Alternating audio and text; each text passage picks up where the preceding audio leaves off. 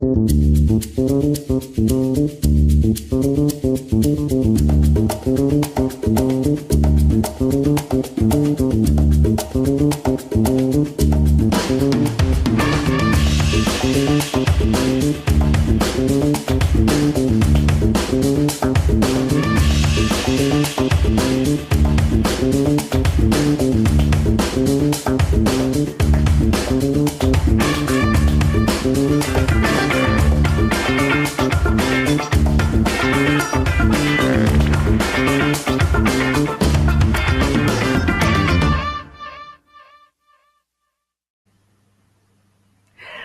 and welcome. I'm Barkha Dutt, and you are watching the fifth edition of the We the Women Global Town Hall. This is a festival of ideas, but it is also a festival of kinship.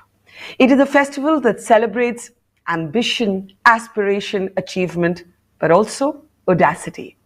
This is a platform where you will hear voices from the grassroots. You will get your share, more than your share, of glamour, but you will never be too far away from the gravitas that is needed to shine a light on the battles that millions and millions of women continue to fight across the world every single day of our lives. At We the Women Global Town Hall, we will bring you the most inspirational voices, not just from across India, but from across the world. The most extraordinary women, whether it's from sports, business, cinema, politics, health management, literally every field. And you will also meet a few good men too. So I can promise you this, there is no better way to spend the next 10 hours. You will find conversations that will make you sad, others that will make you hopeful, and many others that you will relate to and find shades of yourself in. So, with this promise of a Sunday that could not be spent in better company, let's get started. We start this incredible day celebrating incredible women and, in fact, celebrating all of us with some music. And this music comes to us from 4 women, 3 generations, and 1 instrument.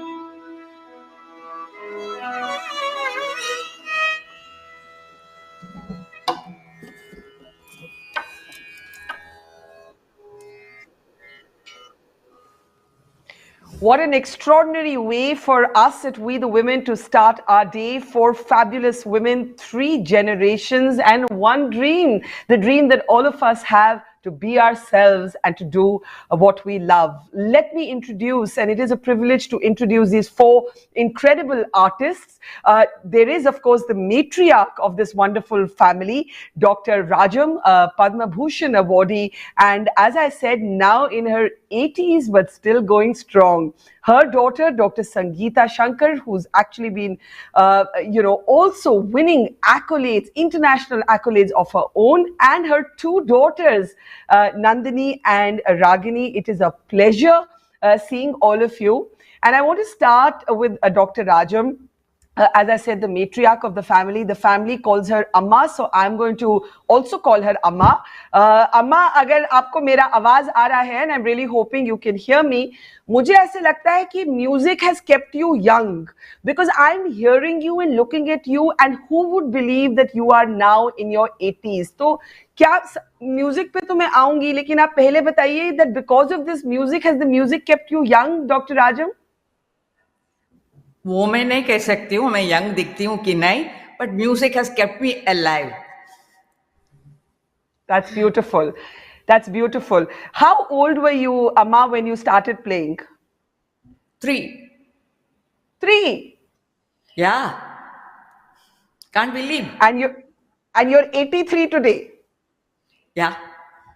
84. So from 3 to 84, you've been playing the violin. How difficult was it to make your mark as a woman in classical music in your generation? कितना मुश्किल था एक औरत के लिए ये achievement करना? हमारे जमाने में जैसे आप सोचती हैं उतनी परेशानी नहीं थी. Girls were encourage to learn music, take it as a profession. तो उतनी परेशानी कुछ खास नहीं है. मुझे आपके अम्मा Yeah. अच्छा, आपने ये कॉन्शियसली फैसला लिया कि मैं अपनी बेटी को भी सिखाऊंगी और बेटी ने फिर कॉन्शियसली फैसला लिया कि मैं अपनी बेटियों को सिखाऊंगी? Yeah, that comes as the tradition of the family. जहाँ I told you कि जहाँ बच्चा 3 साल का होता है पकड़ा देते हैं मोबाइल. तो the child has, you know, बच्चा डिसाइड नहीं करता है ना that age, young age. बच्चा कोई बात नहीं डिसाइड करता है, तो फादर ने कह दिया या मदर ने कह दिया करना है करना है. आजकल जैसे नहीं है कि you have to treat your children as your friends, वो सब कॉन्सेप्ट उन दिनों में नहीं था. माँ ने जो कहा या पिताजी ने जो कहा, दैट हैज टू बी अक्षरशः उसकी फॉलो होना चाहिए. मतलब आपके टाइम पे पेरेंट्स डिक्टेटर्स थे? बिल्कुल. बट अच्छा लगा. तो उसमें क्या बुराई है हमको नहीं मालूम है, क्योंकि हम सब लोग भगवान की कृपा से we are all doing fine. No, it's lovely to see you, and I'm only joking about being dictators. But आपने कितनी unapologetically बोला कि जो माँ बाप कहते थे वही बच्चों को करना पड़ता था.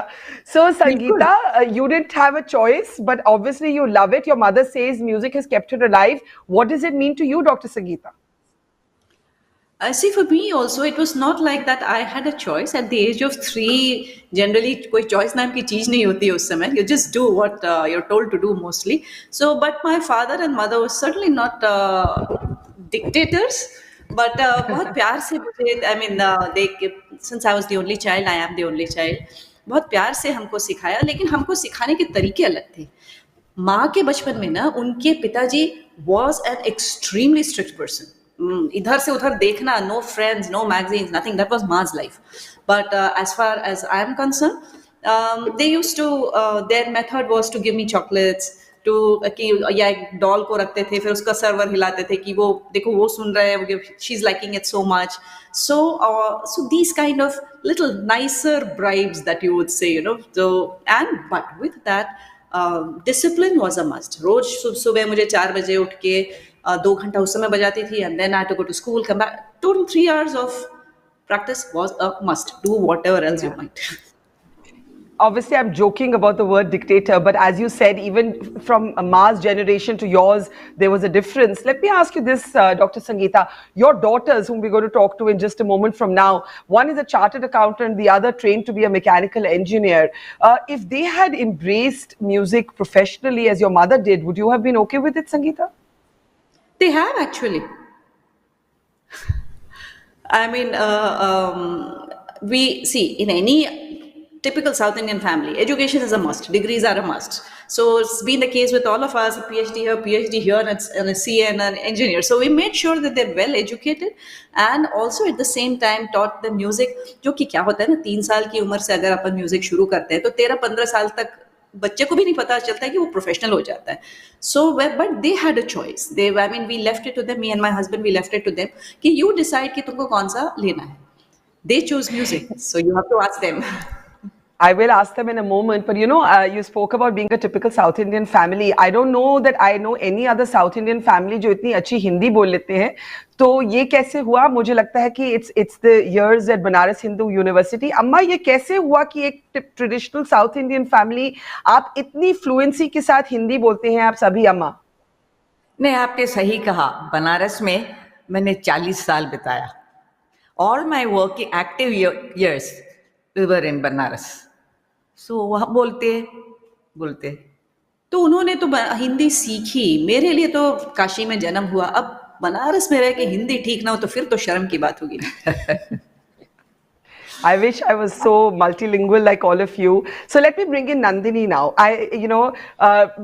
What does music mean to you? That's the question I want to understand from all of you. Nandini, what does it mean to you? Music is pretty much everything. I mean, it has allowed me to have so many choices in life, because as a chartered accountant, I worked for 6 months, and then I thought, okay, I have these 2 options in front of me. One is where I've already put 20 years of hard work and, really toiled away at music and reached a level where I enjoy it and love it. And the other was a 9 to 5 job, or say 9 to 9 job, because I was in finance. So I think when I made the choice, it was pretty obvious, and every major choice in my life has been governed by music. So at the same time, as we were talking about the word dictatorship, I think generationally वो कम होते गया है. I mean, I'm so lucky because I can talk to my mother and grandmother freely, about musical choices and aspirations and all the musical decisions that I make. And almost about anything, actually. Yeah. So I was yeah, just going to ask that do you all not fight about anything? I mean, when we fight, that time the roles are quite defined. What But are at those? other What times, are those? What do you fight about? Her fight is basically at any point of time, it's those very tiny childish fights with her sister, but negligible, negligible. Actually, if I may add there, as we've grown up, our ideas have changed so much. We're so much about being a happy, harmonious, loving family. Because I think at the end of the day, if you can give your loved ones the experience of happiness and love from you to them, I think that's the biggest gift that you can give them. And the very fact that we are able to do this through our music, which extends not just from us, to each other. Music is a part of our family, and we already have a lot of love and happiness which we experience in our family because of music.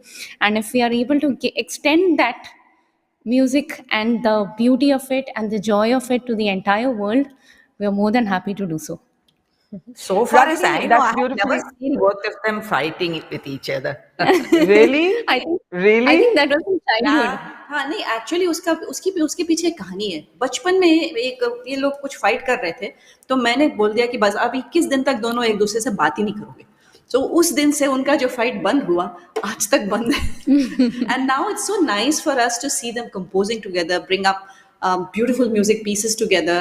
And also we now Nandini is married and we have a brilliant son-in-law, Mahesh Raghavan. So all three of them, it feels like a very nice time we have musically when we get together. And Ragini loves her sister like anything. So is the case with Nandini. I'm sure they love you, Dr. Raja, more than anything else. No, You're they are clearly the afraid center of the perhaps. universe. Let me ask you this, Sangeeta. Do you agree with your mom that women fearless no obstacles in the world of classical music? Do you agree with her? See, in South India, in her time or at any point of time, girls were always encouraged बचपन से. आप देखो ना, कोई भी south Indian घर को आप देखो तो कोई या तो भरतनाट्यम करते होंगे या वीणा क्लासेस में डाल देंगे, वायलिन में डाल देंगे, गाने में डाल देंगे. हर बच्चे को तो सिखाते ही सिखाते. As a passport for marriage. That's the point. That is the point. You all are not doing this as a passport for marriage. Ab nikli na baat, Dr. Raja. Not in our family, generally. No, I didn't mean that. But I'm saying, obviously, for you, it is a passion. For your family, it's a passion. But as you say that for some girls, it's like Even complete today. grooming. Even today, music is such a passion for me. I practice morning and evening whenever there is time, and I enjoy playing. Concerts or no concerts, I love the subject like anything. And What she's do you such an love about inspiration. it? Dr. Rajan, what do you love about it? What does it make you feel? Rajam minus music, there is nothing. Everything about me is music. Yeah.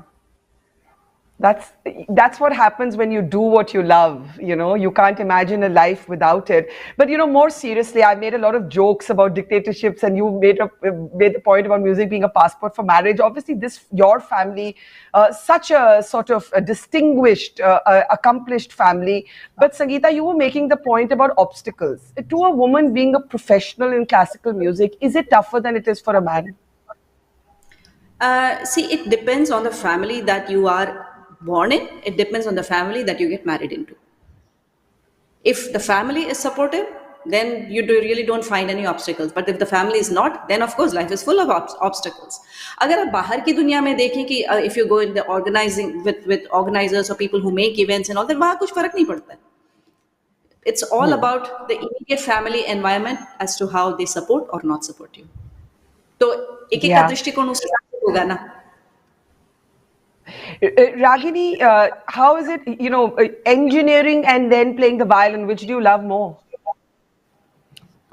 Definitely the arts, definitely music, because I think there's nothing better than something touching your soul. And I think music hits right there. It touches a chord where it's meant to. So there was no two ways about it. It was music for me all throughout, because it's also something that's, as my grandmother mentioned, we started at the age of 3. So when you are with a subject right from childhood, it's like a companion. You can't let go of it. And, Na- And actually, and Nandini, what about you? I mean, definitely music because I chose that. But I'm definitely happy that I studied chartered accountancy. It's given me life skills like on another level. So I wouldn't regret the years that I put in that either. Sangeeta, what is the one word you'd use to describe your mother? I'm going to give her the last word, but what is the one adjective you'd use to describe this grand matriarch who taught you all how to play? I've seen her as a mother and a guru rolled into one, but with two distinct personalities. When she's a guru, she's a guru. When she's a mother, she's a mother. No taking for granted. So, but ever caring, forever there for me for anything and everything. So that's the mother side of it. And as a guru, ever a perfectionist. आज भी बोलेंगे अरे देखो ये थोड़ा और अच्छा हो सकता है ना. So it's two personalities rolled into one. I could not have asked for more in life, because whatever I have done, whether it's performing or composing, see, I've done many things apart from composing. I'm into education, into entrepreneurship, and there's so many things that are along with music, but the base is what she has taught. Okay. Dr. Rajam, the last word to you. What would you say to all the young women who are listening to all four of you? आप क्या कहेंगे उनको?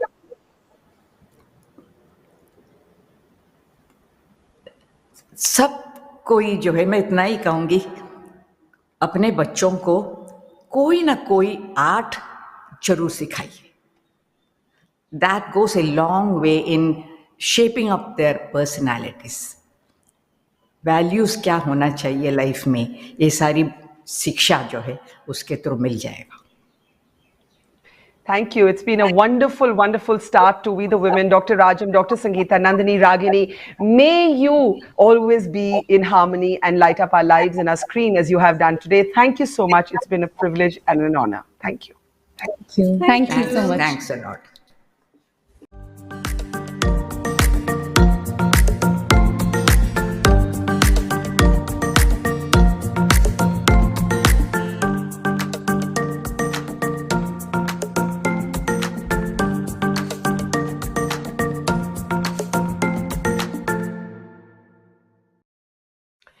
Our next guest today is the extraordinary transgender activist and artist Manjamma Jogathi, who only recently was recognized with the Padma Shri. She also caught the nation's imagination when she marched up to the president to receive her award and did this to him.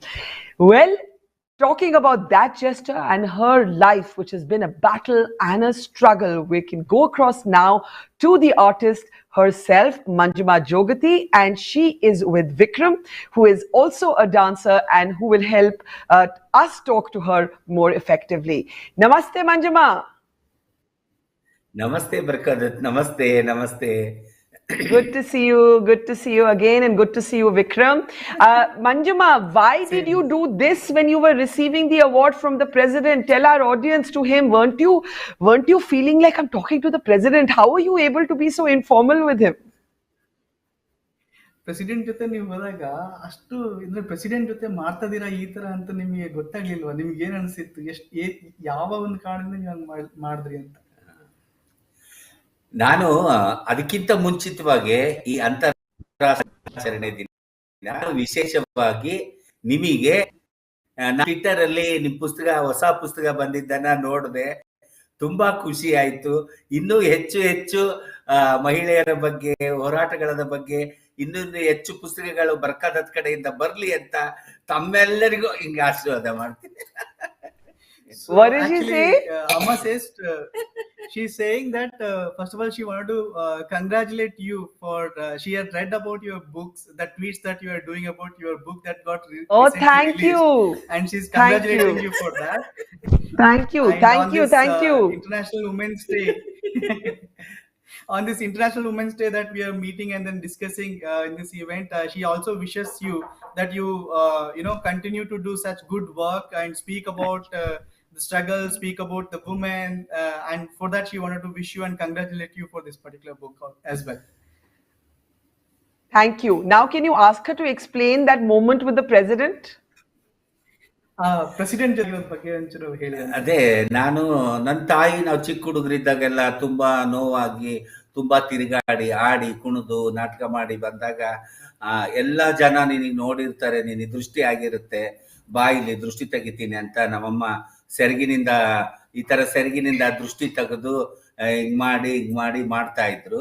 ನಾನು 3 ತಿಂಗಳಿದ್ದ president ಅದೇ ಕಾರ್ಯಕ್ರಮವನ್ನ ಮಾಡ್ತಾ ಇದ್ದಾರೆ. ಅಷ್ಟು ವಯಸ್ಸಾಗಿದ್ರು ಕುಂದ್ರೋದು ಎದ್ದೇಳೋದು ಅಷ್ಟು ಜನಕ್ಕೂ ಮಾಡ್ತಾ ಇರೋದು ನೋಡಿ ನಾನು ನಮ್ಮ ಅಮ್ಮನ ತರ ನಾನು ಏನಾರ ಅವ್ರಿಗೆ ಮಾಡ್ಬೇಕಲ್ಲ ಅಂತ ನಾನೊಂದು ನಮ್ಮ ಜಾನಪದ ಸಂಸ್ಕೃತಿಯನ್ನ ಹಿಡ್ಕೊಂಡು ಒಂದು ತಾಯಿಯ ಸ್ಥಾನದಲ್ಲಿ ನಿಂತು ಅವರಿಗೆ ನಾನು ದೃಷ್ಟಿ ತೆಗೆದೆ.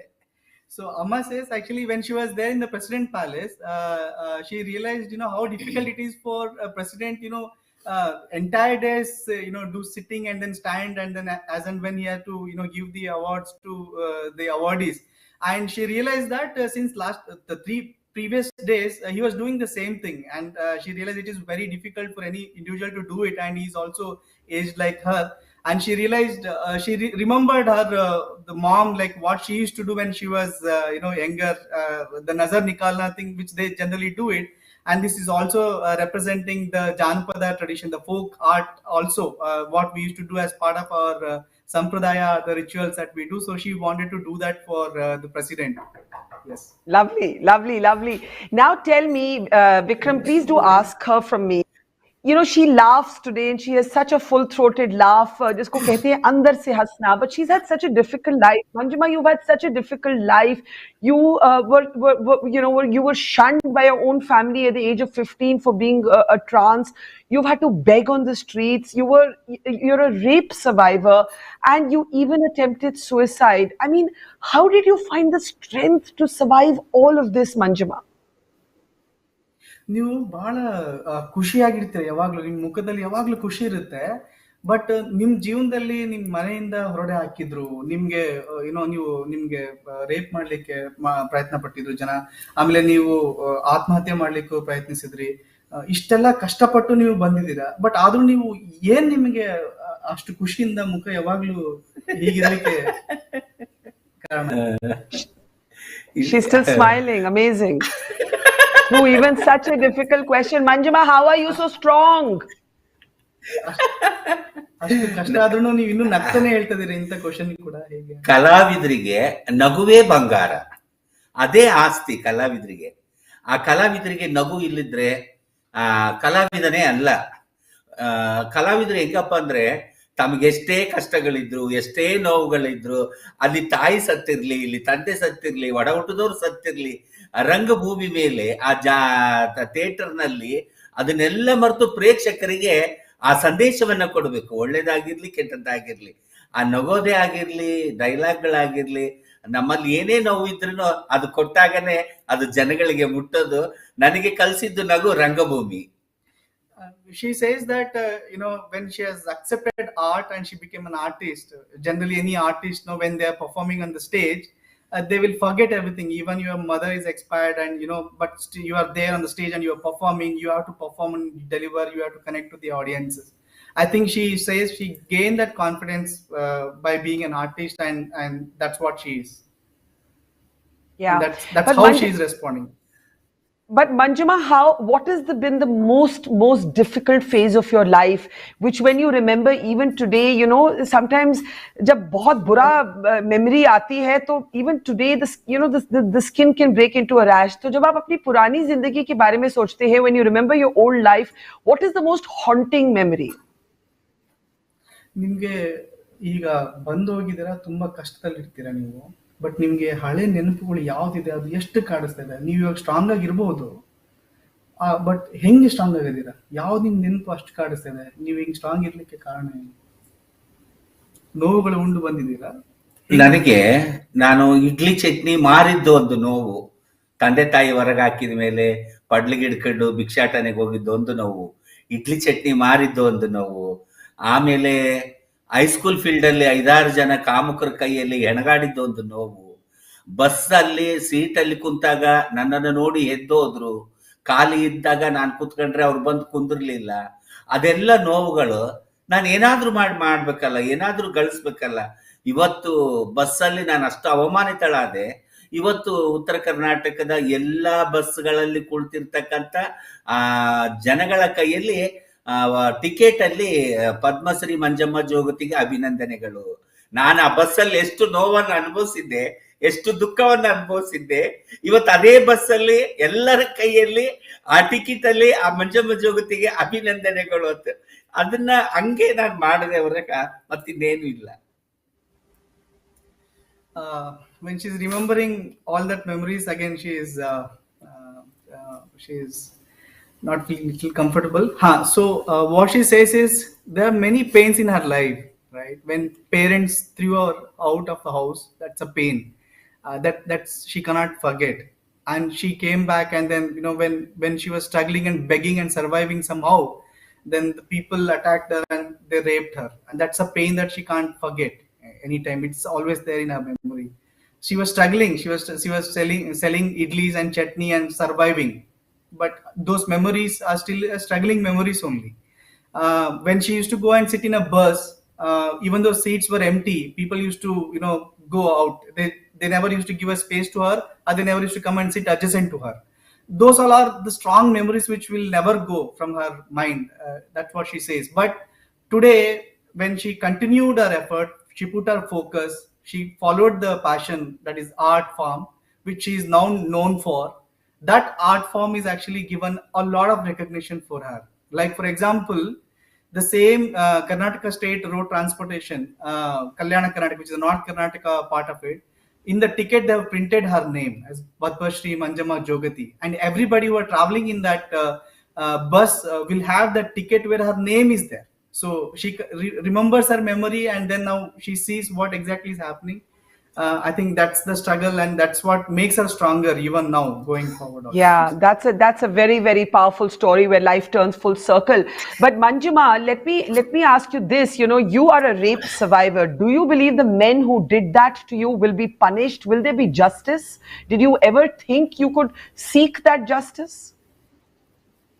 ನಿಮ್ಗೆ ರೇಪ್ ಮಾಡಿ ಹೋಗಿದ್ರಲ್ಲ ಜನಕ್ಕೆ, ಅವ್ರಿಗೆ ನಿಮಗೊಂದು ನ್ಯಾಯ ಸಿಗ್ಬೇಕು ಅಂತ ನಿಮ್ಗೆ ಅನ್ಸುತ್ತಾ? ಅವ್ರಿಗೊಂದು ಶಿಕ್ಷೆ ಹಾಕ್ಬೇಕು ಅಂತ ಅನ್ಸುತ್ತಾ?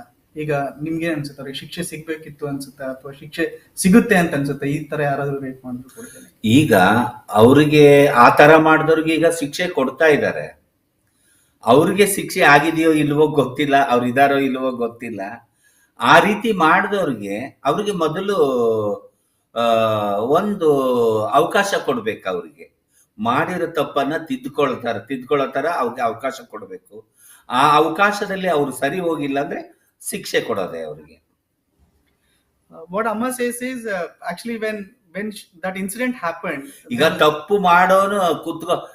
ಮಾಡೋದು ಸಹಜ. ಎಲ್ಲರೂ ತಪ್ಪು ಮಾಡ್ತಾರೆ, ತಿಳಿದು ಮಾಡ್ತಾರೆ, ತಿಳಿದೇನು ತಪ್ಪು ಮಾಡ್ತಾರೆ. ಕುಂತು ಮನುಷ್ಯ ಯಾವತ್ತೂ ಎಡಬೋದಿಲ್ಲ, ಬೀಳೋದಿಲ್ಲ. ಓಡಾಡೋ ಮನುಷ್ಯ ತಾನೇ ಬೀಳೋದು. ಹಂಗೆ ಅವ್ರಿಗೊಂದು ಅವಕಾಶ ಕೊಡ್ಬೇಕು. So Amma says during those days, she can't even go to the police station also, right? She don't know what exactly happened with those people who actually raped her. She survived. But what she says, today's date, there are punishments which are being given. But what she says is sincerely, people commit mistake, and it's a mistake, and they should not do it.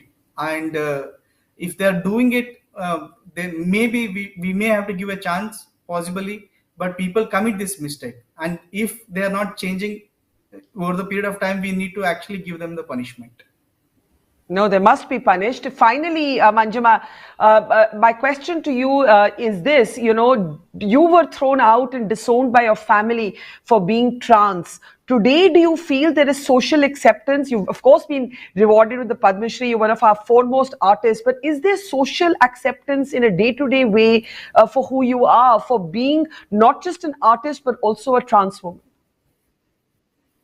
So ಇವಾಗ ನಿಮಗೆ ಅನ್ಸುತ್ತೆ, ನೀವು ತೃತೀಲಿಂಗ ಆಗಿರೋರಿಗೆ ಎಲ್ಲರಿಗೂ ಒಂದು correct ಅವಕಾಶ ಸಿಗ್ತಾ ಇದೆ, ಮರ್ಯಾದೆ ಕೊಡ್ತಾ ಇದಾರೆ ಅಂತ ಅನ್ಸುತ್ತಾ? ಮೊದ್ಲಿಗೆ ನೀವು ಮನೆಯಿಂದ ತೆಗೆದು ಹಾಕಿದ್ರು, ಬಟ್ ಇವಾಗ ತೃತೀಲಿಂಗಗಳಿಗೆ ಏನ್ ಅನ್ಸ್ತಾ ಇದೆ?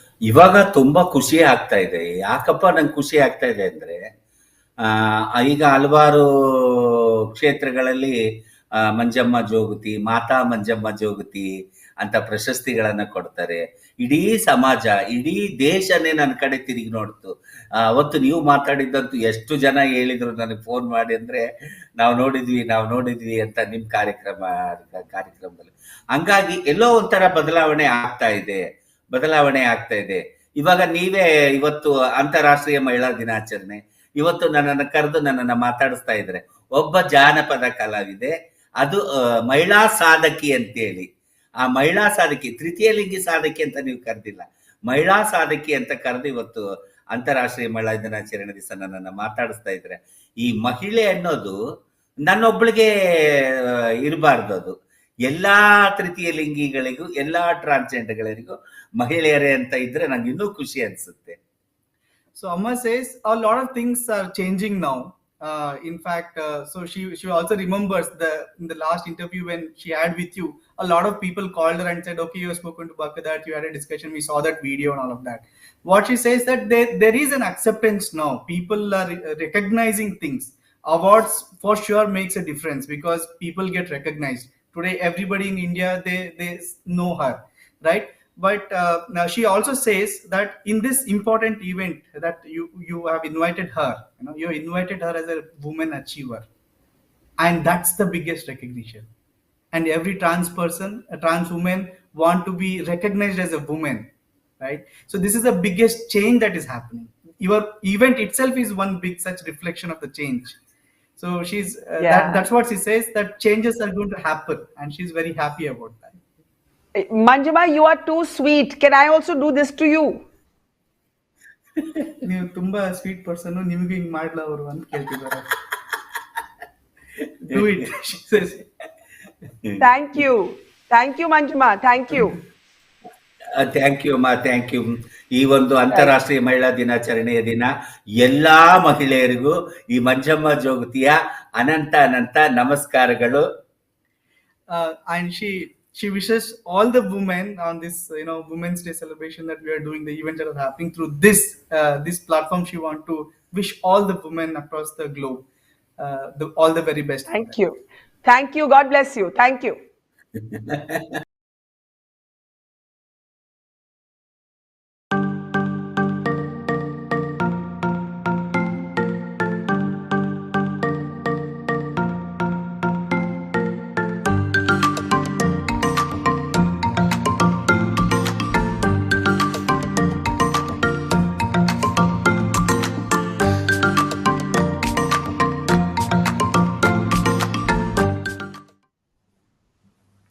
You're watching We the Women, our 5th edition of our Global Town Hall, and we're spending our Sunday, as we hope you will, with some extraordinary women and a few good men from across the world. Before we introduce our next panel set of speakers and go to our next conversation, let's actually tell you about something very interesting that we're trying for the very first day today. Now, we thought we have such interesting speakers that we would do a little quiz. And yes, there will be prizes at the end. If you want to participate in the We the Women Global Town Hall quiz, go across to our website, mojostory.com. We've got some extremely interesting questions about all of our great speakers today, and there will be prizes at the end. So remember, you can also access the link. It should be in our live stream comment section. But if you can't find it, don't worry. Go to mojostory.com and take part in our quiz. That quiz is coming up at 5 p.m. today. 10 questions. Let's see how many of them all of you get right.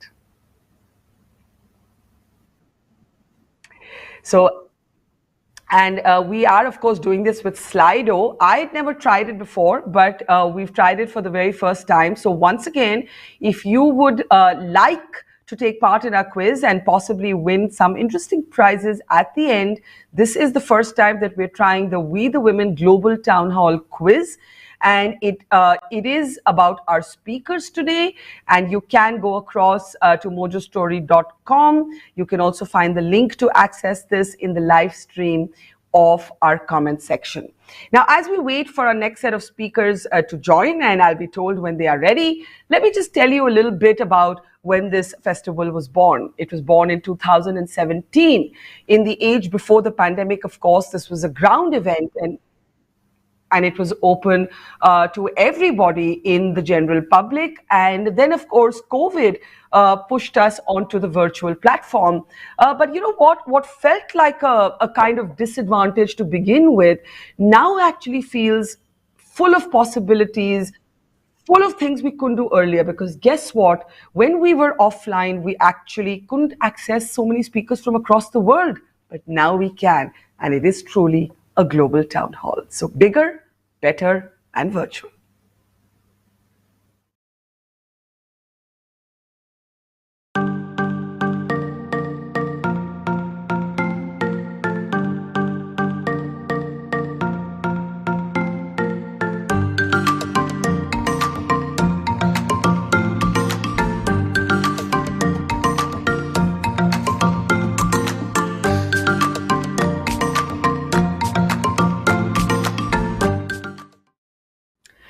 Did you know that women make up 70% of the global health workforce? But if I asked you how many women actually occupy leadership positions, you might be staggered by the response. The answer is only 25%. So let that just sink in. Women hold only 25% of leadership roles, even though they make up the bulk of the global health workforce. This is a staggering disparity, and one that has become even more evident as the world emerges from the shadows of a 2-year-long pandemic that isn't quite over. But look at this. In many countries, it was overwhelmingly men who were in charge of the COVID response. In fact, in the United Kingdom, it was 100% men in leadership roles when it came to COVID decision making. That number only slightly improved in the United States of America, where 93% of COVID decision makers were women. And here in India, there's actually a dramatic improvement in the numbers, but still not enough. That number, if you actually turn your focus to what was happening here in India, is about 86%. So 86% of COVID decision makers in India were men, and actually that number is better than the United Kingdom, or in fact, the United States. And here's another startling statistic before we introduce our panel of healthcare leaders today at the We the Women Global Town Hall. A Yale University survey actually found that male scientists were paid on average $4,000 more per year than women doing exactly the same work at exactly the same level. So this is the irony. Women are the backbone of the global healthcare workforce, and yet there continues to be a massive disparity in how many of them actually hold leadership positions. Well, here in India, you actually have many women in these leadership roles, especially when it comes to healthcare management. Let's introduce some of the world's best, most accomplished voices, healthcare leaders, as it were, on the We the Women Global Town Hall today. And let's bring up our speakers for this very, very important and critical conversation. If we can see them now, yes, I am joined by Meera Shah. Meera Shah has single-handedly grown the Metropolis Group from what was a single laboratory run by her father to the kind of global chain of laboratories and hospitals that it is now. Welcome, Ms. Shah, to the program. We're joined from the United States of America today by Dr. Joan Benson, who's an executive director at Merck, one of the biggest pharmaceutical companies in the world. We're also joined from Women Lift, which is at the forefront of looking at public health and women and the intersection of those issues, by Dr. Shagun Sabharwal, who is Women Lift's director here out of India. Welcome, Shagun, to the program. And last but never the least, we're joined by Ramaji. Ramaji is what in India is called an ASHA worker, or a community healthcare worker. The ASHA workers literally went door to door at the height of the pandemic, first spreading awareness about the need to wear masks and then the need to get vaccinated. Dr. Sangeeta Reddy is trying to join us from Thailand. We have literally a global panel. I know Ms. Shah kindly adjusted her time. She's in Dubai. Dr. Benson is in the United States of America. And Sangeeta Reddy, we're hoping will also be able to make that link work as we begin this conversation. So let me start with you, Meera, if I may. One of your most quotable quotes is that women have to learn to punt on themselves, and that's what you did. Your father was much more cautious, much more conservative in terms of his approach to the diagnostic laboratories that your family then used to run back in 2001. And today, in 2021, the Metropolis Group is a behemoth. Where did you get the confidence to punt on yourself from, especially when you look at that staggering sort of disparity in numbers that I just read out for our audience, Meera? Hi, Barkha. Happy to be here. One thing which I can definitely credit my parents for was that they encouraged me to be very, very independent and adventurous at a very young age. So whether it was hiking from the time I was 9 and 10, whether it was traveling internationally alone by the time I was 15, there was never a restriction in terms of trying new things and finding my own way. There was never this pressure in India of society and taboos, social stigmas, or what will this one think and what will that one think. I never grew up with any of that, so I was truly privileged. But I think finding confidence is really up to each one of us. I too suffered with self-esteem issues, not so long ago, 8, 9, 10 years ago. And it's about can you talk a little bit? I'm sorry, I'm interrupting you there, but when people hear someone as powerful as yourself, someone as accomplished as yourself, saying even you grappled with self-esteem issues, can you possibly share a little bit about what those issues were and how you got past them? No, absolutely. I mean, I think each of us, especially in a place like India, we grew up with so many ideas. Even though my parents didn't suggest it, but you grew up in a society where, as a woman, you are expected to be successful at two main roles: as a wife and as a mother. And everything else, frankly, doesn't matter as much, right? You could be the most powerful woman in the country, but if you ain't a good mother and a good wife, it means nothing. And there are many other facets to it. So I think I found myself sometimes not always excelling at all these other roles that I felt were truly embodied an Indian woman. Cooking at home and taking care of the family and having children at a certain age, being a wife at a certain age. And just generally, I think I didn't trust my own emotions and my own instincts. And that's why I say self-esteem issues. It's really not so much about not having the confidence to speak in a room. I had plenty of that. But internally, to trust my own emotions and not doubt myself was a big battle that I had to fight. And really, I found the only solution to it was actually to confront exactly the fear that you have. Because that's the only way, when you actually go through that fear and come out on the other side, is when you learn that actually it wasn't so bad. And the next time around, I have much more confidence to do it. And that's the mantra that I've been practicing. Yeah, I'd love to hear more about that, but I was reminded of Indra Nooyi's famous sort of story about how she comes home to tell her mom that she's become the PepsiCo chair and the CEO, and the mom says, well, leave your crown in the garage. You forgot to get milk home today. So, when you point, Meera, to the fact that, you can be as accomplished, as powerful as one can imagine, it's still not enough in a cultural context. I think you make a really important point. Let me switch that to Dr. Joan Benson and ask you, Joan, if your experience was different. How hard was it for you to break into the leadership role that you today lead from, Joan?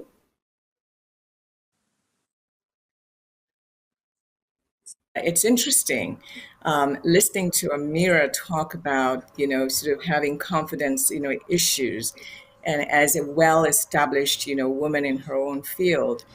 And I'll tell you that it was no different for me.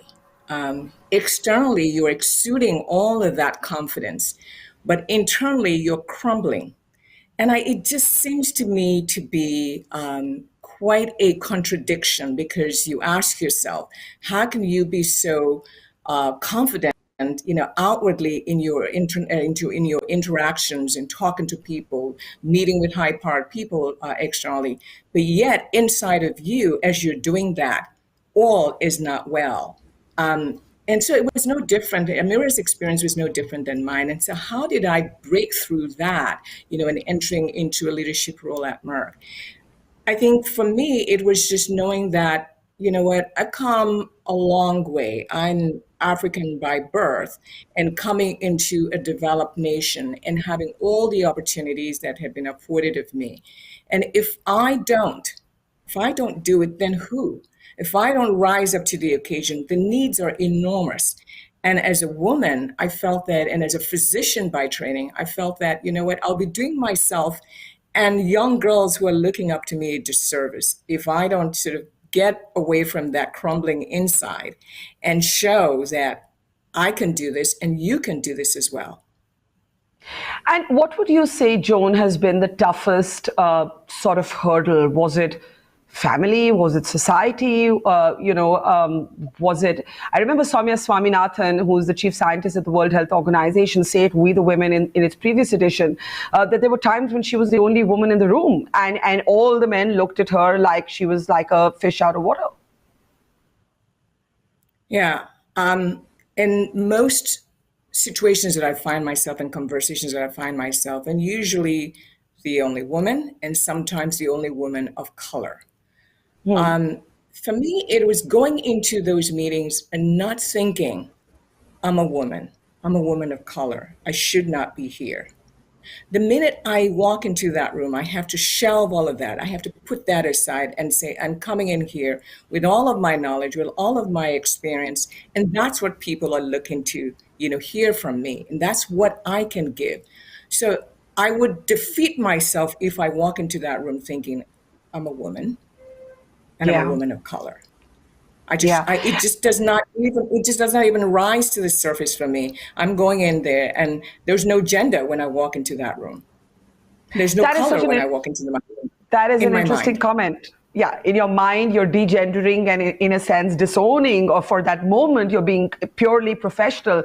But is that even possible? There's a reason that I've started with the personal journeys of all of you, and we'll come to the larger disparities in sort of, what's happening with women. Even with access to the COVID vaccine, there's a disparity. And I know, Joan, you've done a lot of work in that space. But let me bring in Dr. Shagun Sabarwal. Shagun, how has this journey been for you? I know that a lot of the data we cited, women live to spend years working on these numbers. A lot of those numbers are from your surveys. When you look at this disparity, 70% of the global workforce in the healthcare sector made up by women, 25% leadership positions. And I know that those numbers fall even more in low-income or developing countries. Let's talk about you first. Has it been tough for you to reach this point in your life? What are the demons, the battles that you had to fight, Shagun?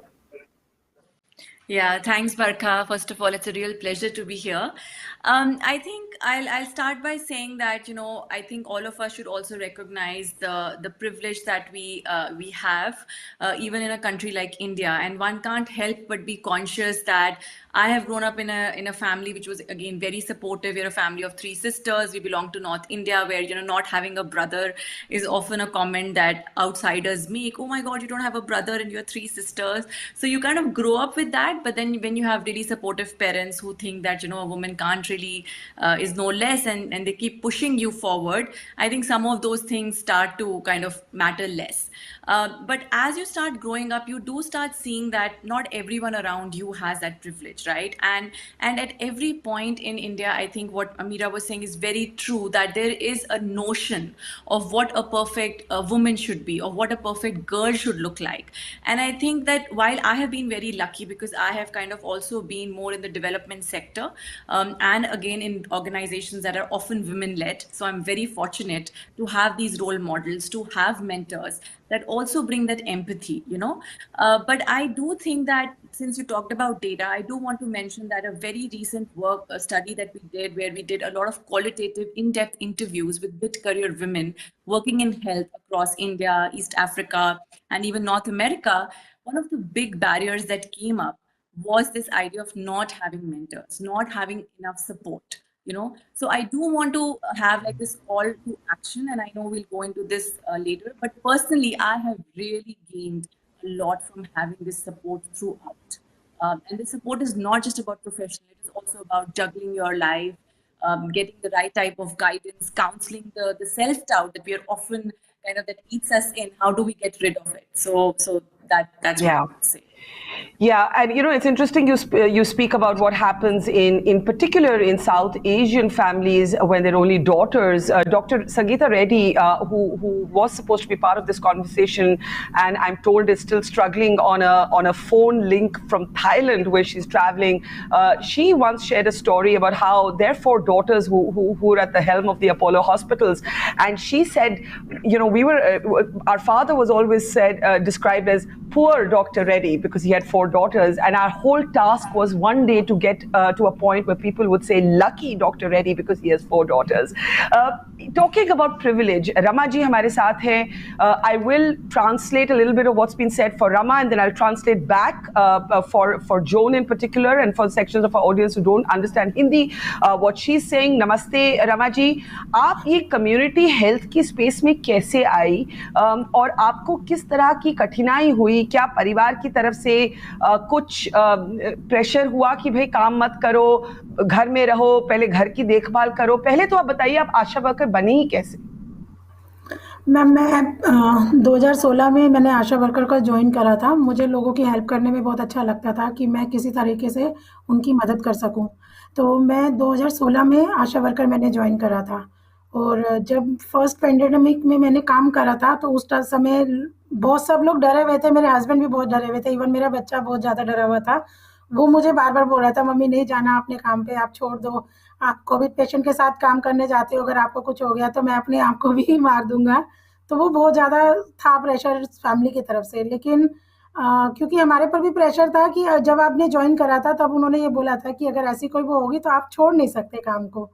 तो उस समय मैं ये छोड़ना चाहती थी अपने family pressure की वजह से, लेकिन कहीं न कहीं जो मुझे अपनी नीड भी थी और नहीं छोड़ सकती थी, ये भी एक कारण था। तो मैं इसीलिए इस काम को मैंने कंटिन्यू करा। लेकिन प्रॉब्लम्स तो हाँ, बहुत प्रॉब्लम्स आई, बहुत फेस करा मैंने। यहाँ पर बात चल रही है कि औरतें जो है 70% वर्कफोर्स है जहाँ पे हेल्थ केयर की बात आती है, लेकिन सिर्फ 25% औरतें लीडरशिप पोजीशंस में रोल लेती हैं। मैं आपसे पूछना चाहूंगी, आपको लगता है कि औरतों को बहुत मुश्किल होती है आदमियों के मुताबिक ये काम करने में? बिल्कुल, बहुत ज़्यादा मुश्किल होती है, क्योंकि फर्स्ट तो फैमिली वाले इतना सपोर्ट नहीं करते कि हाँ, आप इतना आगे बढ़ रहे हैं।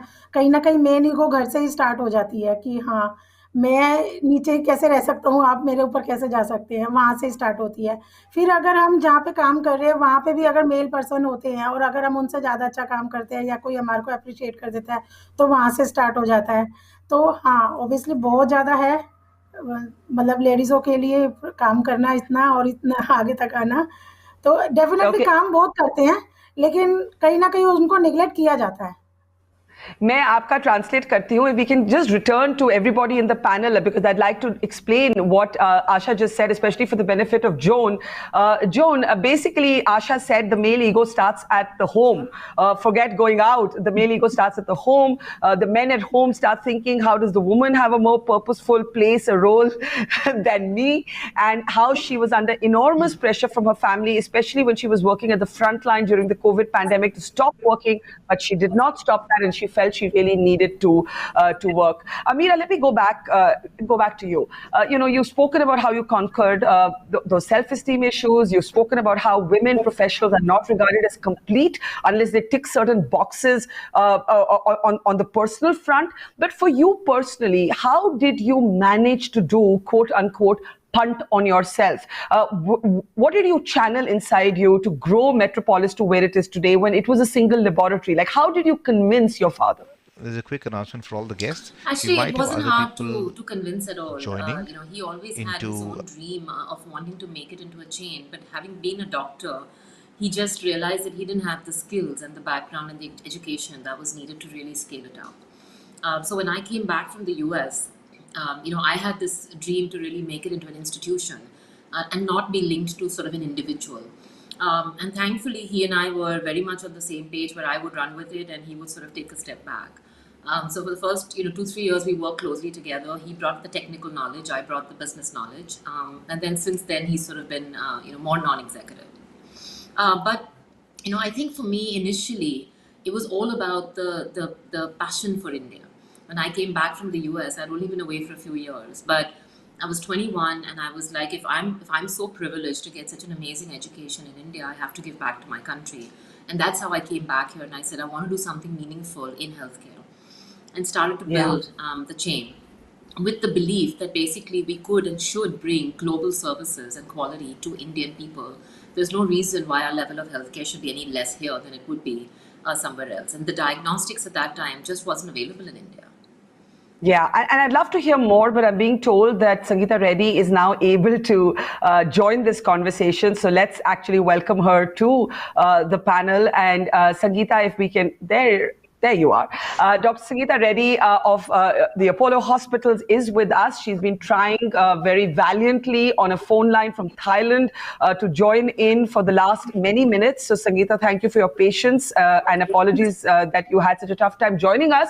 But it's great to see you here because I was just sharing with the others a story that you've often shared, that growing up as one of 4 daughters, the youngest, you would say that your father, Dr. Pratap Reddy, was described as poor Dr. Reddy, and you were determined to get him to the point where everybody would say, lucky Dr. Reddy. How tough was that to do? How many years did it take for people to start saying, lucky Dr. Reddy? So, Barkha, good evening. And let me first begin by saying that on the eve of International Women's Day, I'm glad you're bringing the focus on women in healthcare, women in leadership roles, and the much needed impetus to enable women to really play a larger role in the overall ecosystem.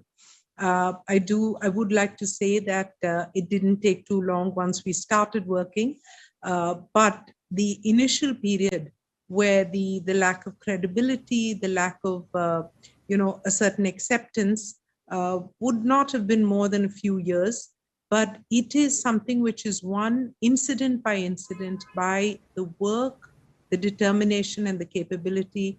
And as you probably know, Apollo Hospital was last week brought on to the Nifty 50 as an acknowledgement of our size, our scale, and our contribution. And in one of the editorials, it was very nicely said that Apollo was started by Dr. Reddy, but is now being run by his 4 daughters. And I think the world now acknowledges that women are good leaders. So thank you for this focus, Barkha, and it's fantastic that you're having this conversation. Thank you. Thank you, Sangeeta. But let me ask you before I return to the others, and then I just want everybody to come up and for us to spend 10 minutes talking amongst ourselves. The disparity in leadership roles and workforce figures, that 70% of women form the global healthcare workforce, but only 25% occupy leadership positions. Your family, Meera, who's here with us, the head of Metropolis, you're still exceptions. The fact is that it is still men who are leading the healthcare universe globally. How do we close this gap? I know you're running a hashtag on Twitter calling for people to break the bias in even the healthcare world where sexism is often subliminal. So speak a little bit about some of the sexism even you've had to encounter. So, Barkha, I can talk about different instances, but honestly, I think that we have been able to very quickly establish the fact that women, when having the right opportunity, are able to win the respect of their colleagues. So to be very honest with you, I personally have not really faced too much. But the fact is that there are many women, and therefore it's important for us to focus on the positivity of what women can create when given the opportunity. I often say that it's not where we stand right now, which is the point you made on about only 25% women leadership, but it's the direction in which we're going, which is upward. And it's the pace at which we're going there.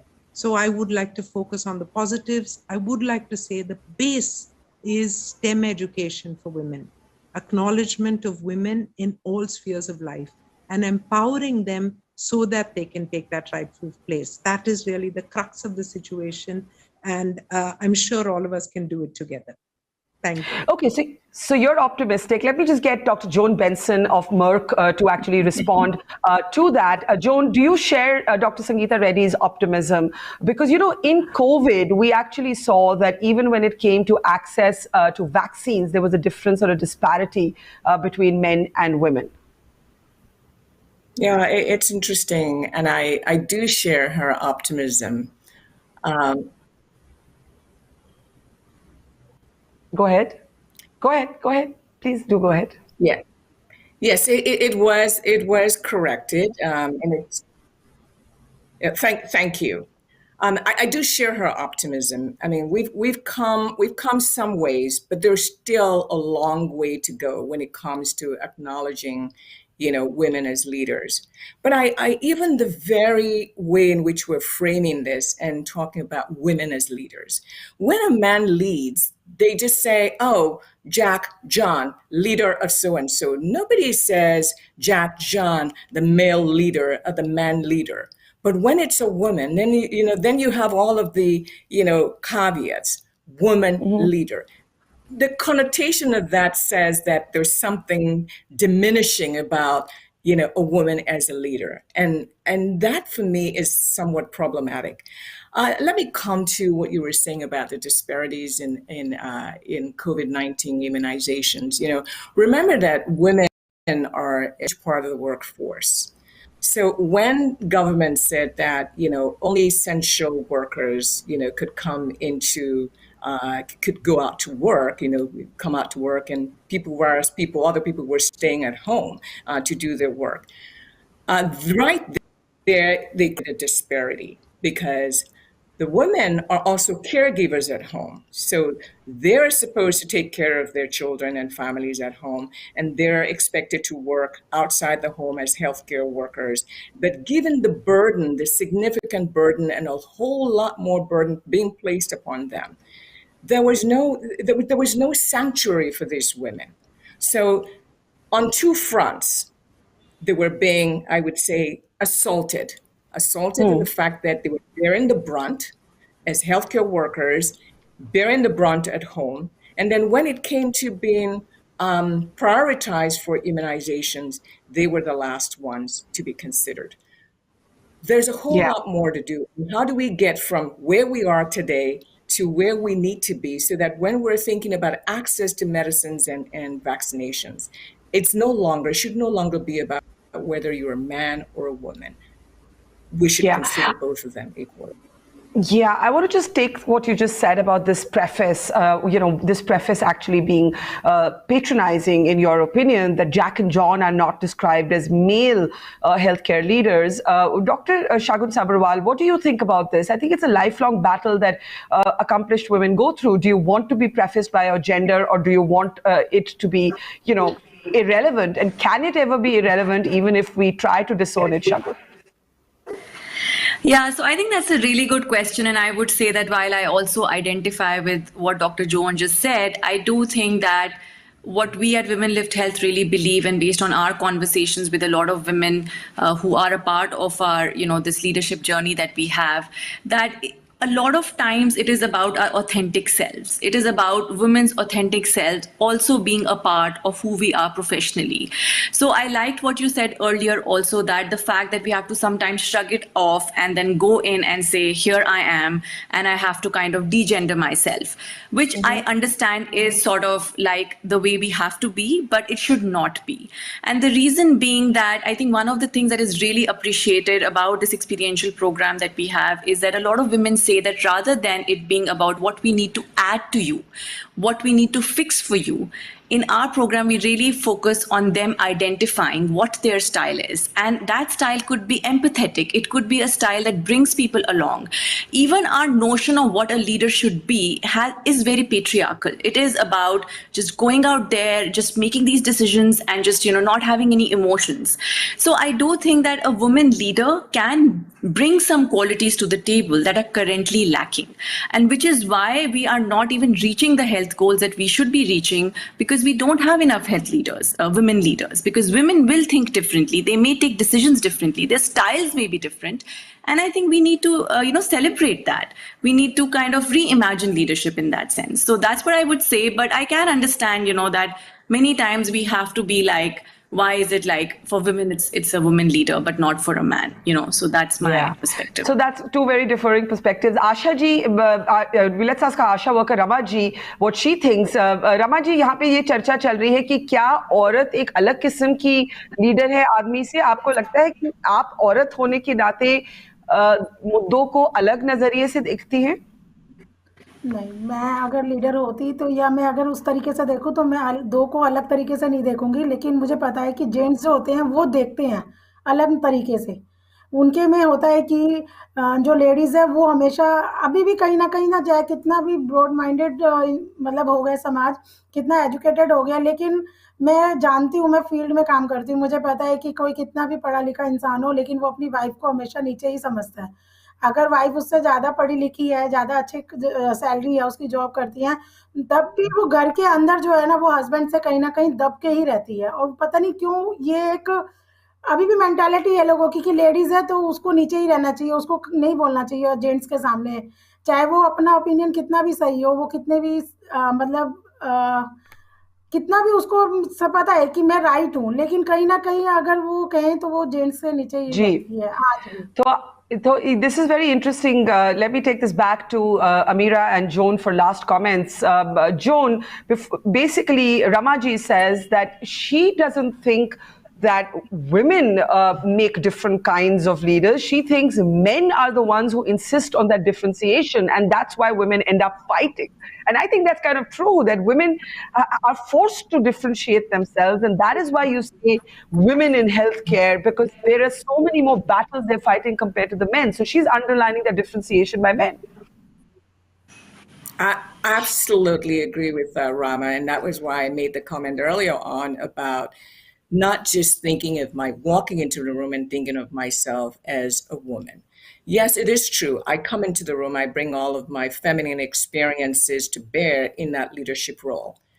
But me as a person, when I'm engaging with different kinds of people, I also have experiences from the man's perspective because I live in a world that's not just female only. So I'm experiencing things from a male perspective, from a woman perspective, from a child's perspective. There's so many diverse experiences that shape our own experiences as a woman. So if I walk in there into a room as a leader and I put aside all those other experiences, I'm doing myself and I'm doing the people I'm serving a great disservice. So I couldn't agree more with Rama.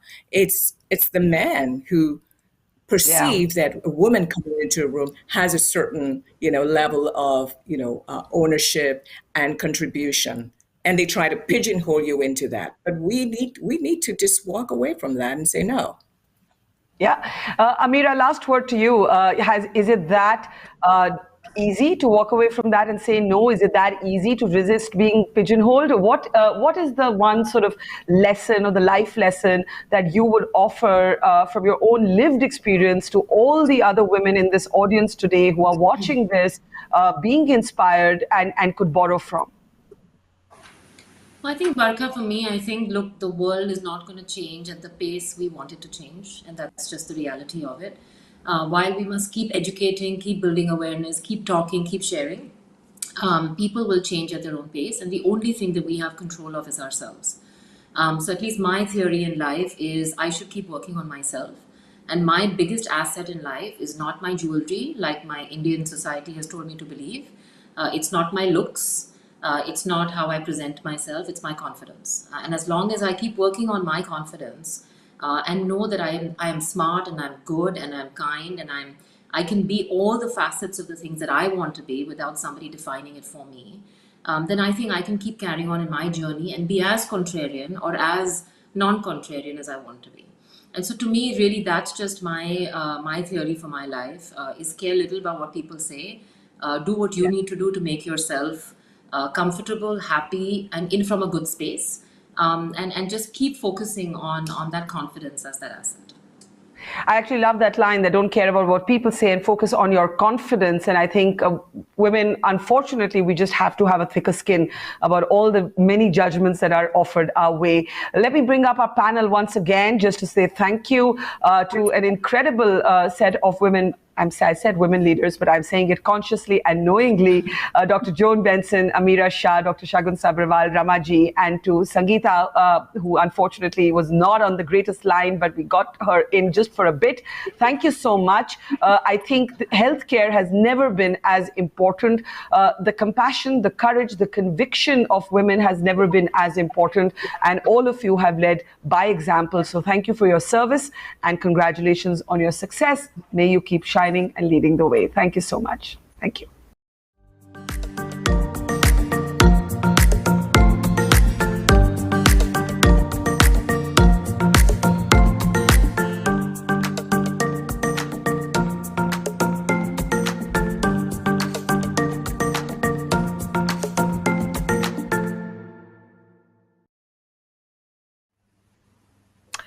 Think of a girl who is married at the age of 12.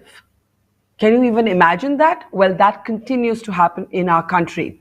But Kavita did not let her life end there. She went on to become the co-founder of Khabar Lahariya. Khabar Lahariya is now in the news because it is the subject of a movie that has been nominated for an Oscar.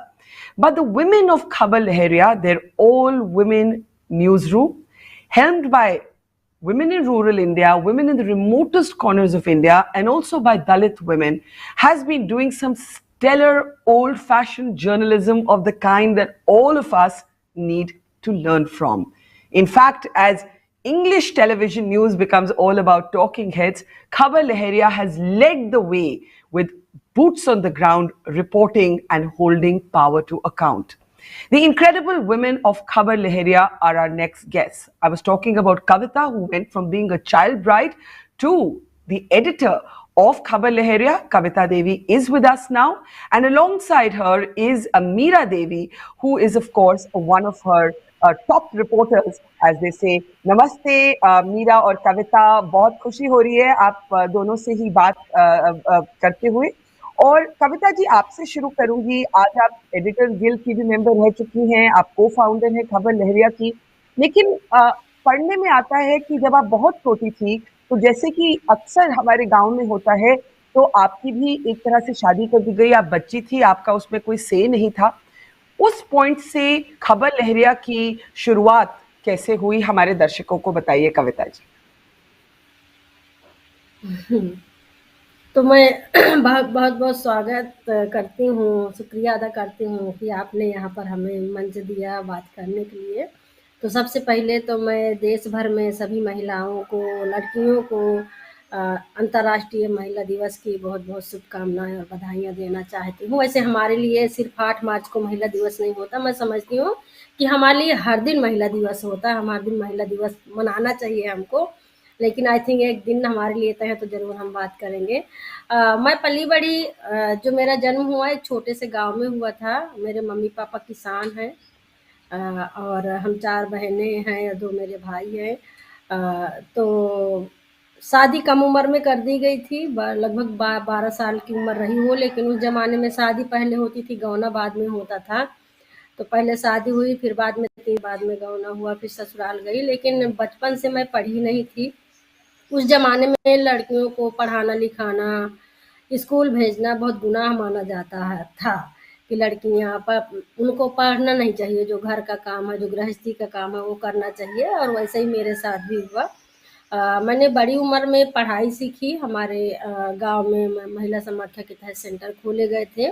Centre में मैंने पढ़ना लिखना शुरू किया और इसके बाद में 6 महीने के लिए फिर एक जगह पढ़ने के लिए, क्योंकि महिला समाख्या के तहत एक स्कूल खुला था, महिला शिक्षण केंद्र, वहाँ पर मैंने पढ़ाई लिखाई सीखी।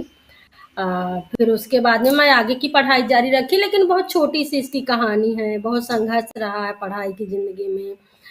और मैं पहली अपने गांव से लड़की थी जो मैंने पढ़ना लिखना सीखा उस उम्र में। फिर इसके बाद लड़कियां जाने लगी, तो मैंने फिर इसके बाद धीरे धीरे अपनी पढ़ाई जारी रखी और महिला डाकिया हमारे इलाके से महिला समाख्या के थ्रू जो उनकी एनजीओ की 2 पेज की पत्रिका होती थी वो छापी जाती थी, मैंने उसमें काम किया।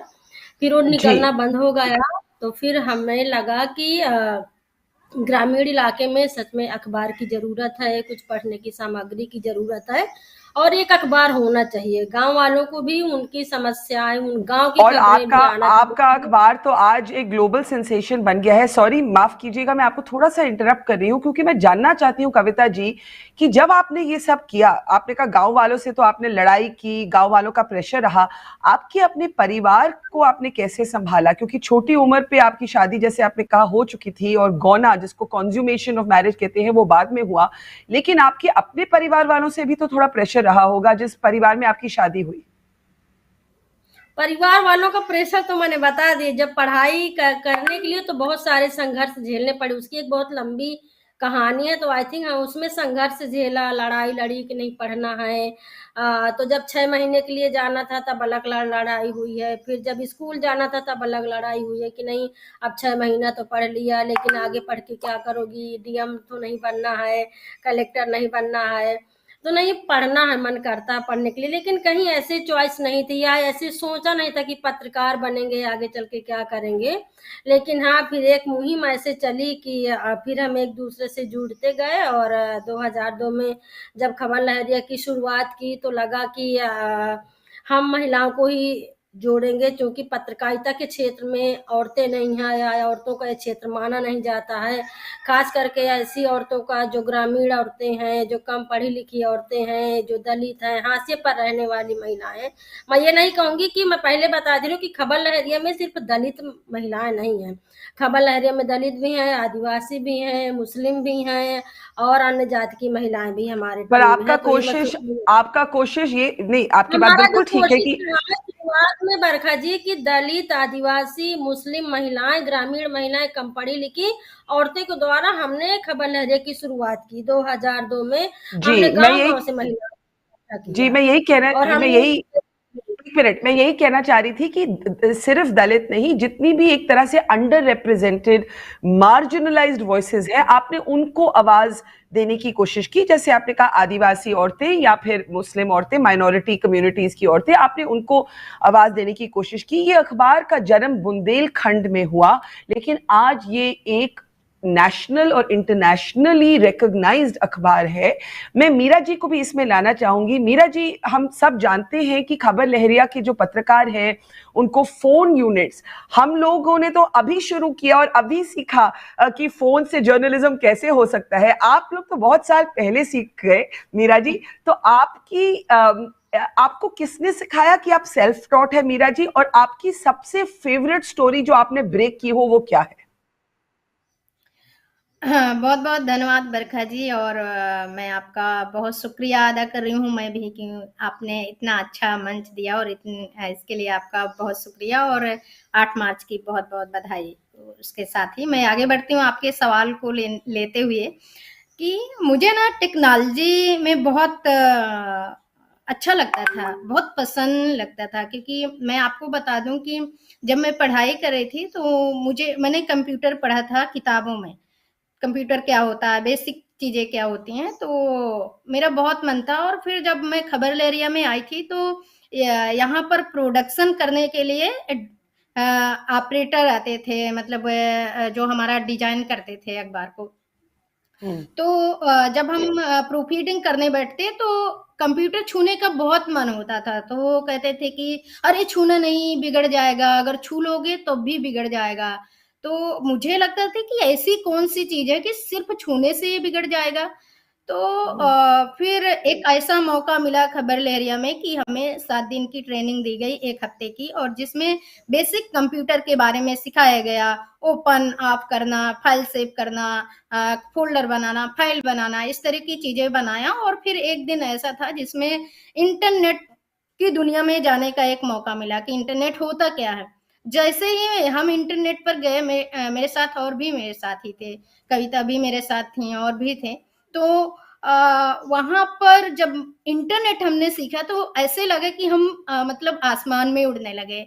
तो बहुत सारी चीजें खोजने का मन करने लगा, ये भी चीज खोजो, वो भी चीज खोजो, जो भी चीज हम सर्च करते वो ही आ जाता।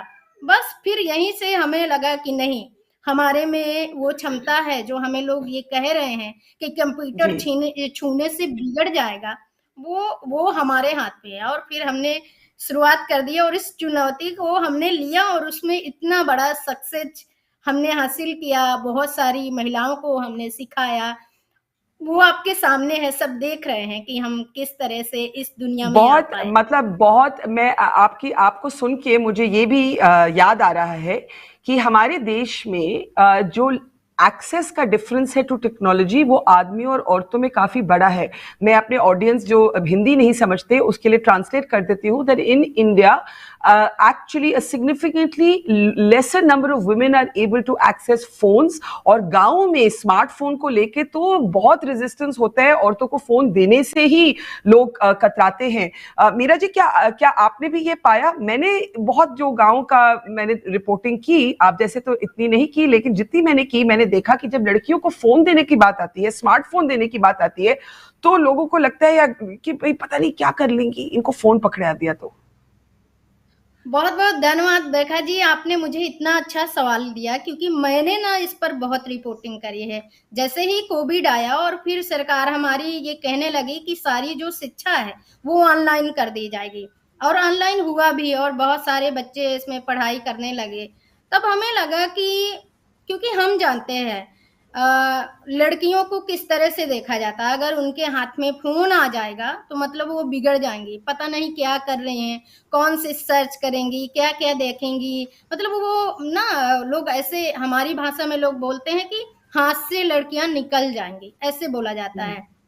तो फिर जब हमने रिपोर्टिंग करी, वहां पर देखा तो लड़कियों से यही सुनने को मिला कि आज क्यों लड़कियां पीछे रह जा रही हैं. वैसे भी लड़कियों के लिए शिक्षा इतनी महत्वपूर्ण नहीं है. जो कविता ने बताया कि किस तरह से लड़ाई लड़नी पड़ रही है लड़कियों को शिक्षा पाने के लिए, और अगर फिर ये ऑनलाइन हो रहा है तो फिर लड़कियों के हाथ में फोन ही नहीं है.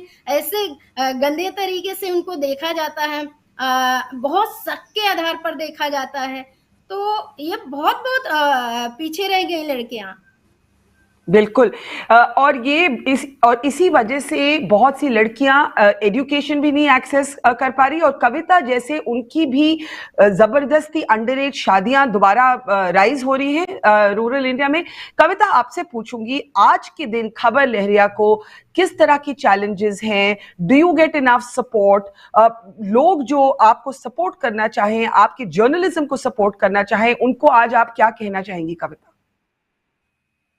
20 साल का बहुत लंबा सफर रहा बरखा जी, और 2002 से लेके 2022 तक का अगर चुनौतियां देखें तो बहुत अलग अलग स्तर की चुनौतियां रही हैं. हमने उन चुनौतियों का बहुत सामना किया, हम उनसे डरे नहीं हैं, हम धमकियों से नहीं डरे हैं. लोगों ने अखबार बंद कराना चाहा, लोगों ने अखबार को खरीदना चाहा. जब गांव के बारे में, जब उच्च जाति के खिलाफ में खबर छपती थी, अन्य मीडिया उनको छापती नहीं थी.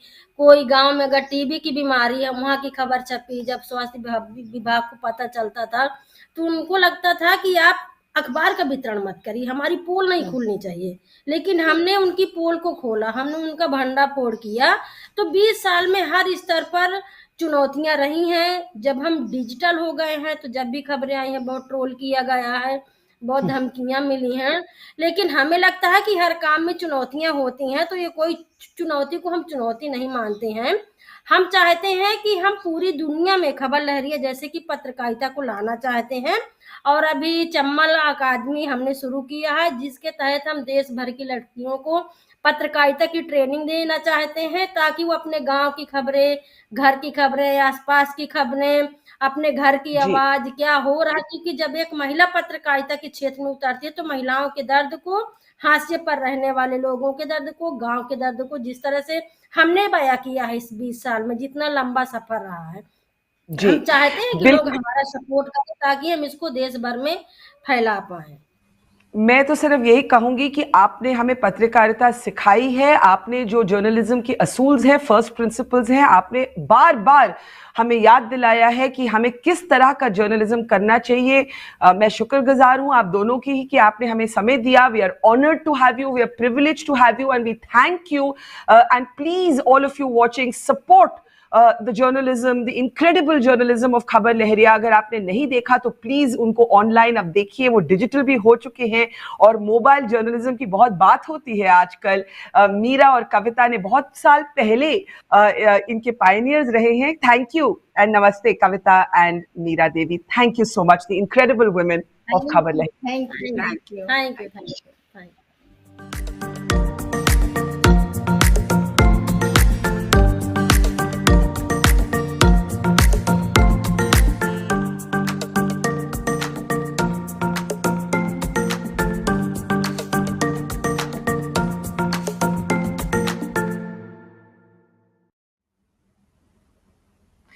In many ways, this platform, as we've been saying, is a festival of kinship.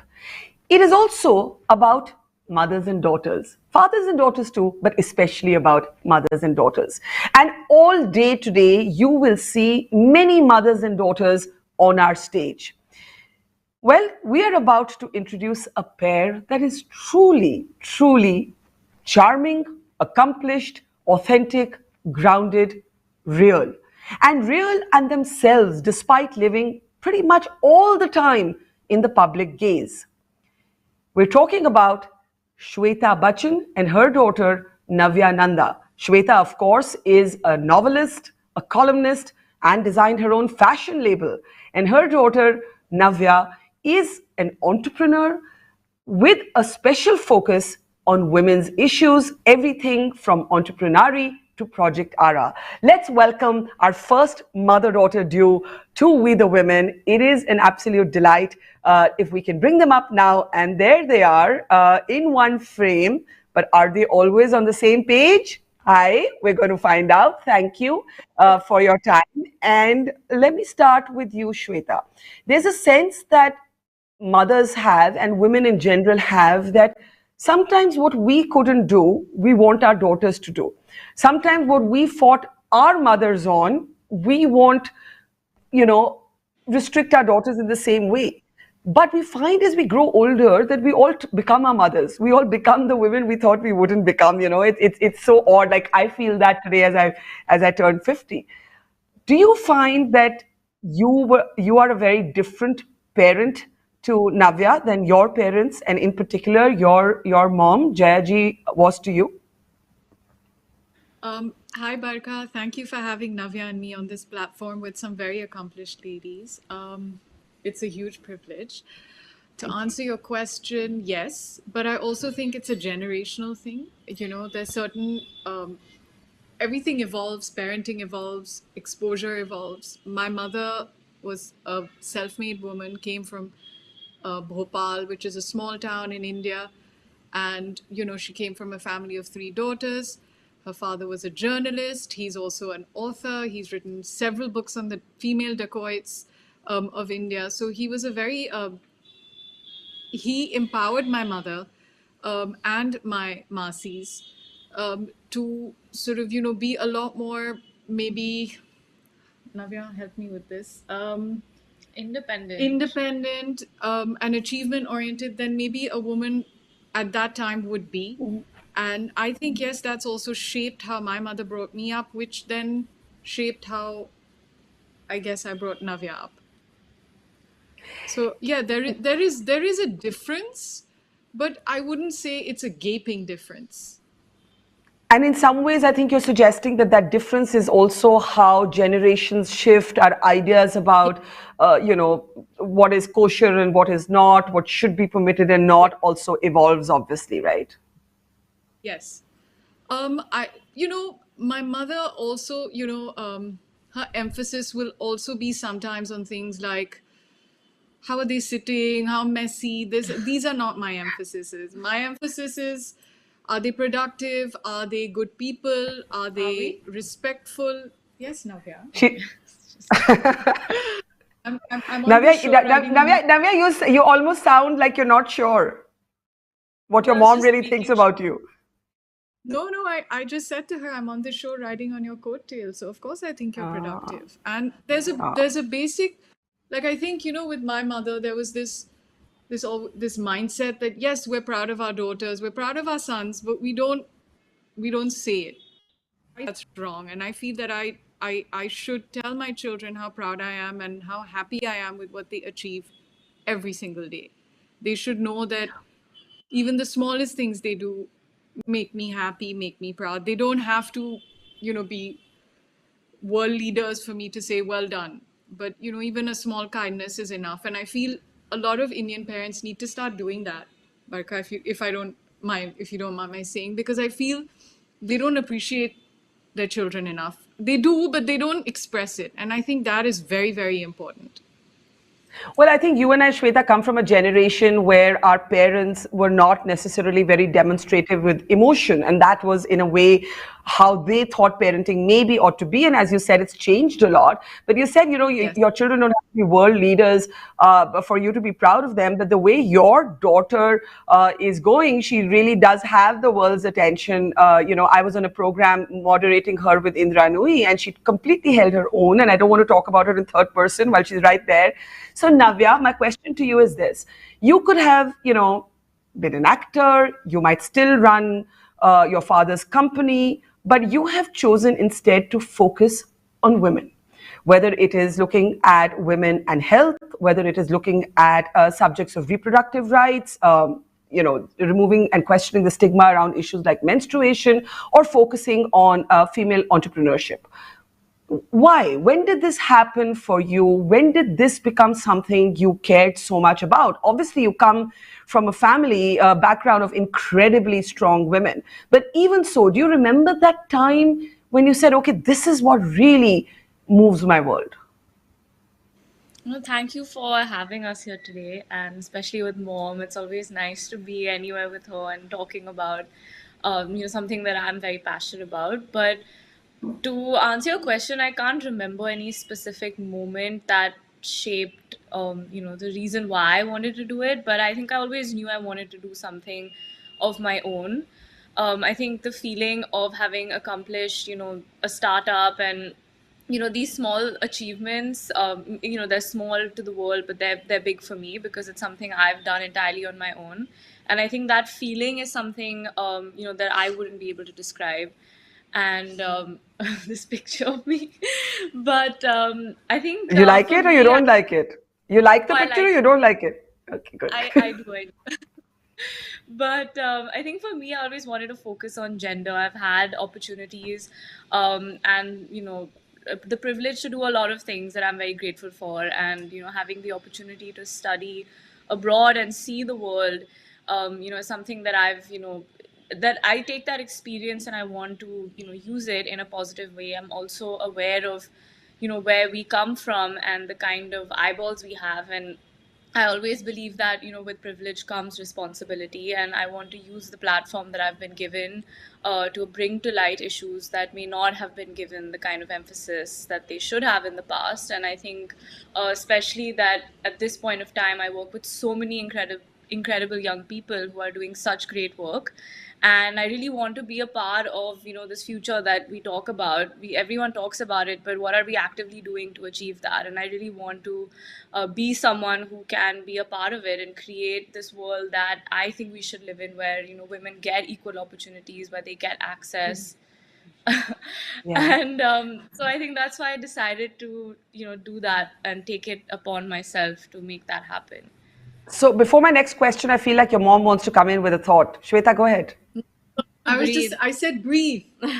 When Navya gets so involved in what she's doing, and then she just goes on and she doesn't breathe. So I just said breathe. Okay. Well, we all hyperventilate at different points in our life, and well, some of us do. At least I do. I know I do. Navya, you spoke about the privilege you come from, and of course, all of us come from varying degrees of privilege. And I'm glad you flagged that, which is why we've really tried to get a multitude of different voices on this platform. But here's my question. I remember the last time you and I were speaking, and Indra Nui was on our panel. You told me later that you felt really good that I did not, in fact, introduce you as you normally are introduced, as Amitabh Bachchan's granddaughter. And I want to know from you, obviously you love your family, but being in that gaze and always being tailed to your famous last name, how have you, and I'm actually going to ask your mom the same question, how have both of you found that space to be yourselves with the constant public scrutiny on you for your famous last name, and then everything else that follows, including the clothes you wear, what the lighting is like on an Instagram post, and so on? How do you find that space to breathe and be yourself? I'll start with you, Navya. I think it's not something that, I speak for myself, I've ever been ashamed of. I think it's... No, why should you be ashamed of it? You should be proud of it, but at the same time, I guess what I'm saying is, I can see that both of you want to be your own Bachchans or your own Nandas. You want to just be yourselves. I think being aware of it, being aware of the responsibility that name comes with, and also being responsible for carrying that legacy forward. We have a great legacy that doesn't just, go up till my grandfather, but my great grandparents from both sides of the family. I think it's being aware of the fact that we, as the fourth generation, for me, are responsible to carry that name forward and that legacy forward, and not just through the work that we do, but through the respect that we earn, through the impact that we make in everyone's lives. And I think it's about finding, a way that we can do that best with something that we're good at doing. For her, it would be, the work that she does. But for me, I think it would be, helping women and doing whatever I can, using the opportunities and the resources that I have to my advantage. So it's about using the perks of that and how can I use everything that I have and give it to others and help, do the best that I can with it. Well said. And Shweta, you said in the beginning that you're here on the coattails of your daughter. Not to take anything away from Navya, we love you, Navya, but your mom was a speaker by herself at We the Women earlier when her book was just out, Paradise Stars. So it's the same question to you. Obviously, you're extremely proud of your family, but you're not necessarily in public life in the same way. So does that get strange for you, Shweta, because you want to be yourself, but you're constantly being microscopically, followed, reported on, every move of yours, every photograph of yours is kind of followed. And I know because we trade notes on it sometimes on Instagram, you're lost in the world of books, you write yourself, you're a designer, you have many different passions. How do you carve out that space that is just yours, Shweta? Barkha, I actually think that's a default because of being, in the public eye. And I think when I guard my personal life very dearly, and I prefer to be retiring and be in my own world and crocheting and reading and with my children and with my family. And I think that's my way of dealing with it. I'm a very shy person by nature, and all this is very daunting for me. So I prefer not to be out there. What I like about Navya is, and I wish I, had the brains or the gumption to do this, is she's taken her privilege. She's taken a platform that was, that came to her, and she's turned it into something that, highlights issues and women's issues and education. And I think she's made it into something so positive. So yes, she did go through that phase where, there were pictures of her that would come in news clippings, or if she's in a a swimsuit or what have you. And there was always, there's been that, and she went through that, and it's a rite of passage, and it's fine.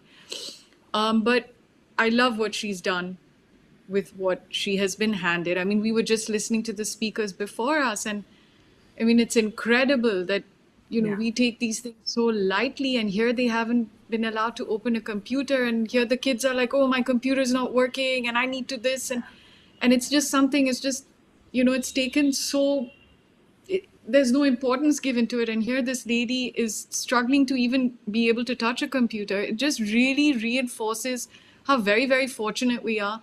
And I say that to my children all the time, is we are so, so fortunate. Even when we have our issues or our troubles, it's never as bad as, it is for millions of women out there. So, yeah. Navya, because we're here to talk about feminism, freedom, and the female voice. And I'm glad Shweta spoke about those incredible women from Khabar, Lahariya who had to fight, as she said, to use a phone, to touch a computer. Let's talk about some of the issues that you're working on, but that also confront you every day. And on your Instagram post once, somebody asked what your mother does, what work does Shweta do? And you had a pretty passionate response to that, right? And it goes to the heart of the fact that today there's a global debate around the fact that women are constantly doing work for which they are not officially paid. I'm not obviously talking about Shweta, but I'm talking about, women who are homemakers in general, because you had a long post on it. So I want to bring you in on your thoughts on this and what you felt when you were asked that question. So I think it was in response to this particular comment. I think was in response to an interview I'd given where I spoke about how, she was an inspiration to me and how I get a lot of motivation from, my mother. And somebody responded saying, "But what does she do?" And I responded to that saying that she's a wife, she's a mother, and she's a daughter.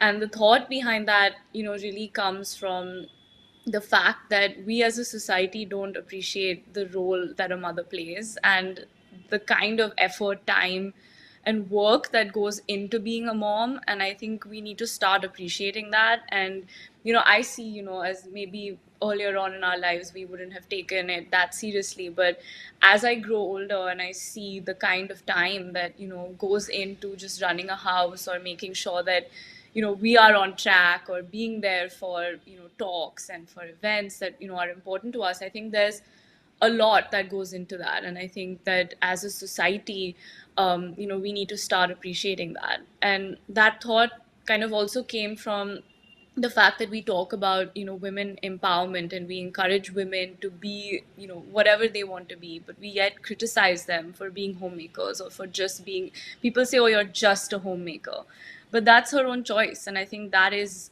empowerment, is making your own decision. And for us as a society, supporting that is how we can highlight women empowerment. So that was kind of the thought behind that response to that comment. Yeah. Came. I mean, to my eye, Shweta does a million things, and the question was banal and stupid. But I found your response something intriguing, and I thought we should talk about it.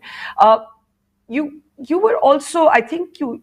I want to ask before I come to the next question. What are the kind of things you all argue about? And I don't just mean, "Hey, Navya, you're untidy and you haven't cleaned your room." I mean, I don't know if she is untidy, but I mean like issues. Are there issues that you disagree on, Shweta? I mean, every generation has a different way of looking at the same issue. For example, I find our generation looks at this whole work-life balance debate in a completely different way from millennials, a completely different way from Gen Zs. So as mothers and daughters, as a mother and daughter, what do you disagree on most vociferously, Shweta?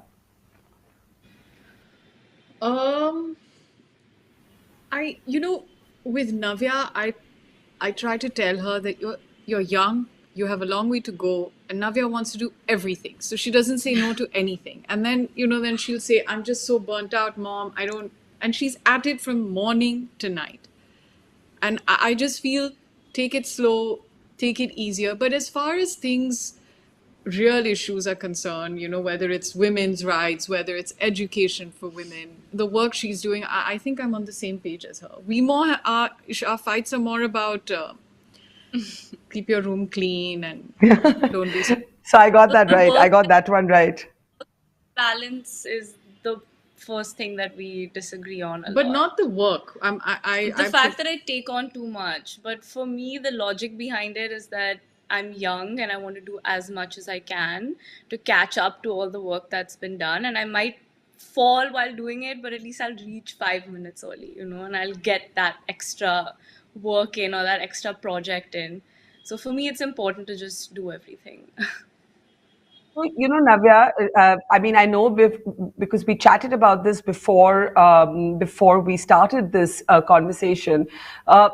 The newspapers quoted you as saying that even your home was, displayed some subliminal sexism because when guests came over, it was you as a girl who had to get up and organize and look after, and your brother didn't. And you told me at the time that that's not what you said. So I just want to ask you, what actually happens when guests come over? No, so I do everything, and the kids just sit there and that's look not true. and look. We help. And we had a big argument with her, Navya and Agastya and myself. That's my son and me, because we said, "How could you do this? How could you say this about us? This is not how our house not works." in the context that I said it in, but she's been, someone who's been very fair with the both of us. If I have been told to do something, she will make sure that my brother Agastya is also doing the same thing. It's never that she would, leave either of us in terms out. of home, but I feel definitely that my mother tells me that you're way harder on Navya than you are on Agastya. That's true. I will Really? 100%. Why is that, you think? Why is that, you think, Shweta?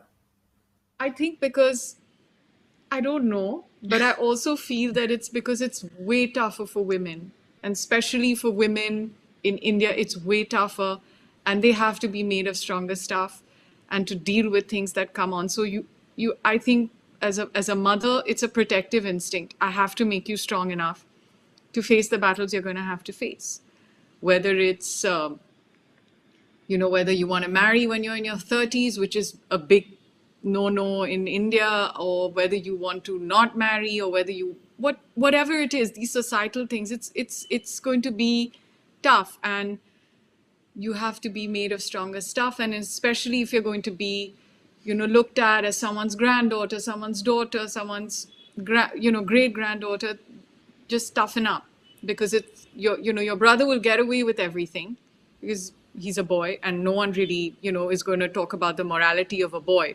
They seem to get away with everything. But for a girl, it's different. I've never had separate rules for my children with in terms of they want boyfriends, girlfriends. It's always been the same for me. But I just want Navya to be strong, because I think she's going to have to face a lot more than Agastya will in terms of societal expectations, etc., etc., etc. But that protective instinct sometimes manifests in different ways. There are families that are so protective of their daughters that they never set them free, they never give them wings, and instead of toughening them up, they actually make them more fragile because that protective instinct takes over. You say you don't have different rules in terms of raising a son and a daughter, except for wanting your daughter to be tougher, because that's the real world. But do you find that you're able to give or set Navya free, because the world is also a more hostile place for women, in particular young women? Or does your sort of instinct to corset and protect and guard take over at that time? Both my children are homing pigeons. I keep saying, go out. I keep wanting to push them out into the world and say, come on, go out. And then they want to come back, and they want to, just be home and in the nest, and then they're happy and they want to be around wherever I am. And I'm constantly telling them that go, travel, see the world, meet people, just put yourself out there. I hope they listen. We try to do that, and I think she's never also stopped us from having an experience, whether that would be a positive one or a negative one, because I think both of those will just shape us into being who we are. So I think I've never felt that she's stopped me from doing something that could either harm me or could benefit me. It's about having that experience overall. So what do you argue about, Navya? I mean, your mom says it's not on issues. It's more about like, daily hygiene, like have you cleaned up after you? Is your room tidy? But do you find that you represent, obviously, so do you find you represent a different way of thinking, that when both of you talk about what feminism is or what freedom is, you don't necessarily see it the same way, and that's fine. That can happen even within the same generation. But what are some of the minefields that you have to navigate carefully when it comes to your mom? And do you agree that she's much tougher on you than she's on your brother? Yes, I 100% agree that she's a lot tougher on me. But no, I don't think we disagree on anything or we have different ways of thinking. It's actually, I would say it's actually great that me, my mom, and my nani, actually, we all three think in the same way. So even when we're sitting in the evening and talking about issues, maybe the information source that we're coming with is different. Like my mom, the way we get our information is different, but the ideas and the opinions are always the same. And I think that's probably why I have this way of thinking, is because she's come from that school of thought, and she's come from that school of thought because my nani has. So it's actually great that, we have 3 generations of different women who've lived life at different points, but all think the same way about, feminism or women. And I think that's great. I actually think that's, it's great because I don't have to explain, Navya, I think you're a lot more impatient and you're a lot more frustrated about like the situation of, of how things are. And maybe my mother is very angry about it. Hers is a different reaction. And I think I'm somewhere in the middle where, yes, it angers me enough that I feel more has to be done. But I also understand that, we are just about beginning as a country, as a society. We're just about beginning to even discuss these issues. And it takes time. Change takes time. Navya's attitude is it should be happening today, and this, and there's a lot of angst and frustration, which I guess goes par for the course with her age and her stage in life. And my mother's also very angry and volatile about things, and I feel I'm somewhere in the middle, sort of. Like Yeah. us, it takes time. It takes time. It starts, actually, I feel where it starts from is from the home where the mother's voice or the matriarch's voice is heard, not just on issues of aaj khane mein kya banna hai, but also wider issues, politics, society, different things where my mother's voice was always taken into account. And I think it's Yeah. also come from someone who's worked, who's made her own money, who's brought her own heft to the table. I haven't done that, but because I'm so used to my mother, my grandmother, my dadi, who I lived with, they all had a voice, whether it be about something they've read in the newspaper or a news item, or whether they think you should take this business decision or not. These are things they've always been involved in. And I think in homes, if you start involving women in these minor decision-making things, I think then your daughters see that you have a voice, and then they grow to have a voice. And I think that's how it's Yeah. done. You don't have to be standing with a banner or a flag or placards. It just comes from involved women who actually, I feel, have very strong, they have a very, their strength is that they're able to understand also better. Their EQ is better. Therefore, they can make decisions or inform you on decisions that maybe a man will not think about. And at least in my house, I have seen my grandfather, my Dadaji, behave like this. My father has behaved like this. They've always asked the women what they feel, whether it's a movie or whether it's a business decision or whatever it is.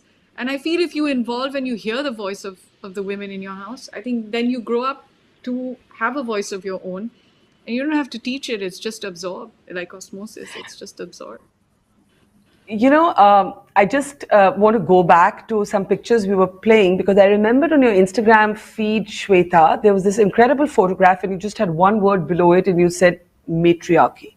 And I think that is really what you're talking about, the role of women. It doesn't have to be stated necessarily that you come from a home where women have always been opinionated. They've not had to necessarily fight to emerge from some shadows. What does this idea of matriarchy mean to you in an essentially patriarchal culture where literally fighting patriarchy is a lifelong sort of battle for all of us? What is me? I feel as women, we need to band together. That was a picture of my nani, my masis, and my mom. And I feel it's the essence of what I am today. Is I am the sum total of all the women in my life, because you take bits from their lives, and and they're all women who've worked. They're all women who are independent. And I think that's the way forward. That's what it means to support each other. A lot of women don't support each other. It's very easy to start saying, oh, she's this and she's that. And look into your own homes and support the women. Like a lot of mothers will not support their daughters. They should, because the sons will anyway get support. The world is there to make it easy for them. You have to be there to stand up for your daughter, like I am, sacrificing my Sunday morning for Navya. Well, hopefully it's not all torture and you're enjoying it.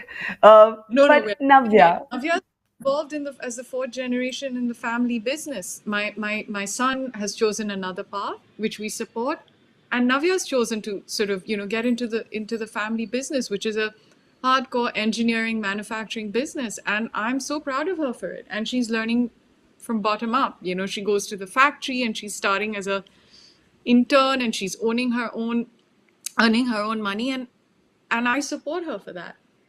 Oh, thanks. Yeah. Sweet.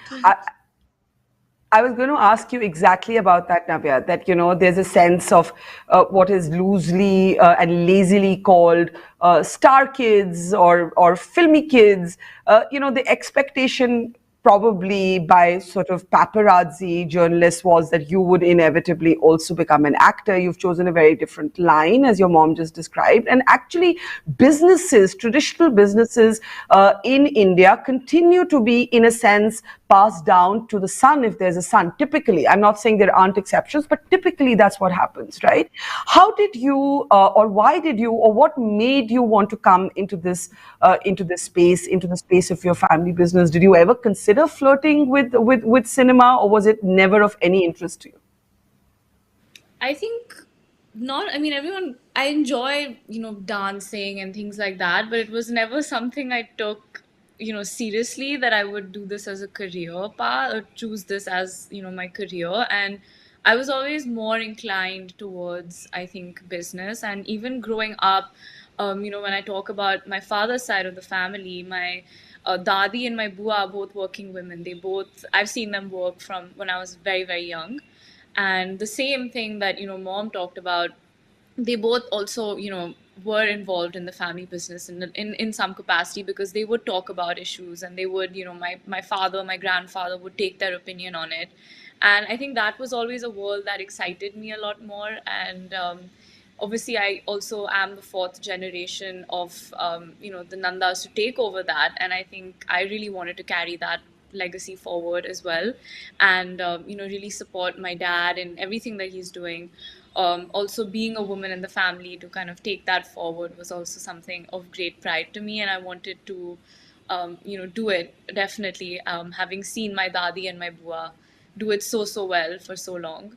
But no, I don't think acting or that was ever something that I would have done as a career, for sure. You did have a brief point where you thought maybe, and then but then I think after I went to college and the world just opened up for me, I realized that there's so much more that I wanted to do, and this was definitely not it. And Shweta, what would you have felt had she wanted to, you're reminding us that she had a brief moment. If she had wanted to be an actor, would you have said, yeah, sure, go ahead? I would be apprehensive for both my children, son or daughter. So, there's always a sense of apprehension, but yeah, and at the end of the day, I just feel it's difficult. It's not an easy. You talk about privilege, and we come from a great amount of privilege, and we have, you talk about being under the microscope, and that we are, but never for a day do I forget, because I see my father every single day, and he's 79, he'll be 80 this year, and he works so hard for that privilege that we enjoy, and I can never forget that. So I know what goes behind everything you see here, everything. It comes from just one man waking up, and it's sheer willpower. Waking up every morning at 5 in the morning and starting his day and being at it, and try being on a set. It's not easy. So it's a tough world, and you put a lot of effort into it, and things, you may have a movie that comes out and it doesn't do well. It's heartbreaking to deal with that. And then, then you have people saying, picking at every single thing you do, whether it's professional, personal, what have you. It's a very, very tough life. It's not an easy life. It's not an easy path to take. And it's a very public life. It's just, sort of, for Navya, it's trading a fishbowl for an aquarium, or for Agastya. So you need to know that before you get into something like this. So that is my apprehension as a mother. It's a protective instinct. But if this is something they want to do, sure. I would support them. I don't, so. So Navya, you clearly don't want to do that anymore, right? No, definitely not. Okay. I love this line that it would have been a trade a fishbowl for an aquarium. I would say trade a fishbowl for the ocean. But maybe, that sense of the ocean never comes, because, as you said, you're always under the microscope. And that takes me to a very... as in people look at you, you're just in this aquarium. I get it. So either way you're looked at, and it's either the fishbowl or the aquarium, and I hear you. Here's an interesting question to which there is no easy answer. Navya, you're the Instagram sort of product of the Instagram generation, and Instagram is full of filters and ways to make us feel better about ourselves. But sometimes we, and especially young girls, and study after study shows this, end up feeling worse about ourselves because everybody else seems to look better, thinner, happier. And it goes right to the debate around objectification of women, whose gaze is defining us. Even when we say it's our choice, how do we ignore the cues of mass culture, the pressure on us to be a certain body size, to have a certain color of skin, to dress a certain way? Have you gone through that struggle? And as a young feminist, how do you navigate that? What would you say to, young women your age? I mean, she would actually be able to answer this better for me. But yeah, I think I did go through a brief period when I was in school where I wanted to, fit in, and the way that I would dress or the way that I would, pose for pictures wasn't me. And I suppose I was doing it because that's what I was seeing and that's what was supposed to be cool and that's what the other girls were doing. And I wanted to be a part of that. And I think I did even go through a lot of, self-esteem issues and not feeling confident about myself. And something that gives me a lot of confidence now today is my work and the platform that I have. So recently, I mean, ever since I started working, I've tried to use that in a manner that's true to myself. So even my Instagram, what I use it for is not, I would say, typically what it's used for, because, I don't overshare a lot of my life or a lot of myself.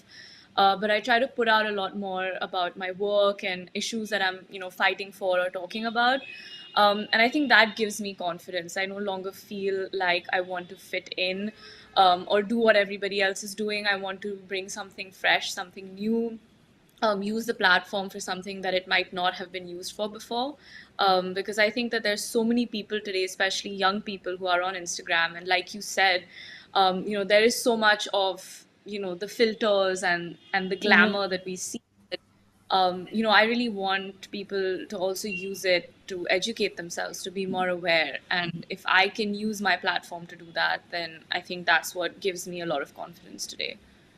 I mean, thank you for saying that, because I keep telling every young woman I encounter that nothing will make you feel better about yourself than the central passion of your life, whatever that is. I mean, it can be writing a book, it can be, cooking a great meal, it can be whatever it is. But your self-esteem, I think in the end, all of us, it comes from what we love to do. But Shweta, as a mom, like you said, it's a rite of passage, and I agree with you. But then again, we live in this very different culture, this generation, Navya's generation. There's almost a sort of danger of the virtual being treated as the real. People almost forget what they actually look like when the filters are off, when you're not in good light, when you don't have the right makeup on. How do you give your children a sense of confidence that it's okay, whatever it is, whatever the size of your body, as long as you're healthy, whatever you look like? I mean, that's such an important conversation for young girls everywhere. I agree with you, and it's more and more pressing today. There's so many young girls with such self-esteem issues, and they suffer crippling anxiety. And I think a simple answer of a parent is to say, life isn't perfect, young girls like Navya who have a lot of eyeballs on them, they are not perfect. Navya will have a skin rash, and and then she'll say, Mom, what do I do about her? Life is not perfect. There are things that bother her. Nobody is perfect, and it's that. Let's start celebrating those things. These are the things that make you you, and it's important to have something that anchors you, that makes you feel good about yourself. So if it's and it shouldn't just be about the physical. It has to be something beyond that. You have to have passions that are just beyond how you're looking on a little screen. And I think maybe taking some time out from this obsessive scrolling. I know it's easier said than done. Even me, I'm unable to control it, because a lot of us, you're waiting in a waiting room, chalo, okay, you look through Instagram. But I think also a lot has to be pushed out, that this is not everybody's real life. Everyone's tweaking and everyone's filtering. And I think a lot of kids know that today.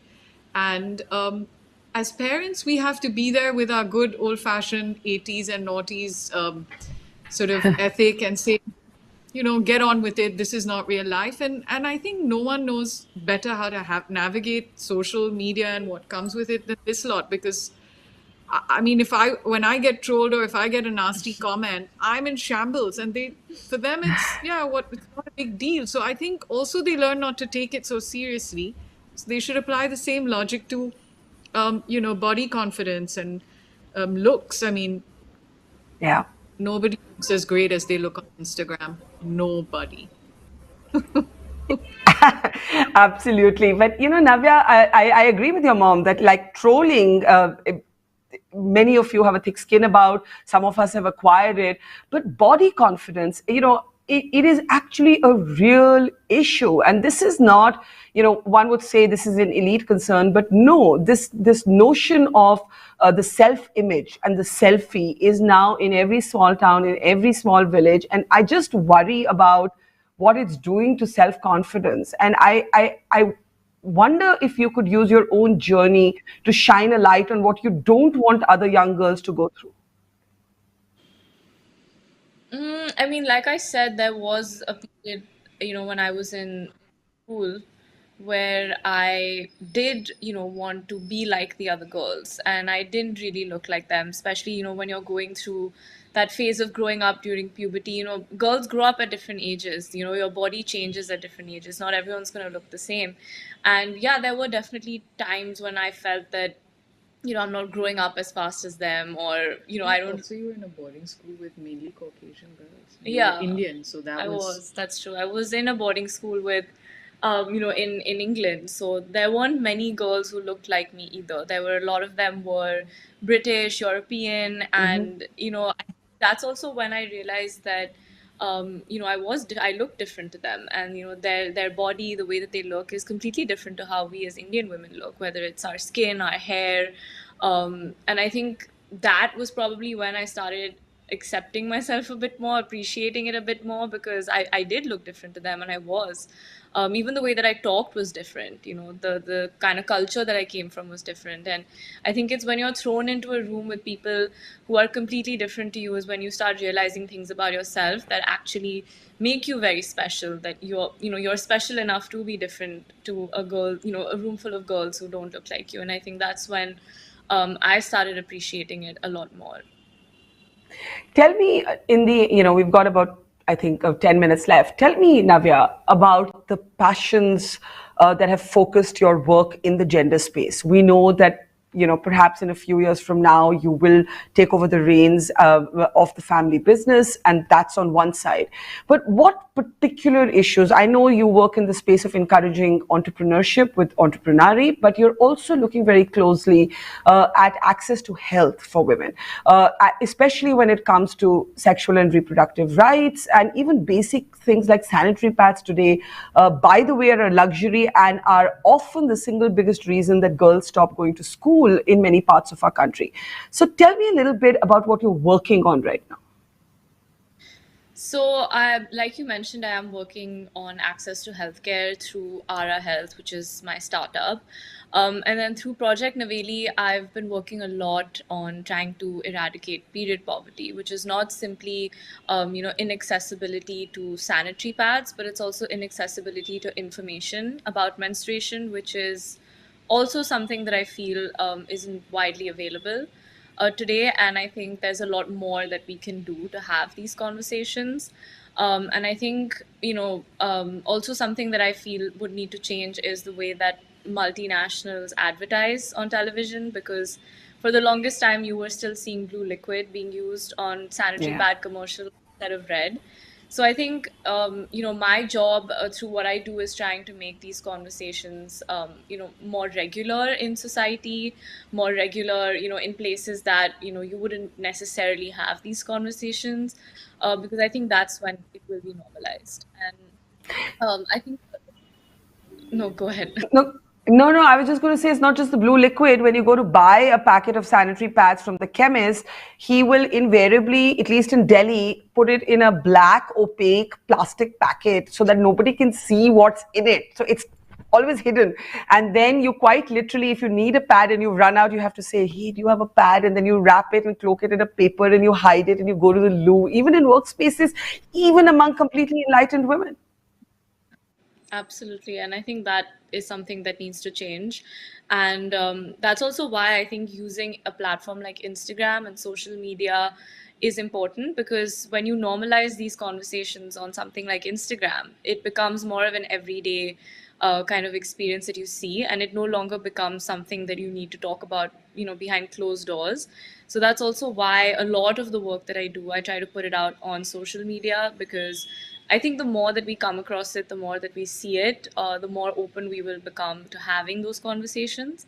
And the other work that, like you mentioned, is focused around encouraging women to be entrepreneurs, and that thought came from a conversation I had with my nani, where she told me that women are born entrepreneurs, and I was confused about what that meant until she explained to me that running a home is the equivalent to running a business, and women do that every single day, whether it's managing the accounts of a house, managing the family is almost the same as managing a team, going out there and negotiating on the right price for subsidies. These are things that women are used to doing and have been doing for years.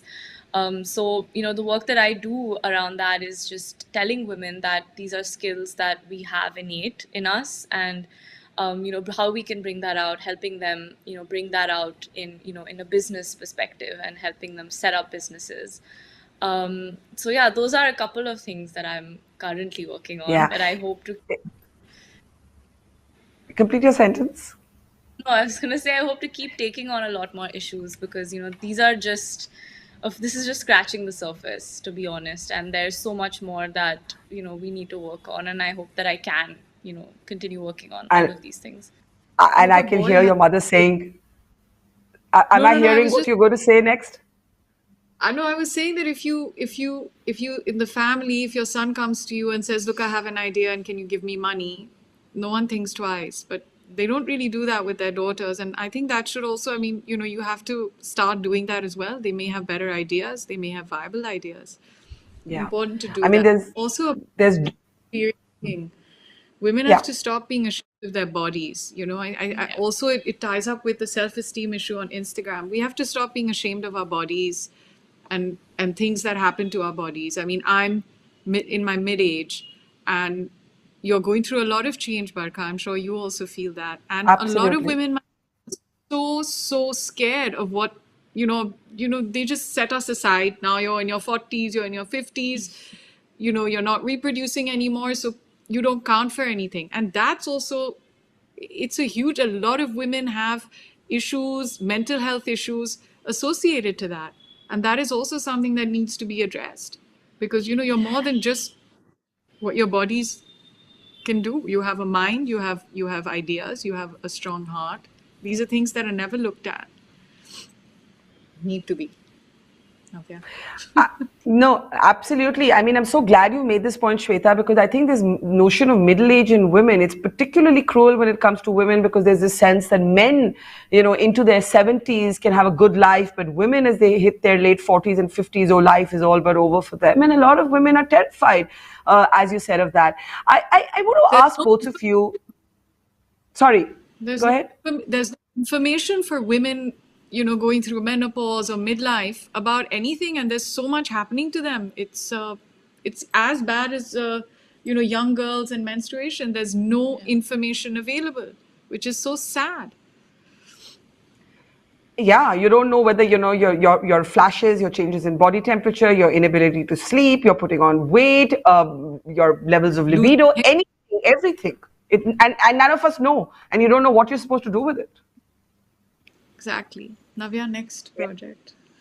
Navya, next project. Yes, not just your age, our age too. Yes. Okay, here's the question for you in the end. What does, I was once in a room filled with thousands of people from all across the world, and I was really tired of this, are you a feminist? Yes, I'm a feminist, but. And I just sort of said, for me, it's not complicated. I don't feel the need to add a but, because feminism just means a sort of an equal space to dream and to pursue our dreams. And, And I said, if you agree with that, please stand up. And I was relieved that everybody stood up. But even today, when you ask somebody, are you a feminist? There's a kind of but attached to it. So I'm not going to ask you, are you a feminist? I'm just going to say, what does feminism mean to both of you? And I'll start with you, Navya. That's difficult to answer, but I think for me, it doesn't just mean, like you said, a space to pursue our dreams. Of course, that is the definition of what it means, but I think it also, I hope, should mean that, we come out and support those dreams. It's not just my responsibility alone to have those dreams and support them, but as society, as families, as sisters, or even as brothers and fathers, I think supporting that and encouraging that is also what it would mean for me. Yeah, absolutely. I mean, I was just, before I asked Shweta the same question, I was just reminded of what Madeleine Albright said, that there's a special place in hell reserved for women who don't support other women. And I'm always reminded of that sentence because I just think it says everything. But Shweta, what does feminism mean to you? Feminism means, well, to me, and especially as a woman in a country like India, it means having a voice that's heard. Whether it's a complaint, whether it's a praise, whether it's an idea, whether it's an initiative, I just feel being heard, because a lot of us aren't even heard.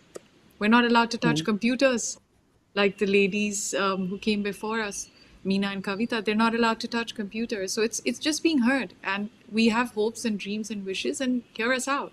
And at least hear us out, and then maybe that will lead to helping us out.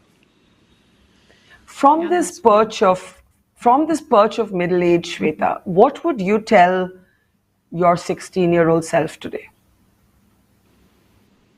What would I tell? That it, but I mean, like everything, like every age, there are going to be ups and there are going to be downs, and you have to learn to make your peace with it. And that's the only way to overcome it. Make your peace with it. You don't have a perfect nose. It doesn't go with the nose everyone else has. Make your peace with it. And that's the only way to navigate it. So I think that's it. Middle age, make your peace with it. It's about adapt. It's what I learned from my father. I feel the reason he's able to be around and relevant for so many years is that he has the ability to adapt with change. He understands every decade, every generation, and he relates to them as he would if he were one himself. When he's talking to, my kids, he's their age, he understands. When he's talking to my brother's daughter, who's much younger, he's her age, he understands. So you have to adapt. Don't resist. Adapt. Don't resist, adapt. Navya, do you agree with that, or do you always want to resist? No, I agree with that. I think the only way we can move forward is if we adapt and if we allow for change to happen. So I agree with her. Well, thank you both of you. This has been an absolutely wonderful conversation. I don't know where the 60 minutes went by. It's been so interesting. We've spoken about so many different things, but of course, feminism is also a lifelong project, as we know, and we're constantly battling and redefining and readapting and questioning ourselves and always being aware, as both of you have so graciously accepted, of our own privilege compared to so many millions of women around us who are actually just fighting for survival, fighting for the right to study, fighting for the right to go to school, fighting for the right to not be married, at least before 18, or now, as the new law says, 21. Thank you, Shweta, Navya, and we hope to follow Navya's projects very closely and wish you all the best. Thank you so much. Thank you. That was in unison, mother-daughter in unison. Bye. Bye-bye. Thank you so much. Bye.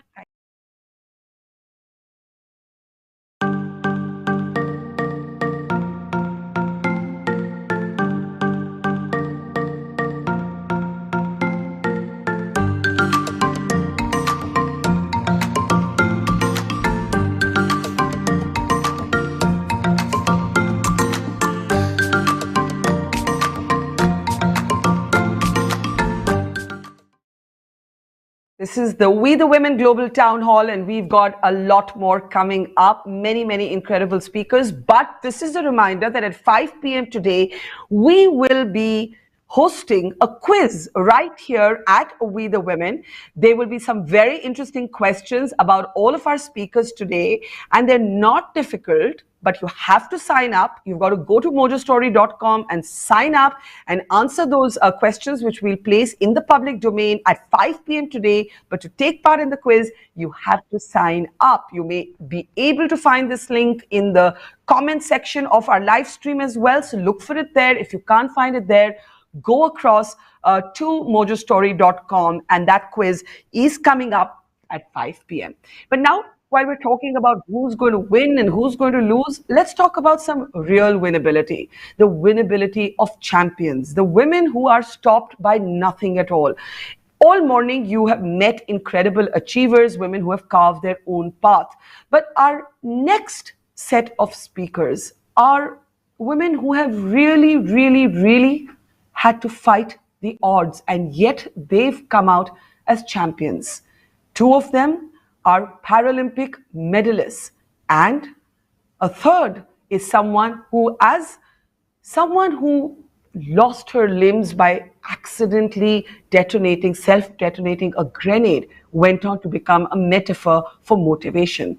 Let me bring up our next three speakers today. We're very privileged to have with us Avani. You can see her there, Avani Lekhara, Bhavina Patel, and Dr. Malvika Iyer. Thank you so much, and it is such an honor to see all of you. I will keep this conversation in English and Hindi mixed, because I know some of you prefer to speak in Hindi, and so I hope our audience won't mind that. I'll keep translating wherever I can. I'll start with you, Avani. First of all, you and Bhavina have made us all so proud. So congratulations, and the whole country is proud of you. But Avani, you had a terrible accident at the age of 11, and you had to rebuild your life from there. Are you able to leave that part of your life behind now that you've achieved so much?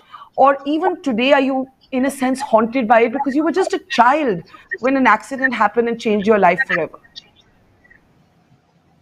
Hello. First of all, thank you for having me here.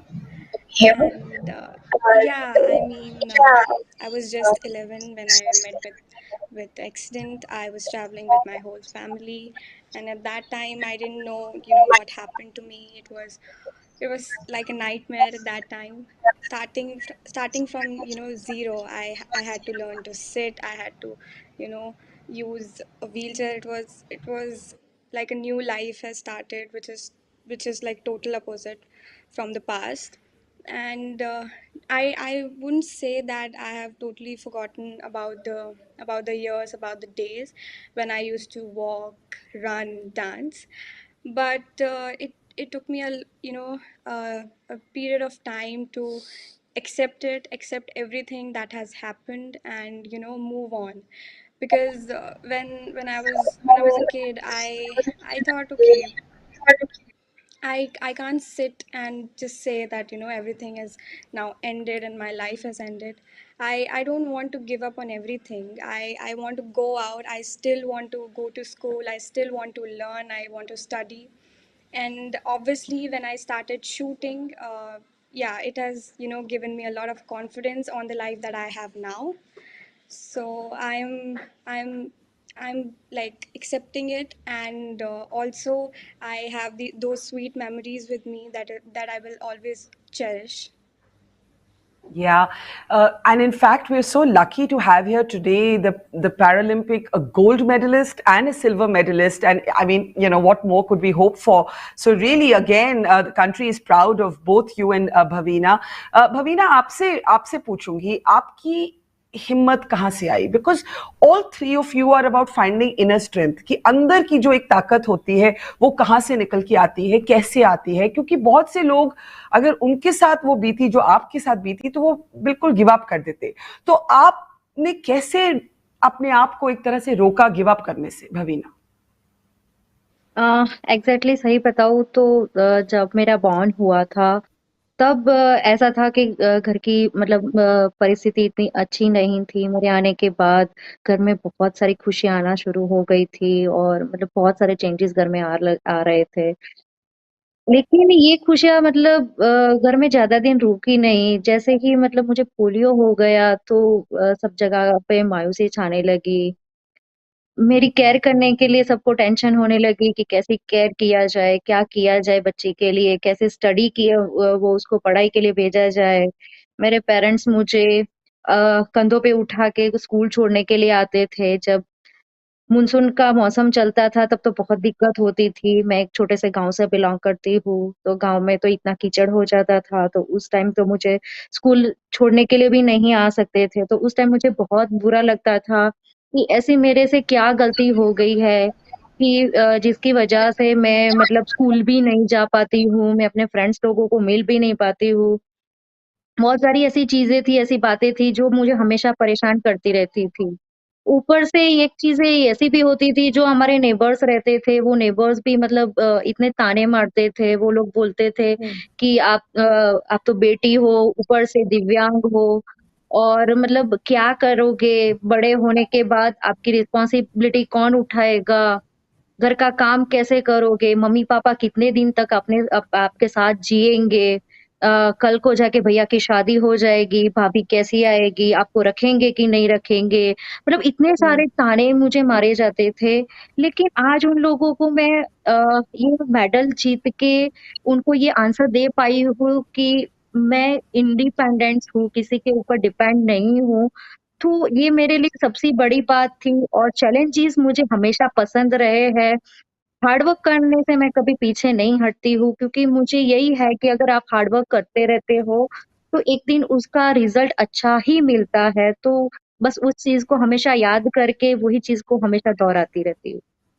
मैंने ऐसे इसलिए किया क्योंकि जो मुझे आपकी बात बहुत पसंद लगी that your medals are the answer and in fact I do want to bring up the images of our Paralympic champions, our gold medalist and our silver medalist, because those medals are the metaphor of grit, of fortitude, but also of vindication. Bhavina बात कर रही है कि कैसे उनको लोगों ने ताने दिए, people taunted her, people said, what will you do? You're going to be perennially dependent on your parents. But these medals are the ultimate answer, whether it's Avani or Bhavina. Before I come to Malvika, I just want to go back to Avani for a moment. Avani, you spoke beautifully about, how, of course, you remember those times when you could sing and dance and be a free bird, but your medals are also an answer to the world. Did you also have to go through what Bhavina went, where you felt that people looked at you in a strange way, people judged you, people were mean to you? Were people mean to you?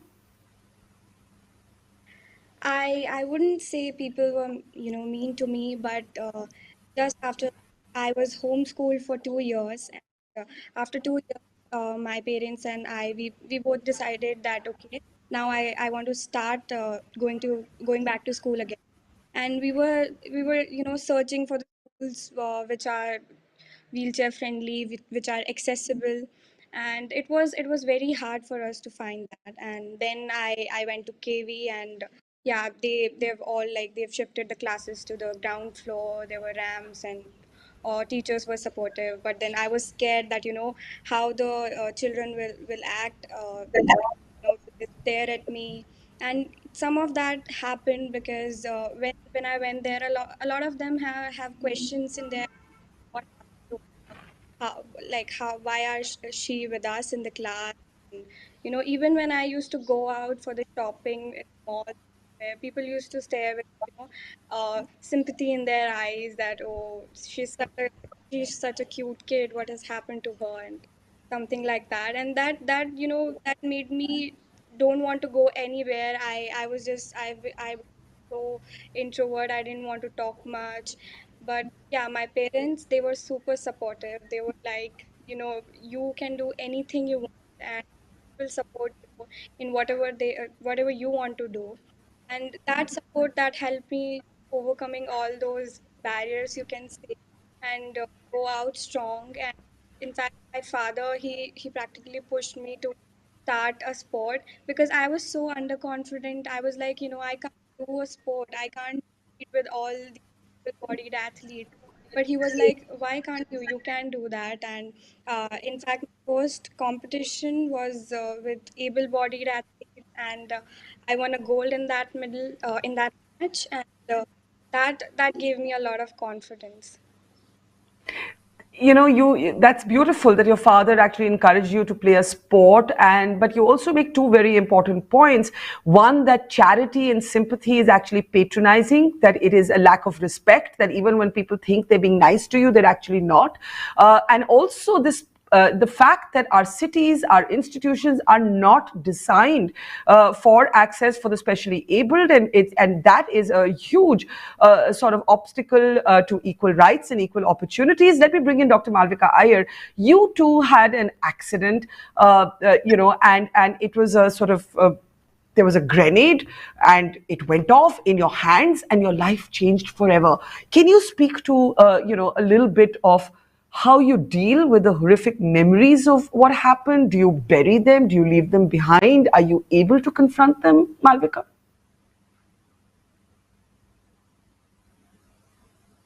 Sorry, Malvika, I can't hear you. Yeah, now I can. Sorry, go ahead. Yeah. So, Barkha, like you asked, I think firstly what Avani and Bhavina said, I completely resonate with their feelings, their emotions, and I had a very similar story. It was a very young age when I lost both my hands. I was just 13 years old, but the severity of the injuries was not just limited to the hands. My legs, they were completely crushed. There were multiple fractures, nerve paralysis, loss of sensation. It's a long list, and I think I was bedridden for about 18 months. So those 18 months, I remember I was a trained classical dancer. I was a Kathak dancer. I had completed many exams, and I used to love sports. I used to love crafting. So these were the things I think I remember I excelled at. And then one fine day, that's it, in a flash, my life completely changed. I lost my hands. I think my hands, something that I used to love doing, crafting and dancing, that's it. I could never pursue that after that. And of course, I could never walk like before. And it took me 18 months with these iron rods drilled inside my legs to make peace with my new body, with the new body image that I had. I think the first few years, of course, like me and Bhavina here have shared, I am very grateful for the support system that I have. And that is also something that I have learned through my own experience and through my doctorate thesis, where I studied attitude of young people towards disability. I think it is very important to have that kind of support system, and I am grateful that I had that. So together with that, I think I gained I say the word resilience. I think there is nothing else. There is no wishing for my problems to go away or trying to rewind or go back to a life where this did not happen. No, I think the only thing I wish to be, or I hoped that I could have, was resilience to face my challenges. And I thank my mother for that. She's a very, very strong person. When my accident happened, I think she was the first one who started screaming, "Meri beti ke haath chale gaye." And when she did that, I don't think even for a moment she thought that now what will happen. And like Bhavina was sharing, it really broke my heart when she said that I have also faced very similar lines. You're a woman with disability. Ye to bichari ladki. People will, make this horrible remark that, "Hi, ye kya ho gaya?" And, like, look at me as I'm an animal, in a zoo, locked in one cage, or, something in a very, very insensitive way that, this is it, your life is over. And another thing that you talked about, that how I have coped. So I think this resilience, the strength that I gained from my family, my father, my sister, everyone in my family, and of course, I think the drive to move forward despite, doesn't matter. I really like to say that quote often, that, fight and you will survive. But if you surrender, you will be wiped out completely. So I think that is what I used to think in the hospital bed, that I'm not going to lie down on the bed and people my age, my classmates, are going on, continuing their education, and here I am lying down. And of course, all those remarks, you're a liability, you're a burden to the family, and who's going to marry you? I still remember 6 years ago, I got married to my boyfriend, long-term boyfriend. And when I first announced that I'm getting married, even somebody from my own family, a very older person, his first question to me was, "Is he also disabled?" And I was very shocked. My husband, he's very handsome, very gorgeous. He's an able-bodied person. I don't know what normal or what abnormal is, but he has 2 hands. But I was very shocked when I heard that. Why is it that a person with disability needs to marry a person with disability? So I think these things made me stronger, listening to these critical comments, because I then became my cheerleader. If people were negative about it, I became first positive with these thoughts, and I would say this is how I move forward, and this is how I don't really have any memory. The pain definitely goes away with time. Even emotional pain has completely gone. I probably complain about my frizzy hair because I'm in Chennai and my hair gets to turn frizzy, but other than that, no going back to the accident. Um, that is so powerfully said, Malvika, and I have many more questions, but I want to just bring in Bhavina. Bhavina, क्या इस पे आप भी कुछ जोड़ना चाहेंगी? मालविका ने बताया कि जब उनकी शादी हुई तो एक अजम्पशन था कि स्पेशली एबल्ड होने के नाते वो भी एक और स्पेशली एबल्ड पर्सन के साथ ही शादी करेंगी. लोग तरह तरह के अजम्पशंस करते हैं आप लोगों की जिंदगी के बारे में, तो इस पे आप भी कुछ जोड़ना चाहेंगी भवीना? बिल्कुल, ये बताते हुए मुझे बहुत ही अच्छा लग रहा है, क्योंकि मेरा भी मतलब सेम मालविका जी के जैसा ही था कि मैं डिसेबल हूँ, तो मतलब मुझे शादी करने का हक नहीं है। मुझे एन्जॉय करने का हक नहीं है। मुझे एक कोने में ही पड़े रहना चाहिए, मुझे कहीं घूमने नहीं जाना चाहिए। मतलब ये जो लोगों की सोच थी, अ, आज वो चेंज हुई है, क्योंकि क्या है कि मतलब मेरी भी शादी एक नॉर्मल पर्सन से ही हुई है और हमारा लव मैरिज ही है। तो ये मतलब जो फैमिली की जो एक सोच होती है उसको भी हमने चेंज किया है, कि लोगों को जब तक डिसेबिलिटी के बारे में पता नहीं होता है, तो मैं मतलब उन लोगों के लिए भी खास करके एक बात बोलना चाहती हूँ, कि आप डिसेबल पर्सन को अगर आप देखते भी हो तो उनको उनके टैलेंट को देखिए, उनकी डिसेबिलिटी पे मत जाइए, क्योंकि उनके हाथ चले गए हैं, पैर चले गए हैं, कोई और एक बॉडी का पार्ट चला गया है, लेकिन उनकी सोच, उनका टैलेंट, उनका नेचर कहीं नहीं गया है, क्योंकि ये चीज़ें ही है जो आपको अच्छी बनाती है, स्ट्रॉन्ग बनाती है, रिस्पॉन्सिबल बनाती है, कैपेबल बनाती है, सारी चीज़ें उसी से ही होती है। तो मतलब उन लोगों के लिए मैं ये बात खास करके बोलना चाहती हूँ कि आप अपनी सोच को ब्रॉड बनाइए और इस तरह की सोच मत रखिए जिसकी वजह से हम लोगों के जैसों को आगे बढ़ना होता है, लेकिन वो दुनिया की सोच की वजह से वो पीछे रह जाते हैं। तो अगर हमारे देश में अगर और अच्छी तरह से लोगों को आने दिया जाएगा, डिसेबल को बढ़ावा दिया जाएगा, उन लोगों को प्रोत्साहित किया जाएगा, तो पहले तो हम लोगों की सोच को चेंज करने की ज़रूरत है। Very well said. आपने बहुत ही बढ़िया तरीके से एक जो एटीट्यूडनल डिस्क्रिमिनेशन है उसके बारे में बात की.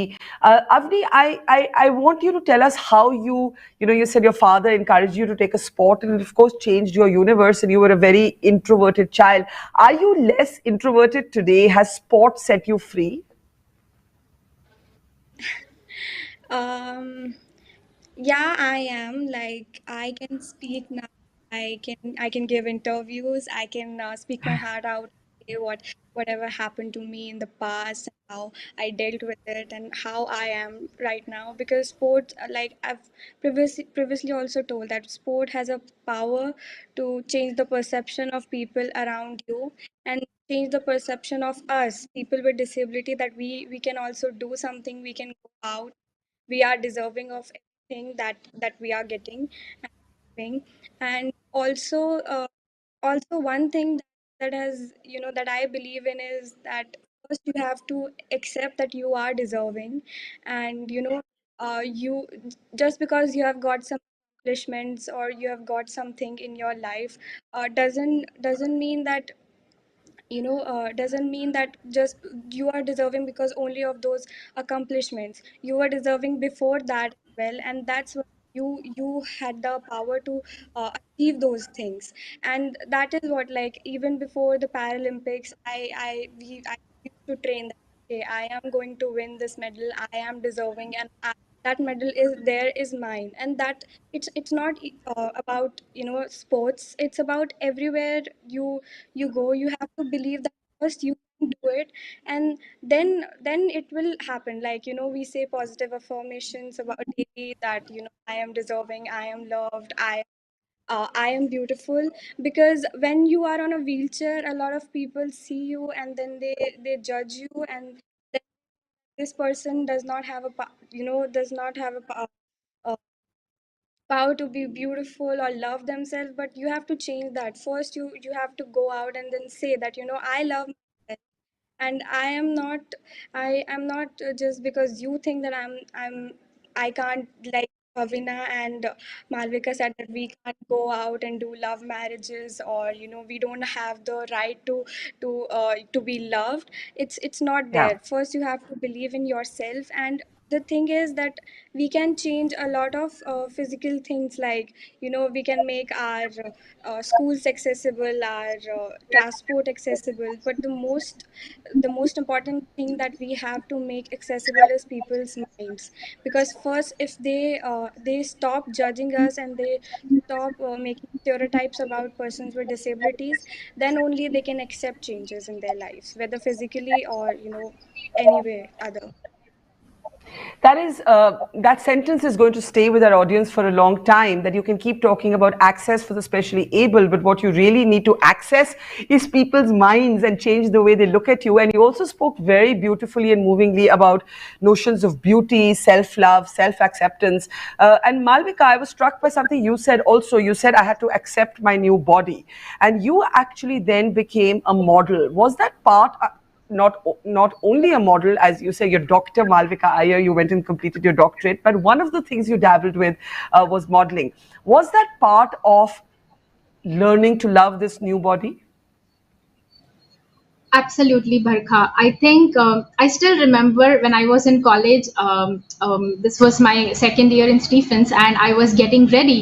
And I think I was looking at the mirror, applying kajal, and my mom looked at me and she said that I noticed you smiled very beautifully, and I really loved that. You're so confident, and when you're looking at the mirror, you're seeing your abilities. You're not seeing your hands or the injuries to your legs, but all you're seeing is your confidence and your abilities.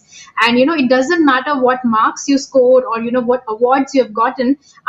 I'm truly appreciative, and I truly respect this confidence that you have, and this is what I need you to keep going with.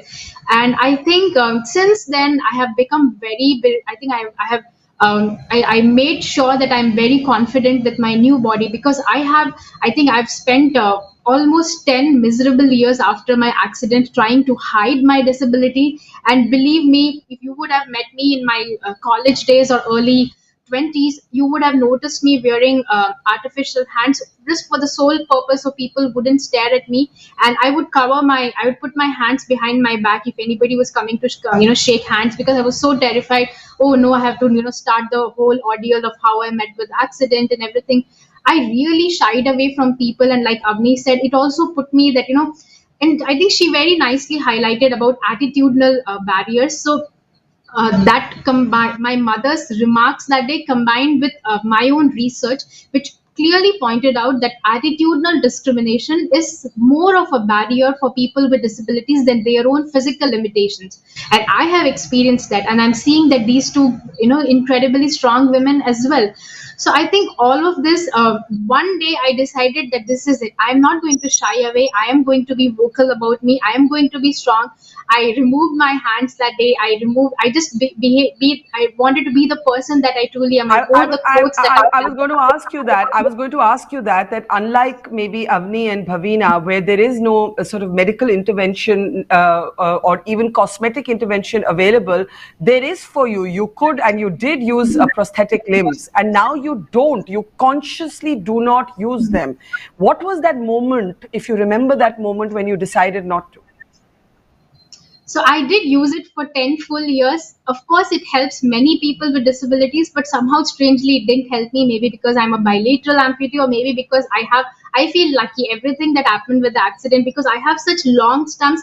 They help me do everything. I mean, I am so independent. I take care of my own house. I can, apply my own makeup. I can do the dishes. I can cook delicious meals. I make my husband's morning coffee, which I love doing. So if I can do so much, why do I need to wear something just so that people would not stare at me? I don't think that was fair. So modeling, I think that is why it happened, to be comfortable in my own skin, or to do, because I've always loved fashion. And for those 10 years that I was not truly myself, I think I wasted those 10 years trying to hide my disability. But I remember it is both my mother and my husband's, more of my husband's effort. One day when we were together, we I think it was the first time when after I got married, I went to the US, and then he told me, remove your hands, nobody's going to look at you here. And I did. And then he loves taking my pictures, and then he started taking so many pictures of me. And then since day, modeling started, walking on the ramp started, being a showstopper. And I think I have just embraced this new body. And I think now I would say that 99.9% I'm truly independent, and this is how I wish to be, and to be seen by people moving forward. That's incredible, Malvika. Really, it is incredible. Bhavina, आपसे पूछना चाहूंगी कि आपने और अवनी ने और मालविका ने भी अलग स्पेसेस में बहुत कुछ अकम्प्लिश किया. अभी सपने कुछ अधूरे हैं. आगे क्या करना चाहती हैं आप, और देश को और सरकारों को और लोगों को क्या करना चाहिए वो सपोर्ट, वो रिस्पेक्ट देने के लिए? भवीना. फर्स्ट ऑफ ऑल तो मैं ये बात बताना चाहती हूँ आपके थ्रू कि पहले तो जो पैरालंपिक्स के प्लेयर्स और ओलंपिक्स के प्लेयर्स दोनों में जो डिफरेंसेस है, जैसे कि मैं ऐसे बोलूँ कि जैसे जितना मतलब उन लोगों के लिए किया जाता है, जितना उनको पुरस्कार दिया जाते हैं, जितना मतलब उन लोगों के लिए फैसिलिटीज दी जाती है, सेम वो चीजें पैरालंपियन प्लेयर्स को नहीं मिलते हैं. उन लोगों के बीच में डिफरेंसेस रहते हैं. तो ये जो सोच है वो उसको चेंज करनी चाहिए. वो डिफरेंसेस नहीं होने चाहिए, क्योंकि एफर्ट दोनों के ही सेम लगते हैं. सेम ही जगह से वो लोग सारी चीजें करते हैं. सेम हार्डवर्क रहता है, सारी चीजें. बल्कि मैं तो ये बोलूंगी कि जो पैरालंपियन रहते हैं उन लोगों को तो ज्यादा एफर्ट देना पड़ता है, क्योंकि वो शरीर से तो उनको थकना होता ही है, लेकिन मेंटली भी उनको इतना ही स्ट्रेस हो जाता है कि बहुत सारी चीजें हैं जो उनको अपनी लिमिटेशंस में रह के करनी पड़ती है. तो एक तो ये चीज जरूर मैं बताना चाहती हूँ कि आपके थ्रू उन लोगों तक पहुंचे, ये डिफरेंसेस को दूर किया जाए. दूसरी चीजें मैं ये बताना चाहती हूँ कि अभी हमारे इंडिया में बहुत सारी ऐसी जगहें हैं जो एक्सेसिबल नहीं है, तो वो एक्सेसिबल बनाई जाए. कई सरकारी ऐसी जगहें हैं जहाँ पर अभी भी रैंप नहीं है, लिफ्ट नहीं है, एक्सेसिबल टॉयलेट्स नहीं है, हाइजीनिक चीजें अगर होती भी है वो वहां पर टॉयलेट्स वगैरह, तो वो हाइजीन किया गया होता नहीं है. तो ये चीज़ें मतलब बहुत दिक्कतें करती है हम लोगों को जब भी हम वहाँ पर जाते हैं तो. तो ये चीज़ों में भी अभी सुधार आने की ज़रूरत है. अभी बहुत सारी चीज़ें गवर्नमेंट कर रहा है, लेकिन अभी और चीज़ें करने की भी ज़रूरत है. तो मेरे हिसाब से ये चीज़ें तो ख़ास करके मैं बताना चाहती हूँ कि ये चेंजेस आने चाहिए. और इन फ्यूचर अगर ये जो पैरालंपियन और ओलंपियन के लिए जो चीज़ें की जा रही है वो बहुत ही बढ़िया है, लेकिन और चीज़ें ये भी होनी चाहिए. उन लोगों को अगर स्पोर्ट्स में आगे बढ़ाना है, तो उन लोगों के लिए कुछ ऐसी योजनाएँ बननी चाहिए ताकि जो ग्रास रूट से जो प्लेयर्स ऊपर आ रहे हैं, उन लोगों को फाइनेंशियली दिक्कतें ना हो. क्योंकि हमारे इंडिया में इतने सारे टैलेंट भरे हैं, गाँव-गाँव में टैलेंट भरा है, लेकिन प्रॉब्लम ये है कि उनको ग्रास रूट से सपोर्ट नहीं मिलता है. तो उन लोगों के लिए कुछ ऐसी सिस्टम बनानी चाहिए, ऐसे फाइनेंशियली सपोर्ट इकट्ठे करना चाहिए, ताकि वो लोग भी बहुत अच्छे लेवल पर आ सके और फिर बड़ी-बड़ी टूर्नामेंट्स में जैसे ओलंपिक्स है, कॉमनवेल्थ है, एशियन गेम्स है, वर्ल्ड चैंपियनशिप है, उन सब में भी हमारे देश का झंडा गाड़ सके और हम हमारे देश के लिए मेडल लेके आ सके. Bilkul. Let me give the last word to Avani on this. Thank you, Bhavina. Well, Avani, do you agree with Bhavina that the lack of parity between sort of Paralympic champions and Olympic champions is something that hurts? Because as Bhavina said, there's a much bigger, greater challenge and pressure on the body when it comes to Paralympic champions than actually to Olympic champions. Do you feel that too? Yeah, I think that there is a difference between Olympians and Paralympians, and as some sort. But I would say that government is doing their part, and they are now making differences. But the most difference will the make will come from the private sponsors and other investors who would help the Paralympic athletes at a lower level, at a grassroots level, so that we can see more changes in the uh, elite level of athletes. And there should be, I believe there should be more social media coverages of the Paralympic athletes, or other people who achieve their who are a person with Absolutely. disability, who achieve Ap- a lot of things no, in different fields. Because yeah, if people will not know about us, then how will they come out and then they support?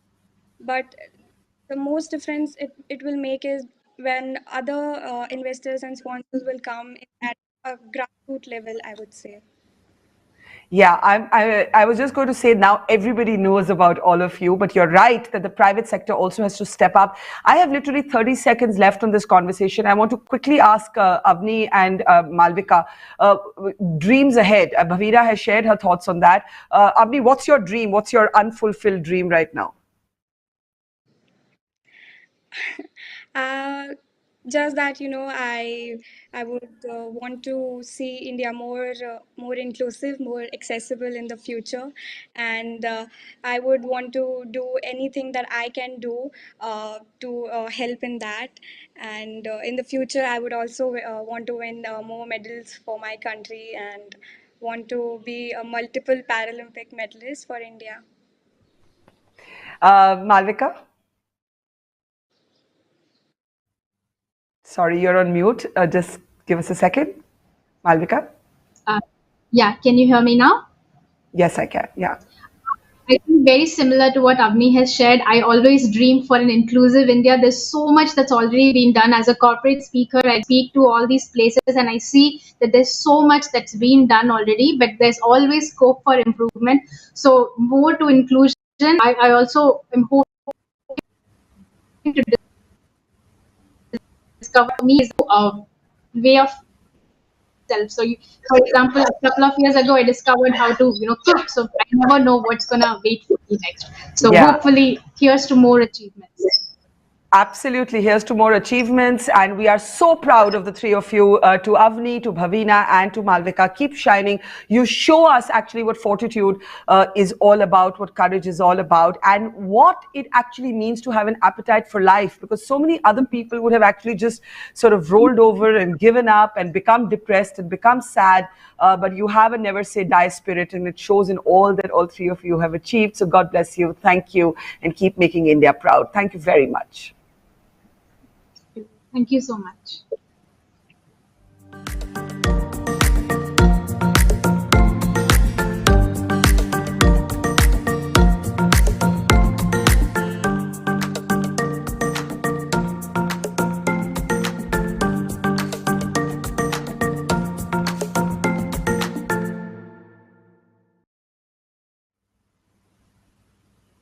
Who is this woman who has Paul Rudd and Anil Kapoor and countless other stars eating out of her hands? And I mean literally.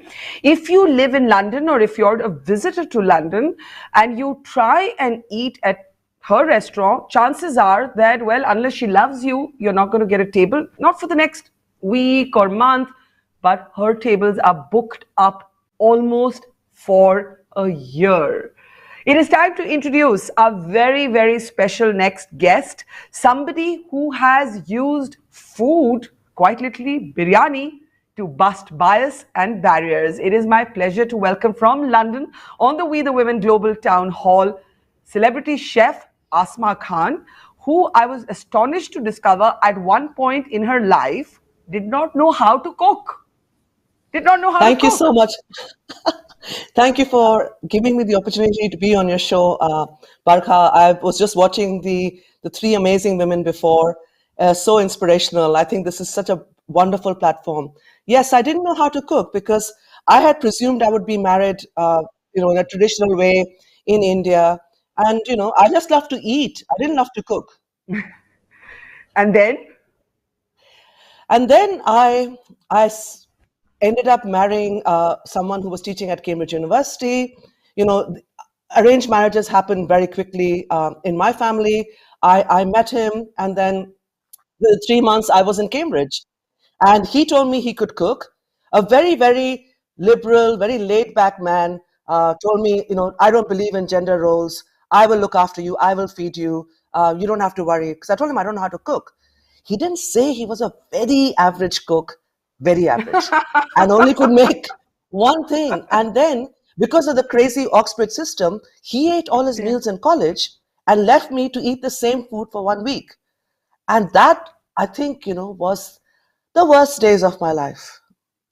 And then, Asma, you actually saw, while you were at Cambridge, a school quite close to where you lived, where you would see Indian nannies who would be looking after European children come to this school. You got talking to these women and they became part of your incredible journey. I don't want to give away the story. I want you to tell our audience.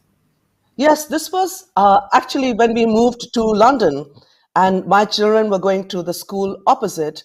I saw, because I live in a very, very, at that time, a very French area. Of course, now because of Brexit, everything changes. But it was a very French area, and I noticed these women who were clearly looked like me and were looking after children and were living in. And I knew that I understood from my own experience when I moved to Cambridge, the absolutely debilitating isolation you feel. Barkha, I'm talking about 30 years ago. Now you can Skype your dog in Delhi if you want. But at that time, I wrote letters. So, the sense of uprooting was very intense. We've all forgotten what it's like, when you wrote letters, going home was expensive. We made 3-minute calls. People my age, I'm 52, do remember that time of, not being in touch. So I saw these women and realized this is exactly what's happening to them. But they were initially very hesitant when I invited them to my house. Like they wouldn't sit on my dining table chair. They kept standing and having chai. I said, we'll all sit on the floor. And if you don't want to sit on my chair, I'll sit on the floor. Because of the kinds of class, caste divisions that they were carrying with them as baggage from India, they didn't feel comfortable sitting and talking to me. But very soon that evaporated. We developed a very close relationship. And when I decided to do supper clubs in my house, which is like a kind of dinner in my own house, I invited them not to come and help me, but to eat, because I knew that they missed Indian food. And I said, there's, of course, I like all Indians, who cook too much. I said, you take the leftovers and you can eat. And that's how this relationship started. And Darjeeling Express, I know a lot of people look at me and think, I am Darjeeling Express. I am nothing. I stand on the shoulders of giants. It is these women who came in, who developed this close relationship and bond and gave me that feeling that, yes, sab ho jayega, hum log kar lenge. This enthusiasm, this belief, they are the power behind everything that has happened in my life. And I take them on every journey. When I signed my contract, when we went on the building sites, I gave them the authority to decide on how things are. And we are a very close collective. We celebrate every festival, Eid, Holi, Diwali, and all the Nepali festivals that they have, because half my team is of Nepali origin. And this sense of, joy that we have, for us, it is not a business. It is a sense of actually being home. We have all created a home in this kitchen, in this business. Yeah, and it's not just an all women-run kitchen, as it were, an all women-run business. It is also a deeply, in a sense, political statement for the times we live in post-Brexit, especially, Asma, because these are all women, including yourselves, who are daughters of immigrants. They're also what you call second daughters. And I know that you talk a lot about this, especially to audiences in the West who don't understand this concept. So speak a little bit about what it means to be a second daughter. Well, the thing is that I think that people in the West do not understand, this is an agrarian society problem. If you talk to Irish women, you talk to women from Colombia, you talk to women in Mexico, they will completely get it. This whole idea of women eat last, girls eat least, we serve the men. Because the old tradition of men, working in the fields, coming back and being served. And it is to do with money. The fact that the farm is inherited by the boy, the family home is inherited by the boy. You do not give the farm to the daughter. So in those societies, there was the sense of lamenting when there wasn't a boy. And, first time, if it's a girl, the presumption is, oh, next time it will be a boy. The panic and the fear when another girl is born is very real. And no one has to sit down and tell you that, oh, we were all disappointed when you were born. You know it. And so many of us have grown up with that feeling of that we were not celebrated. And I know that when I was born, my mother was very disappointed. But my mother, who is one of 5 daughters and the middle daughter, has never talked about what happened to her. But what is incredible is she didn't differentiate when my brother was born. His birth was also not celebrated. I was 3.5. And I realized then that symbolism matters. You need to make an absolute effort to make a statement, to make that person feel equal. And, I don't know, I mean, my other siblings are going to freak out, but I think I'm my mother's favorite. And she has loved me equal to my brother and has given us the sense of equality. So it can be achieved. But invariably in our society, there is this discrimination between boys and girls are made to feel not as preferred as boys. So today you are your mother's favorite, yet you recognize that the sort of cultural context that she came from, there was pressure on her to give birth to a boy, and then you were born, and that must have at that time perhaps increased that pressure on her. Did you ever resent her or feel angry with her for feeling somewhat unwanted as the second daughter? No, not at all. I think that, she was at her weakest. She was probably made to feel disappointed. Also, I know that I arrived, another girl, after a series of girls had been born in the family. So I think that was also the other issue that, oh no, another girl. But I think she's amazing for the kind of background that she came from. And, the fact that she went on to be a food entrepreneur, she inspired me hugely. And she had this, things that I look back now, in 1970s, every month my mother would take all the servants in the house to a very posh restaurant with us for dinner. Everyone would stare at us, the darwan, the driver, the ayah, the cook. But Ammu would take us all. So she had that, she internalized this sense that I must make everyone feel equal. So not just that she made me feel equal and powerful, the way that she treated the staff who worked in the house, you can imagine, even today, no one will do that. People will still stare at you if you bring all your house help and sit down in a very posh restaurant. Ammu would do that in 1970s in Madras. I mean, then called Madras. And your new book is actually your new book that's just out is actually based or inspired from her. Yes, and the thing is that I always had this book in me, but I wanted to write it in her lifetime. I wanted her to see the fact that I honor her, but in this relationship, I think everyone can see the Ammu in their lives, not necessarily their mother, but it is divided into 5 decades of my life, where I talk about childhood food, but where I talk about the way that she shook the world gently around her. Ammu was, ran a food business in Calcutta, coming from a Nawab family. No one could throw stones at her. She stayed rooted in her culture, pretty much like me. But I challenged the patriarchy. I challenged feudalism. I challenged xenophobia and racism, Islamophobia, everywhere, because there is no justification for hate. I will not let you hate. And as an immigrant, I tell a lot of people, I will not let you hate me because of the color of my skin, my Muslim name, my accented voice. You have to sit down, eat biryani with me, understand who I am. Then when you want to get up and hate me, I forgive you because you tried to understand who I am.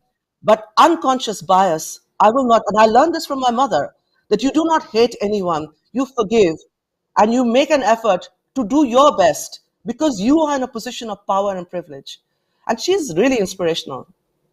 Yeah, and I love what you just said, that you're actually battling multiple prejudices, right? Xenophobia, fear of foreigners, Islamophobia, sexism, and so it carries on, right? And yet you have look where you are today. And if we bring up the images of the kind of stars who waft in and out of your restaurant today, Asma, one can't get a table for months on end. But here's the point. You're here today, a really hugely, massively successful entrepreneur. But to get to this point was extraordinarily difficult. And I think you've written and spoken elsewhere about how people wouldn't look at you, they wouldn't give you space, they wouldn't rent to you. Talk a little bit about that struggle and what it took to get to this point. Well, the thing is that it is very subtle. It's very sly. The problem is self-selection happens. So people in positions of power, invariably white, invariably men, they feel a sense that, you may not do it. But it is always said, so I didn't understand for a long time when they told me, we don't have a suitable place for you. I understood that's the suitable boy. I didn't have a white male business partner next to me, which made them feel. And the thing is, we're not playing a video game. This is not Mortal Kombat. You don't have to pick some physical, tattooed, tough guy because you trust him. The problem is that this sense that we are weak, that we're not reliable, comes from just pure prejudice. The fact that we're seen as submissive, as that someone who doesn't actually have the authority to make bold decisions.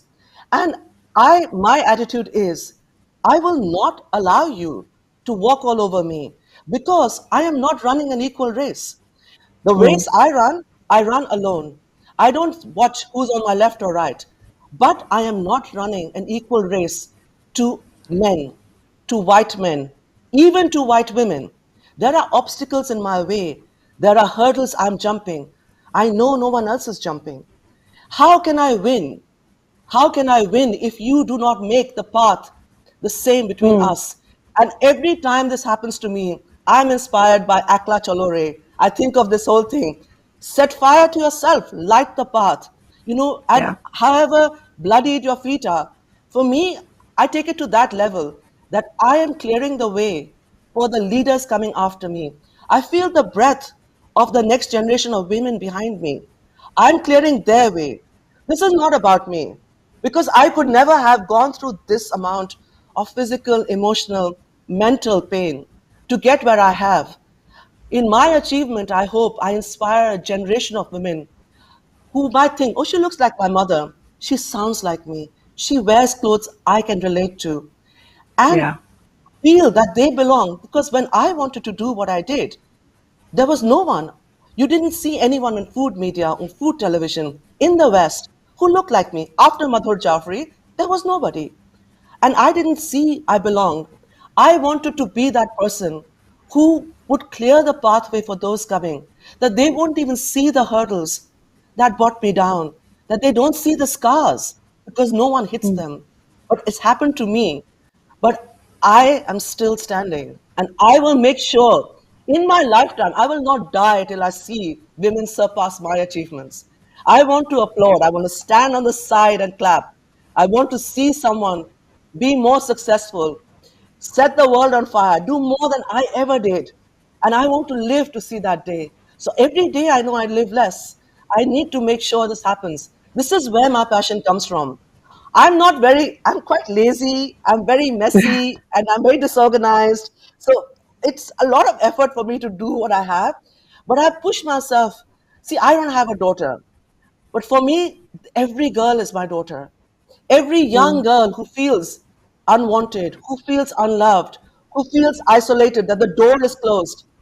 A lot of people tell me that, oh, you're the first chef, on Netflix, you broke the glass ceiling. I don't want to be in a place surrounded by glass. I want to bring the entire edifice down. I want to break every door and window. I want to open up the spaces so that every woman can come in there and feel she has the right to be where she is. I don't want people to feel this imposter syndrome that I don't belong here. You belong where you see yourself. I just want to tell you that I want to cry because you've just spoken so movingly, and I was thinking that now I think you've donned many hats. I think you should also be a writer, because that is just the most beautiful set of words I've heard in a long time. So thank you. But let me ask you this.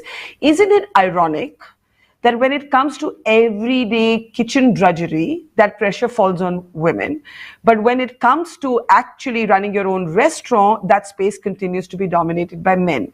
How do you explain this disconnect where in the gendered role, the woman is supposed to be the one cooking and eating last, as you said. But when it comes to being the celebrity chef or the restaurant owner, it's mostly men. Or, as you said, it's not women who look like you or me.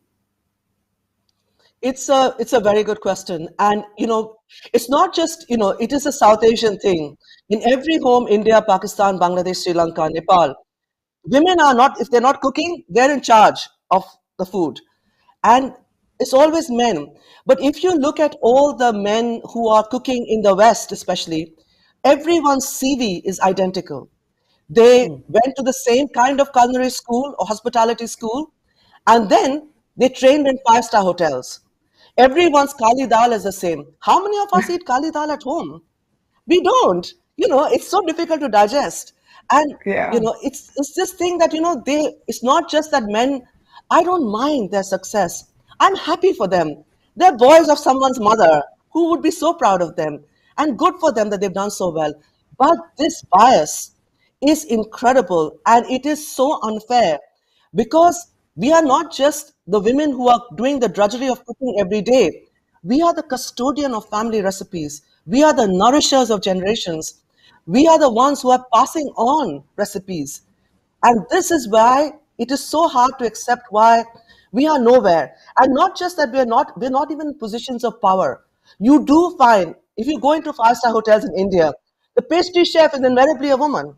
You find them now in five-star hotels, having gone through, but you do not find them all powerful, the authority, the one making the decision, the one calling the shots. And power matters. If you think, symbolism is, you tick a box. I have two women working in my kitchen. How powerful are they? Can they decide on things? Can they protect another woman who's being bullied? Can they ensure that they're, when they apply for promotion, they're treated equally to another man? This is where we hit all the walls, that we are held back. And we need to change this. And I just want to point out this to you, Barkha. There's Suruchi in Calcutta. There's an organization in Nizamuddin. An all-female kitchen cooking Indian food. At the level that I am the only one in the world. Yeah. There is no other all-female kitchen run by a female founder in the world. This says so much. Also, that I'm in London. I don't know whether I could have opened this in India. My women come from all kinds of different backgrounds. All of them are Hindu. All of them, have very different stories. Some from very deprived backgrounds. But they have all felt equal to me. One of the reasons is I pay them the same as I pay myself. Every hour I work in the kitchen, yes. That's all amazing. of us. That's what I do. And I can do this. And they accept it. So there was a day when all the koftas I was making was breaking. The woman who was washing the pots told me, just go. You wash the pots, I will make the kofta, because we can't afford this waste. Squeeze it, you squeeze it. She felt authority. She felt the power. This was the woman who would not sit on my chair to have tea, who looked down when I walked in. She had been empowered. Money matters. Put your money where your mouth is. Don't just say, this is the most important. In every society, especially in the West, women are paid less than men. Absolutely, in every organization, including the BBC, where you had to go to court to get this justice. And this is the West, where they say, so-called, that there is actually equality. I can tell you this. There is no equality anywhere. In the East and the West, it is just more covert, more sophisticated, more hidden in the West. But this is all the veneer of equality. Yeah. And I have said this as well, that I have no truck with white feminists who don't get me, who don't understand. Why don't they get? What do they not get? What do they not get about you? That I'm still happy to hold on to parts of my culture. I don't drink. I don't have pork. I still wear shalwar kameez because I find it very comfortable. And when I walk in the beginning, there was that, oh, she's not drinking champagne. Oh, are you a practicing Muslim? And this whole idea that, I could still keep part of my culture. I don't need to throw the baby away with the bathwater. This is not required. I can hold on to what I like. I will challenge what I'm uncomfortable with. But I am very proud of my faith, of my name, of my Indian heritage. I carry that as a badge on my heart, my Indianness. And no one should question my right to call myself an Indian. In this country, in any other country, you identify yourself as who you are. No one should be allowed to put a label on you that you are this or you are that. I will be everything I want to be. Show me a box big enough in which you can fit me. I will not be boxed into one thing that you say you are this or you are that. I am everything. Every day I'll be someone else. But I will tell you who I am. You will not tell me who I am. But the problem is that it is this difficult situation where at the moment it's quite a lonely place where I am. I will now ask you that.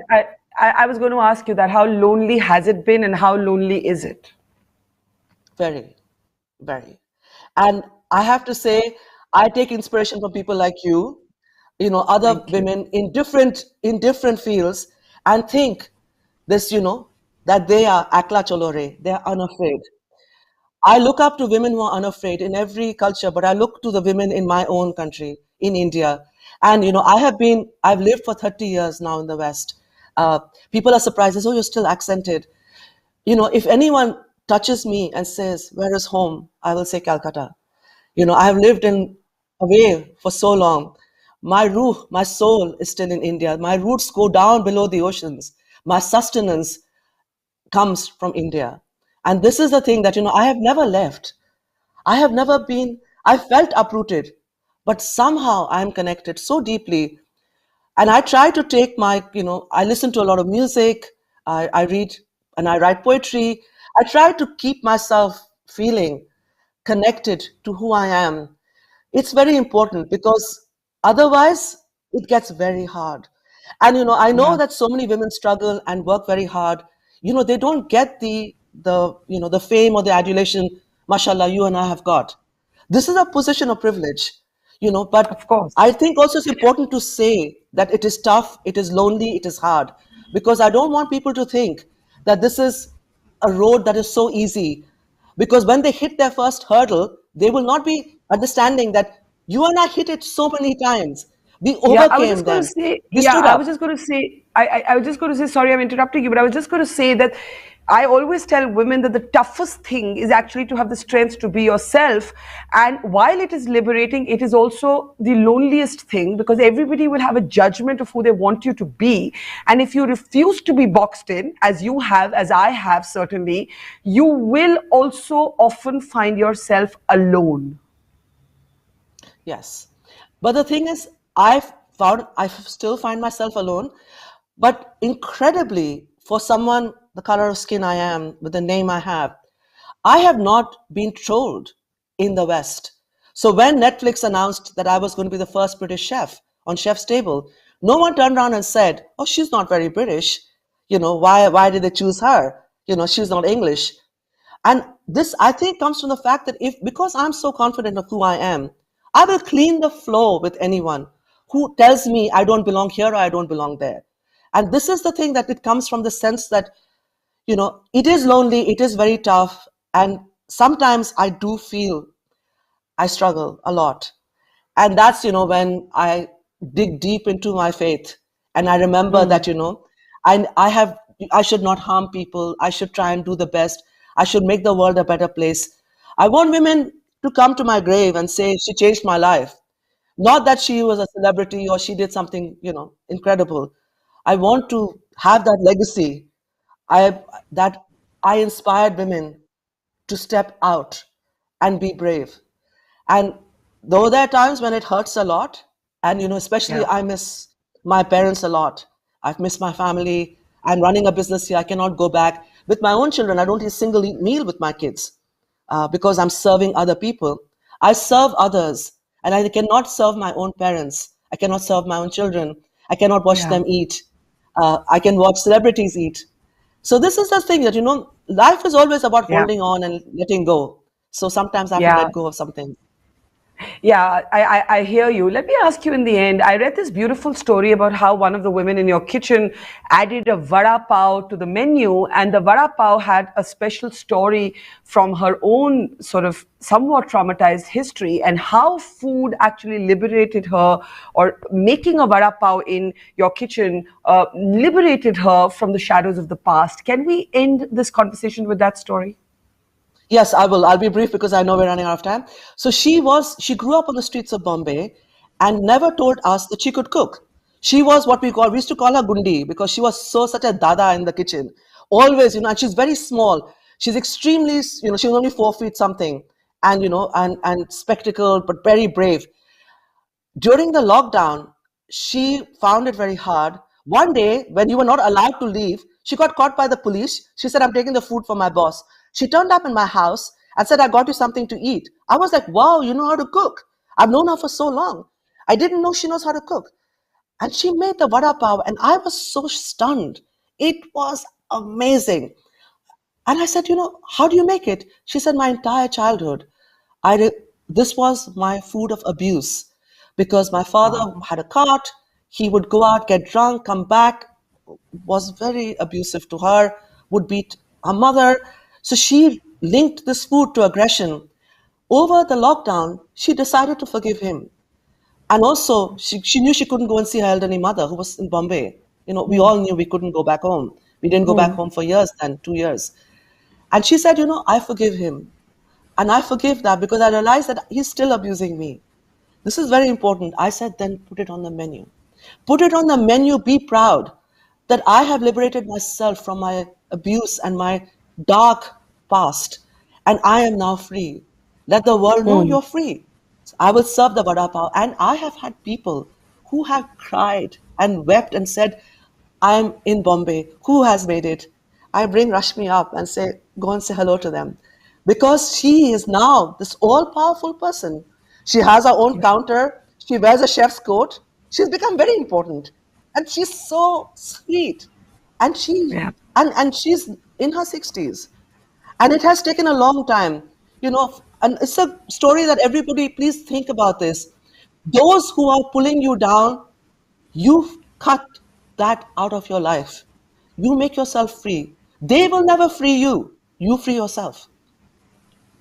Incredible. I mean, we could carry on, but I just have to ask you in the end, if you had to say, one thing that you would tell, I've been asking a lot of our speakers today, one thing that you would tell your 16-year-old self, what would that be? I think that I would say that, the dignity with which you live a life is really the way you live a life. And I hope that I would, at 60, be a dignified person who actually behaved, kindly to everybody. Well, Asma, you have had an extraordinary journey, and literally listening to you has given me goosebumps. So I can't even imagine what everybody listening to you is feeling. And I have to eat that biryani the next time I'm in London. I keep missing it. My dear, you don't have the time. You're just, next time you have to find the time to eat the biryani. No, and people queue up for Asma Khan's biryani and everything else that she serves for months on end. So I'm privileged to get this invitation. Asma Khan, it has been an absolute pleasure and honor to have you with us. And may you go from strength to strength and keep inspiring so many women across the globe. Thank you so much. Thank you. Thank you.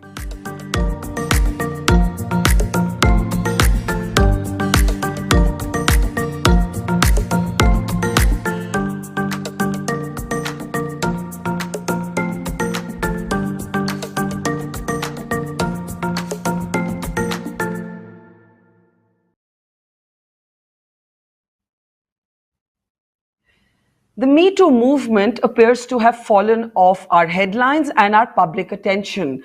But for the women who raise their voice and break the silence around sexual harassment, sexual abuse, sexual assault, these are very, very lonely battles. Actor Bhavana Menon, only a few weeks ago, I think, broke the anonymity of her 5-year-long battle, taking on an extremely powerful actor in her own industry for charges of kidnapping, abduction, and molestation.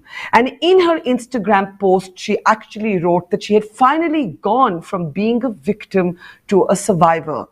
to break the silence, as I said, around sexual assault and the battle that she's been fighting for the first time on camera, opening up about this very lonely, tough battle, is actor Bhavana Menon. So let's bring her up now for a conversation that I know is difficult for her, and it also comes with legal complications. So we have a list of do's and don'ts that we're trying to respect Bhavana and her legal team. And within that framework, we're going to try and make you as comfortable as we can, Bhavana, and try and enable this conversation by creating a safe space for you to express yourself. So thank you for agreeing to share your journey and what happened with you. Let me first start by asking you, what made you come out of that anonymous space where you wrote on your Instagram, "Today I'm a survivor, I am not a victim"? First of all, I'm so happy to be here. And let me tell you, I'm very, very, very nervous. And I'm feeling so emotional right now. So thank you so much once again. And thank you. I know how difficult it is to come and speak. So I thank you, and I promise you that we don't have to talk about anything that you're uncomfortable about. So please, this is a safe space for you to be exactly who you want to be. Yeah, so there is always this buzz on social media, I think right now, that this is a tell-all. So I want to clarify that for them, that it's definitely not a tell-all. It is because I'm legally binded not to disclose certain details of my case because it's sub judice, it's ongoing. You asked me about victim to survivor journey. Yeah. So it happened in 2017, February 17th. So when it happened to me, my whole life has turned upside down. And I don't know, I was constantly, maybe my mind was constantly searching for something or somebody to find, and so that I can put the blame on and I'll have an easy exit. Because it was like a constant chaos in my mind, that why did it happen, why me, and so many questions. And so I started finding, I was constantly searching for something to put the blame on so that I'll feel good, maybe. So for instance, I was thinking that I lost my father in 2015. So for instance, I was thinking, maybe if he was alive, this wouldn't have happened to me. So maybe if I didn't have that shooting on the next day, this wouldn't have happened to me. So many what ifs, what ifs, what ifs. And then I used to think that maybe it's like a long nightmare. Once I'll get up in the morning, that everything will be back to normal. So there's so many times I desperately wanted to go back to that time before it happened, so that I could change everything, that my life will be normal. So suddenly I'm this assaulted actress, and this victim tag, and so many things altogether. So I was blaming myself. So every time I think about it, every time I think about this incident or what happened after that, it was like a loop. Like I'll come back to where I have started and I'll blame myself. So I was thinking, yeah, it happened to me. It's my fault. So I don't know, the blame game was going on for a very long time. And then my trial happened in 2020. And I had to go to the court for 15 days. Those 15 days when I was in the court, it was a whole different level of, traumatic experience altogether. So when I came out of that court on that last day, the 15th day after 15 hearings, I came out of that court feeling like a survivor. When I came out of that court, that's when I realized that I'm a survivor. I'm not a victim anymore, that I could survive this. And I am not just standing up for myself, but also for the dignity of all the girls who will come after me. So that's when I realized, or maybe my mind was finally convinced me that I'm a survivor, not a victim anymore. So that's how I explain it.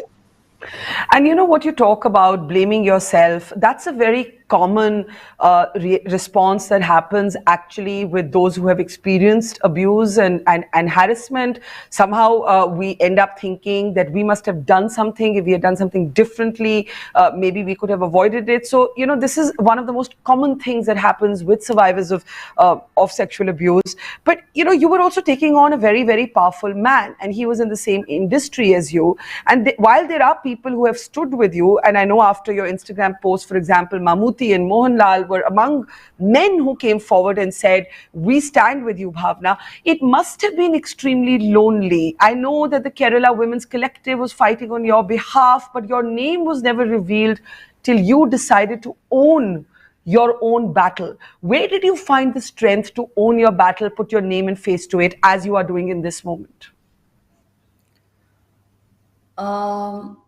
See, the 5 years journey was very, very difficult for me because you know how it is. The discussions and debates and all happens in channels when something happens. So when this happened in 2017, of course, a huge number of people were standing by me. They were supporting me. But then there is another group of people who are so comfortably sitting in some channels and talking about me. They don't even know me. Some random people saying things like, she shouldn't have done that. She shouldn't have, traveled at night. She shouldn't have. And it's just 7 o'clock in the evening we are talking about. So they were sort of, accusing me for what happened, maybe blaming me.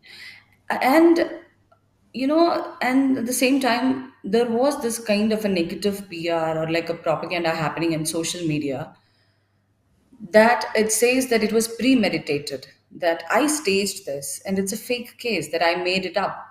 I'm just faking it. And all that things, that was very, very, very painful to, see, to listen, to know. I was devastated. Like something so unfortunate happened to me in my life, and I was devastated and I was broken into a million pieces. While I was trying to pick those pieces up and then to try to stand up and, to face the life again, these kind of things were like pulling me down again and again and again. When they were talking things like I staged this and it was premeditated and hurtful things like that. And they were very hard with their words. They were very comfortable saying that.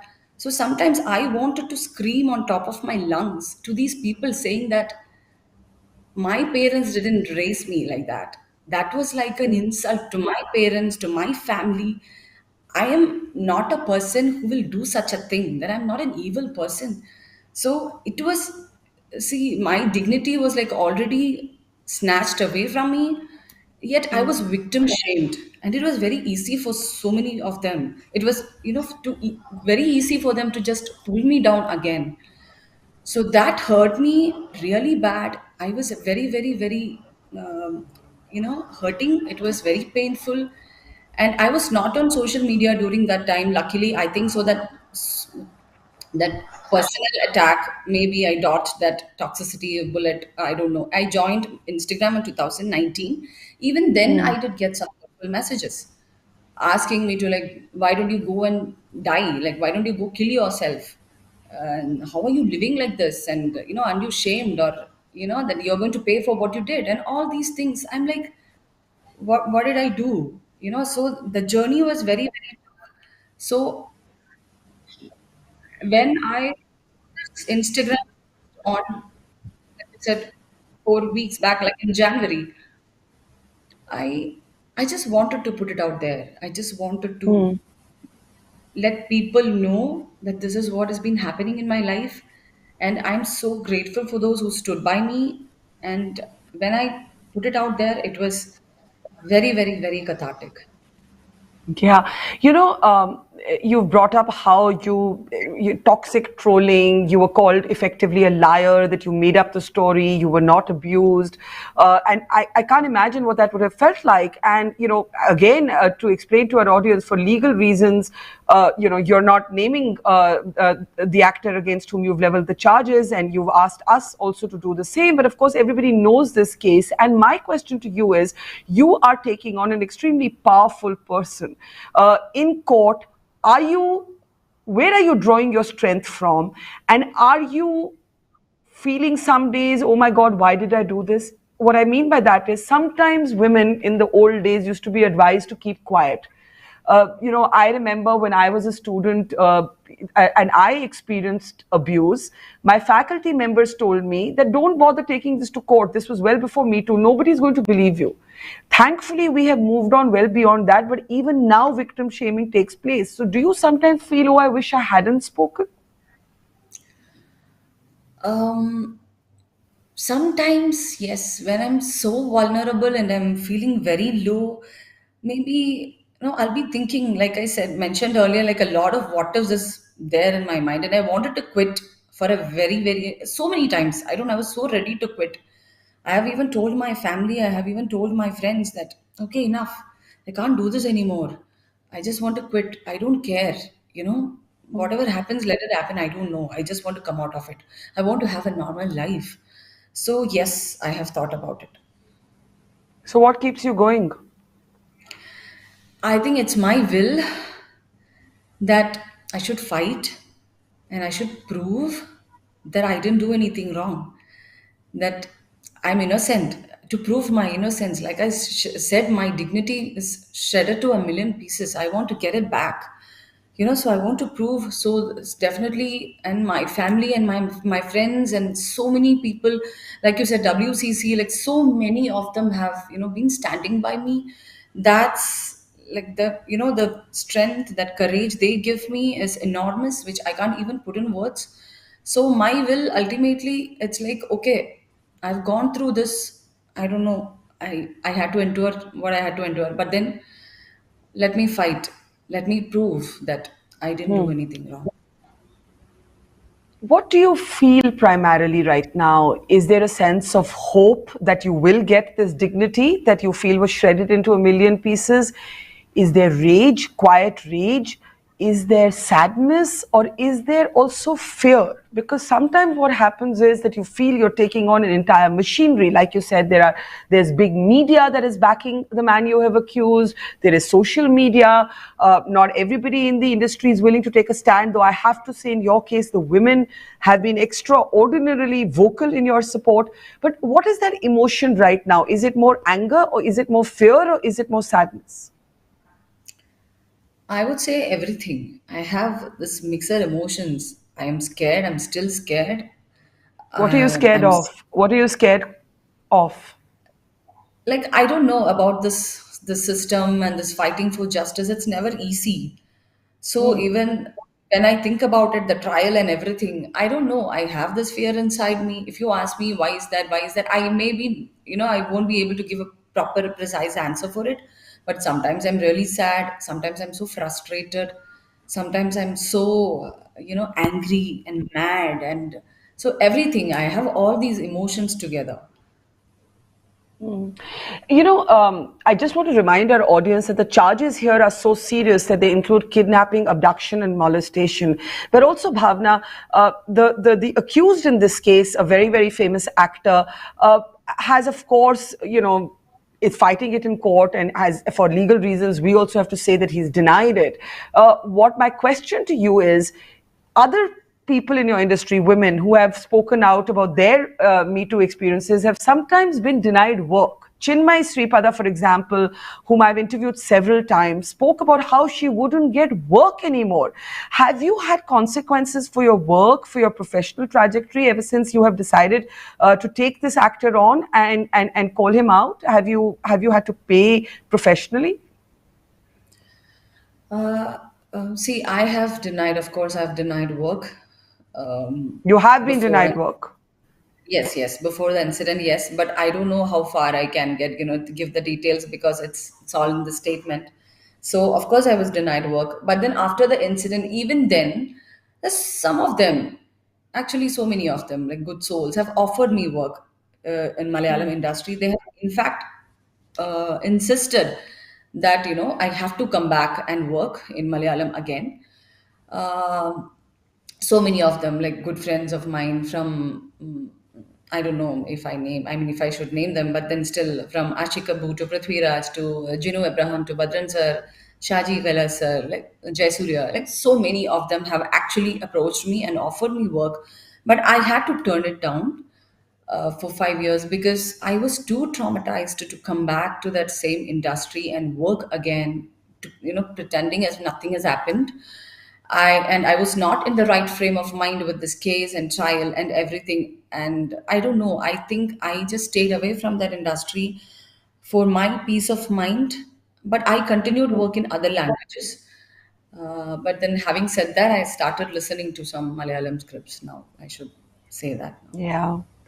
What has been the toughest thing about this journey? I mean, your post said you are treated like the guilty party instead of, you've been humiliated. You have been treated like you're guilty. Has it been a very lonely place to be in, even with the people who are supporting you? Do you essentially feel alone? How has it affected your mental health? What do you see happening going forward? Are you going to stay the course? Are you going to fight this till the end? Of course, yes. I'm going to fight fight this because I realize that this is my fight and I have to, fight it till the end. Um, and you asking about how lonely I felt. I think, see, I have an amazing supporting system. I'm so thankful for that. I'm so grateful for that, from my husband to my family to my friends to the public. I mean, the audience, they've been very, very kind to me. It is very overwhelming seeing the kind of love and affection and support, coming on my way. I have to thank them. Even when I travel, people will be coming and talking to me, hugging me, and saying things like how they're praying for me, that I should get justice, and they're always with me. All these kinds of kind words. It is definitely very, very touching, very overwhelming, and I should thank all of them for that.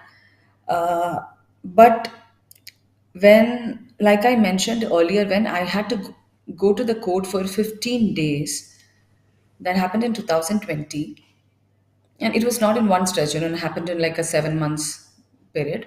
So I was in the court for 15 days, and those 15 days from morning till evening, each and every second of it, I was sitting in that court trying to prove that I didn't do anything wrong, that I am innocent. I am not the one who should be sitting here. That sitting in that court for 15 days, facing 7 different lawyers and their questions and cross examination and re examination and all that, that's when I felt very, very lonely.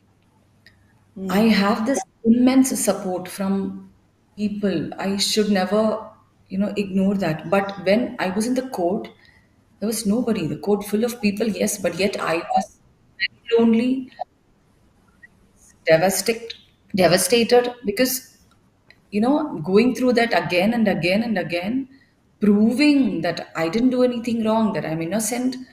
Those 15 days from morning till evening, I felt very, very, very lonely. That's when I felt that it's my fight, it's my battle. At the end of the day, I have to be in the court and fight it out. That I almost felt like it is like me versus the world.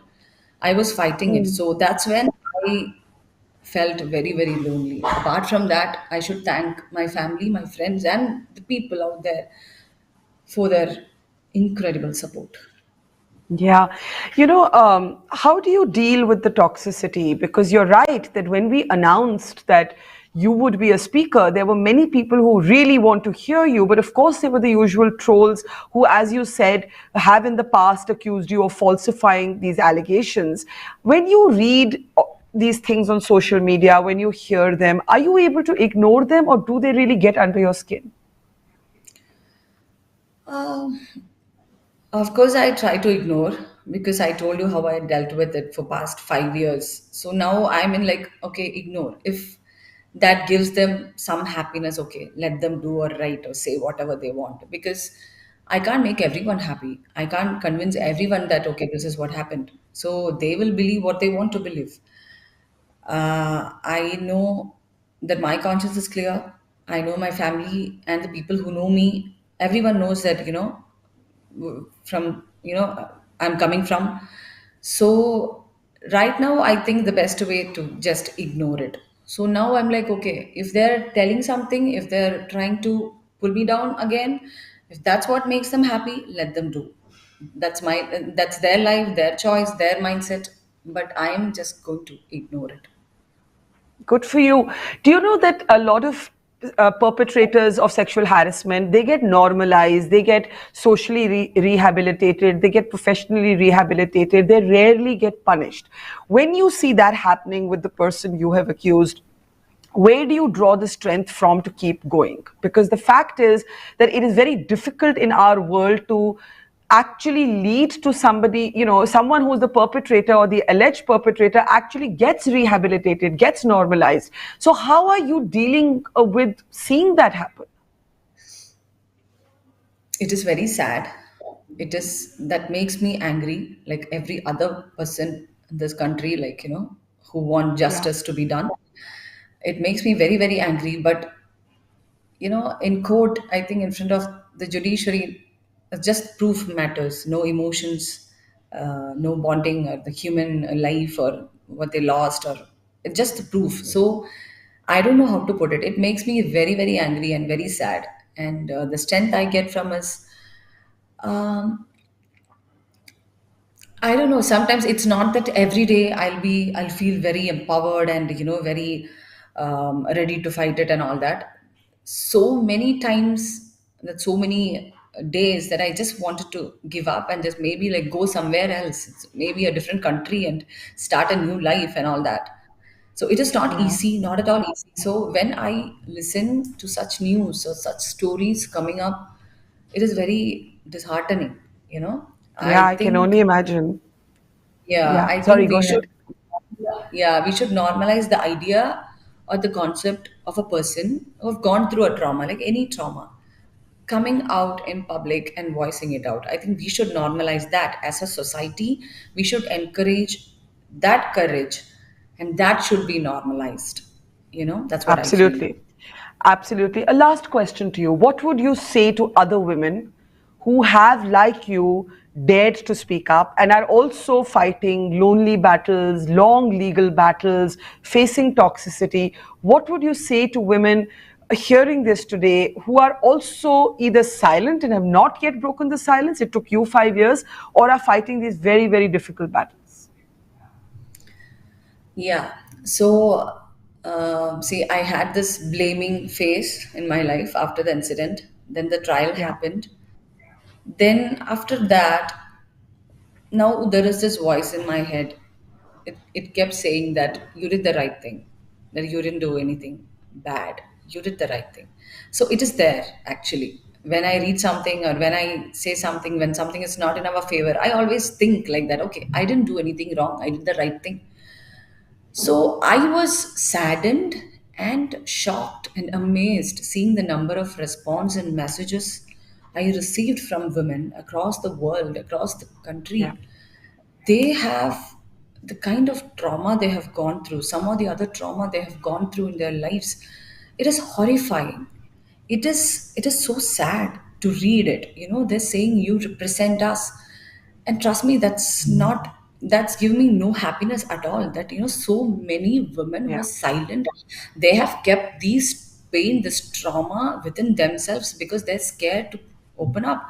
They're scared, this might affect their life, this might affect their happiness, career, their profession, their mental peace, everything. But living with it is horrifying. I cannot even imagine. If I think like, what if I didn't say it? What if I didn't file a complaint? What would have happened to my life? I think I'll become, I don't know. So that was horrifying to read such messages and response. I felt really, really sad. And if you ask me personally, I will tell you from my journey that I would rather give a very strong fight without worrying the outcome than seeing such people walk away as if they did nothing wrong. So I'll do Yeah. that. I'll give a strong fight. Yeah, I think that says it all, that you'd rather fight and not worry about where the fight will end than to let, perpetrators of sexual abuse and harassment believe that they can get away with it because everybody is too scared to actually fight the good fight. We wish you luck, Bhavna, and thank you. It has not been an easy conversation for you. It is always difficult. It's always difficult to come out and speak about it, no less on camera with millions of people watching. So thank you very, very, very much for having the courage to break the silence on sexual assault. Take care, and we will continue to follow this case and hope that justice is served. Thank you very much. Thank you so much for making me a wonderful part of this. And thank you so much to you personally for making me extra comfortable and giving me the courage to come in front of the camera and speak. Thank you so much. Thank you, Bhavna. Take care. Thank you. Take care. All right, that was a difficult conversation, and I'm sure a lot of you will have your own accounts to share. There probably is a trigger of memories for so many of us, for so many people watching. There's a lot more coming up on We the Women's Global Town Hall, extraordinary speakers, personal accounts, intimate conversations, conversations about independence, freedom, feminism. But remember, we do also, despite the gravitas and the grave battles for justice, also have our share of fun. Now, we will also be having a very special quiz at 5 p.m, so do tune in. But before we introduce our next set of speakers, there's a lot that's already happened. And for anybody who's just tuning in, let's give you a sense of some of the great conversations, some of the highlights. We had Navya Nanda on, a young voice of feminism for a new generation, along with her mother, Shweta Bachchan. And this is just a small excerpt from that conversation. For the entire conversation, go across to our channel, The Mojo Story, on YouTube and our website, mojostory.com. But here's a small excerpt. Aquarium, and I hear you. Here's an interesting question to which there is no easy answer.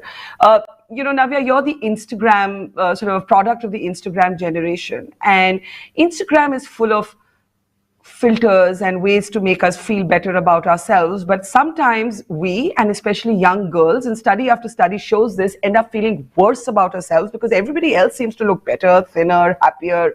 And it goes right to the debate around objectification of women, whose gaze is defining us. Even when we say it's our choice, how do we ignore the cues of mass culture, the pressure on us to be a certain body size, to have a certain color of skin, to dress a certain way? Have you gone through that struggle? And as a young feminist, how do you navigate that? What would you say to, you know, young women your age?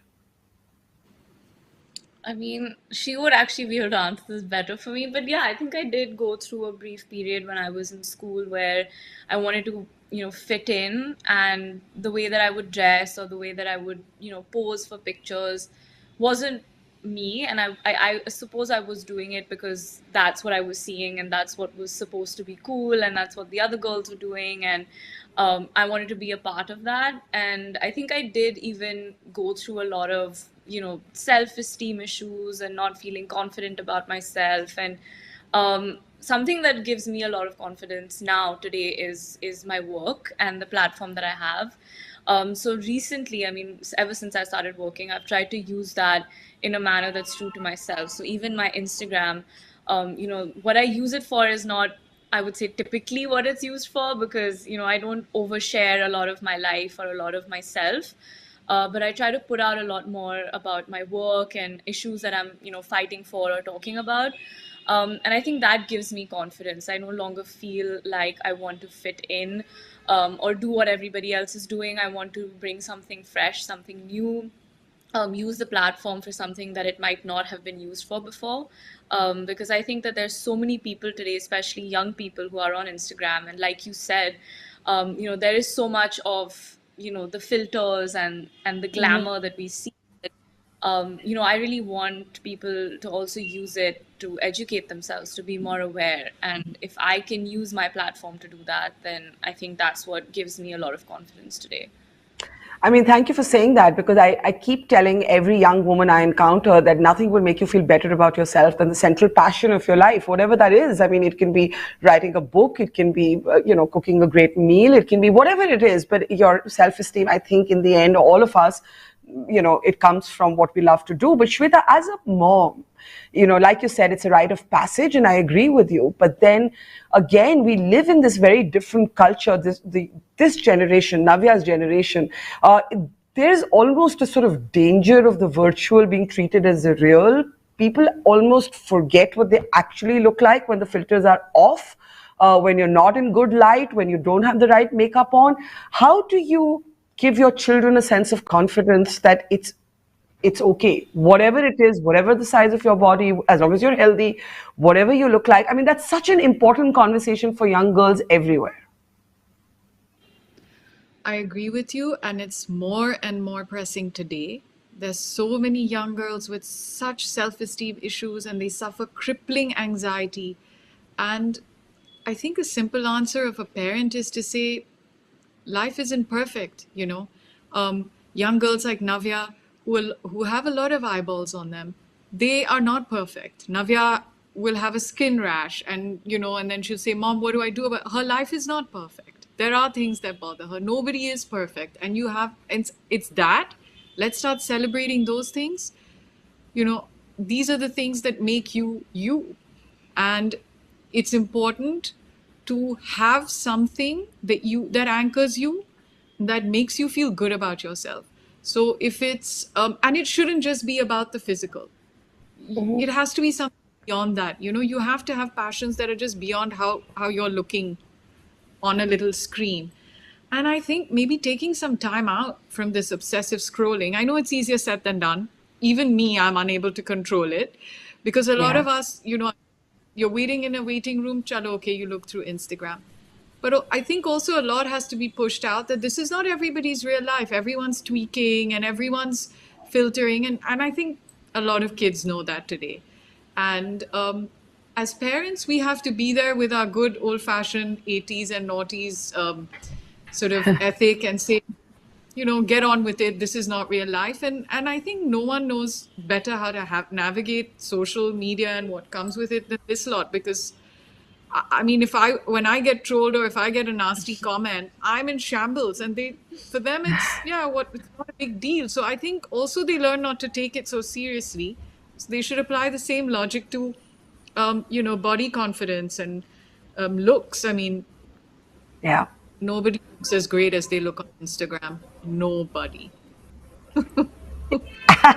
Absolutely. But Navya, I agree with your mom that like trolling, many of you have a thick skin about, some of us have acquired it, but body confidence, it is actually a real issue. And this is not, one would say this is an elite concern, but no, this notion of the self-image and the selfie is now in every small town, in every small village. And I just worry about what it's doing to self-confidence. And I wonder if you could use your own journey to shine a light on what you don't want other young girls to go through. I mean, like I said, there was a period, when I was in school where I did, want to be like the other girls, and I didn't really look like them, especially, when you're going through that phase of growing up during puberty. Girls grow up at different ages, your body changes at different ages. Not everyone's going to look the same. And yeah, there were definitely times when I felt that, I'm not growing up as fast as them, or, I don't. Also, you were in a boarding school with mainly Caucasian girls. Yeah. Indian, so that I was. That's true. I was in a boarding school with, in England. So there weren't many girls who looked like me either. There were a lot of them were British, European, and, that's also when I realized that, I look different to them, and, their body, the way that they look is completely different to how we as Indian women look, whether it's our skin, our hair. And I think that was probably when I started accepting myself a bit more, appreciating it a bit more, because I did look different to them, and I was. Even the way that I talked was different, the kind of culture that I came from was different. And I think it's when you're thrown into a room with people who are completely different to you is when you start realizing things about yourself that actually make you very special, that you're special enough to be different to a girl, a room full of girls who don't look like you. And I think that's when I started appreciating it a lot more. Tell me, it would benefit me. It's about having that experience overall. So what do you argue about, Navya? I mean, your mom says it's not on issues. It's more about like, daily hygiene. Like, have you cleaned up after you? Is your room tidy? Do you find that you represent obviously. So do you find you represent a different way of thinking, that when both of you talk about what feminism is or what freedom is, you don't necessarily see it the same way, and that's fine. That can happen even within the same generation. But what are some of the minefields that you have to navigate carefully when it comes to your mom? And do you agree that she's much tougher on you than she's on your brother? Yes, I 100% agree that she's a lot tougher on me.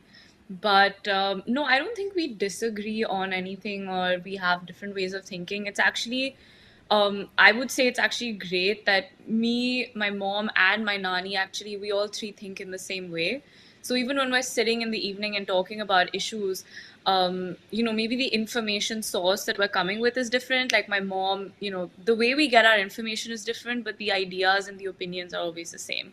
And I think that's probably why I have this way of thinking, is because she's come from that school of thought, and she's come from that school of thought because my nani has. So it's actually great that, we have 3 generations of different women who've lived life at different points, but all think the same way about, feminism or women.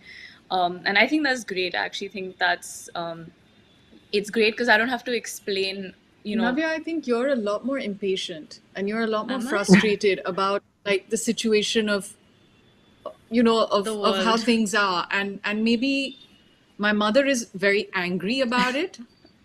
Hers is a different reaction. And I think I'm somewhere in the middle where, yes, it angers me enough that I feel more has to be done. But I also understand that, we are just about beginning as a country, as a society. We're just about beginning to even discuss these issues. And it takes time. Change takes time. Navya's attitude is it should be happening today, and this, and there's a lot of angst and frustration, which I guess goes par for the course with her age and her stage in life.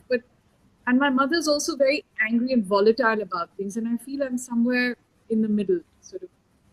Like, guys, it takes time. It takes time. It starts, actually, I feel where it starts from is from the home where the mother's voice or the matriarch's voice is heard, not just on issues of aaj khane mein kya banna hai, but also wider issues, politics, society, different things where my mother's voice was always taken into account. And I think it's also come from someone who's worked, who's made her own money, who's brought her own heft to the table. I haven't done that, but because I'm so used to my mother, my grandmother, my dadi, who I lived with, they all had a voice, whether it be about something they've read in the newspaper or a news item, or, whether they think you should take this business decision or not. These are things they've always been involved in. And I think in homes, if you start involving women in these minor decision-making things, and, I think then your daughters see that you have a voice, and then they grow to have a voice. And I think that's how it's done. You don't have to be standing with a banner or a flag or placards. It just comes from involved women who actually, I feel, have very strong, they have a very, their strength is that they're able to understand also better. Their EQ is better. Therefore, they can make decisions or inform you on decisions that maybe a man will not think about. And at least in my house, I have seen my grandfather, my Dadaji, behave like this. My father has behaved like this. They've always asked the women what they feel, whether it's a movie or whether it's a business decision or whatever it is. And I feel if you involve and you hear the voice of the women in your house, I think then you grow up to have a voice of your own. And you don't have to teach it, it's just absorbed, like osmosis.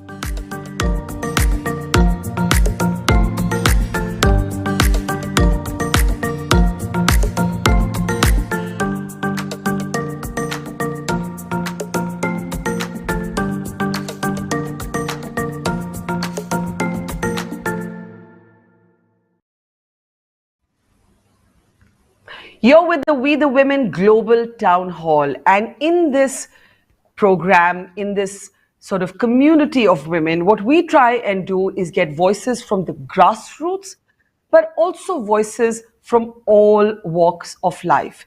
And we've been talking so much through the day about in a sense, our privilege and what happens to women and young girls who do not have access to that privilege. We've been talking, you heard the women of Khabar Lahariya talk about how young girls have been pushed out of the school system as physical schools shut down for 2 years. That hit especially in rural India, where underage girls are now being pushed into child marriage. Well, from Rajasthan, we have an incredible story of how one grassroots organization is actually trying to fight this. And they're trying to fight this using football. So, this conversation on football for freedom is our next set of speakers. Let's bring them up now. I'm very pleased to welcome Indira. Indira Pancholi is a grassroots activist who's been helping these young girls in Rajasthan use football to assert their autonomy and their agency. And I'm also very pleased to see again Sapna and Monica. They're two sisters who were being pushed into underage marriage, and they have managed to fight and resist this. And one of the instruments that has empowered them is football. And I'm going to have this conversation in a mix of Hindi and English so that a larger number of people can understand what we're saying. Indra ji और सपना and Monica, बहुत खुशी हुई. मुझे याद है मैं अजमेर के पास आपका जो गांव है आपसे मिलने भी आई थी. सबसे पहले तो इंदिरा जी, मैं सपना और मोनिका की कहानी तो सुनूंगी, आपसे जानना चाहती हूँ कि इस पिछले 2 साल में जब लॉकडाउन हुआ तो जो यंग गर्ल्स हैं उन पे किस तरह के दबाव दोबारा बढ़े? What kind of pressures increased? Thank you Barkha, इस अच्छे वंडरफुल मौके को बनाने के लिए, जहां हम आपकी बाकी स्टोरीज भी सुन रहे हैं और अपना स्टोरी भी कह रहे हैं. तो ये बहुत ही मज़ेदार और बहुत अच्छा मौका हमें मिला है. मैं ये बताना चाहती हूँ कि 2 साल बहुत ही मुश्किल गुजरे हैं, और वो जो 2 साल गुजरे हैं उसका इम्पैक्ट अभी भी है. तो आने वाले और कितने साल उसका असर रहेगा वो भी हमें देखना होगा. ये 2 साल में जब लड़कियां घर से बाहर निकलकर, फुटबॉल तो 5 साल से खेल रही थी, लेकिन घर से बाहर निकलकर जो स्कूल जाना है और पढ़ाई में जो उनका इंटरेस्ट और अपने एस्पिरेशन बनाने का, अपने सपने बनाने का और आगे भविष्य में शादी के अलावा कुछ और चीज़ सोच पाने का और कर पाने का जो मौका था, वो फिर से घर में, और वो भी उस चारदीवारी में कैद होने से किसी हद तक वो सपनों को पीछे चले जाने का एक पूरा दौर चला है. और इस 2 साल का भरपाई कैसे कर पाएंगे हमें पता नहीं, लेकिन हार्ड वर्क कर रही हैं लड़कियां, क्योंकि जो उन्होंने सोचा था कि वो स्टडी करेंगी, वो ग्राउंड में खेलेंगी, वो अपने कैरियर के बारे में सोचेंगी, वो आज़ादी को और अपनी जो दोस्तियां और नेटवर्क है उसको एंजॉय करेंगी, और जो मनोरंजन है अपना मनोरंजन भी करेंगी, खुशी से जी सकेंगी. तो वो उस सारे प्रक्रिया को एक बड़ा धक्का लगा है. तो मुझे लगता है कि उसको वापस पाने के लिए जो परिवारों में आर्थिक स्थिति इतनी गिर गई है कि अब उसको परिवार का जो थोड़ा सपोर्ट बन पाया था वो कैसे बनेगा, उसको लेकर अभी स्ट्रगल जारी है. मैं सपना और मोनिका से उनके अपने लफ्जों में उनकी कहानी 2 ही मिनट में सुनने वाली हूं, लेकिन इंदिरा जी आपसे पूछूंगी कि ये फुटबॉल का आइडिया कहां से आया, और अगर हम तस्वीरें भी दिखाना चाहते हैं अपने दर्शकों को, क्योंकि हम आप यहाँ पे लड़कियों से मिलने उनके गांव गए और हमारे पास तस्वीरें हैं कि कैसे वो खेतों में फुटबॉल खेल रही हैं, तो ये फुटबॉल का आइडिया कहां से आया इंदिरा जी? ये फुटबॉल का आइडिया जब हम गांव में इन लड़कियों से मिले, और हमारा उद्देश्य ये था कि ये शिक्षा पा सकें और अपने भविष्य के बारे में नए सिरे से सोच सकें. हम ये भी चाहते थे कि इनके हम सबके ऊपर, महिलाओं के ऊपर जो हिंसा है उसको रोक लगा सकें, उसके ऊपर लड़कियां और औरतें मिलकर आवाज़ उठा सकें. तो जब इस पूरे आइडिया के साथ और लड़कियां स्कूल जा पाएँ ये हम देख रहे थे, तो हमने 2-3 कई साल प्रयास करने के बाद भी हमने देखा कि लड़कियां बहुत दबी ढकी रहती हैं. उनकी जो पूरी बॉडी लैंग्वेज है, जो पूरा बॉडी लैंग्वेज है, वो इस तरह का है कि उसमें एक खुशी और एक आज़ादी की फीलिंग नहीं है, या एक सेल्फ एस्टीम बहुत कम दिख रहा था. तो हमें लगा कि ऐसी क्या चीज़ करें कि हमें लड़कियां दौड़ती हुई दिखे, जहां उनके चोटियां हवा में उड़ रही हों, और वो जो लंबे लंबे लहंगे पहनती हैं या सलवारें पहनती है, वो क्योंकि छोटी लड़कियां हैं तो क्या वो कभी शॉर्ट्स पहनकर दौड़ पाएँ, ये एक सपना जैसे हमने देखा. और जब हमने बात किया लड़कियों से, तो लड़कियों में इतनी ऊर्जा और उत्साह था कि हमने तमाम इतनी परिवार की नेगेटिव सोच के बावजूद भी हम इसको कर पाए, क्योंकि लड़कियां इसको आगे ले जा पाई।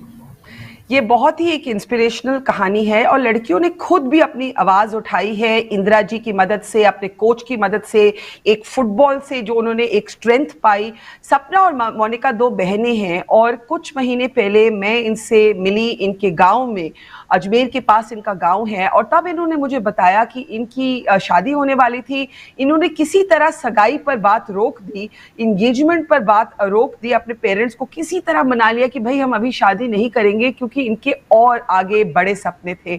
सपना, सबसे पहले तो मैं पूछना चाहूंगी कि वो लड़ाई आज कहां तक पहुंची? क्या अभी भी दबाव है कि शादी कर लो जल्दी से, कि आप अपना एक तरह से बुलंद पोजीशन बनाई है कि हम नहीं करेंगे? हेलो, हाय सपना। थैंक यू दीदी हमें यहाँ पे मौका देने के लिए। तो अभी जो शादी का प्रेशर है, ये कि प्रेशर तो बनता जा रहा है कि आप लोगों को शादी करनी है, लेकिन हमने उसे कैसे भी करके घर वालों को रोका है अपने फुटबॉल के माध्यम से कि हमें अभी फुटबॉल में आगे नेशनल खेलना है, इंटरनेशनल खेलना है, हमें अपना करियर बनाना है। तो घर वालों को हमने इतना बोल दिया है, तो वो हमारा सपोर्ट कर रहे हैं अभी। अच्छा, पर मतलब स्ट्रगल है, मुश्किल हो रही है, रोज मनाना पड़ता है? हाँ, यही रोज सुनना पड़ता है कि आप लोगों की शादी इस महीने या फिर अगले साल होने वाली है, तो थोड़ा माइंड में ऐसा रहता है कि हम डिप्रेस्ड है, ऐसा लगता है मुझे कभी कभी, लेकिन घर वाले बात मान रहे हैं, हम लोग अपनी लड़ाई लड़ रहे हैं। और आप दोनों ही बहनों की शादी वो करना चाहते थे, और मोनिका तो आपसे भी छोटी है, जब मैं मिली तो 15 साल की थी, और मुझे शायद याद है कि मोनिका आप या फुटबॉलर या पुलिस ऑफिसर बनना चाहते थे, इज दैट करेक्ट? हाँ दीदी। क्या बनना चाहती हैं? फुटबॉलर। फुटबॉलर। तो अभी ये जो शादी का दबाव है, इसके बारे में कैसे संभाल रही हैं आप दोनों बहनें मोनिका? अभी हम हमारे घर वालों को कहते हैं कि हमें खेलना है और आगे बढ़ना है, और हम खेल के माध्यम से बहुत कुछ कर सकते हैं। वैसे रोनाल्डो ऐसे बहुत सारे प्लेयर हैं और उनकी तरह ही हम बनना चाहते हैं। तो हम कहते हैं उनको कि हम बहुत अच्छा खेल रहे हैं और आगे भी अच्छा करेंगे, और उनके माध्यम से हम बहुत आगे जाएंगे। तो रोनाल्डो आपका फेवरेट फुटबॉलर है मोनिका? हाँ जी। और आपका सपना कौन फेवरेट है? मेरा भी रोनाल्डो है। अच्छा, ये बताइए, शादी की तो एक तरफ लड़ाई रही कि शादी किसी तरह ना हो, हमें और भी चीजें करनी है जिंदगी में, लेकिन फुटबॉल जब आप लोगों ने खेलना शुरू किया तो उसकी भी तो लड़ाई थी।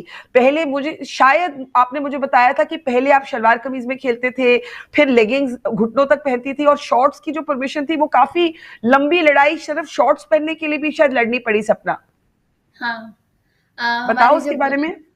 हाँ, जब दीदी ने फुटबॉल के लिए बोला था कि फुटबॉल खेलना है, तो पहले हमने मना कर दिया था, क्योंकि हमें लगा था कि फुटबॉल तो लड़कों का गेम है, और हमने कभी सुना ही नहीं फुटबॉल के बारे में।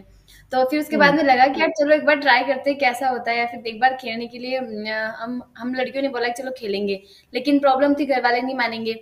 तो फिर घर वालों ने ऐसा बोल दिया कि अब शॉर्ट पहन के खेलेगी लड़कियां, ये उन्हें बिल्कुल भी पसंद नहीं है, और ग्राउंड पे जाके लड़कियां कूदे, उन्हें ये तो मतलब गांव में अलाउ ही नहीं है। तो फिर उसके बाद में कैसे भी करके मनाया, तो हमने कहा कि आप हमें परमिशन दे दो खेलने की, हम सलवार सूट में खेल लेंगे, लेकिन परमिशन तो दो, एक बार निकलने तो दो हम लोगों को। फिर ग्राउंड पे जाते थे, सूट के अंदर वही रहता है कि खेल ही नहीं पाते बिल्कुल भी। तो हमने जो फर्स्ट बार कैंप अटेंड किया था, तो वहाँ पे हमने शॉर्ट पहना था, लेगिंग्स पहनी थी अंदर, लेकिन फिर भी थोड़ा सा लगा कि हाँ थोड़ा अच्छा लग रहा है।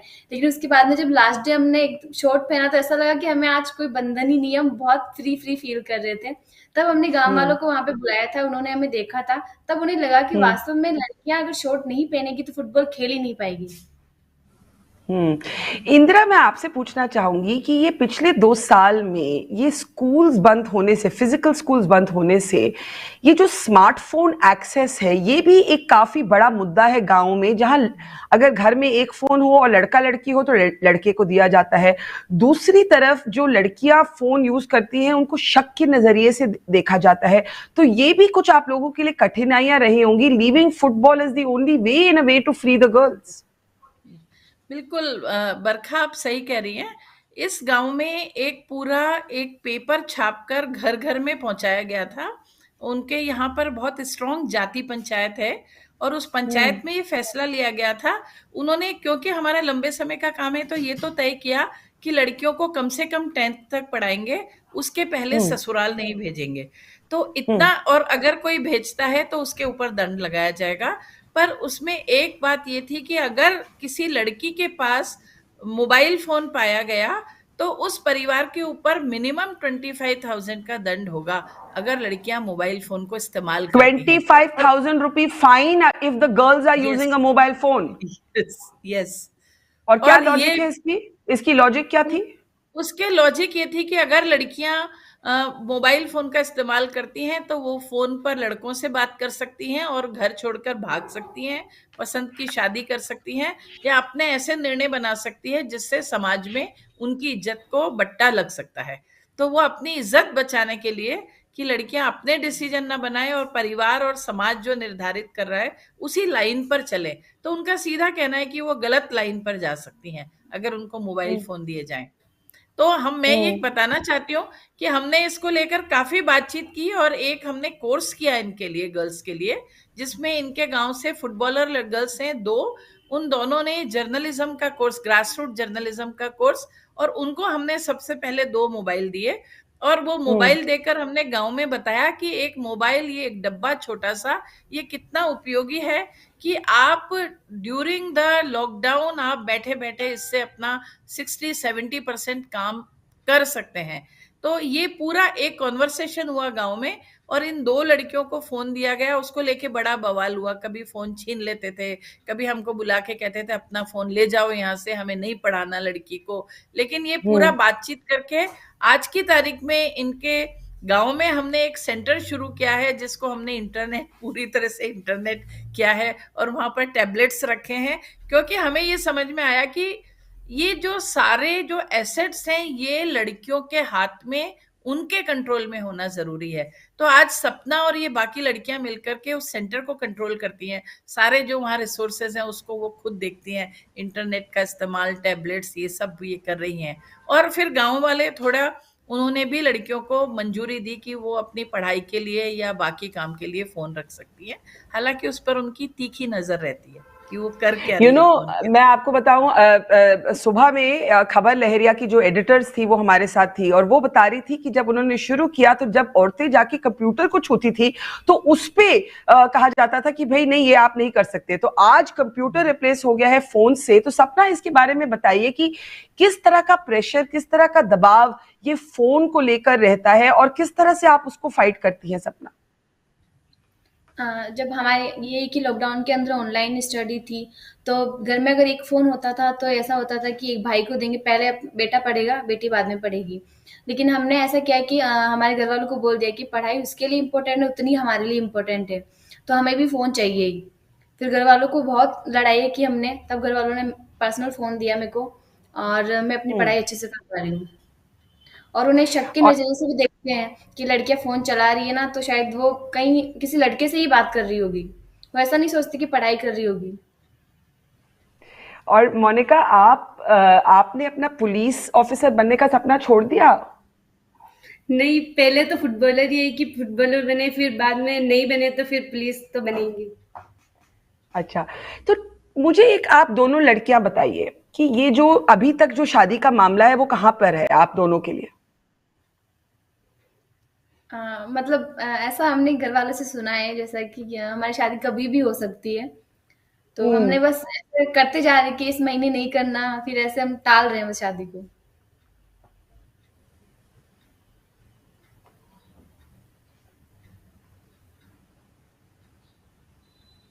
सॉरी, आपकी आवाज शायद चली गई। एक minute, let's just see if we can open the line to them. I've just lost Sapna while she was telling me her story. So let me just come to Indira in that meantime. Indira, अगर आपको मेरी आवाज आ रही है तो मैं यही बोल रही थी कि what is the status, मतलब मैंने सपना को सुना बोलते हुए कि हमारी शादी कभी भी हो सकती है, तो how are you what is the phenomenon you're seeing in the rise in child marriages जब से ये पैंडेमिक हुआ है?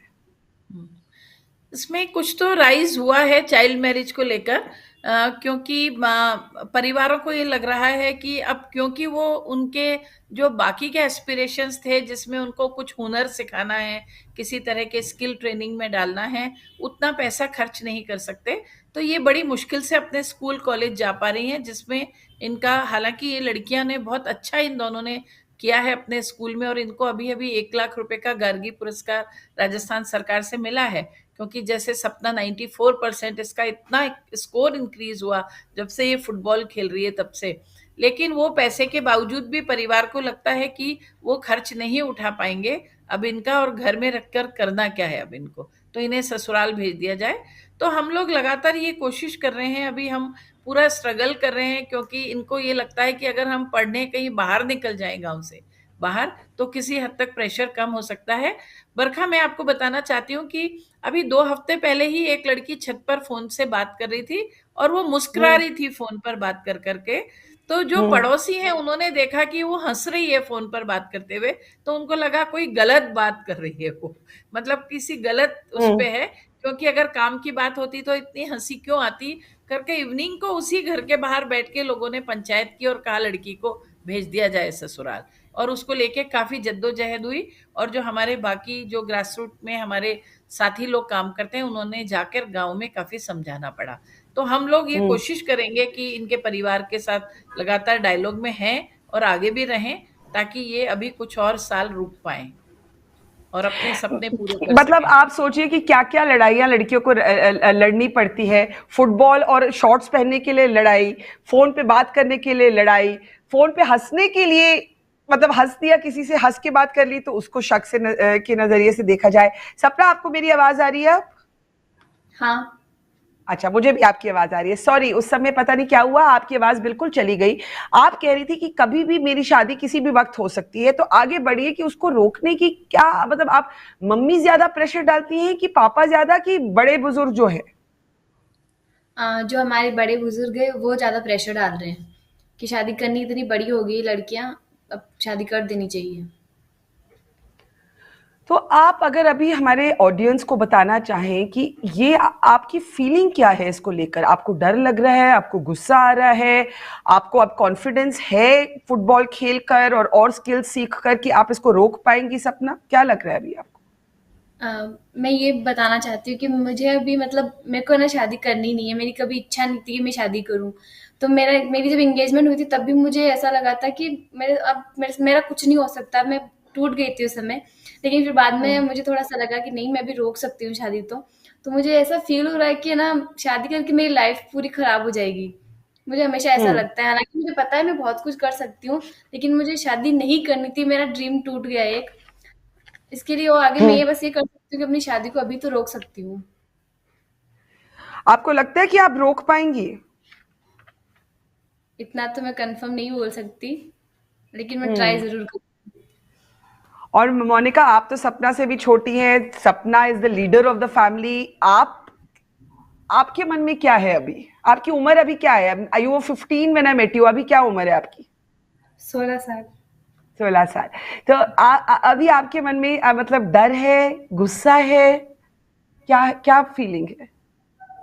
मैं भी चाहती हूँ कि मेरी शादी ना हो, और अभी मैं 16 साल की हूँ और ये मुझसे बड़ी है, तो इनकी शादी अब हो रही है, तो मैं चाहती हूँ कि मेरी शादी कम से कम इतनी छोटी उम्र में तो ना हो, और मैं भी कोशिश करूंगी मेरी शादी रुक जाए।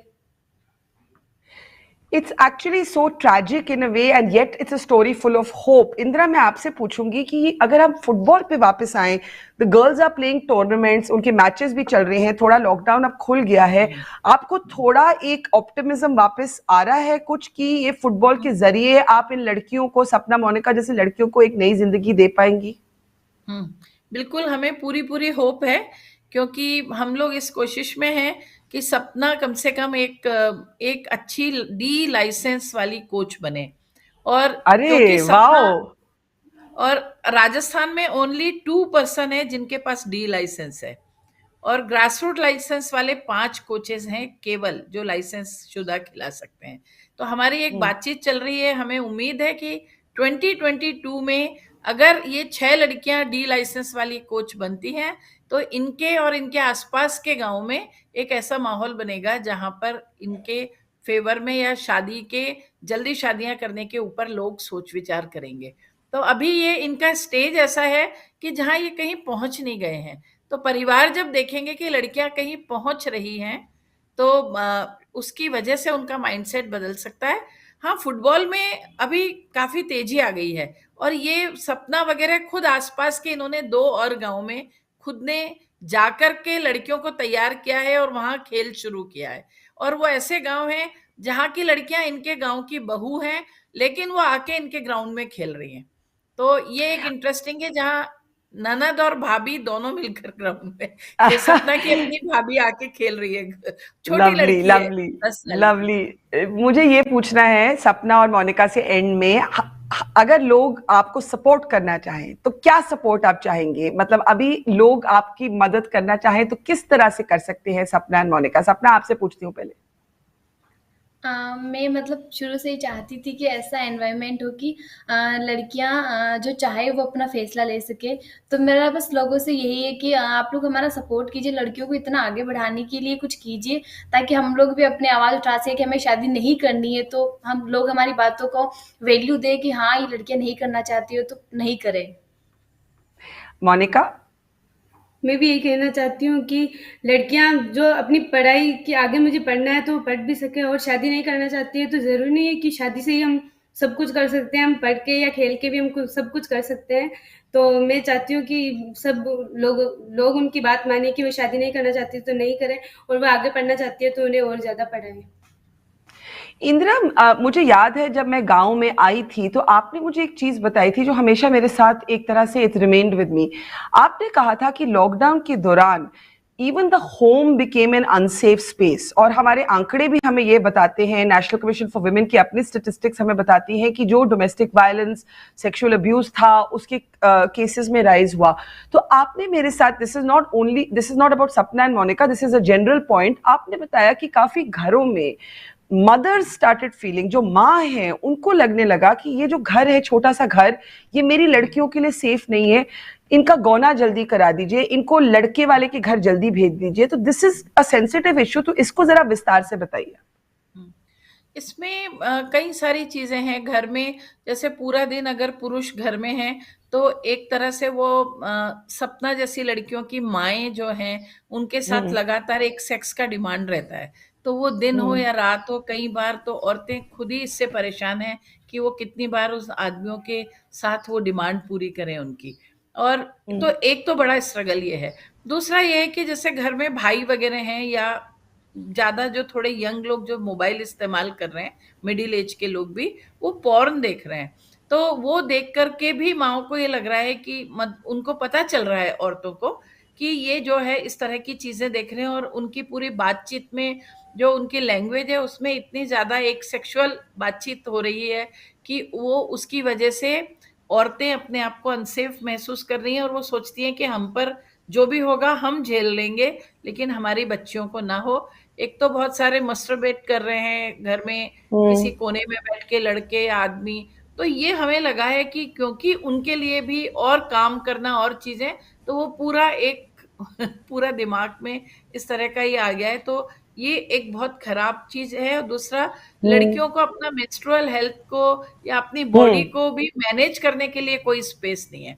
तो वो उनको तो इतने ज्यादा हेल्थ प्रॉब्लम हुए हैं, मतलब उनको इन्फेक्शंस हो गए तरह तरह के, पेट में दर्द आ रहा है, स्किन छिल गया है पूरा उनका बॉडी के अलग अलग जगह पे। तो वो अपनी बॉडी को मेंटेन करने के लिए उसकी प्रॉब्लम्स के ऊपर भी कुछ काम नहीं कर पा रही है लड़कियां। और उसकी वजह से भी माओ को लग रहा है, क्योंकि इतने इन्फेक्शन की वजह से सोचिए कि वाइट डिस्चार्ज ज्यादा हो रहा है या ब्लीडिंग नहीं हो रही 4-4 महीने, क्योंकि इतनी ज्यादा कुपोषित हो गई। ये हमें बीच में पता चला कि इनको ना iron supplement, vitamin supplement school में जो मिलते थे वो मिल रहे हैं, तो लड़कियों को 4-4 महीने मेंस्ट्रुएशन नहीं हो रहा है। तो माओ को ये चिंता हो रही है कि लड़कियों ने कुछ गड़बड़ तो नहीं कर लिया है कहीं जाकर कि इनको मेंस्ट्रुएशन नहीं आ रहा। ये तो हमें तब पता चला जब ये पूरा ग्रुप लड़कियों का आया और हमने गायनेकोलॉजिस्ट को दिखाया, तो हमें पता चला, और इनका पूरा ब्लड सैंपल लिए कि इनका कुपोषण है और इनका जो है ये बहुत। तो आप कह रही हैं कि बिकॉज इनको खाना नहीं दिया जा रहा था, विटामिन नहीं मिल रही थी, आयरन नहीं मिल रहा था, it was affecting their menstrual health. Yes yes yes. तो ये भी एक और बड़ा महिलाओं माओं के लिए चिंता का विषय हो गया कि हमारी लड़कियों ने कुछ ऐसा तो नहीं कर दिया कि ये प्रेग्नेंट हो गई। तो जब इनका बात को मान नहीं रहे थे, तो ये एक और उनका चिंता की बात थी। और ये भी बात सही है कि लड़कियों के ऊपर जो इनके क्लास के जो बॉयज थे, फ्रेंड्स थे, उनका बहुत प्रेशर था कि वो बात करें, बाहर मिलने आए, और लड़कियां बाहर मिलने नहीं जा रही हैं तो इनको तरह तरह से धमकी दे रहे थे।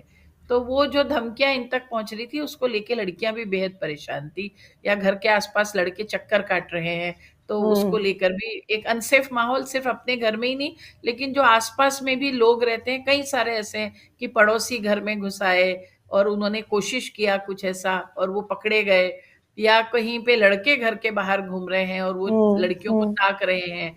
तो इस तरह से ओवरऑल वायलेंस, मतलब घर के अंदर, घर के बाहर, गांव के अंदर, सब तरफ काफी खराब माहौल, अनसेफ माहौल हो गया था। सपना, और इसीलिए सॉरी, लड़कियों के पास, क्योंकि अपने कोई साधन नहीं थे कि वो किसी को फोन उठा के कहें कि ये माहौल है और इसमें हम क्या कर सकते हैं, तो पूरा हमने जो ग्रासरूट जर्नलिज्म शुरू किया कि ये 5 मुद्दे इनको समझ में आ जाएं कि बात कहाँ उठाई जा सकती है, इश्यू को उठाएं कैसे, तो ये कम से कम ये 4-5 मुद्दे इनको समझ आ जाएं, और फोन इनके पास हो, अगर कॉमन फोन भी हो, कि लड़कियों को पता है कि हम सब लड़कियों के बीच में कॉमन फोन किसी पर्टिकुलर लड़की के पास रखा है, वो वहां जाकर फोन कर सकती हैं किसी को बाहर।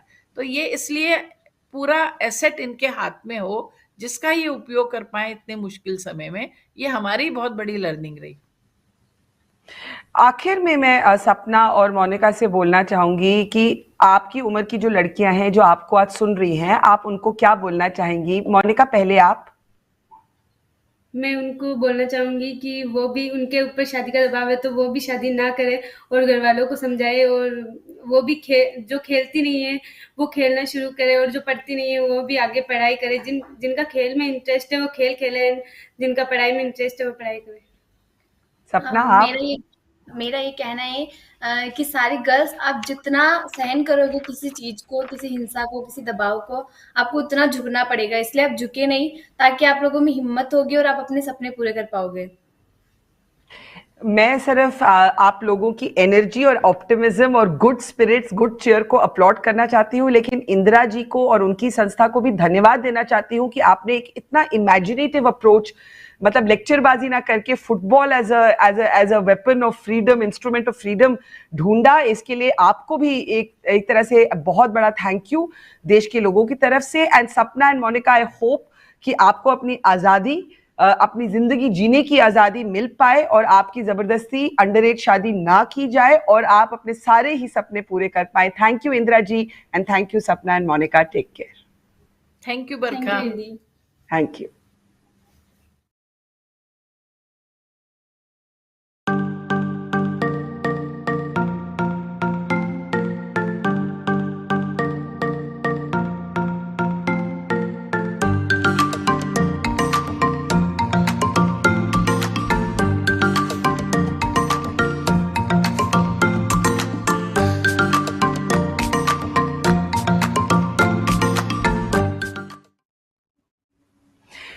Okay, I don't know how many of you know that India is the most depressed country in the world, and we rarely ever talk about it.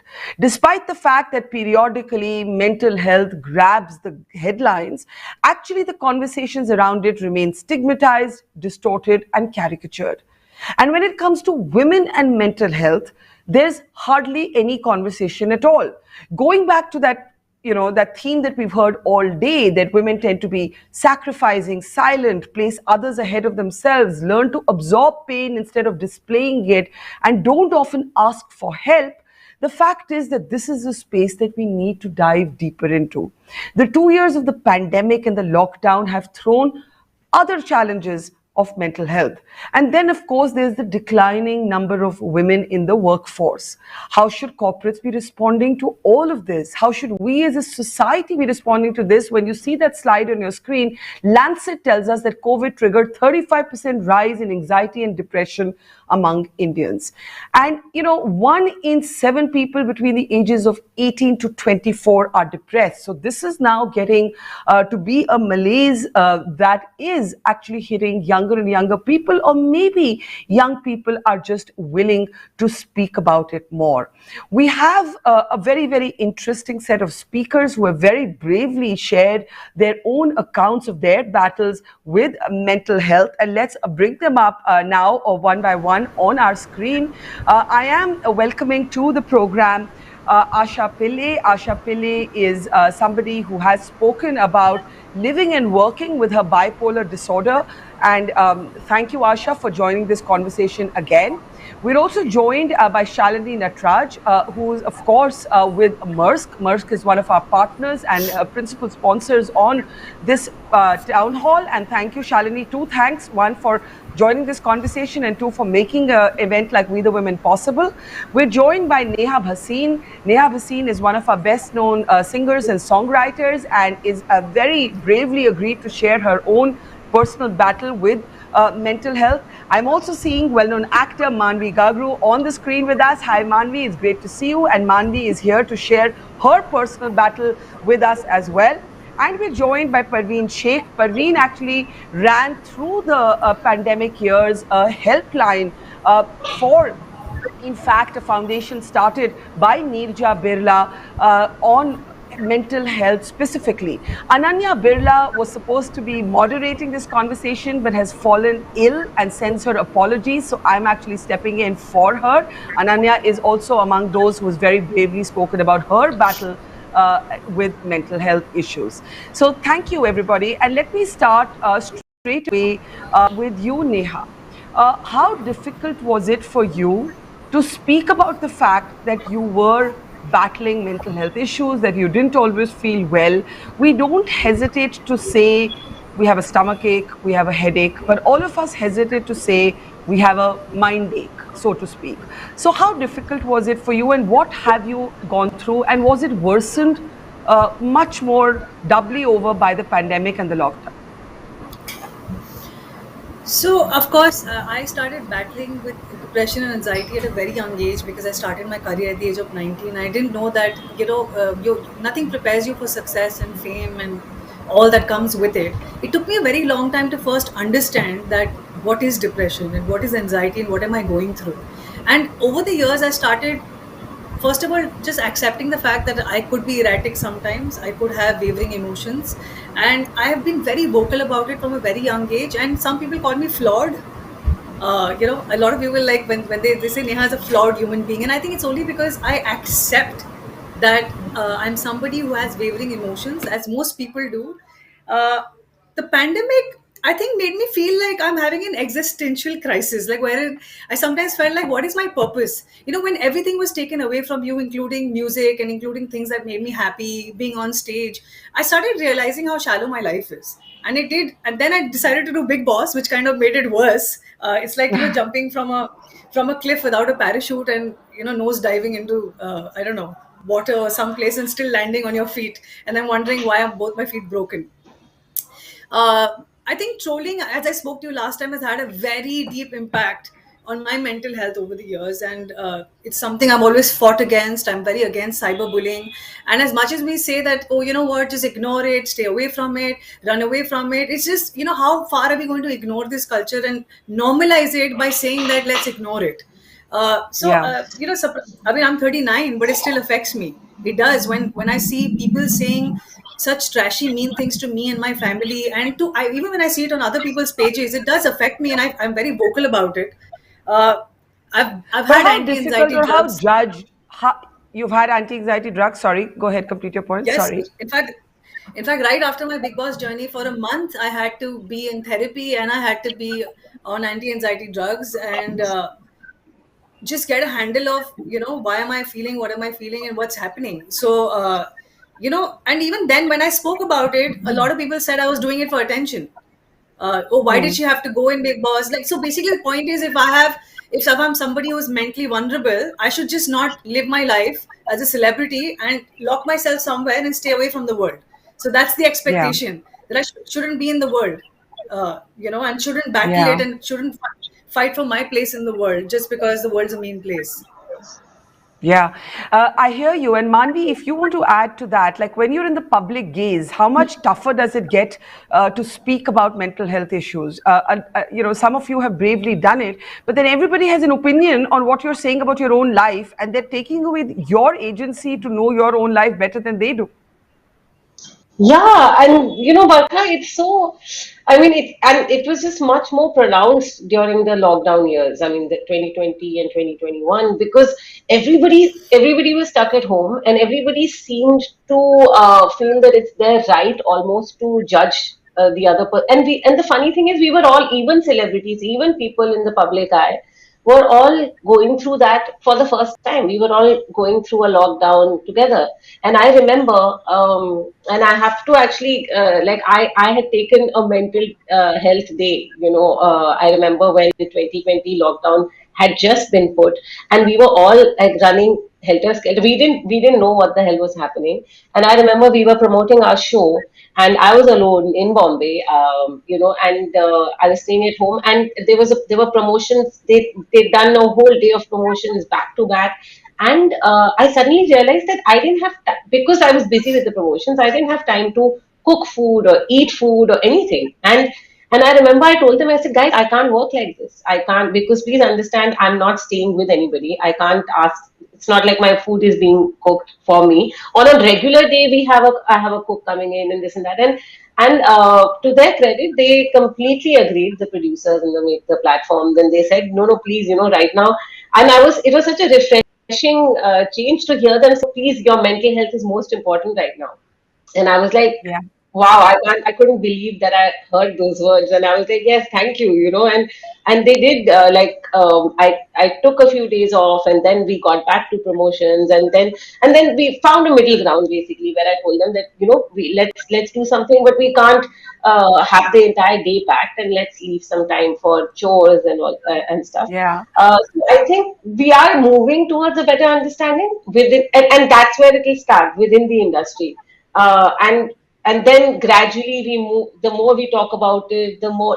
And I know now a lot of companies offer mental health days, but then there are, like, I think most That's so companies don't. interesting. Yeah, that's so interesting, because I actually want to take that to Shalini Natraj, who is actually the global HR head for the fleet and strategic brands at Maersk. And given that you're dealing with this, new, or as it were, HR issue, Manvi is talking about companies that now understand this, but not all companies do, not all companies want to. And now we're dealing with an entire new set of challenges, because not everybody has gone back to work from work. There are all kinds of unresolved, unexpressed issues. There are long COVID issues, which may be triggering all kinds of other anxieties. How are you dealing with this as a company, Shalini? Barka, great question. And like Neha and Manvi said, the most important thing for corporates to do is to be okay when somebody comes up and talks about it. And that itself is a big deal, right? And I think and also more so in India, we're not used to women or even men coming and saying, hey, I'm having a hard day and I want to take a day off. It's okay for you to say, I have a stomach ache and I want to take a day off. But if you said, I'm feeling stressed and I want to take a day off, there is a perception that you're seen a little bit like you're weak. Can you get promoted? Can you do all of this? I think the biggest thing we have done, anybody can do as a corporate, is to make it okay to talk about it, is to make it okay for you to bring your best self to work every day. And then there are days when you can't be at your best and for you to take off and stay at home. So awareness about that is where we start. We have to create an awareness, starting with self-awareness. Do I know as an employee, do I know as a woman when I'm not feeling okay, for me to stand up and say, I'm not doing okay and I won't come into work? And then when I say this to the organization, to the leader, are they okay to listen to that? Are they okay to react in a way that actually creates psychological safety for me, that tomorrow when I'm not feeling okay, that I can do the same thing all over again? And then I'm creating a culture around where it becomes okay to say that. So Barka, I would start with and I would start with training to ensure that the leaders know how to react, and then to ensure that there is an ecosystem that supports it. And before I go to Asha, who kind of straddles being in the corporate space as someone who's battled a bipolar disorder, I want to ask you, Shalini, what does that do to policy? Do you think companies will have to go back to the drawing board and draft new policies, new leave policies, I don't know, new specific policies to mental health challenges? What are you doing at Maersk? Yeah, and it starts with everything, Barka. Great thing that you said. It starts with policies, it starts with processes, people, trainings. Like I would say, the most important thing is to ensure that we which then starts with the leaders being trained, leaders being empathetic about it. Then you go back to leave policy, your benefits policy. Nowadays, good thing in India that insurance is actually provide for mental health. Then how do we ensure that we can do that? Ensure that the employee assistance program is not just a program that's sitting somewhere that people have to try and make an effort to go find, but you're putting it all over that people know it's okay to do it and it's confidential. And then finally, I think it's about all of us as leaders, like Neha said, like Manvi said, I've gone through divorce, I've gone through bad times, and I've been able to come out and say, hey, you know what? I haven't reached here without going through all of these things. How do we make it okay for leaders who look like they're successful today actually come out and say, I've had a bad day and I'm okay to talk about it, and I'm okay to create a support system here for you to also talk about it. So we say this and all of us on this panel actually agree with it, but it's not that easy for those who actually have to live with it and share their stories. Is it, Asha? Actually, thank you, Barka. And I think you were very empathetic when I came out, with my bipolar disorder with you. And that was 2 years ago. And my company was very, very supportive of it. But at the same time, even today, when I actually go through a day of depression, I'm not able to pick up the phone and say, look, I'm having a bad mental health day. I still go to work because even though we talk about psychological safety, in my own mind, it just doesn't feel right to say, I'm not well or I'm not okay. And it's not because of the organization. And Shalini raised a great point on psychological safety. We talk about that. We talk about active allyship as well in everything, right? Like the LGBTQ community. Now with the IWD coming up, we talk about active allyship. We also say mental health, people with mental illnesses, which is very different from mental health issues, should have allies in the office. And we're not asking for a lot. And to your question, Barka, on whether policies need to be changed, most multinational companies at least have the right policies. We have flexi working, we have part-time, we have job rotation, we have sabbatical. It's just about being able to use all of that and also have role models saying it's okay. I mean, it's okay to not be okay, But having said that, it's still difficult when you're actually going through it. Yeah, I can only imagine. Parveen ji, I'd like to ask you, the helpline, जो आप एक तरह से hotline आप लोग चला रहे थे, जिस पे calls आ रही थी, anonymous calls, सबसे ज़्यादा लोग phone करके क्या कहते थे? So we started the helpline, Barkha, just when the pandemic started in 2020 April. उस वक्त सारे फोन करते थे एंजाइटी, अनसर्टेनिटी, कोविड है, क्या करेंगे हम. Of course, it started with that, or abhi it's more depression and anxiety, more about that, more about uncertainty, more about the dooms thing. Abhi COVID khatam nahi ho raha hai, the war shuru ho raha hai. Matlab, this it's just continuous. वो खत्म ही नहीं, it's not ending. And I was listening to all the ladies, and it's so sad that even in a helpline, we have less women calling. When in world में बोलते हैं, in the world, that women suffer more domestic violence across life, rape, whatever. लेकिन जब call करने की बात आती है, तो women are not calling us. We have more men callers, and when we have women callers, most of them think कि अगर हम call करेंगे, there's something wrong. They don't have any, like Asha said, no allies even at home. Forget at work. There is nobody to go to. Yeah. So why do you think women don't call? Do you think women are too used to bottling it up and feeling like always putting other people before themselves? So psychologically, from a psychologist perspective, women have a higher mean of internalizing disorders. That's why depression, anxiety is seen more in women compared to men who have a higher mean of externalizing disorders, which is substance abuse or whatever that happens. Okay, so that's one. The second part is self-esteem. Women, by research also, tend to look up to others for higher self-esteem. I will feel good when somebody tells me I am good. It's not like that for men, but women across, it's not only in India, they look up कि कोई मुझे acknowledge करे, कोई मुझे बोले मैं अच्छी हूँ, कोई मुझे बोले मैं खूबसूरत हूँ या अपने career में अच्छी हूँ, then my self-esteem is coming from outside. तो यू इमेजिन अगर वो नहीं हो रहा है तो ऑब्वियसली मैं इंटरनलाइज कर रही हूँ, मुझे डिप्रेशन होगा, मुझे एंजाइटी होगा, एंड दैट्स रियली सैड. पर हमारे कल्चर ने भी तो एक दबाव डाला है औरतों पर to seek more validation. Women are constantly seeking validation of others and not. It's tough for us because we're constantly being judged as well, right? Neha, I know you. Yeah, Neha, I know you. I know you want to say something about that. You've battled, a high-profile sexual harassment case. As you said, Big Boss just sounds like I don't even know what word to use. It must have only exacerbated all of your anxieties. But really, on a more serious note, Neha, what's the toughest thing to talk about when it comes to mental health? And when you started taking anti-anxiety pills, you're coming here being watched by millions saying, I take anti-anxiety pills. But that idea ki ye to pagal hai, the way we use that word loosely, ye to pagal hai with judgment. Do you feel judged when you talk about mental health? Not anymore. I'm not ashamed of it at all. I'm not afraid of it anymore.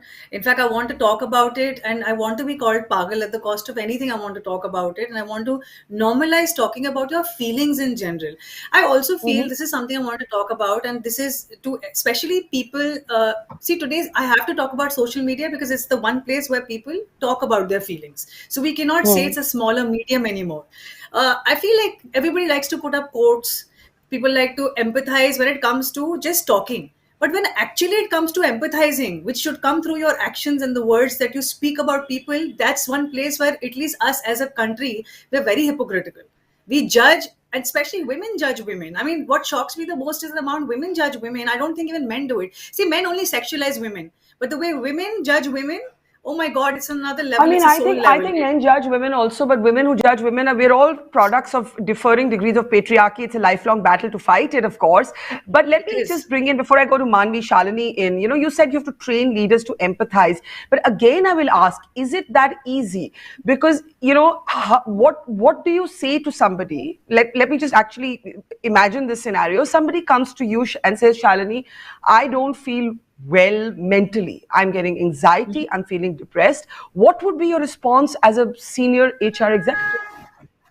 Yeah, great question. And it's not easy. Let me start there. And it starts with our own perception, right? What have I gone through? How I reacted? And that's the worst thing to do, because what I went through is not what this person is going through. So the more we internalize when somebody walks up to us, the worse that will make the situation. So the most important thing, Barka, we start with when we even talk to our leaders, talk to ourselves, is listen, is to create a safe space where they can walk in, because that itself doesn't happen. I think it's a great thing if somebody can walk up into my room and say, hey, I'm having a bad day. Even for that to happen, we need to have a culture where it's okay to talk about it. And then when they do walk in, most important thing is to be present fully, is to be able to listen. And one of the things we're doing is not telling leaders what needs to be done, but taking them through coaching and helping them become empathetic listeners, and then to come to the table not to solve, but to be there to listen. Because what we're doing now is taking away the pressure to say, hey, you're not an expert to solve this. You're an expert to come into the table, provide a safe space, listen, and then we have experts who can help us, right? So allowing for that, Barka, has helped a lot nowadays. That's such an important point, that your immediate boss, your HR manager who you report into is not your therapist if you need a therapist, is not your psychologist if you need a psychologist, but has to create the space where you can seek help if you should need it. But again, I'm going to be contrarian and say we all agree on these things, but this is not how it happens in the real world, Asha. Absolutely. So I was working with colleagues in London, and there were two colleagues, one who had bipolar disorder and who was very open about taking lithium, etc. And there was another person who went through a stress breakdown. But bipolar disorder in itself is a messy illness. When you're manic, you tend to sort of react in ways that just aren't right. You don't even know that you're going through an illness at the time. Twice when I had to go through, I had line managers who understood I was not okay, but who were empathetic about it and said, go take your time. And that was really nice, because I had my own large teams and I really wanted to not be that person with my teams, but at least I had my line managers and my VP and directors to go back and say, I need some time off, and they were willing to do that. But the other thing I realized very quickly was bipolar disorder also needs medication, and I was resisting it because I put on some 10 kgs of weight, and I absolutely was going through body image issues. But now I also know that I need to sort of take lifetime medication just to be, sort of show up at work or okay, and be okay for my family as well, because it's not fair on them as well, right? If I don't take the medication. So I think the responsibility is both ways, for the patient with illness to say, yes, I have a problem and I am taking my meds, and for the environment to sort of, provide that empathetic ear, to say, okay, you're going through this, we'll be there for you. And it is a therapist who will actually take you through the process, but the family also doesn't know how to have that conversation. But being there, like Shalini, you said, is so important, really. There's one other aspect, and I hear you, Asha, but there's one other aspect when it comes to women and mental health. Either, like Parveen said, women don't express what they're going through. But when women do, there's also a caricature, Manvi, of women being hysterical, neurotic. The number of times the word neurotic is loosely used for women, over-emotional, lack of control. That caricature tails us as a gender everywhere. Has that happened with you when you went through your own battles? Were you scared that, I'm going to be considered one of those women who's not in control? That pressure to be completely controlled is much more severe with women. Yeah, completely, Valka. And like you said, that we're just judged so much more. Like, if we don't speak up, we are meek. If we speak up, our minds, then we are hysterical, or we are neurotic, or it's that time of the month. Everything. Every time you're having, you're just showing any remotest of emotion. Oh, you must be like, PMSing. That PMSing. Yeah. They're like, okay, let her be, and and it's just, I mean, it minimizes the issue. It's belittling to you as a person. You're just like, I'm just emoting. I'm just expressing something. I'm telling you, you may not agree with that, and that's completely fine. You may not agree with something that I'm expressing, but to dismiss it like that, and especially, I mean, I've seen, at least around me, I've seen women getting more empathetic towards other women now with respect to these things. But Barkha, I've stopped getting bothered by these things anymore, because I am entitled to my feelings. I feel that I mean, yes, even if I'm being unreasonable, as long as I have an awareness of being unreasonable, and of course, as long as I don't cross a certain boundary, I ask the other person in front of me to just let me be, and I tell them in as many words that, okay, listen, I'm not having a good day, and I may be a little irritable, and I may be a little snappy, and please allow me that, and or whatever, or I'll maintain my distance, and I'm not apologetic anymore, is what I'm saying, and I think that's something that we need to learn, not just as a gender, as a society, that it's fine. Everybody, I mean, there's even what Neha was saying about social media, and everybody, we talk about empathy, we talk about kindness, but I don't see anybody practicing it, at least not the way they talk about it on social media to that extent. I don't even think people really understand what kindness and empathy is. You don't have to like everybody. You don't have to be on good terms with everybody. That's not what being empathetic is. But just understanding where a person comes from, or what they're saying, or being present, or listening to what they're saying. These are the things that comprise empathy. So, so I feel there's this, because of social media, there's this thing of perfection that we are looking for, or even if you're trying to portray an imperfect image, it has to be that exact right amount of imperfection. I'm goofy, but I'm really skinny. Like, I love I mean, I have my weekdays where I have chocolate, but I'm still like super hot. So, I mean, it's all very constructive. There's no authenticity, I feel. And we're constantly running towards that. And so I feel it's okay to, even with social media, like sometimes I'm just like, I used to feel the pressure of posting every day and, putting up this whole act. And I'm like, no, it's fine. There are days when I'm very happy and I'm posting a lot. There are days when I'm feeling a little, not even low, but I just like lazy or tired, and I mean, it's fine. Yeah. These are my emotions. I own them. I have a right to them. Yeah, and I'm glad you brought up social media because trolling is one part of it, but the sort of the Instagram culture of looking perfectly turned out, your lighting looking beautiful, your body looking beautiful, it's all an artifice, and people feel serious self-esteem issues. But Parveer, to return to the helpline, you said mostly men were calling. The few women who called, what typically would they say to you?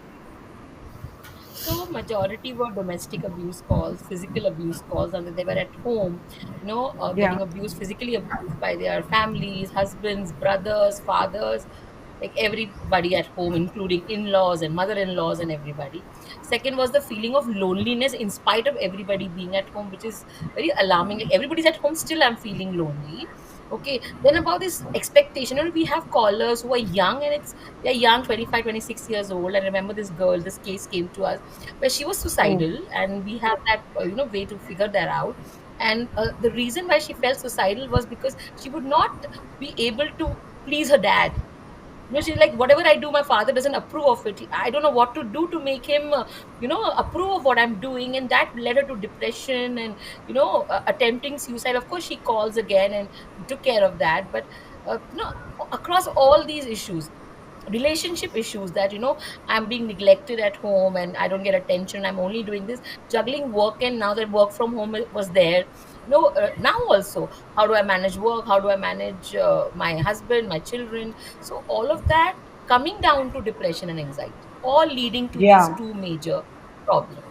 Yeah. So, women suffered doubly in this pandemic. Many women dropped out of the workforce. We were interviewing girls earlier in rural India who were pushed out of the school system.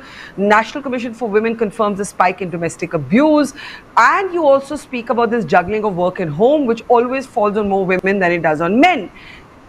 Shalini, do you find a difference in the kind of issues that are presented to you by your female colleagues compared to your male colleagues when it comes to mental health? Yes, I think it's different. It's right now it is or more, Barkha, but it has been very different. And I'll take a couple of examples during the pandemic. I kind of feel like the lines between personal and professional blurred so much because of the pandemic, because you're working out in front of the screen, you're actually working in front of the screen, you have kids who are in front of the screen, you have in-laws. So the amount of issues that we heard women come back with, where they're stressed because there is no line between personal and professional, it blurred so much that we actually took work into their homes. And it is really not a great place to be. And then the problem now, what we're seeing, is that now that they have a routine already set up for 2 years working from home and everything else that's worked around it, for them to come back to work, it's becoming even harder. So we are hearing women, when we say, okay, let's open offices, we have more women coming back and saying, hey, maybe, you know what, I don't want to come back to work. And then companies and markets are going into, how can we make it flexible for them? How can we have them work in their tier 2 cities if they've gone there and then work from there? So flexi working has become something that is picking up. Musk is doing a lot of that too. But I think the problems are the same.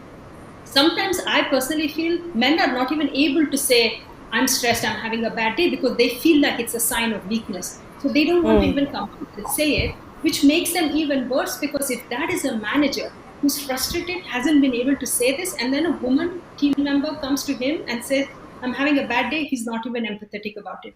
So I think there is a general need across the board for us to make it possible for us to come out and say it's a bad day, and then be okay to take some time off and rethink from it.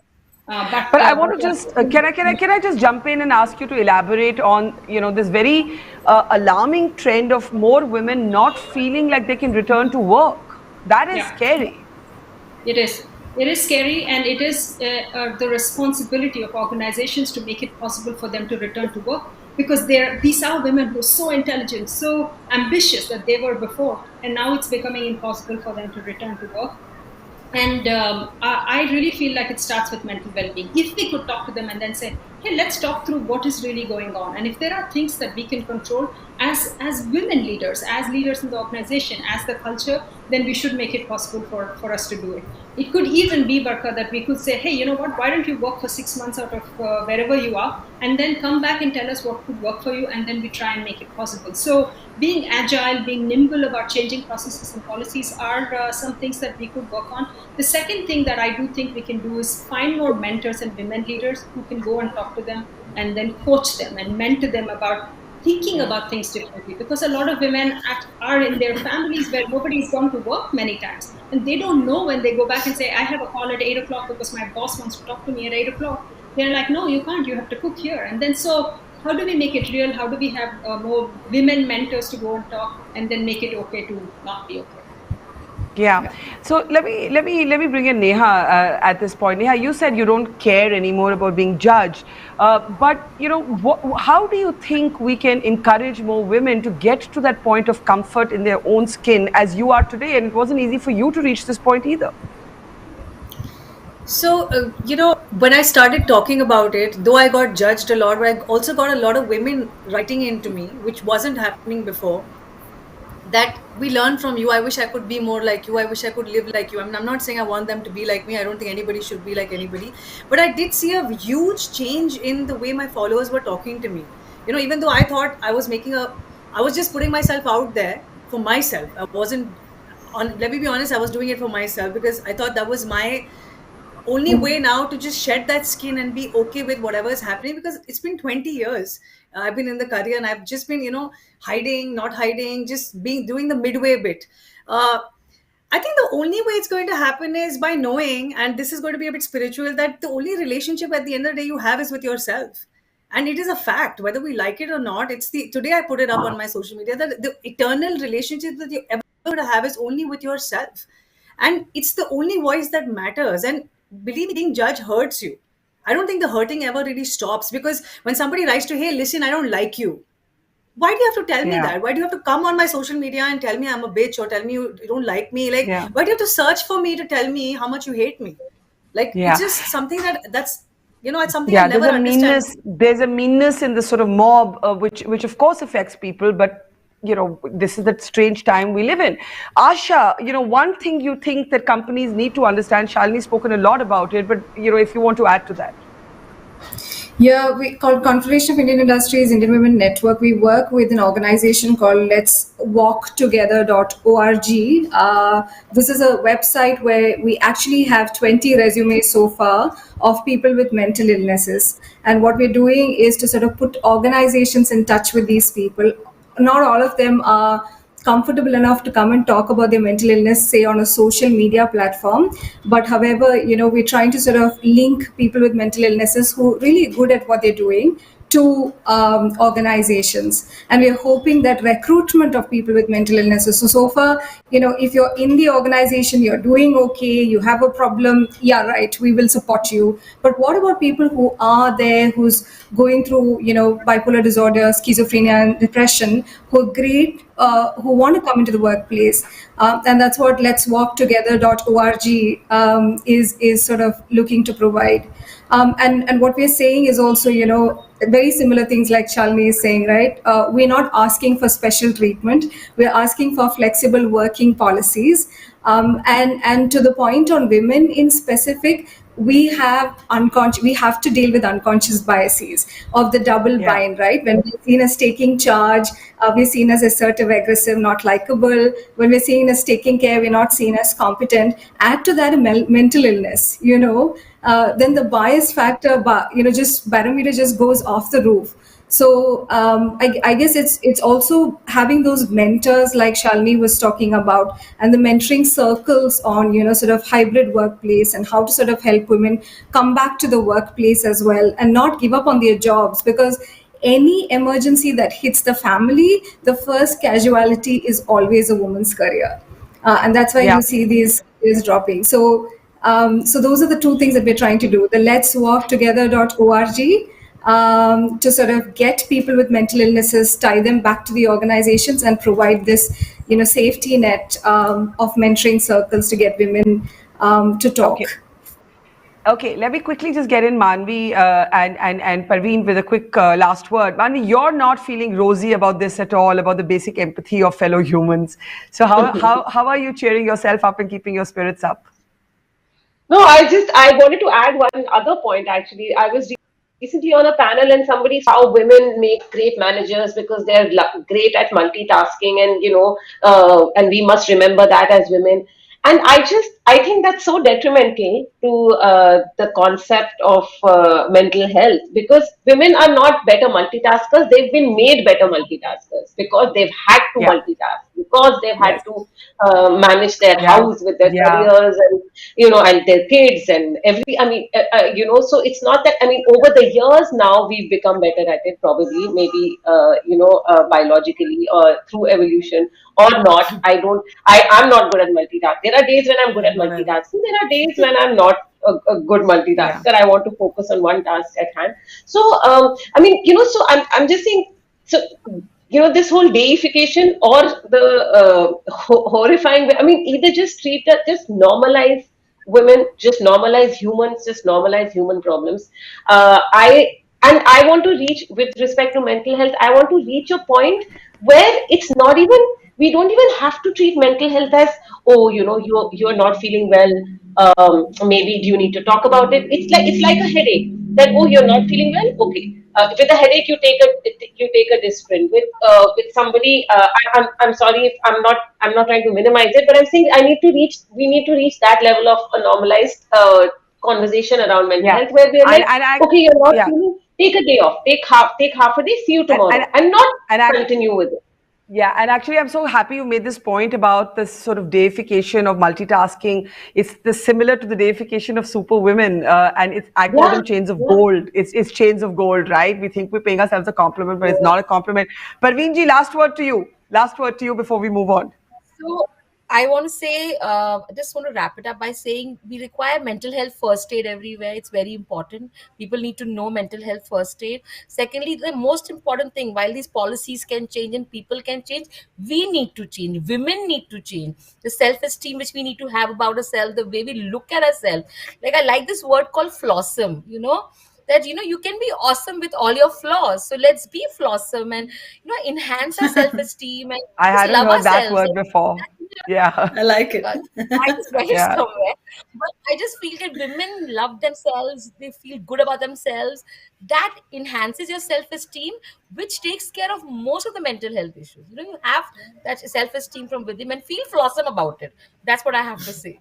Feel flossom is a good way to end this conversation. Thank you, everybody. Neha, Manvi, Asha, Parveen, and Shalini. Thank you. And it is such an important conversation. And every time someone's willing to come out and actually share their own story, I really want to say a double thanks. This is a conversation whose time has come, and I'm glad we were able to have it here at We the Women at our Global Town Hall. Thank you so much. Now, there's a lot more coming up. Thanks, ladies. There's a lot more coming up. But let's start with some of the most sort of interesting highlights of the day. If you've just tuned in, you're just logging on, you're just tuning into our live stream. We're going on till 10 p.m. But here are some of the best moments from the hours already gone by. Listen in.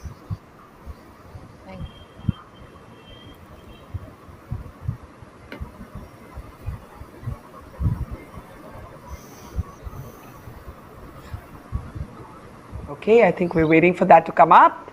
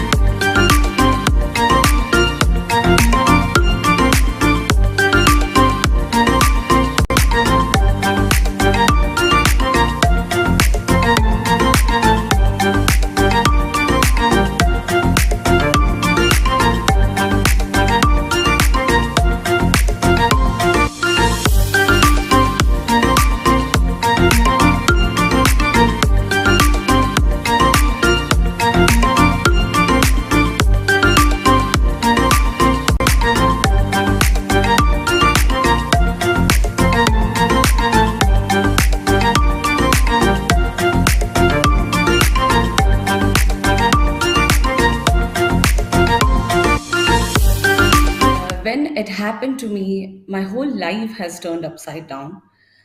Um, and I don't know, I was constantly, maybe my mind was constantly searching for something or somebody to find, and so that I can put the blame on and I'll have an easy exit, because it was like a constant chaos in my mind, that why did it happen, and why me, and so many questions. And so I started finding, I was constantly searching for something to put the blame on, so that I'll feel good maybe. So for instance, I was thinking that I lost my father in 2015. So for instance, I was thinking, maybe if he was alive, this wouldn't have happened to me.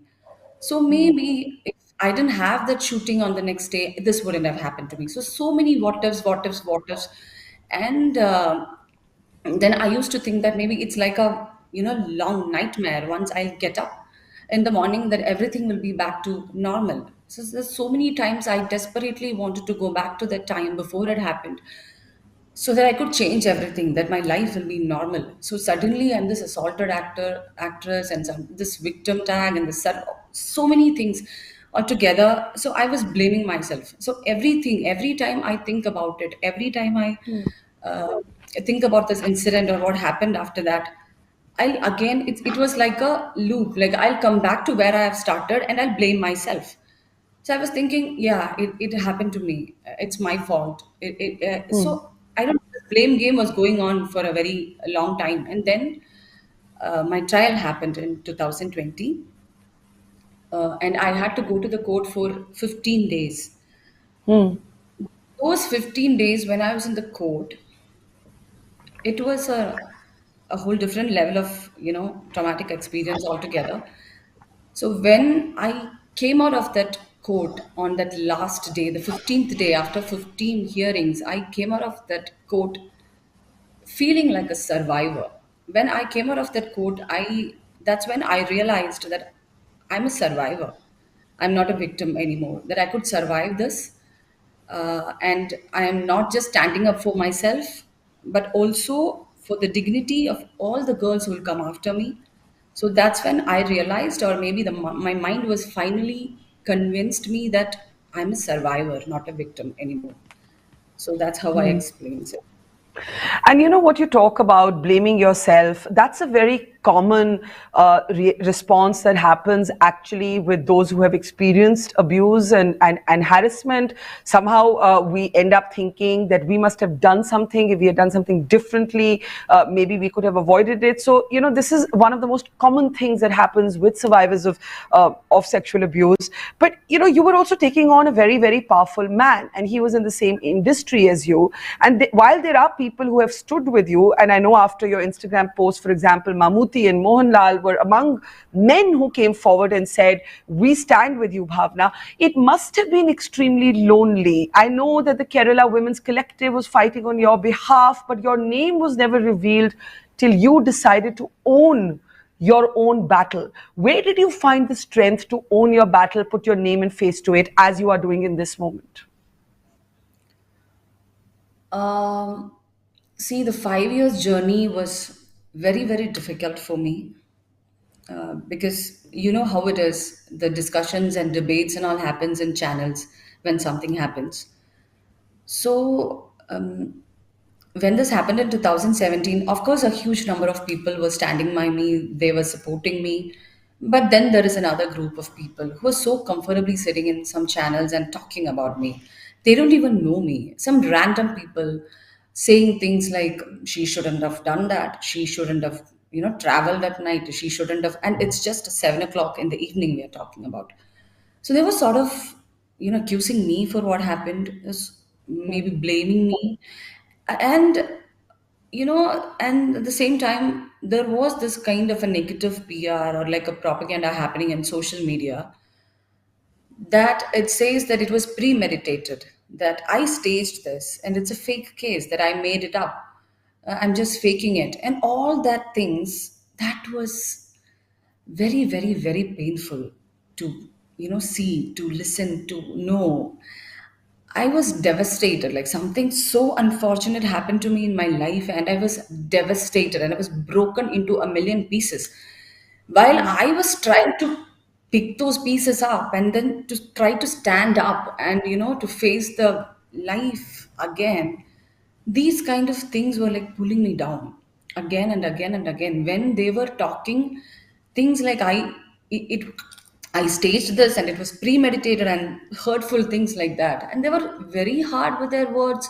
They were very comfortable saying that. So sometimes I wanted to scream on top of my lungs to these people saying that my parents didn't raise me like that. That was like an insult to my parents, to my family. I am not a person who will do such a thing, that I'm not an evil person. So it was, see, my dignity was like already snatched away from me, yet I was victim shamed. And it was very easy for so many of them. It was, very easy for them to just pull me down again. So that hurt me really bad. I was very, very, very, hurting. It was very painful. And I was not on social media during that time. Luckily, I think so that personal attack, maybe I dodged that toxicity bullet. I don't know. I joined Instagram in 2019. Even then, I did get some hurtful messages asking me to like, why don't you go and die? Like, why don't you go kill yourself? And how are you living like this? And aren't you shamed, or that you're going to pay for what you did? And all these things. I'm like, what did I do? So the journey was very, very tough. So when I Instagram on, like I said, 4 weeks back, like in January, I I just wanted to put it out there. I just wanted to let people know that this is what has been happening in my life, and I'm so grateful for those who stood by me. And when I put it out there, it was very, very, very cathartic. Yeah, you brought up how you audience won't mind that. I'll keep translating wherever I can. I'll start with you, Avani. First of all, you and Bhavina have made us all so proud. So congratulations, and the whole country is proud of you. But Avani, you had a terrible accident at the age of 11, and you had to rebuild your life from there. Are you able to leave that part of your life behind now that you've achieved so much?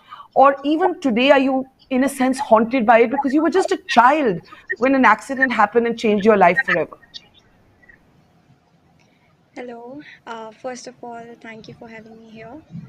And yeah, I mean, I was just 11 when I met with the accident. I was traveling with my whole family, and at that time, I didn't know, what happened to me. It was like a nightmare at that time. Starting from zero, I had to learn to sit. I had to, you know, use a wheelchair. It was like a new life has started, which is like total opposite from the past. And I wouldn't say that I have totally forgotten about the years, about the days when I used to walk, run, dance, but it took me a period of time to accept everything that has happened, and move on. Because when I was a kid, I thought, okay, I can't sit and just say that everything is now ended and my life has ended. I don't want to give up on everything. I want to go out. I still want to go to school. I still want to learn. I want to study. And obviously, when I started shooting, yeah, it has given me a lot of confidence on the life that I have now. So I'm like accepting it, and also I have those sweet memories with me that I will always cherish.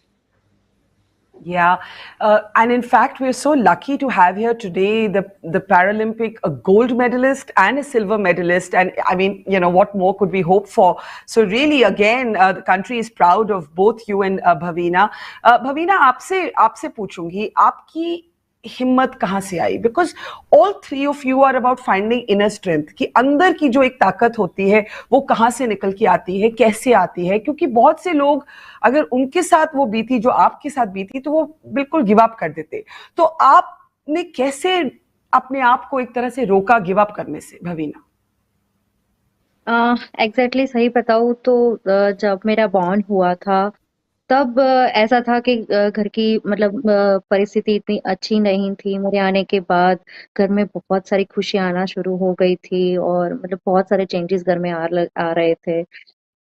लेकिन ये खुशियाँ मतलब घर में ज़्यादा दिन रुकी नहीं। जैसे ही मतलब मुझे पोलियो हो गया तो सब जगह पे मायूसी छाने लगी। मेरी केयर करने के लिए सबको टेंशन होने लगी कि कैसे केयर किया जाए, क्या किया जाए बच्चे के लिए, कैसे स्टडी किए वो उसको पढ़ाई के लिए भेजा जाए। मेरे पेरेंट्स मुझे कंधों पे उठा के स्कूल छोड़ने के लिए आते थे। जब मानसून का मौसम चलता था तब तो बहुत दिक्कत होती थी। मैं एक छोटे से गाँव से बिलॉन्ग करती हूँ, तो गाँव में तो इतना कीचड़ हो जाता था, तो उस टाइम तो मुझे स्कूल छोड़ने के लिए भी नहीं आ सकते थे। तो उस टाइम मुझे बहुत बुरा लगता था कि ऐसी मेरे से क्या गलती हो गई है कि जिसकी वजह से मैं मतलब स्कूल भी नहीं जा पाती हूँ, मैं अपने फ्रेंड्स लोगों को मिल भी नहीं पाती हूँ। बहुत सारी ऐसी चीज़ें थी, ऐसी बातें थी जो मुझे हमेशा परेशान करती रहती थी। ऊपर से एक चीज़ें ऐसी भी होती थी जो हमारे नेबर्स रहते थे, वो नेबर्स भी मतलब इतने ताने मारते थे, वो लोग बोलते थे कि आप तो बेटी हो, ऊपर से दिव्यांग हो और मतलब क्या करोगे? बड़े होने के बाद आपकी रिस्पॉन्सिबिलिटी कौन उठाएगा?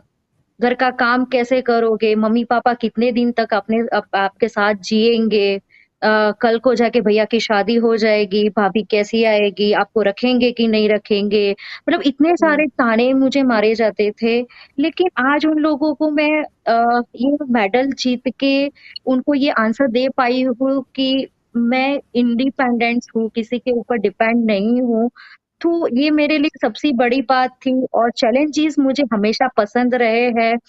हार्ड वर्क करने से मैं कभी पीछे नहीं हटती हूँ क्योंकि मुझे यही है कि अगर आप हार्ड वर्क करते रहते हो, तो एक दिन उसका रिज़ल्ट अच्छा ही मिलता है। तो बस उस चीज़ को हमेशा याद करके वही चीज़ को हमेशा दोहराती रहती हूँ। मैंने ऐसे इसलिए किया क्योंकि जो मुझे आपकी बात बहुत पसंद लगी that your medals are the answer and in fact I do want to bring up the images of our Paralympic champions, our gold medalist and our silver medalist because those medals are the metaphor of grit, of fortitude, but also of vindication. Bhavina बात कर रही है कि कैसे उनको लोगों ने ताने दिए, people taunted her, people said what will you do, you're going to be perennially dependent on your parents, but these medals are the ultimate answer whether it's Avni or Bhavina. Before I come to Malvika, I just want to go back to Avni for a moment. Avni, you spoke beautifully about, how, of course, you remember those times when you could sing and dance and be a free bird, but your medals are also an answer to the world. Did you also have to go through what Bhavina went, where you felt that people looked at you in a strange way, people judged you, people were mean to you? Were people mean to you?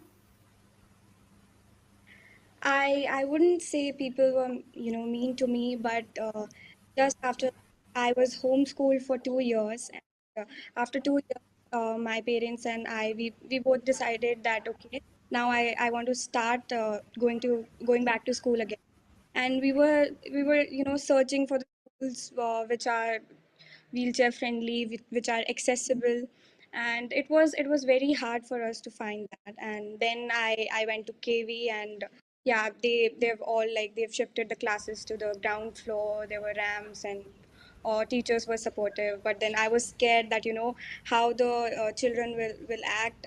They stare at me, and some of that happened because when I went there, a lot of them have questions in their what happened to her, how why are she with us in the class, and even when I used to go out for the shopping in malls, where people used to stare with sympathy in their eyes that oh, she's such a cute kid, what has happened to her, and something like that. And that made me don't want to go anywhere. I was just I was so introvert. I didn't want to talk much. But yeah, my parents, they were super supportive. They were like, you can do anything you want, and will support you in whatever you want to do. And that support, that helped me overcoming all those barriers, you can say, and go out strong. And in fact, my father, he practically pushed me to start a sport because I was so underconfident. I was like, I can't do a sport. I can't compete with all these able-bodied athletes. but he was like, why can't you? You can do that. And in fact, first competition was with able-bodied athletes, and I won a gold in that in that match, and that gave me a lot of confidence. You know, that's beautiful that your father actually encouraged you to play a sport, but you also make two very important points. One, that charity and sympathy is actually patronizing, that it is a lack of respect, that even when people think they're being nice to you, they're actually not. And also this the fact that our cities, our institutions are not designed for access for the specially abled, and that is a huge sort of obstacle to equal rights and equal opportunities. Let me bring in very beautifully and movingly about notions of beauty, self-love, self-acceptance. And Malvika, I was struck by something you said also. You said I had to accept my new body, and you actually then became a model. Was that part? Not only a model, as you say, your doctor Malvika Iyer, you went and completed your doctorate, but one of the things you dabbled with was modeling. Was that part of learning to love this new body? Absolutely, Barkha. I think I still remember when I was in college. This was my second year in Stephens, and I was getting ready. And I think I was looking at the mirror, applying kajal, and my mom looked at me and she said that I noticed you smiled very beautifully, and I really love that. You know, you're so confident, and when you're looking at the mirror, you're seeing your abilities. You're not seeing your hands or the injuries to your legs, but all you're seeing is your confidence and your abilities. And it doesn't matter what marks you scored or what awards you have gotten. I'm truly appreciative, and I truly respect this confidence that you have, and this is what I need you to keep going with. And I think since then I have become I think I have I made sure that I'm very confident with my new body, because I think I've spent almost 10 miserable years after my accident trying to hide my disability. And believe me, if you would have met me in my college days or early 20s, you would have noticed me wearing artificial hands just for the sole purpose so people wouldn't stare at me. And I would put my hands behind my back if anybody was coming to shake hands, because I was so terrified. Oh no, I have to start the whole ordeal of how I met with accident and everything. I really shied away from people. And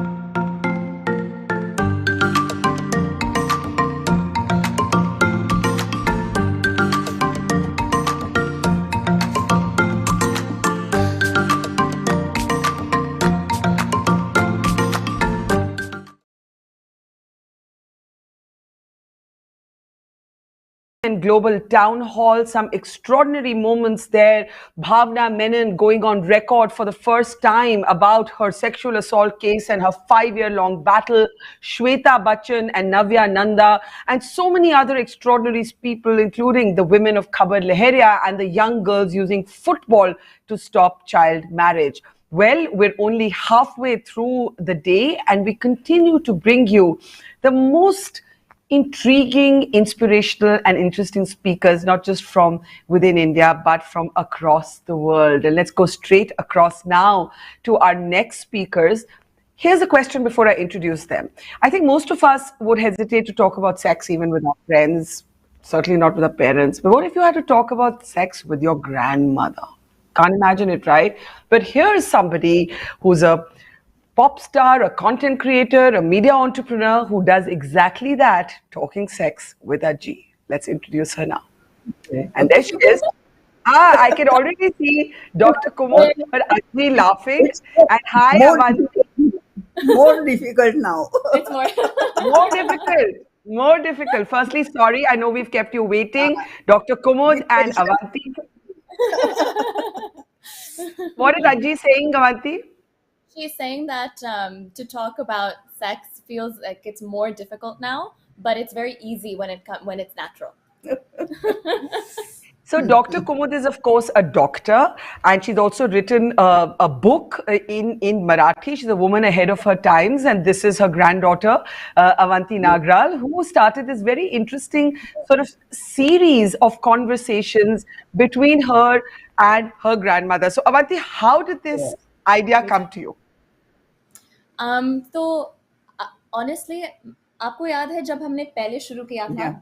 So when Aji's husband passed away last year, Baba, we used to watch Marathi movies every weekend when she used to come over, and I realized that Aji's actually very cool. I've always known she's very cool, but I didn't see that side to her. And then one day I asked her, since we were watching a lot of regional content, would she be okay watching a music video that was very different? And she said yes. So हमने वो देखा था WAP or Anaconda. So I had her react to WAP and Anaconda, and what started with just something to see how she would react turned into a conversation very naturally about objectification, gender empowerment, and sex. And Aji, being a doctor, has dealt with this her whole life. She was responsible for helping bring contraception to a lot of women across India. She and her husband were on the Family Planning Association of India. So for Aji, आपके लिए अगर कोई penis या vagina ऐसे कुछ कहता है, वो normal शब्द है ना? Yeah, of course. How old is Aji, Avanti? If I can ask you, how old is Aji? What is your age? I'm 88, complete 89 running. Yes. And now within 2 months, I will complete 89 and enter 90. And that naughty laugh, Aji, were you always naughty?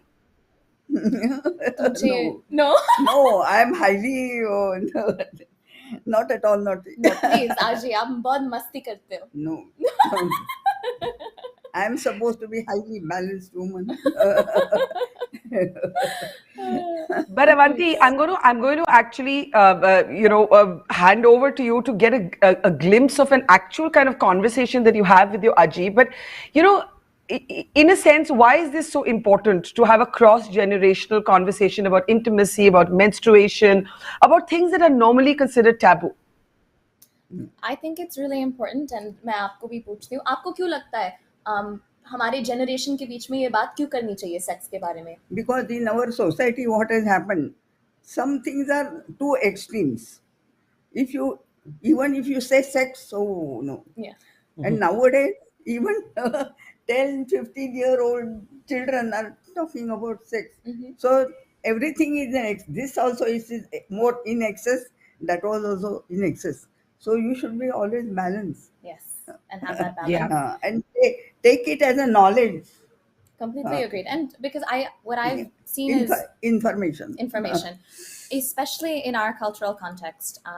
Having these conversations, even if you have it with your peers, you have it in your schools, that's fine. But unless we seep through the fabric of our cultural context, which is intergenerational, dependence, and we have this interdependence. If you don't feel comfortable talking about something at home, it's not going to be something that is still considered normal to you and normalized. So according to me, in our context, it's really important when we, talk about things that are typically considered taboo, to have them in all of our contexts, in our schools, in our homes, and have that open conversation. Also, it's important that that conversation is not limited to just the English language. It should be accessible all across. And I've seen so many people, when they watch our videos together, feeling like that's something they can show their families. Because if it was just me, then they would say, oh, she's a 20-something, person. Yeah. But Dadi, nobody can say no to a Dadi, even if she's a virtual Dadi, for them. A virtual Dadi. Now, I'm going to ask you one last question, and then I'm going to actually hand it over to you to conduct one of your sessions with Aji. My question is this. Actually, Dr. Kumud made a really interesting point that either you have this, like even 10-year-old kids now being hypersexualized. We live in a kind of Instagram age. Either there's too much exposure to kind of sexual cues without really a comprehension of what it all means, or there's too little. How do you try and bridge the gap in your conversations? So, what happens in general in our society affects home. And something all the time. Exactly. Sex is a natural thing like other things. Agreed. And you should look at it that way. Sex. So I used to say, I am not against one boy and a girl coming together and all. But why all the time think of they should think of sex? Yeah. That was my. And because I was a family physician, whatever happens in the family, even the parents would bring their child or whatever to me. So, and I used to tactfully and frankly talk to them. जो आपका एक saying है ना, आती तेथे माती. So Aji has this one saying. उसका मतलब क्या है? Formerly, children sex like that, and now everything is thinking. Yes. So in general, in other things also in our society, either too much or too little. Agreed. You should always be. Yeah. So I want to be an eavesdropper now. So I'm actually going to step back, Avanti, and hand this over to you and let you steer one of your famous conversations about talking sex with Aji. So Avanti, it's over to you. Sounds good. So Amir, आपस में भी बात करते हो. Okay. So you already mentioned कि sex should not be in extremes. Yeah. But it's really important कि कोई भी है जो आज है उनको information है उसके बारे में. Yeah. Right. So when somebody says the word, say penis या vagina या anus, तो उसके what should their reaction be like? It should be an open conversation, and like other thing, it should be taken as a knowledge, information. Agreed. Like that. Agreed. But in our we are giving a different color to it. I understand. Actually. No, I understand. और sex में I think it's really important क्योंकि अगर उसके बारे में हम बात नहीं करते, as a result we don't talk about the safety, right? And so you, for example, were on the Family Planning Association of India. तो उसके बारे में थोड़ा बात कर सकते हैं. What was it like talking about contraception? What when this age of people, you should not say them, oh, don't talk. Take it easy. Yeah. Take it as an information. Agreed. So it should not be something very. Yes. Because if even if a child, you say no, it becomes more aggressive to know it. Of course. So it should be a general thing like other physiology. Agreed. It is like physiology. It's physiology. Yeah. The same way we say na, we should be able to say penis. तो वो contraception के बारे में Family Planning Association जो आपने उसमें काम किया है, what was the reaction like for women when you first told them or showed them what contraception is like? As such, they knew something about it. Okay. And they used to come to me for any problem, not only sexual, any other problem. Of course. But actually, I used to, lead them to this. Makes sense. Because I was in that situation. Makes sense. And family planning mein, what do you think is the message behind family planning? Family plan. Even if you want to go somewhere for a tour, don't you plan? Yes. कहाँ जाने का, कौन सा ticket लेने का. So even family, you should plan. True. What is your financial status? What is your work? And then do it. Makes sense. It's a responsibility. Yeah. जिम्मेदारी होती है इसकी. जिम्मेदारी. और कई And लोग that's why the word is there, planning. planning, yes. Planning the family. Yes. कई लोग जब वो सेक्स के बारे में सोचते हैं, वो सोचते हैं कि सिर्फ बच्चों के लिए है, like it's only to have babies, but sex is also about pleasure. Of course. Yeah. Do you? In general. Yes. Sex is more for pleasure than for having a baby. Yes. In general. Okay. Yeah. Baby is the outcome. Is the outcome. And you also have to protect yourself if you don't want a baby. Yeah. So when it comes to that, we've talked through contraception, safety, but if we don't talk about it, we also don't talk about consent. Yeah. And consent is the most important thing. course. आपके मन में consent के बारे में थोड़ा. Yeah. माने दोनों राजी होनी चाहिए. Yes. Number one. But at the same time, other things also should be there. Only two people में दोनों राजी है इसलिए sex no. Yeah. Because it has got so many other consequences. Agreed. Social, physical, physiological. Agreed. So it's not just, अरे, I'm standing on a mountain. अच्छा लगता है कूदने में. So shall I कूद? No. I know what you mean. मतलब basically what you're trying to say is कि उसमें sex is not just bam, right? It's basically there's social, emotional, physiological. So many factors are there. Exactly. So social, financial, anything, age-wise, everything. तो उसके बारे में जानकारी होनी चाहिए. Yeah. Exactly. You should have information, correct information. Exactly. तो आजकल school में लोग वो सेक्स के बारे में बात नहीं करते. कई स्कूल में they actually cancel the reproduction chapter. Surprise. Exactly. that is the most important chapter in physiology. Exactly. तो अगर उसको cancel करते हैं, then like you said, वो राजी करके रख रहे हैं. And then people will have more curiosity. Because if you try to do away with something, people get more curious. Yeah, exactly. कि है क्या है? And तो आपने book लिखा है. Actually, you've written 2-3 books. Yeah. तो but आपका book जो मराठी में है about women, what is it called? I have now. It was to come out in English also. हाँ, but मराठीचा नाव काय आहे bookचा? स्त्री जन्माचे रहस्य. Oh. And that, what does that mean? What does that mean? The rahasya, Secret. Secret? No. Rahasya means what is the journey. Mother English. चालेल. पण तुम्ही सांगा वो story English book के बारे में. So I wrote it. I have written in English. And in that I have written voyage. I wrote Voyage of Womanhood as the title, yeah. The Delhi was printing it because he has already printed my big book on Ayurveda. Yes.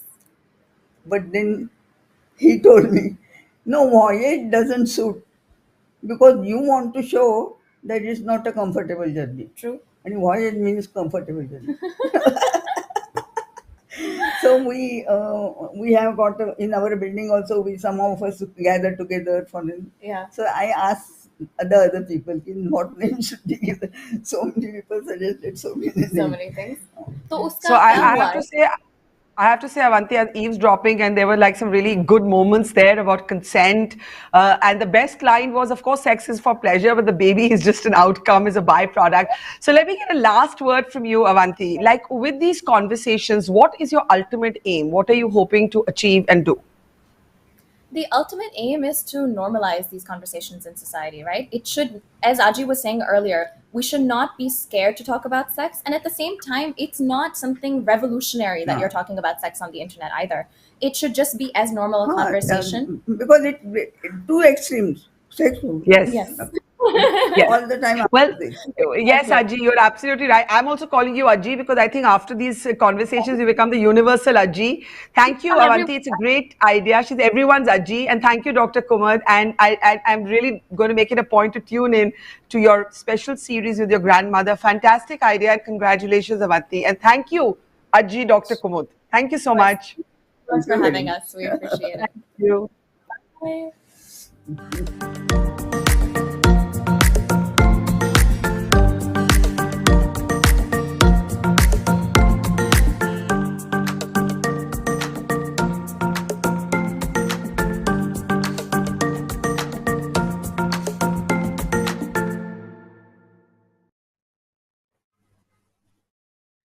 All right, you're with the We the Women Global Town Hall, and I don't think there's anyone who hasn't seen the Shark Tank Indian version.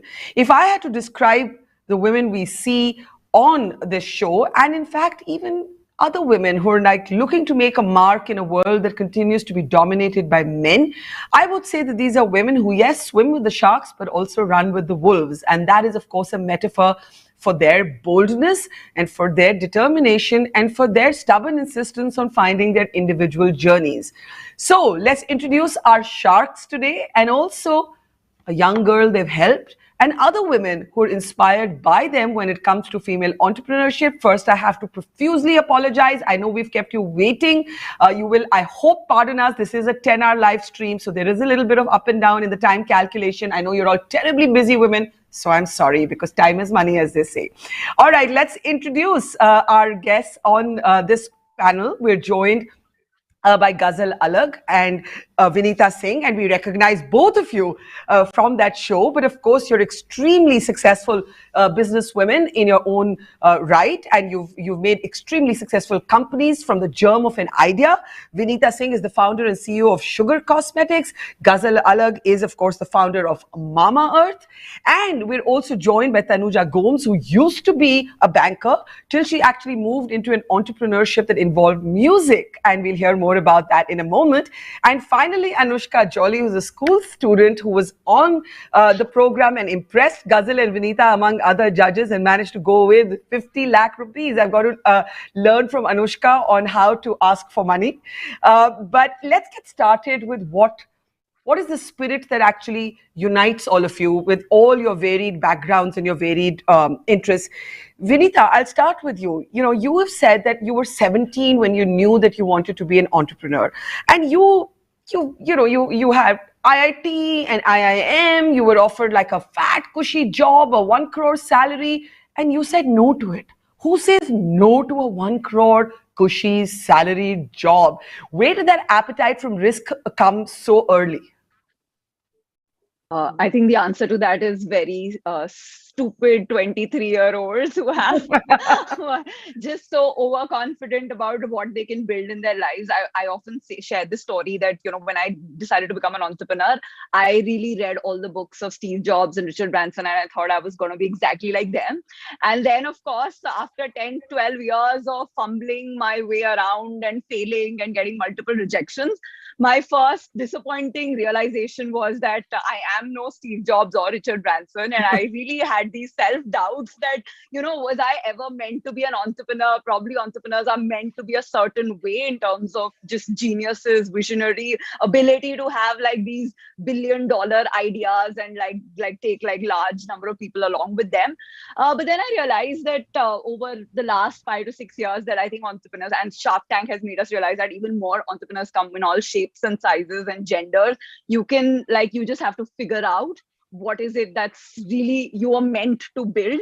And when you do that, it's probably one of the most fun careers in the world, because you get to work on new stuff every single day. You get to inspire, you get to be a role model for both in Ghazal and my case, thousands of women who work for us. And I feel that, Shark Tank also made us realize that it's a great platform to pay it forward, because both of us come from a very, very investing background where we've raised money from venture capitalists who hardly ever fund women-funded, women-run organizations. But both of us, Shark Tank put 3 out of 7 women on that panel, and almost 48% of the money actually ended up going to women. So very proud of this whole movement that is being led by young entrepreneurs like Anushka. We are just there to pay it forward as much as we can. Well, I always say that the defining spirit of this this property, this platform, We the Women, is audacity. And I think that, Vinita, in some ways, your journey, turning down that cushy, salaried, predictable, safe job has been about audacity. Ghazal, you discovered or rather worked on or built on the idea of Mama Earth while looking for chemical-free products for your newborn. So it came from a personal place, and now it's become a massively successful brand. What is that one sort of mantra that you would be able to share today, both from what you've learned from your own journey and what you've unlearned? What is it that they don't teach you at business school effectively? So, Barka, I don't honestly know what they teach in business school because I haven't been to one. Entrepreneurship is the best business school. And there's Vinita by contrast, who still is making her own rules. But yeah, of course, I meant it metaphorically. I know you haven't been to business school, but what I mean is, from your life experience, what have you learned and unlearned?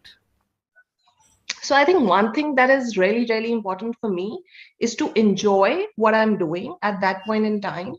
And then, put in all your effort to just be the best at that.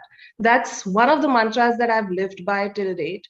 I started working at the age of 18. I was the youngest, girl in my school at that point of time who started earning money for herself or was independent. After that, I started my first venture. Then I learned art from New York Academy of Arts. I came back, I exhibited. So I've been in very different verticals altogether. But the only thing that keeps me going is that when you have a strong purpose behind what you're doing, that why is so strong, you end up putting your best, success is what follows. So I think that's one thing that I've learned, even with Mama Earth. The reason that my son was going through certain problems and I wanted to solve that problem for him, that purpose was so strong that at any point of time when things got difficult, giving up was not an option because we could see him right there, right? And that is what pushed us to just be at it and build something out of just a pain point that we had and solve it for other parents. So I think that's one thing that I live by till date. So, and of course, it's not easy. And as Vinita flagged, there's a complete disparity between access to venture capital funds. Women are not able to access capital in the way that men are. Women are also sometimes diffident and shy about asking for money. And it hasn't always been easy for any of you. And Vinita, I want to go back to you because, you've spoken about how when you started off, you used to live in a tiny flat. It would frequently flood. You took to running marathons to help sort of keep calm. Talk about some of those tough moments that you look back at today. You can laugh at them today, but I'm sure they didn't feel funny when you were going through them. Yeah. So, after getting rejected by a lot of venture capitalists right out of Ahmedabad, our first business was like to launch a women's lingerie brand and sell it online back in 2007. And everybody questioned the idea of trying to build a brand. This was like literally 15 years back. So after many rejections, we decided we'll bootstrap. And when you bootstrap your company, it's hard because you have to manage the cash flow. You can't take decent salaries. So I remember my first 2-3 years, we used to be able to take start with 10,000 rupees and then went up to 25, 50,000. And living in Mumbai was hard. And I remember being very, and my parents were well off. They are upper middle class, but I didn't want to take money from them because they'd already funded my education, which allowed me to take that big risk because I didn't have a big educational loan hanging over my head. And so it was, it was actually not a very tiny flat because, at the end of the day, we come from a place of privilege, but compared to how I grew up, it was like in Bombay, they have this concept called 1 BK, bedroom kitchen. There's no Yeah. hall, like it's not a 1 BHK, it's a 1 BK. And then, of course, again, the whole water flooding is a bit of an exaggeration. I think, there's been a Chinese whisper there that's happened, but yeah, there used to be water leakages. But in Bombay, it's very which common. house does it have I think Hrithik Roshan shared a photo of himself in his balcony sitting with his mother, and there was seepage on his walls, and I said, well, sealant is universal. I agree. And I used to actually not mind my flat at all till my friends once came over and said, this is more like a chawl than a flat. And I remember feeling like pretty bad about it that day, thinking that, like I really did my internship with a bank where we used to live on Wall Street and have like the best access to everything. And and of course, those were the times where the business wasn't doing too well. Bootstrapping is really hard. And I used to run a B2B business. And when I used to go to pitch to these HR managers, it used to be very hard because they wouldn't take me seriously. I really have been to conversations where I've tried to gray my hair and go into it to be taken seriously. Oh, really? And, my co-founder would be somebody who is 13 years older than me. So they would just want to talk to him and not to me, unless it was, of course, there was an ulterior motive there, etc. So I really thought, and by the way, probably I just suck at sales, which was also my realization, never to run a B2B business because it's just... But hang on. You're basically saying that because you were young and you were female, that was a double disadvantage. It was back in 2007 to 12. It was, in fact, there was, like when we launched this company as well, my husband, who's now my co-founder, was still working at McKinsey. So I had started up and he was still working with McKinsey, and he was going to join after a year. And I remember so many conversations where it was directly asked that, you don't have kids yet, you're going to have kids someday, your priorities will change. And there were, angel investors who were okay with saying that it has happened to us. There was a girl we invested in and then her priorities changed. So now we don't invest in single women founders. And so we will only put in the money once Kaushik commits to coming on board full time. And I just, I couldn't say anything at that time because it was normal to say these things. But I remember thinking that I don't even want your money. So, but I mean, I feel that Ghazal's experience and Anushka's would probably be a lot better because they've probably raised in the last 5-6 years and things have changed a lot. I think venture capitalists I'm really now horrified at the fact that, and you're absolutely right, that nobody would say to a man that if you're going to become a father, we won't give you money.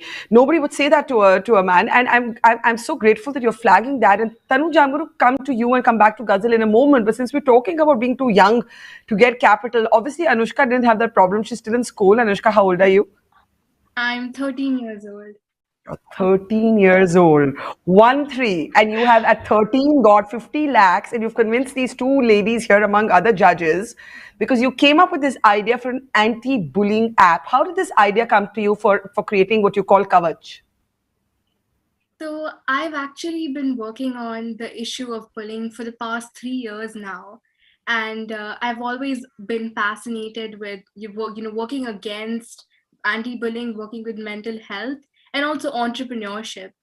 And I thought, after hearing so many different experiences of kids and parents, of older people, of victims of bullying, the one thing that I realized is that only whatever incidents are reported, then they can be resolved. So I thought because of this, parents and students aren't able to report, and schools aren't able to receive these reports. I saw a need there. So I, decided to come up with an app. I decided to create a kind of like a mechanism that would allow parents and students to report their bullying incidents anonymously, and then schools to view those incidents, as well as also get information about the patterns and trends of bullying in their school so they can take preventive action against it. Are you sure you're just 13? Last time I checked, yes. No, of course I was saying that indulgently because honestly, that is a fabulous articulation for a young teenage school-going girl. At Tanuja, banker to music, what's that journey about? My father is Sindhi, mother is Gujarati. So I think entrepreneurship is in my blood. I did banking, got inspired with this whole thing of how do we bring in impact. impact. And the whole music space, art space in our country, I mean, if you look at music education per se, it's so disorganized. Most of the schools don't have a curriculum in music. And if you look at our counterparts in different parts of the world, how music is ingrained in every child's life, in every adult's life, inspired with that is how the whole journey and the opportunity came up. As an entrepreneur, I also feel it's hugely scalable. We all know that music education can play a very pivotal role in the lives of a student, an adult, the whole left brain, right brain wiring and the impact. So that's how the whole entrepreneurship journey, raising capital, setting up your goals and dreams, and constantly struggling with addressing where is the TAM. So I think, so in all the pitches, but yeah, that's how the journey to build something which can stay in our country forever. Yeah. How tough, Ghazal, is it for a woman to raise capital? I mean, Vinita shared some very sort of extreme, but very, the extreme, because when they're articulated, they sound so blatantly sexist, but they're so true, and so many women have shared these stories. What was your experience like? What have you felt as a female entrepreneur? There are a lot of women who don't want that preface, but the fact is that women do go through a very different journey, and we just heard from Vinita in the ways that she did. How has your experience been seen through a gendered lens? So, Barkha, I consider myself to be the privileged one, to be very honest. I think at the time when I was raising funds, the investor, we heard a lot of no's, but none of those were because of me or my gender, right? So raising funds for the first time, Kaval supported us in his personal capacity. Kavaljeet from Fireside supported us from his, in his personal capacity to fund us, which was good. I still remember my first investor meeting. I was 30 minutes late because my son has just pooped. He was 1.5 years old. And being, fully into entrepreneurship, the two of us, we didn't have help. We were staying alone. But the fact that when I went to the meeting, he understood and he waited for half an hour for me to reach there, was that first positive push for me. That said, the journey in terms of raising funds has been easier for me. That said, I wouldn't deny that a lot of women go through a tough time raising funds. For that matter, one of very recent experiences when, I was I'm expecting again. So, I just shared that information with a set of people, and, there is when I experienced like a gender bias for the first time, where a lot of people came back to me saying, now that you're expecting, you would want to take it slow. You might want to, take a step back. And, it just like everything where I used to say that I'm the privileged one, things are changing, things are getting better. That was the first time when I felt that, okay, I am facing it despite running a business which is scaling, which is growing.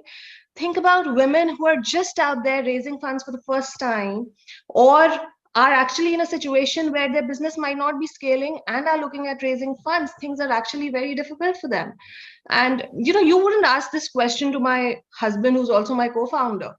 Nobody asked that question to him. So that was a big eye-opener for me. And, also a push till date, which has been motivating me to work till the last day before I deliver. I think it's just going out there, setting an example that, you don't have to prioritize your personal and professional life at different times. The two of them are supposed to run together. Till the time we are able to manage that, nobody should be in a position to ask questions like these to us, right? We will take care of ourselves, our kids, our business, our life. And I mean, that's how it should be. Yeah, and I was just going to say to Vinita that, Vinita, you thought that it would be better for Ghazal, but clearly this issue of pregnancy and this assumption that women will slow down, stop working, this interferes with women being able to lead and start businesses from scratch. And you've already spoken about your experience. What is the most sort of, one example that never leaves you in terms of the kind of brazen sexism that you've witnessed? I think the examples that I quoted are probably the extremes. I will give you an anti-example, in fact, in the context that Ghazal mentioned. So I had both my sons as well in the last 6 years. So both my my eldest son is as old as Sugar, and the first time that it was we had like sort of raised money, but for about 3-4 years we hadn't been able to scale our business. So we launched Sugar in the hope that this would work. And I remember till the delivery, I was so scared of breaking that news to my board, because I thought that I hadn't been able to do justice to their money yet. And I felt just so self-conscious that till the day one of our board members came and actually asked me that, are you pregnant? I actually didn't share that news because I just felt that they're gonna tell me about how does one have the courage to have a family at a time where they've not been able to return the money? Because when you take money from an investor, it becomes like this big moral responsibility. And I just felt like I'm not that person who would do that with somebody else's money. And I felt that guilt and that shame of being expecting. And at that time there weren't as many examples of women who had young children and running their business, and it was my first child. For me, actually, it turned out to be exact opposite, because our lead investor actually showed up at my house in about a month into the baby to see the little one. And he was, and he heard me trying to explain about how I'd got this support system. My mom was here. I was going to get back next month. And he said, calm down. Like, really, this is like, you don't have to prove that you're really ready to get back and do all this stuff just for the sake of it. It's this is like a special moment, and it's okay. Do it like take it slowly and do it when the time is right. And he's been so supportive. So the next time I had my next little one, I actually, when the little one was 2 months old, I went to our offsite and I made our investors babysit the little one, and they were just so happy to have this little one around, and it didn't feel like anything awkward or anything that's holding women back. And so in my mind, my learning at that time was that a lot of times the guilt and the shame was in my head, because I didn't see any role models. Like, if I had seen Ghazal's story before mine at that time, I would have probably not questioned this, and I would have thought that this is okay. Totally hear you, but now we have all of you as these role models for a generation that will follow. Tanuja, your experience with sexism? Yeah, I think, just to add to what Ghazal and Vinita have said, I feel when a woman entrepreneur goes out to raise money, and the dreams are very ambitious, saying it's unicorn, the belief of those dreams and the questions that come against this are very different. And the points that you all mentioned, that whether first of all, baby, your career, so all those things, there's stereotype. Let's say, and at least I have experience. I've done rounds and I'm trying to do my third round, and there is a stereotype of how an entrepreneur has to be positioned, their background, their education, those stereotypes are there. They say, if a woman is aggressive, when a guy is aggressive and a woman is aggressive, there are very two different perceptions that the world takes about that. So absolutely, I feel those there are stereotypes, definitely. Yeah, those attitudinal stereotypes continue, but maybe a brand new generation is going to have a different experience. So Anushka, you're 13. I don't know that the fact that you came up with an anti-bullying app means that you're very cognizant of everything that's happening around you. What's your dream for yourself later? And do you feel held back sometimes because you're a girl? Well, I have never really felt held back because of that. Like Vinita ma'am said that, being young, being a woman for her at the time was a double disadvantage. But I see for me, it's coming out to be a double advantage. Like, because I believe my generation and the generation right before us, which is actually part of the generation that have invested in me, they don't really, condone and understand these old age beliefs about women. And we have a more forward looking mindset. So to us, gender and things like this doesn't really matter. It's only opportunity. It's only, the work and impact. That's all we see. So, I mean, and what do you want to do? What do you want to do going ahead? Well, I've always had this dream that I really, really have to reach out to every single school in the world, every single child in the world, every single woman in the world, and like deliver my anti-bullying message and make sure there is a kavach, which is basically like a virtual shield around every school and every single child, and really make a much larger impact. And may you remain as unscathed in your life as you feel right now, and, full of hope and possibility. I'm going to give quick, very brief sort of last words to Ghazal and Vinita. When I say the word shark, what is the trait you see associated with it in yourself? To you first, Ghazal. Well, when you say shark, I associate it with being determined and being driven. And, I think those two words would suit well with me because I've lived by them till date. Well said. Vinita? I would say always identifying the biggest fish, which is the best talent. So that's what I feel my job as a shark is. Well, as I described you as women who swim with the sharks and run with the wolves, but actually if I had to say one word, it would just be bold. And if I had to add another word, it would say risk takers, because you're not scared actually to take a risk. And people who remain very safe, they have also, I'm sure, fulfilling lives in their own ways and on their own terms, but they're not sharks. So thank you, Ghazal, Vinita, Tanuja, and above all, Anushka, may you shine. Above all, may you shine. Thank you so much, ladies, and thank you for inspiring us, and may you continue to grow from success to success. Bye, and thank you. Thank you. Thank you so much. Thank you. Bye. Thank you.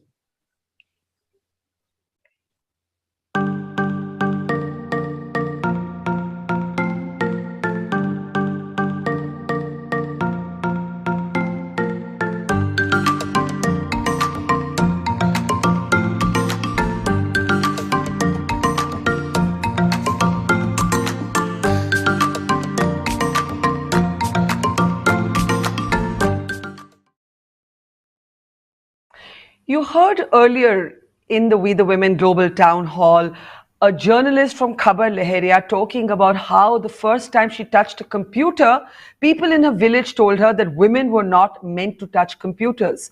Later, you heard another young girl talk about how when she touches a mobile phone in her village, if it's a smartphone, girls and their homes are fined 25,000 rupees. That in some ways brings home the kind of gap when it comes to men, women, technology and STEM. Now, the figures actually tell their own story. UNESCO tells us that women form less than a third of global STEM workers. 43% of women graduate in STEM subjects, but only 14% end up being employed as researchers. The numbers are rising and we see only the headline stories, but there's still a long, long battle ahead. And to talk a little bit about her journey, let's place in the spotlight now our next guest today. Let's welcome Resham Shahi, who's the technology lead at Maersk, one of our principal partners here at We the Women. And welcome, Resham. And again, we're running a bit late, so I'm apologizing to everybody because I know how valuable and your time is and how busy all of you are. Tell us a little bit about yourself. How did you decide to get into the world of tech? And when you did, how old were you? I think it's firstly, thank you, Barkha, for doing this town hall, and of course, feel privileged to be invited here today. I think the reason I say that it's a privilege is a lot of our stories need to be heard and to be told. So the perception and this, what you just talked about, right? Why are there so few women in technology? A lot of it is got to do with is not having enough role models out there for us to look up to really inspire the next generation of women into areas like technology. But let me talk a little bit about my background and how I got in there. Yeah. So I come from a small town called Indore, which is in central India. It has the best food. I have to say it has the best food. And the cleanest city, so they have a lot yes, going that there. too. That too. And I have been raised by a single mother. So, a lot of my growing up years were in Indore with my mom, and at that time, technology was also something which was evolving. So I wouldn't say it's the same today. I think we know and use a lot more technology today than when we did back then. But the important thing was at the time, the one thing that my mother always made me believe is to believe in myself. And there are lots and lots of stories, or there are lots and lots of experiences that I have had during my childhood or my growing up years, which really made me believe that I could do anything I wanted. So happened that I married my husband, and I got to California in the 90s, where I had so much exposure to technology and so many people I could talk to and understand and be inspired from. That technology seemed like the right thing for me and the right profession, and the rest is history. And do you think that if you hadn't gone to California, that that exposure obviously changed your life and it triggered your passions, but had you not, do you ever wonder what if? I do, and I think I've thought about this a little bit, but I sometimes, when I reflect, I do believe that it takes a Sainya Nehwal to have a PV Sindhu come up, right? We all have to have people we look up to or we want to be like, and be inspired. Because I'll be honest, I got married when I was 22. I didn't know what I'm doing with my life, so I really needed to be around with people who could help, or at least help me make up my mind and give me that direction that maybe this is the right thing for me. So I think a lot of us, even now and even in sports, we see that, right? When you have the Indian cricket team, the women's team playing up, I'm sure, Methali Raj will have a lot more people who would want to become cricketers in the future. So I think, and this is not women only, right? This is every walk of life. Sure, role models are everything, but I remember at We the Women last year, when I actually remember, it's so ironic that you were going to speak on technology and technology failed and we couldn't connect to you. But Kiran Shaw made this very interesting point about how there are a number of women in India who graduate in STEM subjects, who are comfortable in the sort of science, math, engineering space, but it doesn't necessarily then translate to a job. And that's where, in a way, the gap is. The gap is not necessarily in enrolling for the education dimension. Why do you think that gap is there? I think it's, again, a very interesting question. I do have my own theory on it, and let me tell you what I think is happening now and how it has been different in the past. Corporations work today for two things. One, they work for profits, or they work for shareholders and outcomes and the billions of dollars that companies make. Two, they work for the betterment of the society. And that is a change that I have seen even in my career. If I look back 20 years, right? We didn't talk about cruelty-free products. We didn't talk about decarbonization. We didn't talk about recycling. These are concepts that now the corporates talk about a lot more than what they did in the past. So this social, give back, or the social thinking for corporations is something that has built over in the last few years. And I do believe that is leading to a change to say, having more diversity in the workforce, having more women, having more different kind of people, it's good for the society. There is a very strong understanding and acknowledgement that it's, of course, very good for the business. There's lots of studies which tell you that, having a diverse workforce will give you much better business outcomes. But it's also something that we as corporations feel almost liable. We need to do a lot more for the people around us.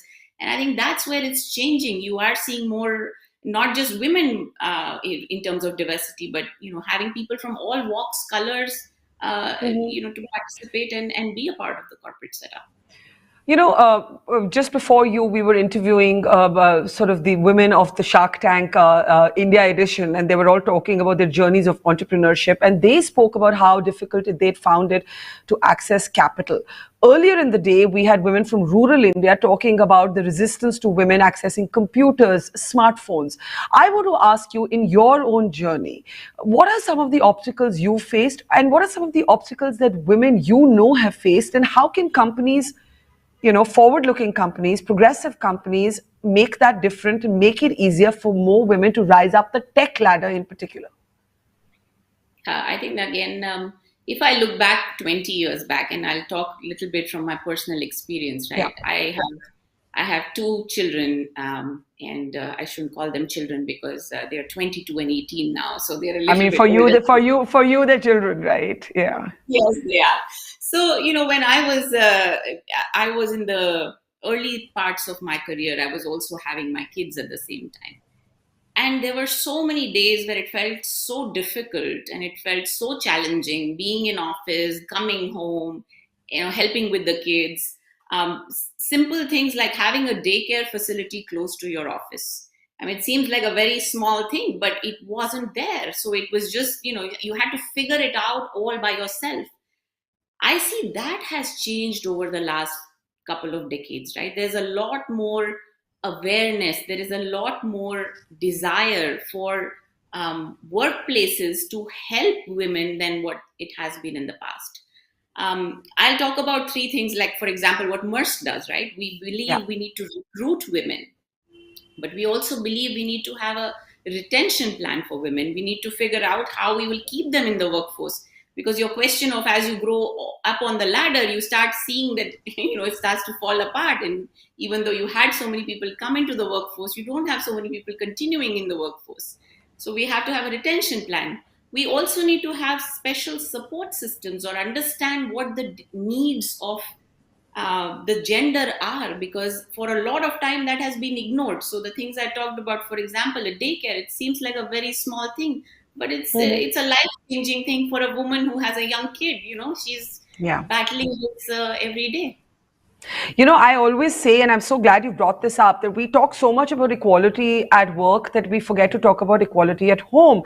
And actually, the female labor force participation numbers show us that not more, but less women are working in India. And after the pandemic, so many women may not even come back to work. A lot of corporates are actually reporting that. So what you're talking about is really important. But let's start, at school. The fact is that routinely when the exam results comes, we now see girls often outperform boys when it comes to STEM subjects. But when it comes to attitudes, there's still an assumption that certain subjects are for boys and that girls are made for softer subjects and tech isn't considered soft. Did you have to go through that journey for yourself as a kid, as a younger person? I definitely want to talk about one story which has a very special place in my mind, and I think it will answer a lot of things that we will talk about. This was when I was younger, and we used to stay in an apartment building where we had the elevator was invariably not working. And me and my mother used to stay in here. And one day it so happened that, there were some heavy things we were going to take back home and the elevator wasn't working. And we had great neighbors, but one of them did make a comment saying, "Oh, if you had a boy, it would be so much easier. He could help you carry all this stuff upstairs." The funny thing is, out of this incident, is my mother actually bought a watermelon for the next 30 days every day, and the only thing I had to do was to carry that watermelon up.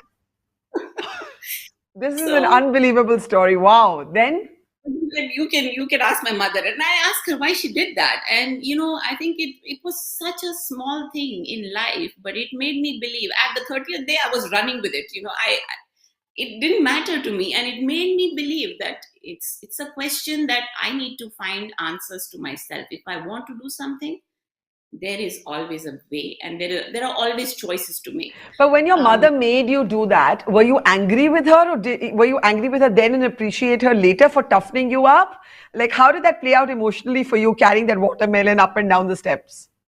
I was actually very confused. I had no clue why she was doing that. And I don't think so. I asked her, I said, what's the point of this exercise? She said, "No, I don't like people making that comment casually." Yeah. That was her response. On the 30th day, on the first day, I struggled to carry it upstairs, and it felt like, oh my God, why am I doing this? It's like my mother has some problems she's going through. I don't know. Clearly, she's not thinking this through. But the 30th day, it felt like, oh, it's just one of those things that I do. So I mean, funnily, it makes you start believing that you can do anything you want to, but somebody has to give you that hope and belief that you can do it. And I think that it's no different for women in technology. Today, I do know there are lots of strong women and men I work with. I mean, it's just not about women. I have had fantastic men in my life, starting with my husband. This will be a surprise for him, but well, we should be nice about them sometimes, I guess. Yeah. Yes. No, but you make a good point about, every woman who has come on this platform today has spoken about needing that support system, needing that encouragement, not having to fight dual battles at the workspace and at home. Final question to you, Resham. If you had to go and encourage more young girls into technology, into STEM, and look at technology actually as a liberator, as an instrument of freedom, as an instrument of equality, what would you say to them? I would tell them two things, right? I think whether it's technology or it's, there are tougher professions than technology. I think the first thing they need to do is to have self-belief. That's the first and most important thing to do. And the second thing, which may be a little bit controversial, is you have to constantly prioritize and deprioritize. And that's the many pleasures of being a woman is you have a nurturer role just because of the way nature has made you. So I cannot let go of my kids. That's just the way I am. But there are choices I have to make. Some days I have to, be on the kids' side. Some days I have to be on the work side. And that's a conscious choice that one has to make. If we are clear, if we are ambitious, we want to do something, then I think we should be ready in our own heads to make those choices as we want to rise and... Just before we close, it's so interesting you should say that, because I always say that I've never understood this work-life separation, because often, and especially as women, you will have to take your work will spill over into your home, and your home will spill over into your work. And many women are juggling both because men are not necessarily juggling both. So that is something I think companies will have to be empathetic about. Yes, and we'll have to be kind to ourselves, right? Barkha, it's just not about we keep judging ourselves. Yes. I didn't do this. Yes. I mean, I never cook at home and I don't feel bad about it. So I think I've grown up a little bit in that sense. Yes. I'm glad we've started shedding the superwoman stereotype, and really it's about being kind to yourself and celebrating everything that one has achieved through sheer hard work and merit. So thank you, Resham Shahi, technology lead at Maersk. It's been a pleasure having you in our spotlight today, and we hope to have you back very often as we keep talking to more and more women. Thank you so much. Thank you, Barkha. Thank you. Okay. We can now move on to our next speakers, but before we introduce a very interesting and varied panel that is actually coming up, we are going to unveil our quiz. Remember, through the day, we've been telling you that there will be quiz questions about all of our speakers at the We the Women Global Town Hall. And yes, there will be prizes for those who get the maximum number of correct answers in the shortest possible time. So let's take a look at the Global Town Hall quiz that we are now going to take part in. And most of you would have signed up at mojostory.com to participate in this. And I'm just waiting for the first question. Okay, people have started signing up. We're going to give people a couple of more minutes to sign up. That is some of the people who are participating in this quiz. The questions aren't tough. I'm being told that, okay, so I've never done this before, so I'm getting instructions in my ear. So if it sounds like I'm actually repeating instructions, it's because I am. But I'm told it's very easy. You basically log on to mojostory.com. This is synced with Slido, and we're going to have a bunch of questions. And we're going to have them timed. Basically, they're going to be timed to 30 seconds. So you've got to get your answer in 30 seconds. And we're going to do this. We're just going to give it a couple of more minutes so more people can get on. If you're watching this, go quickly to mojostory.com. You might even find a link pinned in our comment section on our live stream. These are going to be pretty simple, basic general knowledge questions about our speakers today or some of the issues we've raised. And there are 30 seconds per question, so there's not a lot of time, and it sounds like a little bit like a fastest finger first. We are seeing more people. I can see them on the screen signing in to take part, and we're going to give it maybe another 30 seconds, and then maybe another 30 seconds, and then we can get going. Now, remember, as we're waiting for people to sign in, we've got a really great bunch of speakers coming up. Falguni Nayar and her daughter, Advaita, will be on with us. Alia Bhatt will be on with us. Gita Gopinath, who is speaking from her perch at the IMF, is going to be talking about the consequences of the global economy after the Russia-Ukraine war. We've got Rajkumar Rao and Patra Lekha coming up. We've got from the United States today, Purna Jagannathan and Anjula Acharya coming up. And we've got a very interesting next panel coming up in a few minutes called If You Can See It, You Can Be It, which basically brings together a host of women. So lots coming up, but I think we're ready to play. So let's go for it. Question 1, if we can bring it up on the screen. Okay, that's a whole bunch of people, and that's the first question. Manjamma Jogathi, whom you heard earlier at We the Women, was honored with which award for her contribution to arts? Was it the Padma Bhushan, the Padma Shri, or the Padma Vibhushan? And you have 30 seconds to answer that question, and we will see how many of you know the right answer. And please don't Google, don't cheat, come on. So don't Google, because that's like that's the shortcut, and then it's no fun. Right? So I think we should have the answer now. The answer is loading. All right. 40% of you said Padma Bhushan, 50% said Padma Shri, 10% said Padma Vibhushan, and you can see that green light. So only 50% of you got this right. Manjamma Jogathi, the transgender folk artist who won the Padma Shri earlier this year. And do we have a leaderboard to see who got that right? Or that's at the end of the quiz. All right, let's go to the next question now. If we can bring up the next question. Name the restaurant run by Asma Khan. She moved me to tears earlier today. If you didn't hear her conversation, go to our Mojo Story channel to hear it. Dishoom, Darjeeling Express, or Junoon.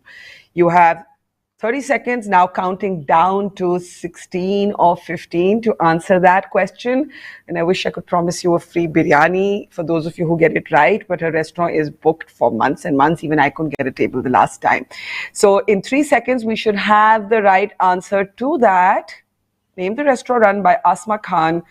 And 76% of you got that right. It is the Darjeeling Express. That should have turned green though, but I can tell you, 76% of you got it right. Well done, guys. Let's move on now to the next question. Let's move to the next question. This is fun. I mean, this is simple enough for even me to get the right answers. What is the name of the app Anushka Jolly developed? Now, if you're either a watcher of Shark Tank or you were listening carefully to the We the Women Global Town Hall, you'll know the answer to this. Kavach, Satark, or the anti-bullying squad. She's 13 years old. She won 50 lakh rupees. I'm giving you clues at the Shark Tank, which just concluded its first season recently. What is the name of the app that this school-going girl got 50 lakh rupees to develop from the judges and the jury at Shark Tank? And well, not bad. 68% of you got that right. It is Kavach. So a lot of you obviously have either been paying close attention to the We the Women Town Hall or are very aware in general. Let's move on now to the next question. What is the CEO? Who is the CEO of Nykaa Fashion? Is it Falguni Nayar? Is it Advaita Nayar? Or is it Anchit Nayar? Read that question carefully. Who's the CEO of Nykaa Fashion? And that is, of course, the mother and her two children, her daughter and her son. But which one of them helms Nykaa Fashion? And that should be counting down in 4 seconds. And just a programming note, Falguni Nayar and her daughter Advaita will be with us at 6 o'clock. So don't miss that session. And a lot of you got that wrong. Actually, it is Advaita Nayar. 29% of you got it right, who is the CEO of Nykaa Fashion, and which is why you probably read that question in a hurry, because Nykaa founder CEO is, of course, Falguni Nayar, but they've diversified now into fashion. Is there another question? I'm not sure. There is another question. Let's go for the next question. What is the name of Purna Jagannathan's character in Never Have I Ever? Devi Vishwakumar, Kamla, Dr. Nalini Vishwakumar. And a programming note, Purna Jagannathan will be on live at the We the Women Global Town Hall at 8 p.m. So don't miss her if you're a fan of Never Have I Ever. She'll be talking about representation and the absence of brown girls and women on screen and how that's changing. That's counting down in a second. And we should have the answer to that shortly. And there, well, not so many of you got that right, but 33% did. Her name is Nalini Vishwakumar. And okay, we have 2 more questions. Let's go to the next one. Let's bring up the next one. And which of the following is Alia Bhatt's first production venture? Brahmashastra, Darlings, or Pathaan? I'm sure all of you will get this right, but the exciting programming note is that Alia Bhatt is with us at 9 o'clock, talking about not just the success of Gangubai, but her entire sort of journey and her living literally on her own terms. So that's a don't miss interview coming up at 9 o'clock. And in 2 seconds, we should see how many of you got that right. And lots of you got it wrong. 33% got it right. Production venture is called Darlings. And now we can move to the final question, but don't forget Alia Bhatt is with us at 9 p.m. Gita Gopinath received her PhD in economics from which university? Harvard, Princeton, Columbia. Gita Gopinath, the first deputy managing director of the International Monetary Fund, the IMF, is our closing speaker at 9:30 tonight. You do not want to miss that. And Dr. Gopinath, of course, studied at LSR. I'm just giving you her BA, but her PhD, which university did she complete it in? That should be up in. Yeah, it should be coming up any moment. And the right answer is Princeton. You all assumed it was Harvard, where she was teaching before she was actually requisitioned by the IMF. So how did you all do? Let's take a look at the leaderboard. And those are our top 5 performers. Deepthi, somebody called Hi, Serene, Tanisha, who's our colleague, and Bulbul. So we have, these are the top 5 performers, and we do have special gifts, and we're going to find a way of reaching you and have your prizes. So thanks for playing. That was a lot of fun. All right, our next panel, if you can see it, you can be it. What can a chef, a drone pilot trainer, a communication specialist, a channel head, a NASA scientist have in common? Aspiration to follow their dream. I am going to actually now hand it over to Madhura, who's our partner at Aspire for Her, and who's going to steer the very interesting next conversation.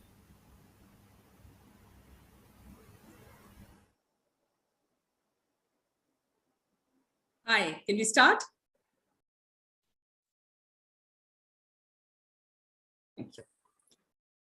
Fantastic. Good afternoon, good morning to all of you logging in from various parts of the world. I am Madhura Dasgupta Sinha, founder and CEO of Aspire for Her. Aspire for Her is a young startup which is going to turn 2 years old, which motivates women to enter and stay in the workforce.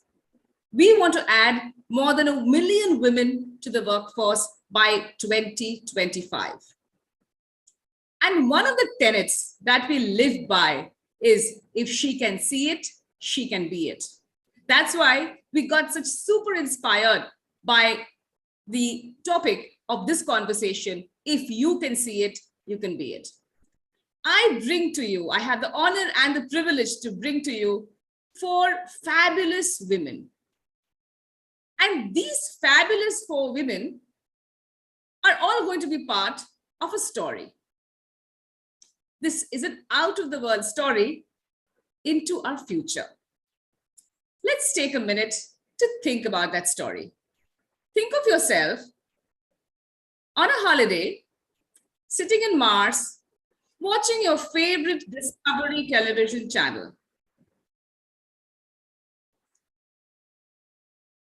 Sorry? Well, thank you. Think of yourself on a holiday, sitting in Mars, watching your favorite Discovery channel.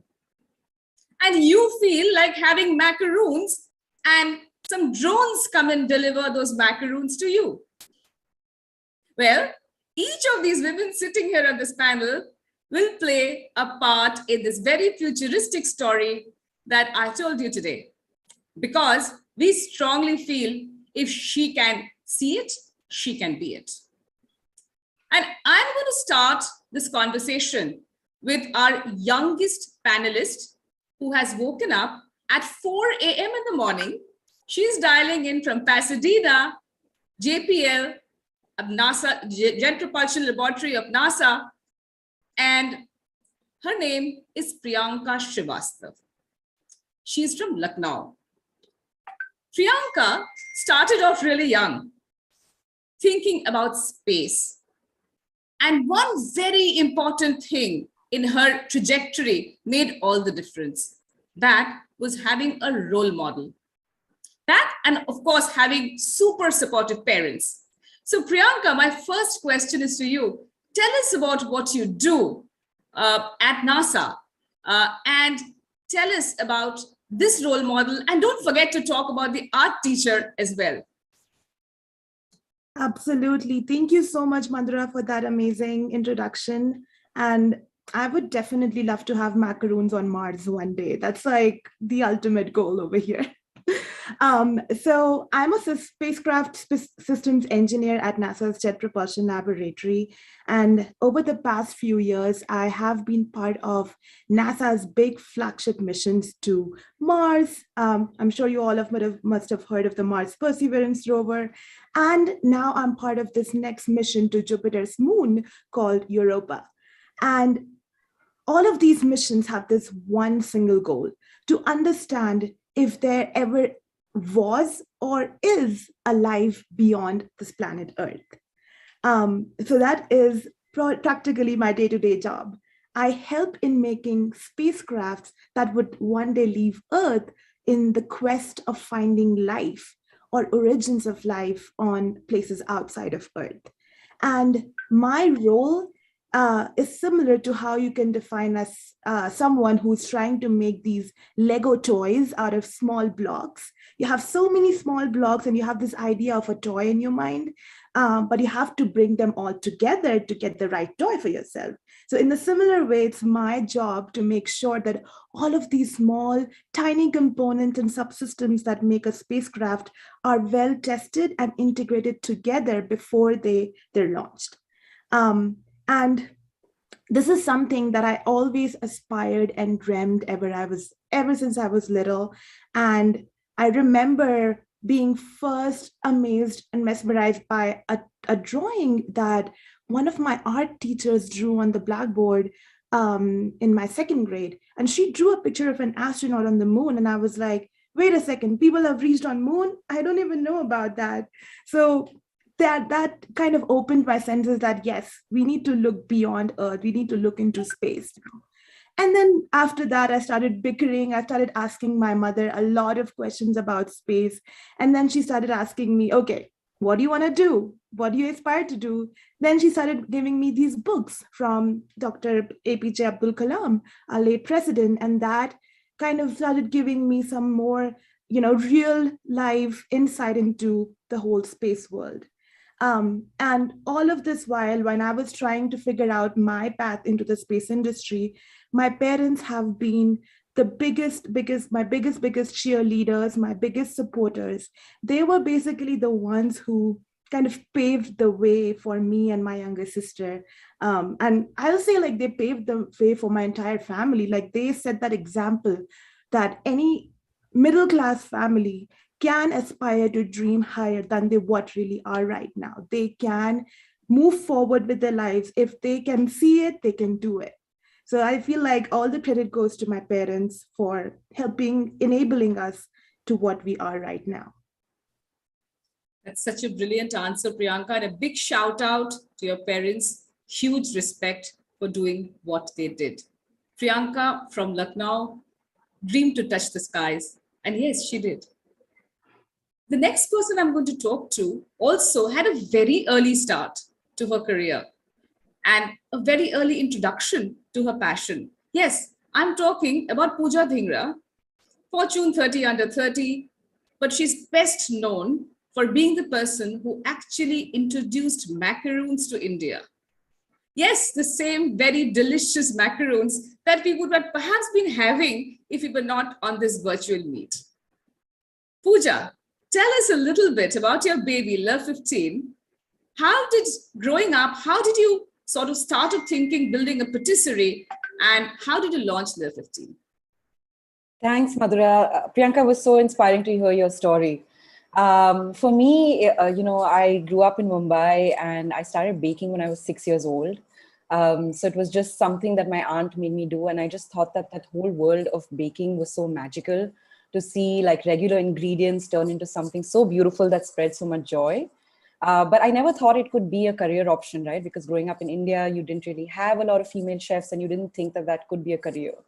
So I decided to do law when I was about 16, 17, and I went to law school for about 2 weeks and realized that that wasn't for me. And I went to my parents and told them that I would love to be in hospitality, which then they told me that education is important. And if you want to do this, please go ahead and pursue it, but education is important. So I studied hospitality for 4 years. While being in hotels, entered the pastry kitchen. You know, it was like a eureka moment for me. And I said, this is it. This is what I want to do with my life. And I moved to Paris. I went to culinary school there as a 21-year-old. Living in Paris was, one of the best years of my life. And I ate my first macaroon there. And it was like, it's a very romantic story and sounds very cliched, but it really was love at first bite. And I started asking myself questions like, why haven't I seen this in India? And why do, Indian pastries, like why do we only know what a cheesecake or a donut or a brownie is? Why doesn't anyone know what a macaroon is?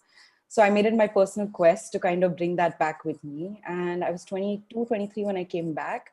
And yeah, Love 15 turns 12 years old this month. So it's been quite an incredible journey of building this. And yeah, now my next dream is to take that macaroon to Mars. Looking forward to that. Amazing, amazing. We are all big fans of Love 15. And from the delicious, we now move to the audacious. Well, we moved to Varsha Kukreti, who's our third panelist, ex-Kargil, ex-squadron leader in the Air Force. Varsha Kukreti was born in Dehradun to an agricultural family, and she embraced the Fauji life. Varsha, tell us a little bit about your life and times in the Air Force and maybe a little bit about your childhood as well. Thank you, Madhura, for having me here. And amazing listening to the Mars story and the macaroons. Really inspired by all the people here. Anyway, I started I was born in an agricultural family, as you said. And I was brought up with all my cousins, all boys, and I was very tomboyish. So I was into football and basketball. That time we used to play sports for fun. It was never as competitive. So I was always tagging along with my cousins. And school was good, amazing teachers. I learned a lot from all of them. And the family also was very creative. So at no point of time I ever felt that there was anything different in this world. So Dehradun being a Fauji town, wherein whenever we go out, we see people from army and all, cadets and all, they are there. So I always thought that I'll also join Fauji. But it came as a shocker to me that girls can't join Fauji. I was like shocked. Why? What is the reason? So there was this, it was very difficult to take because I was always equal to my cousins and there was nothing. I could play cricket for hours. My mother would not say anything to me. So then now I also wrote to in my diary that I'll write to the president asking him why we are not being taken into Fauji. But anyway, and I continued to, upgrade myself, and I was always fit. Though I was overweight, but I could run for a long time. And then later what happened, this opportunity came. Government opened doors for women. And till that time, I had done my psychology. I had done masters in psychology, and I was teaching in various schools because my dad always wanted me to be to be earning. He said, no way, you can't be earning. You have to work. So I got this SSP opportunity, and I went to this place, Varanasi, where my SSP was done. And during the interview, because I was always cheerful and happy. And later also in Air Force, I was always smiling. So that is like very natural to me. Even if it is a tough time, that smile props in. So my president of that board, he asked, Varsha, how was your interview? Was it good, very good, or exceptional? So I said, sir, it was okay. So he said, no, I am asking you the other three choices. So I believe I must have done well. I mean, equivalent to the boys. So that 1 year of Air Force was also amazing. I went through that training along with my other batchmates. And till today also, we are very close. That 1 year brought us together. We shed all our inhibitions. I was from a background where shorts and all we wouldn't wear. But there we were wearing shorts and exercising. From 5 till next morning 5, we were into something. So that 1 year of training which I underwent in Air Force made me understand that we should fear nothing. Continue to do what you want to do, learned a lot. And suddenly, after a gap, once I was working in Air Force, then my tenure ended one fine day. That day, I was like left. I was thinking I'll become an Air Commodore in Air Force, look after my branch logistics. But here I was jobless and I had 2 toddlers to support and my spouse. My spouse, though, was earning and he was also in Air Force. But for me, I couldn't take it. Just happened because I'm a woman. But then that fight is still on and my hearing is on 8th probably. And hopefully we'll win in the Supreme Court. Anyway, that also didn't deter me, and I went to XLRI. There, I thought of starting my own drone company. So as a family, we were into drones because husband and wife, we wanted the same hobby so that we could spend time. So today, I am the CEO and founder of Automicro UAS, and we started with making customized drones like quadcopters, hexacopters, octocopters, also a fixed wing aircraft. Now we are into hybrid and we have a huge platter of drones. Now I've shifted to training because I want each and every household to have one trained drone pilot at home, because my vision is that after 3 to 4 years, this drone will be carrying stuff from one house to another, maybe macarons, even if it is not Mars, but from one, I could send hot, fresh macarons to my daughter who's living in this other part of the town. So that is possible. So it's been a very, every day is exciting. Every day is a lot of work, but we continue to do. And see, once a drone falls and breaks, so it's a huge loss. So we are always trying to, ensure that it will not happen and, all drones will fly safe. This is such a fascinating story. And what I took away from the story was not so much about the drones and the work that you do, but about the fact that you never let small challenges, small hurdles come in the way of what you wanted to achieve.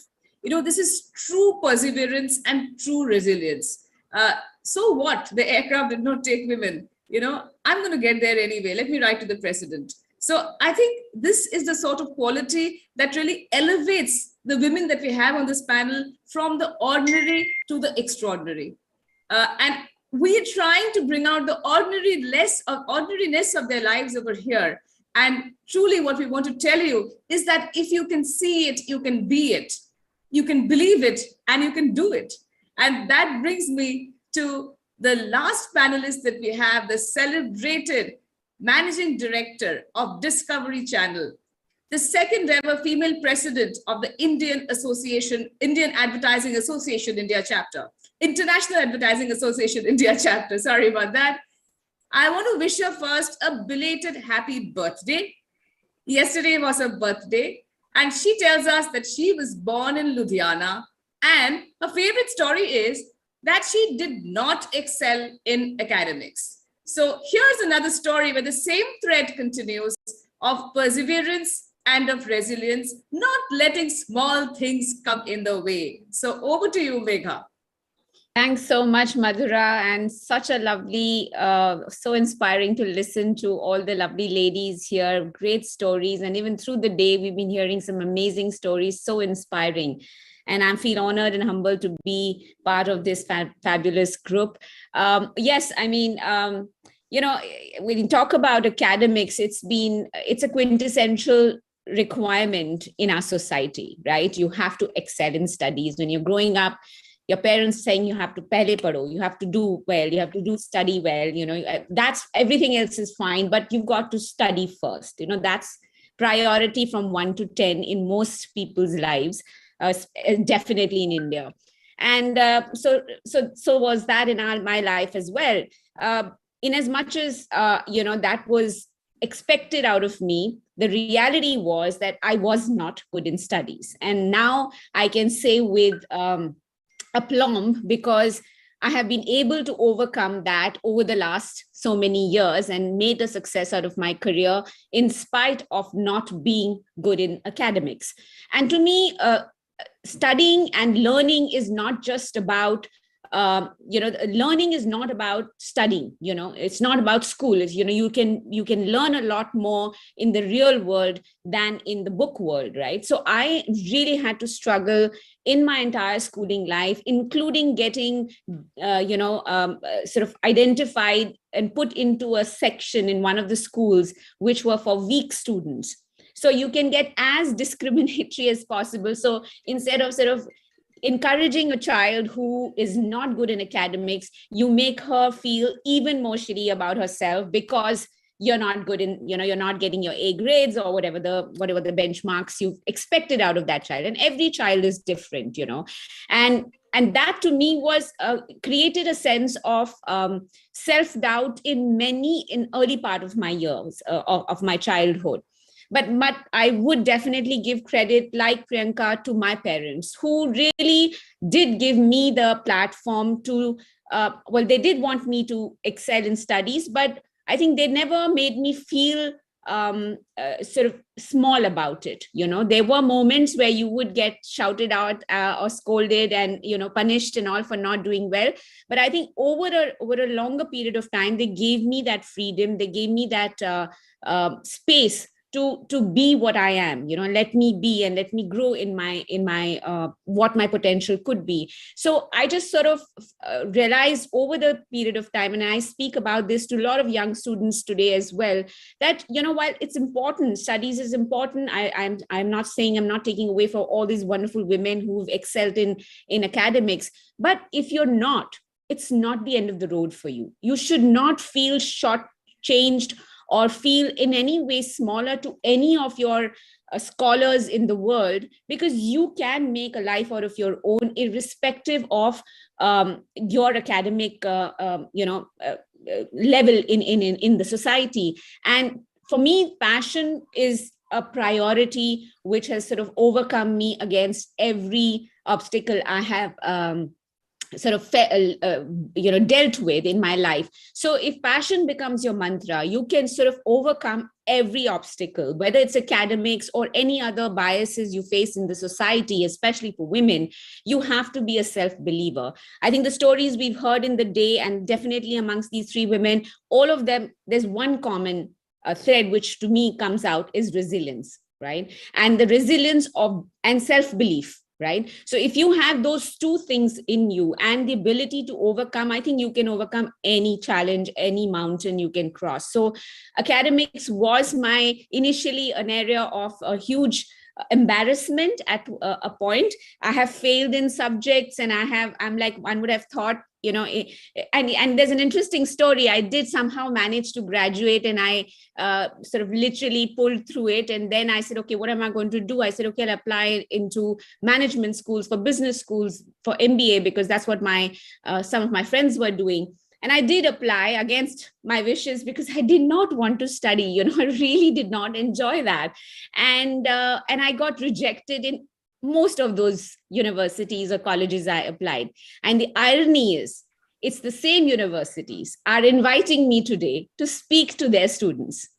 So all I want to say is that, I mean, that story says it all, right? Absolutely. Where I got rejected is where I get invited. Is so, like you said, if you see it, you can make it happen. So I think that to me is a great learning for me. And I do hope, young students, girls and boys who are not good in academics should not feel that, okay, it's the end of the world, because the world is your oyster. This is exactly what I meant. And, Megha is also a mentor at Aspire for Her. So we know each other quite well. And this is my favorite story of hers. And this is what I meant when I said that, we will bring out the ordinariness out of the extraordinary women sitting over here and tell you that if they could have done it, so can you. In fact, I just want to add there, Madhura, as they say, from becoming ordinary to extraordinary, you just need that little bit extra.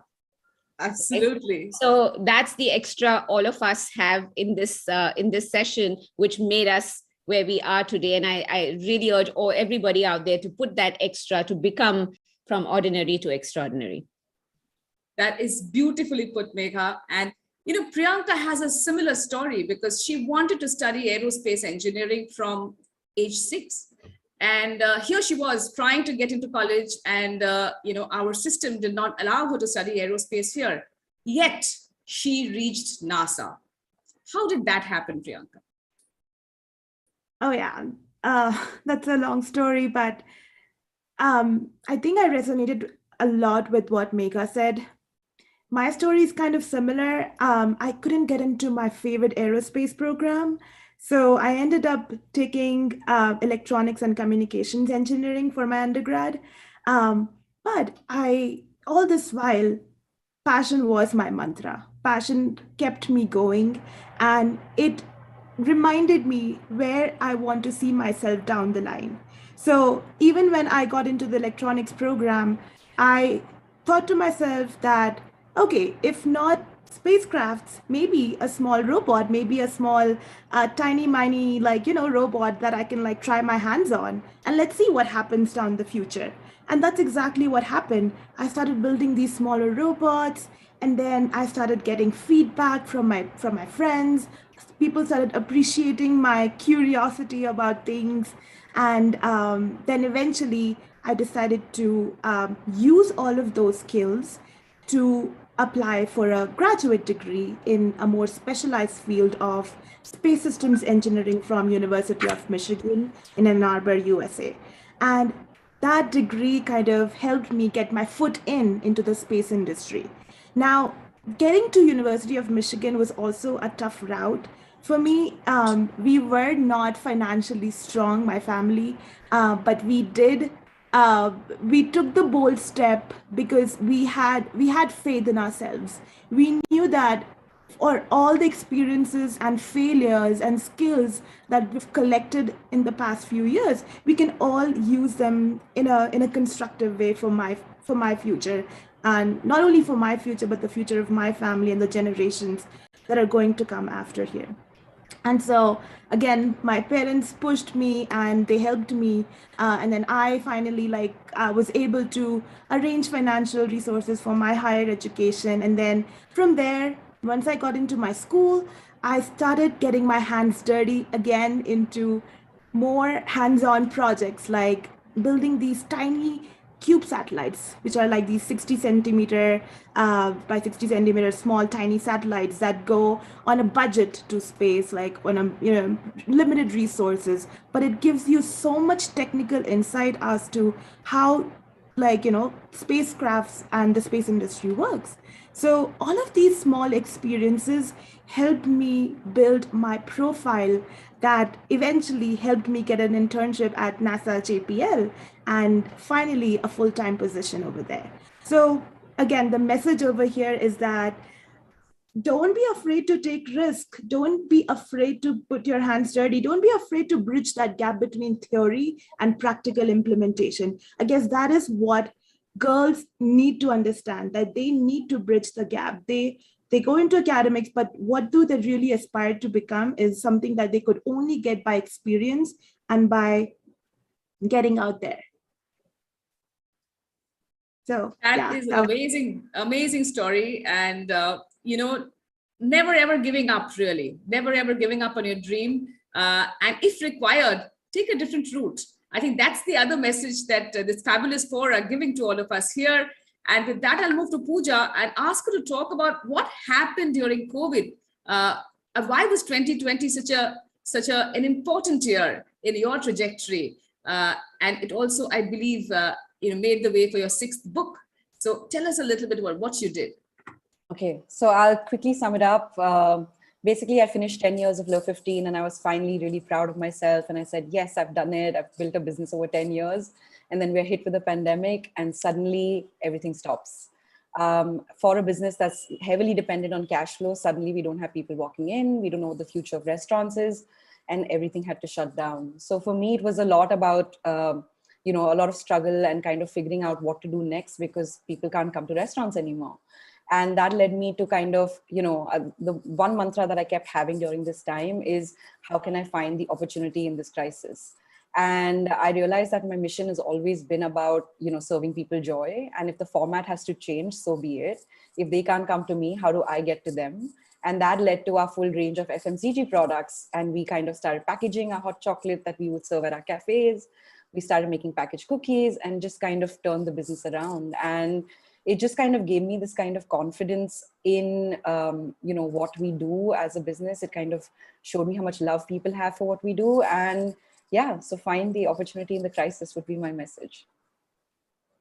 That is fantastic. We're coming to the end of our session and I'm going to request Megha to say a few last words to just kind of sum up all the things that we learned here today and something for all the women listening in, all the men listening in as we run up to International Women's Day.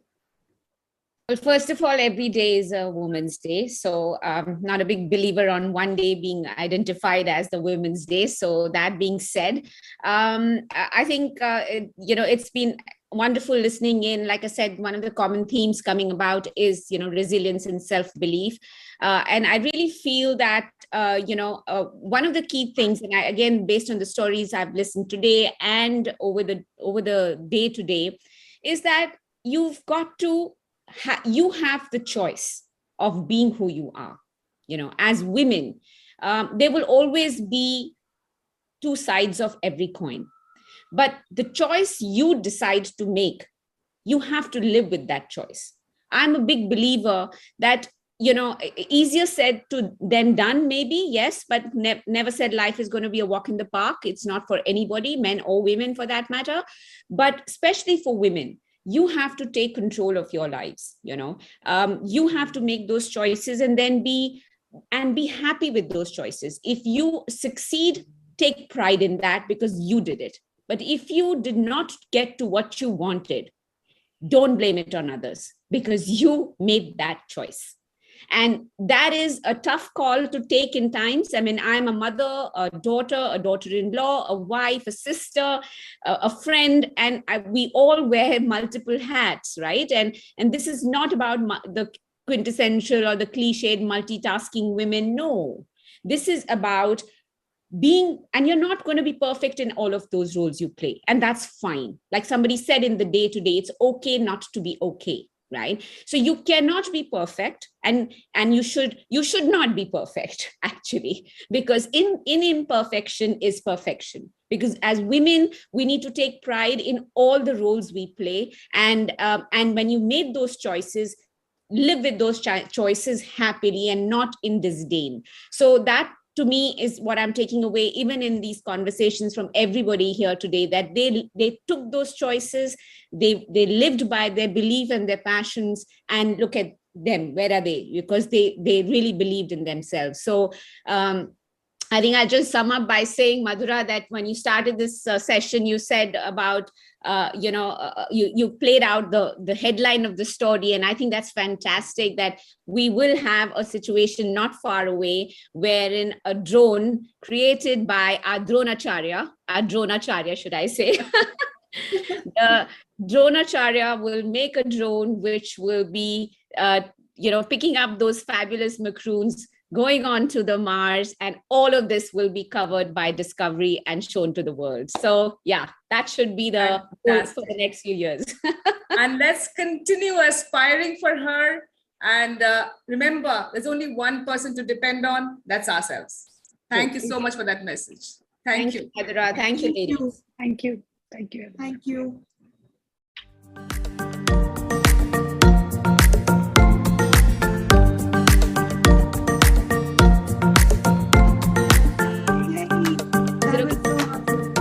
Very nice.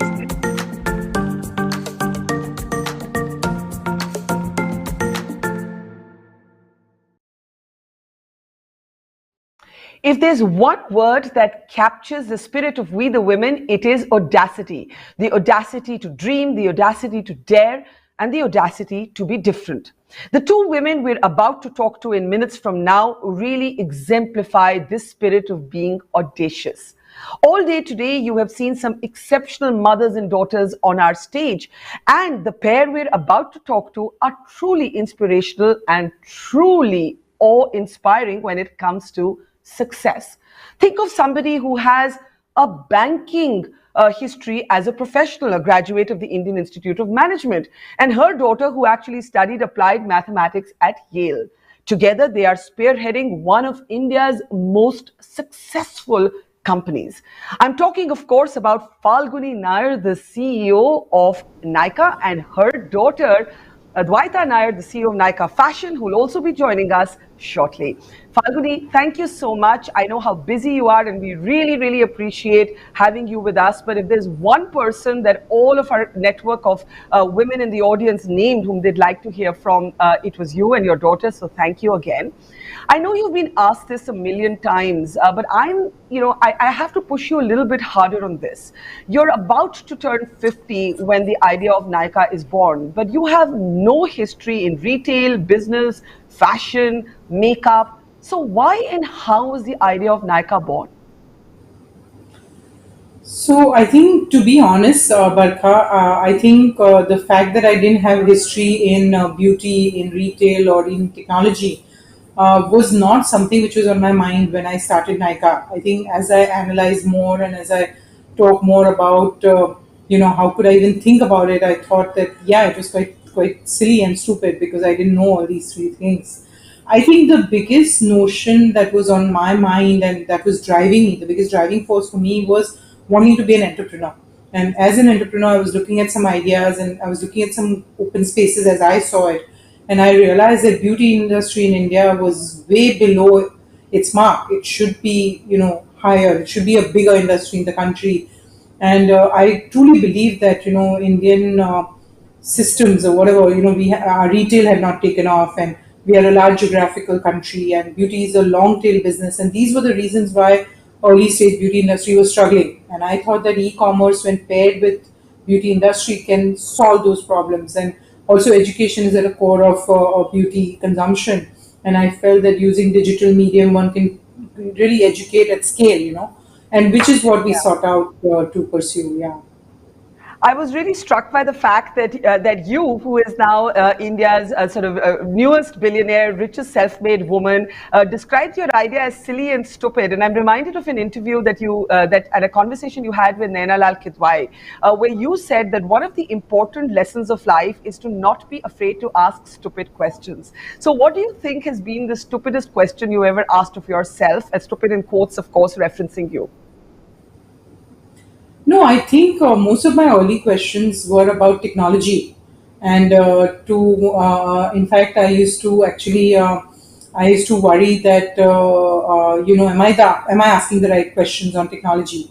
And obviously there were lots. I mean, it was a new world, which was just emerging, and today there is a lot of talk about that new world of technology. But I think those were early days. We're talking about 10 years ago, and those were early days, and I used to wonder that so much of API integration or buying agile platforms that can be further scaled up, is that the right way to go? Or should I be going to traditional technology companies and saying, build a website for me, it would cost me a couple of $1 million, whereas we actually started with a spending on technology which was not even like $100,000. So there was a big difference between $1 million and $100,000. And I think I was really struggling to understand that, is my approach right? What I'm thinking based on all the listening I'm doing, that yes, this can work, and should I go with that, or do I have to white glove my website, or do I have to, silver plate the offering?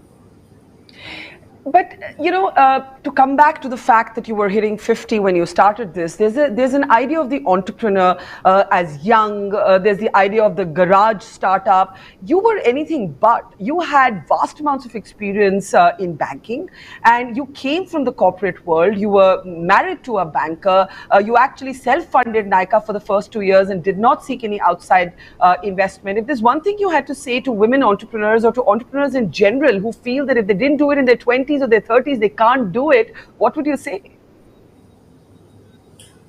No, I think, I mean, if there is any lesson again from my current success, is that neither age, no gender, nor education is any bar to doing what you want to do. You can always learn.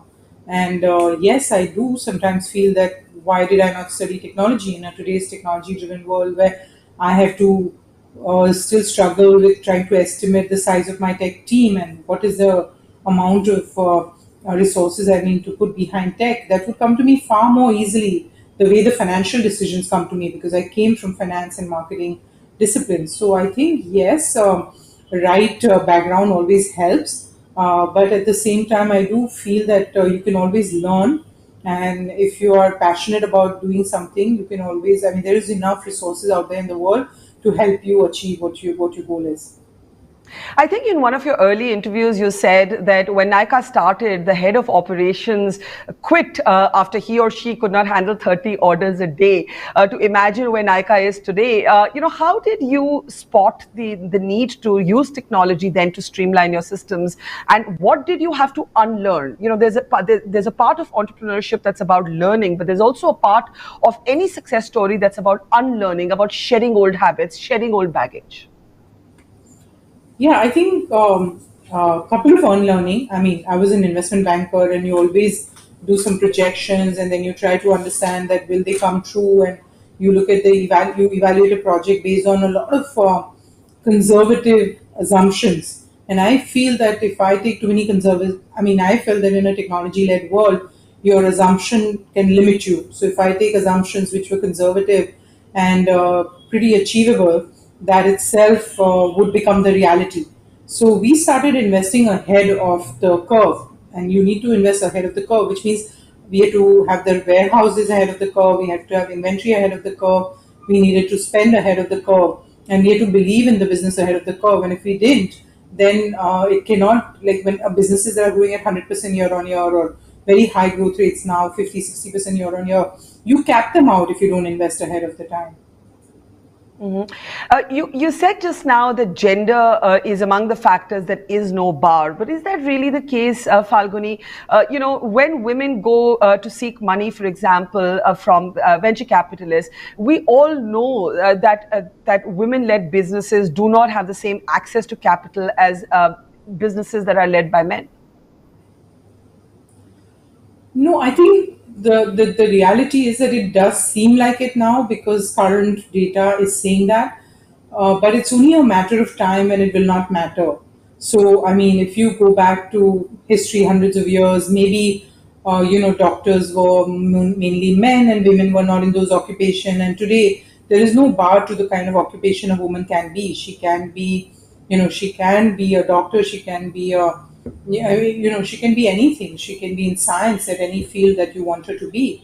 So I think soon in entrepreneurship is the easier one. I think it's definitely not rocket science. So I don't think that women should not be considered for entrepreneurship. And if they're being considered as seriously, serious contenders for entrepreneurship, then why would the funding not come to them? So to me, it's just a data lag and it's bound to change.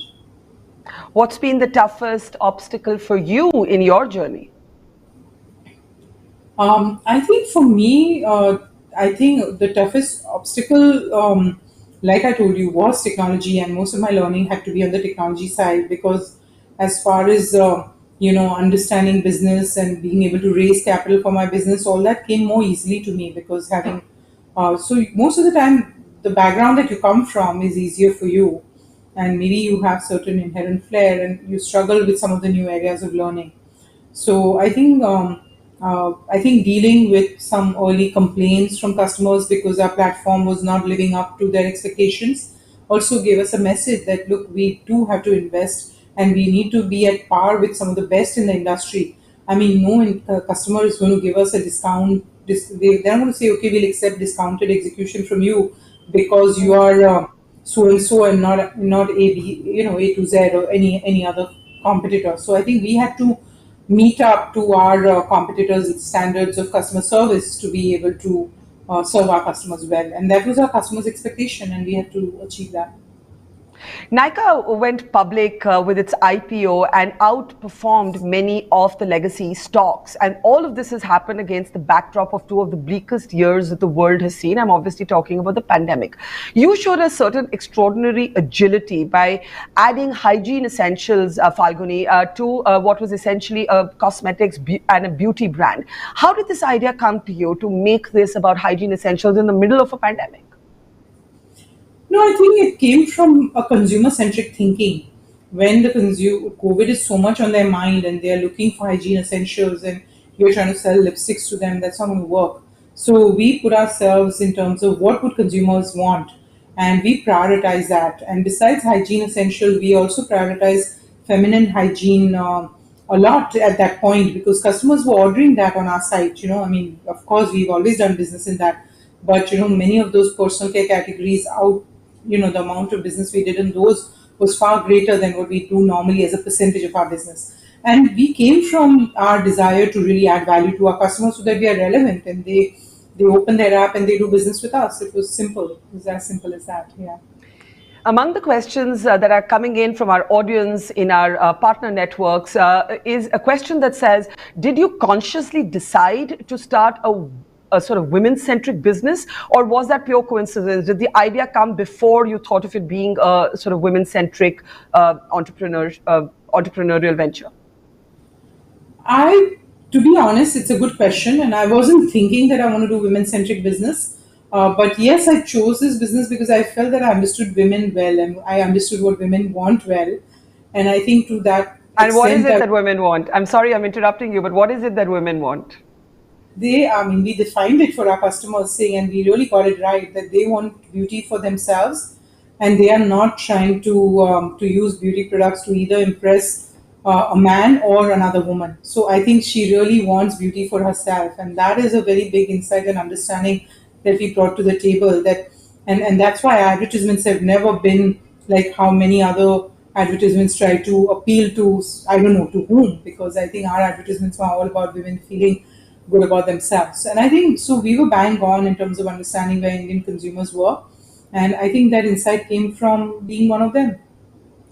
It's interesting that you should say that, because another question coming in from our audience is how you, as a successful professional, when you started Nykaa, gave birth to your idea while still giving women the agency to define their beauty for themselves. The question coming up about body positivity, how women should not fall to a beauty idea that is defined by the male gaze, how many sort of young girls in particular, and you're the mother to a daughter, so you know what this is about, sometimes feel short because they're not meeting somebody else's standard of beauty. How did you approach that philosophically at Nykaa?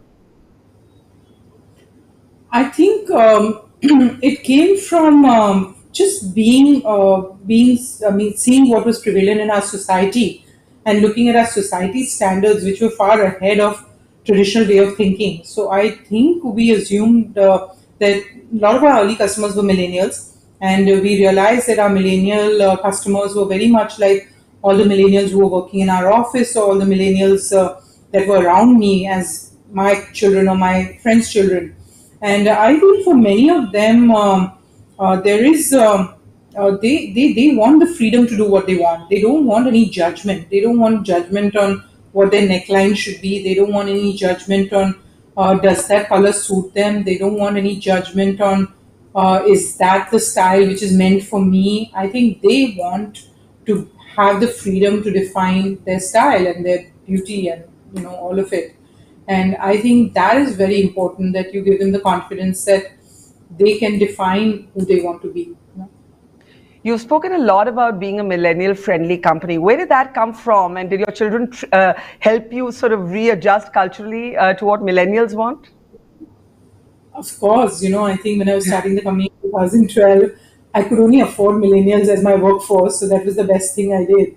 That all the employees, as well as my children who joined the business, they were all millennials. And I think very soon realized, and I understood our millennial consumers through their lens, and I realized that they are very authentic. They are very honest and authentic about how they feel and what they say and what they do. There is no divide between who they are and what they portray. They are very comfortable in their skin to be and define who they are. So we took a lot of our lessons from them, and one of the best lessons we took was the authenticity. That Nykaa needs to be authentic and say and do what they mean, and it's not double standard that let's do this in the advertisement which is customer facing, but behind we can do like this. So there is just one Nykaa. I mean, it's the same. You come into our office, it's the same. Anybody going onto the social media handle or anything, it's just total freedom to be authentic when they want, to dress up when they want, to portray a diva when they want. I think it's okay to be what you want. So you basically see beauty and makeup as potentially liberating and individualistic, and that's a nice way to reimagine it. Let me ask you this, do you get tired of being asked how you balance work and family life? And I ask you this because no matter how successful a woman is, she invariably gets asked that question. So I'm not going to ask you that question. My question instead is, do you get irritated at the fact that only women entrepreneurs are asked this question? Yes, I don't like a very women-centric question. I have said many times that I want to be recognized as an entrepreneur rather than a woman entrepreneur. I don't think being a woman is an apology. So if someone calls me a woman entrepreneur, yes, I'm a woman and I'm an entrepreneur, but I'm not a woman entrepreneur as a category. So you understand what I mean, that I'm a woman and I'm an entrepreneur, I'm a woman and I'm a professional, but don't categorize me as a woman professional or a woman. It's not an adjective, that either adds to the entrepreneurship or deletes from the entrepreneurship. So to me, I think being a woman and celebrating being a woman is very, very important. And I would love to, I love being a woman, and I would not give up that right to being a woman ever. Having said that, I don't think that role has constrained me in any way. So I don't see, and that's my message to women, that let the spotlight of your life be on you. And for too long, women have been afraid to dream. And what is important is that they should be given freedom to dream. I'm not saying they should be given freedom to work. They should be given freedom to dream. And if their dream is to paint or dance or even to trek, they should be given freedom to do what they want, or to be a adventure rider. They should be given freedom to do what they want without telling them that repercussion of that may not be right for women. And I think once we hold half the sky, and we should be given why should we be treated any differently? So I think we should have our share of everything. So I also don't believe in protecting women. So I think from my early days, I was never dropped at the airport. I was never told, oh, it's not safe. Can I send you the car or something? I did all that it took. I would pray in my mind that, oh, I hope I stay safe, and I would be out there. So at a very young age, I started traveling a lot through length and breadth of the country, which I think a lot of journalists and everybody does that. If you want to do justice to your profession, you do what it takes. Absolutely, and I'm so happy you've said that. Two things that really sort of warm my heart. One is that you said that at Nykaa you believe that the spotlight should be on you. For too long, women have been pressured or encouraged or romanticized into being these sort of sacrificing creatures. And the other is about the importance of not being, overzealously protective, because that really imprisons the spirit of women. Now, here's the tough question. Were you able to offer that freedom to your children, in particular to your daughter? Because a lot of women want that freedom for themselves, but when it comes to being a parent, suddenly that protective urge that you probably resisted came to the fore. How easy or difficult was it for you to give that freedom to Advaita? So I think only when I became a mother and I realized what excellent parenthood my parents had provided me, where I was allowed to go on a student exchange program to Kashmir and stayed with a Kashmiri family for almost 8-10 days. And my parents gave me permission to do that. I don't think many women or girls got permission to do all these things at that time. And when I compare, I think it was really special. And I think in early days, your motherhood instincts come in, and I used to be a little bit worried when I even sent them on a boat. And my mom would immediately tell me, no, you shall not do that. You shall let them experienced life. So I think having my mother by my side, always telling me that, well, you cannot be overprotective, I think allowed me to give them experiences, which I think today they also value. So I joke about it that during her undergrad days, Advaita went on a similar student exchange program to Dominican Republic, and I had no clue where she stayed, what she did. I used to just hope that she was safe. And same way, I mean, my mom must have hoped that I'll be safe when I tried all those escapades. Do your daughter and you argue, as all mothers and daughters sometimes do? And if you do, what do you typically argue about? I don't think we argue much. I think they're not argumentative type. I think just telling off each other also that this is not right and you should not do that is a sign enough that. So I think we understand each other so well that that itself is enough. Like if she tells me that, Mom, you should not, you definitely should not do this. So I understand that. So there's then no argument on that. She studied applied mathematics at Yale and she's now running Nykaa Fashion. That arc, was that her own choice? Did you nudge her in that direction? Are you happy that she's working with you? Would you rather have sort of had it that she pursued her profession in math? I know she switched midstream and actually embraced math because she likes a challenge just like her mom. Yeah, no, I think she, of course, she wanted to be at Nykaa pretty early on. I think she stayed involved when I started the company in 2012. She had just graduated that year from her undergrad, and she was working at Bain, and she was staying in touch with what's going on at Nykaa. And within 6-8 months, she was like, I really want to come and work at Nykaa. So I think really you cannot separate Advaita from Nykaa, and as a result, I cannot even dream that she would be anywhere else. So I think clearly she's a very integral part of success at Nykaa and now Nykaa Fashion, and clearly she really enjoys it. And I think it does bring in all her creative skills as well as all her business skills. And I think she's a very smart girl. So if she needed to hone certain skills like maybe accounting or something, she clearly worked at it and she hones her skills so that she's more of a complete manager. And I think that's exactly how I looked at it also, that, I came from finance. I probably intuitively was into marketing, but this business of retail allowed me to hone my other skills like operations, technology, many others. So I think we are really, we are students of management and get a lot of pride in being a complete manager who embraces all aspects of management. Well, we'll be joined by Advaita in a moment from now, Falguni, but I do have to ask you before we say thank you to you and actually hear from your daughter, if there is one generational difference between yours and your daughters, either when it comes to business or life, what is that difference?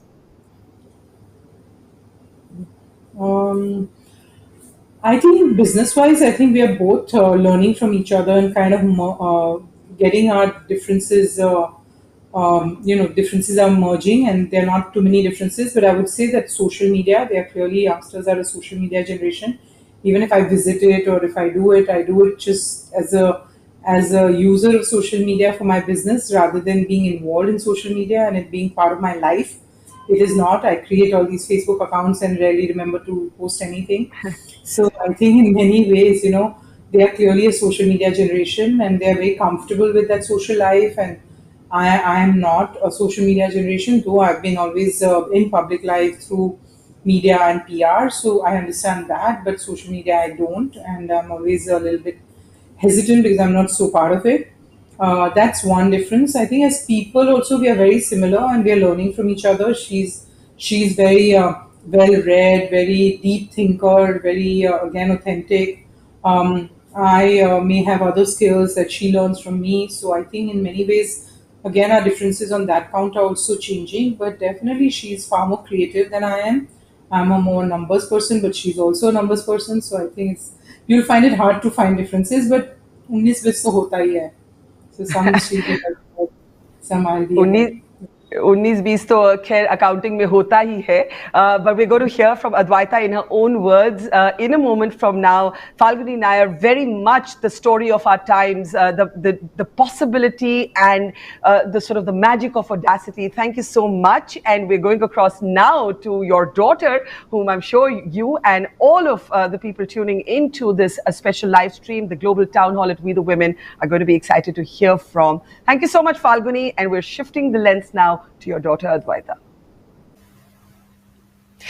All right, we can now welcome Advaita Nair, the CEO of Nykaa Fashion, to our We the Women Global Town Hall. And of course, Advaita, we were just having a long chat with your mom, and it's always interesting to see if there's complete agreement across generations or there isn't. And as you heard her, she believes that you and she aren't that different, except for, things like how you look at social media. Do you feel the same way, or do you think that there is in fact a difference? I think I read in one interview that you suggested that it was always your mom who was coming up with completely risk-taking sort of ideas, and you'd be the person saying, no, are you sure? Yeah, I think I was just listening to that. I think in terms of there's a ton of similarity between us in terms of just general values and how we approach life. I think I've obviously learned from her. I've grown up wanting to be like her, so I think I've imbibed a lot of her good qualities. But yes, there is a fundamental difference between us, which is that I'm definitely a more sensitive and sort of emotional person, and she's a little thicker skinned. And so I would say that's one point of difference that often comes up in business and how we conduct ourselves as well. So she often tells me that when she was my age, she was also pretty sensitive, but I would say that's one difference, but it's less generational and more just two different people.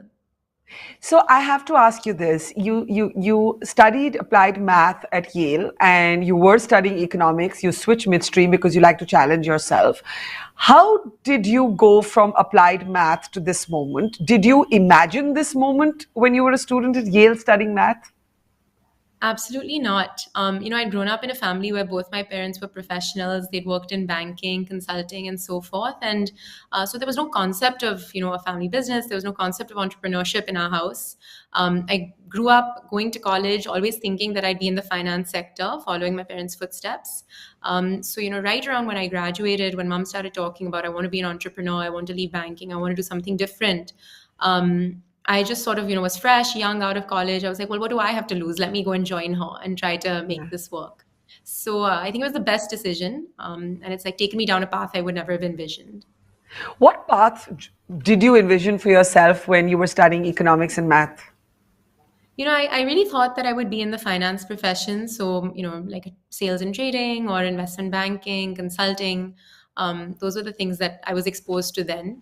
At that time, even technology and so forth wasn't a big stream that people were getting into. So when your mother Falguni comes to the family and says, here's what I want to do. And obviously, like, as you said, they were both professionals, your father and her. There was no past experience in beauty, retail, fashion, makeup, none of it. Do you remember what you thought at that time? Absolutely. It was, I remember those days so clearly. I think the types of things that, we were hearing at home was, I think my dad was always incredibly supportive that if you want to do it, let's do it. But my grandparents would wonder that, you have such a great job, why would you leave it?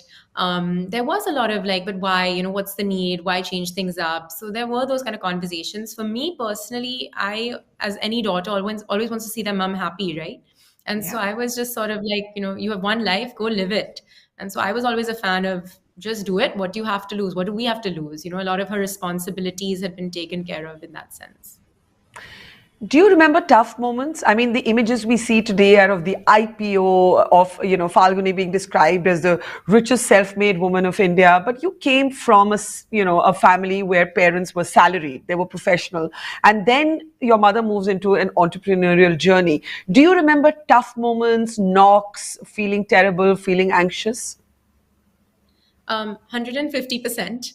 And actually, it's something that I love talking about because I think that no one talks about the underbelly of entrepreneurship. You see Nykaa today, it's so glossy. The first 3 years were incredibly difficult. Everything from, the CXO team crumbling, we had a lot of attrition, to not being able to get even one investor on board. We must have gone to, at least 50 investors and been rejected. And what would they say? Why did they not buy into this idea? Everything from, we don't believe in the size of the market to none of y'all are technology professionals. You don't have a CTO co-founder. Why would Amazon not take this space? So the typical sort of pushbacks, but there was very little, embrace of the business and business model in the first couple of years. And for me personally, I felt that I really even felt mentally and sort of emotionally very affected. So that's really where entrepreneurship can be extremely lonely, and there can be a lot of lows. And so I really love for people to know of that time and not just see the glossiness that everyone sees today. Can you speak a little more to that, the underbelly of entrepreneurial journeys, the loneliness of it, how it does affect you mentally, emotionally? And as you said, maybe your mom was tougher, she didn't take things to heart, but I know that, you have kind of alluded to the fact that it was much tougher, not just in terms of what was happening to you, but to see your mother perhaps initially not being able to live her dream. Yeah, see, I think it's different people have different personalities. So I think mom was always very resilient. And I think that is what, a 20-year career kind of also gives you. For me, then, and even now to some extent, entrepreneurship can have a lot of lows in all sorts of ways, right? So for me, one thing that always really pinches is when people leave and when people quit. And that is, a reality of business. So how do you not take that personally? You get so invested in each person you have on the team. How do you not, how do you keep a divide between the lows of business, the business not picking up, the growth not being there, and your personal life? That's also something that you have to think about. How do you make sure you have a holistic life outside of the workplace? So these are all the things that I think entrepreneurs have to deal with and grapple with and figure out their own ways of working to maintain sort of, peace of mind. You just heard Falguni say that she doesn't like being prefaced as a woman entrepreneur. And in fact, through the day at this town hall, a number of women have actually been making the same point that, we never say male so-and-so, so why do we say women so-and-so? And others have a kind of different perspective saying we have to struggle much more. The access that women have, for example, to capital is significantly different from men. How do you, as a sort of next-gen entrepreneur and business leader, see this debate? Do you see yourself as a female business leader, or do you kind of degender yourself when it comes to your work?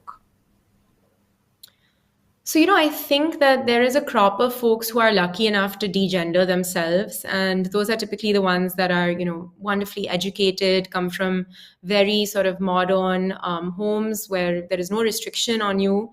Those are the women that typically also have easier access to capital. So I think both my mom and me fall into this category where I think we're awfully lucky where we can degender the equation. I think there's a whole crop of people who can't degender, right? When they have families that are not as encouraging, when they don't have a reputation that can back them. So I sort of stay away from saying that gender does not does not matter, because I think for a whole bunch of people it can be a complete it can feel very restrictive. I mean, I think that's a very perceptive point that, like, for those of us who want to say, hey, why not just let us work speak for itself? We come from a place of privilege where we possibly haven't had to struggle in the way that, we were talking earlier in the day to the women of Khabar, Lahariya, whose lives have now got an Oscar nomination. And they were saying the first time they touched a computer, the village protested. So, of course, I think you make a great point with that. But, talking about computers, your mom said that you had a much more intuitive sense of the digital space, of digital marketing, of the social media space, because you're a perennially wired generation.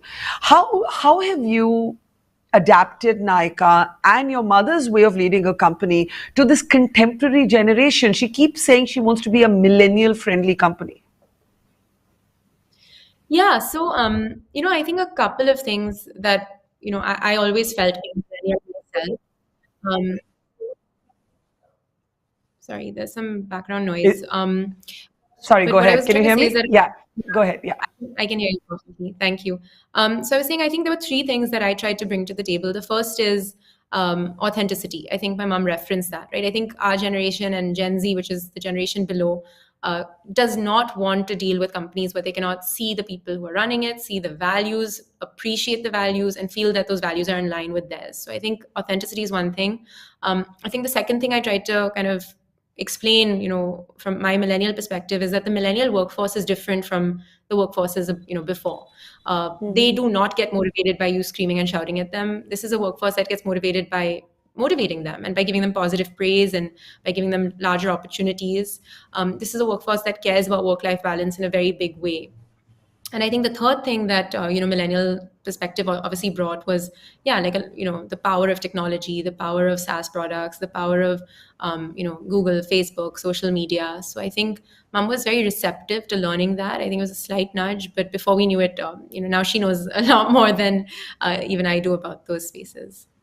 There was a very interesting question for her that I'd like to ask you as well, that, how do you claim the autonomy of self-image when it comes to sort of the beauty, fashion, makeup space? Because on the one hand, you have, you don't want young girls and women of any age to lose a sense of self-esteem because they look a certain way or they don't look a certain way. On the other hand, as your mom said, we believe in beauty for ourselves and as how we see it. But I'm just wondering, as a younger person, how do you see that whole debate? We live in this sort of culture of Instagram. We live in this sort of culture where filters can do what maybe even makeup can't. There's almost like a kind of artificial dimension to our virtual lives. So I'm wondering how you navigate that tricky space. Yeah, it's something I, often thought about, that, can I really spend my life selling people lipstick, right? But the way I always kind of think about it is, can we be a platform that accepts every woman's decision, whatever that might be, with complete non-judgment? I think Mom referred to this as well, but non-judgment is our mantra. And so I think as a platform, we are non-judgmental, whether you wear no makeup, whether you wear a face full of makeup. I think it is equally derogatory to criticize a woman for wearing a face full of makeup, and that also happens. So I think being a platform that just doesn't judge anything, whether you dress conservatively, whether you dress, very sexy, whether you choose to get married, whether you choose to be single, whether you choose to be a mother, whether you don't choose to be a mother, that is what Nykaa is trying to build its personality around. That, hey, whatever you are, no judgment. Conservative, work at home, there's no judgment in any regard. And because I just think we don't know the stories behind the scenes enough to judge in any regard. Yeah. Why diversify? You lead Nykaa's forays into fashion, and you're also looking at sort of original labels now. Why did you feel that this was the time to diversify? Yeah, so about 3 years ago, we started to think that, what next, what after beauty? So Mom is, the visionary that she was. She started saying that we need to make sure that we have enough growth levers in place for the future. And what better than fashion? And fashion is actually 5 to 6x larger than the beauty market. So just the sheer size of the market opportunity is what tempted us in. And then when I started really studying fashion e-commerce, I realized that the existing players out there are very discount driven, very, sort of just, discount. And I felt that there was an opportunity to make a platform that was more driven by fashion and trend and slight premiumness. So I felt that there was a white space, and we wanted to try to take that. And where do you see Nykaa going from here? In some ways, you've described what the brand is for you and your family. That it's be who you are. It's whoever you are. This is a free space, as it were. But where from here? I mean, do you see further diversifications, or do you see yourselves remaining very much in lifestyle, beauty, fashion, luxury? Yeah, I think, the minute we entered into fashion, we actually sort of reset our ambition from just beauty to being lifestyle. And so even on the fashion platform, we have women, men, kids, home. So it's already gone beyond even just fashion. It's also gone into the home and true lifestyle.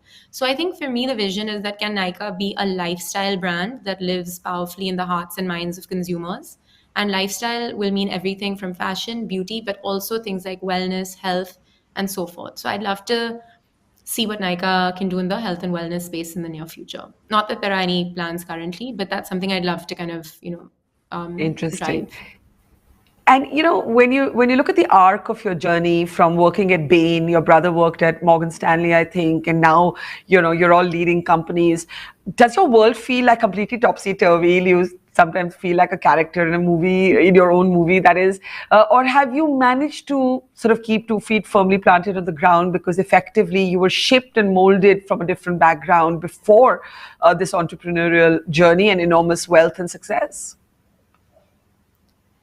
Yeah, absolutely. I mean, I like to think and hope that none of the success comes gets to our head. It doesn't. I think we're very firmly kind of rooted on the ground. I think 99.9% of my mind space is just working on the business, focused on the business. How do I improve it? This customer's complaining, that product is breaking, that technology platform's breaking. So I think just the sheer amount that I think about the business, I don't think there's any time space to let your brain get into any other gear, and that's just really not who I am. I think I'm just I just like to kind of remain simple and down to earth, and that's the person I'd like to be as well. Yeah. We've spoken a lot about Falguni, her journey. You mentioned in passing almost that your father was very supportive. And today, in a sense, it's Falguni who's in the headlines all the time. How does that play out at the family dining table?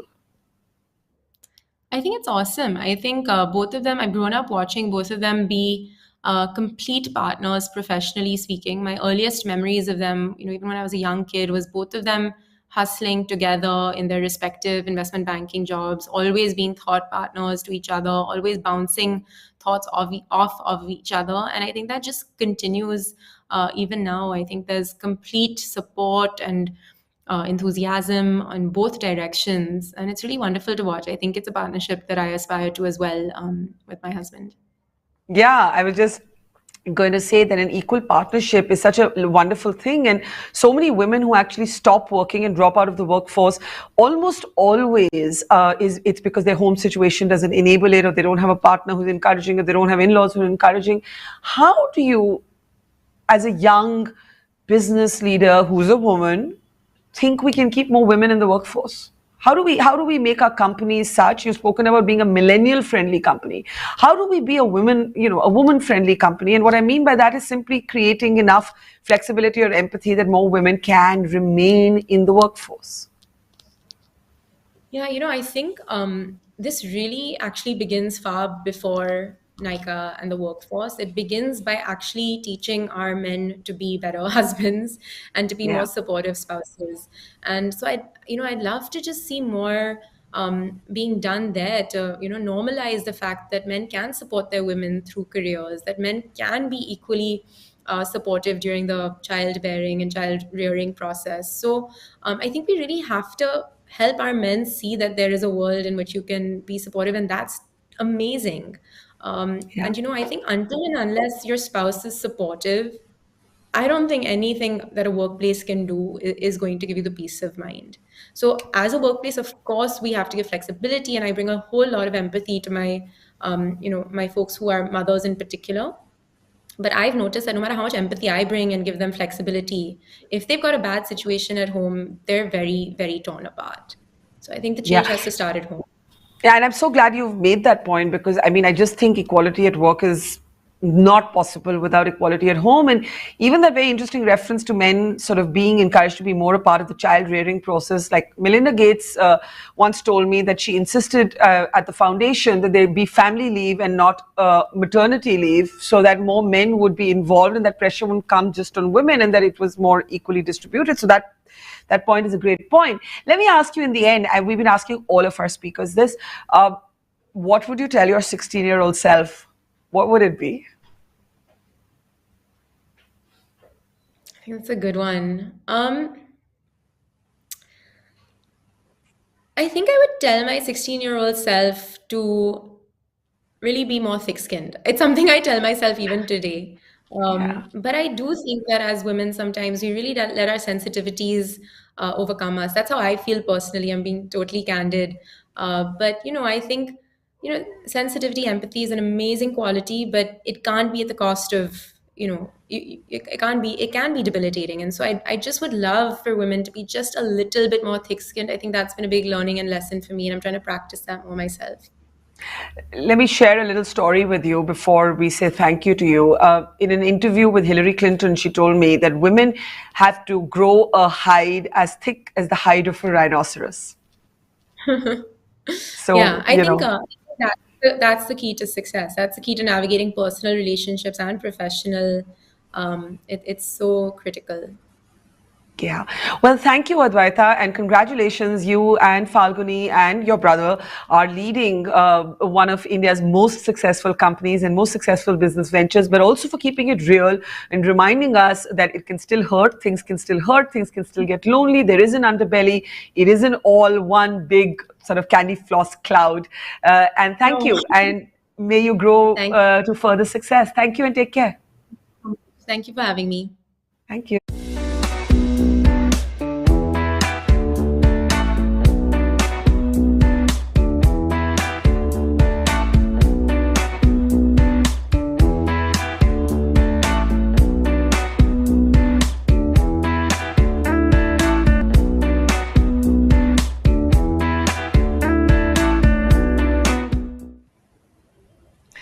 You are watching the We the Women Global Town Hall, and it is time for a little music. There's been a lot of conversation and food for the soul, but I think now we need to be soothed a bit. And I am going to introduce our next performer in just a moment from now. She's a violinist, and she's really known for how she uses very effectively the violin. In fact, on social media, if you go to her Instagram feed, there are these little bite-sized performances, and one of her most popular performances, it tells the simple story of a girl who discovers the joy of interacting with nature. So without further ado, it's over to Shreya Devnath.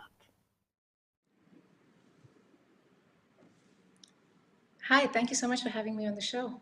Hi, can you hear me? Yes. Before we ask you to play and perform, if there's just something you'd like to say about your journey, what music means to you, and what it's done for you as a woman in the classical music space. Actually, those three I think are very different questions. Yeah. In terms of what music has done for me, it's simple. It's just that there's nothing else I'd rather do, and from I think the very first time I felt that, at different points I've asked myself that question, because at different points we have different choices. And so it's not that once, it's not as romantic as it hit me like a thunderbolt and then I haven't looked back since, kind of thing, but more that, okay, you chose that, you are still choosing that. So at every point it's a choice, every day it's a choice. And music for me is that space which I never want to leave, no matter what else comes with it.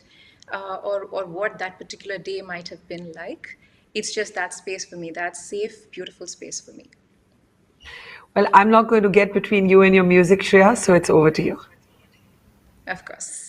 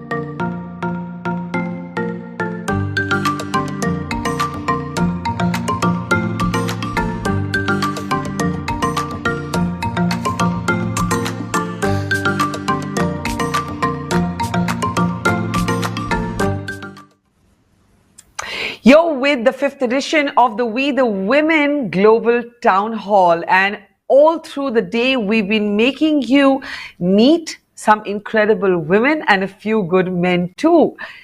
And our next speaker is an extremely compelling powerhouse.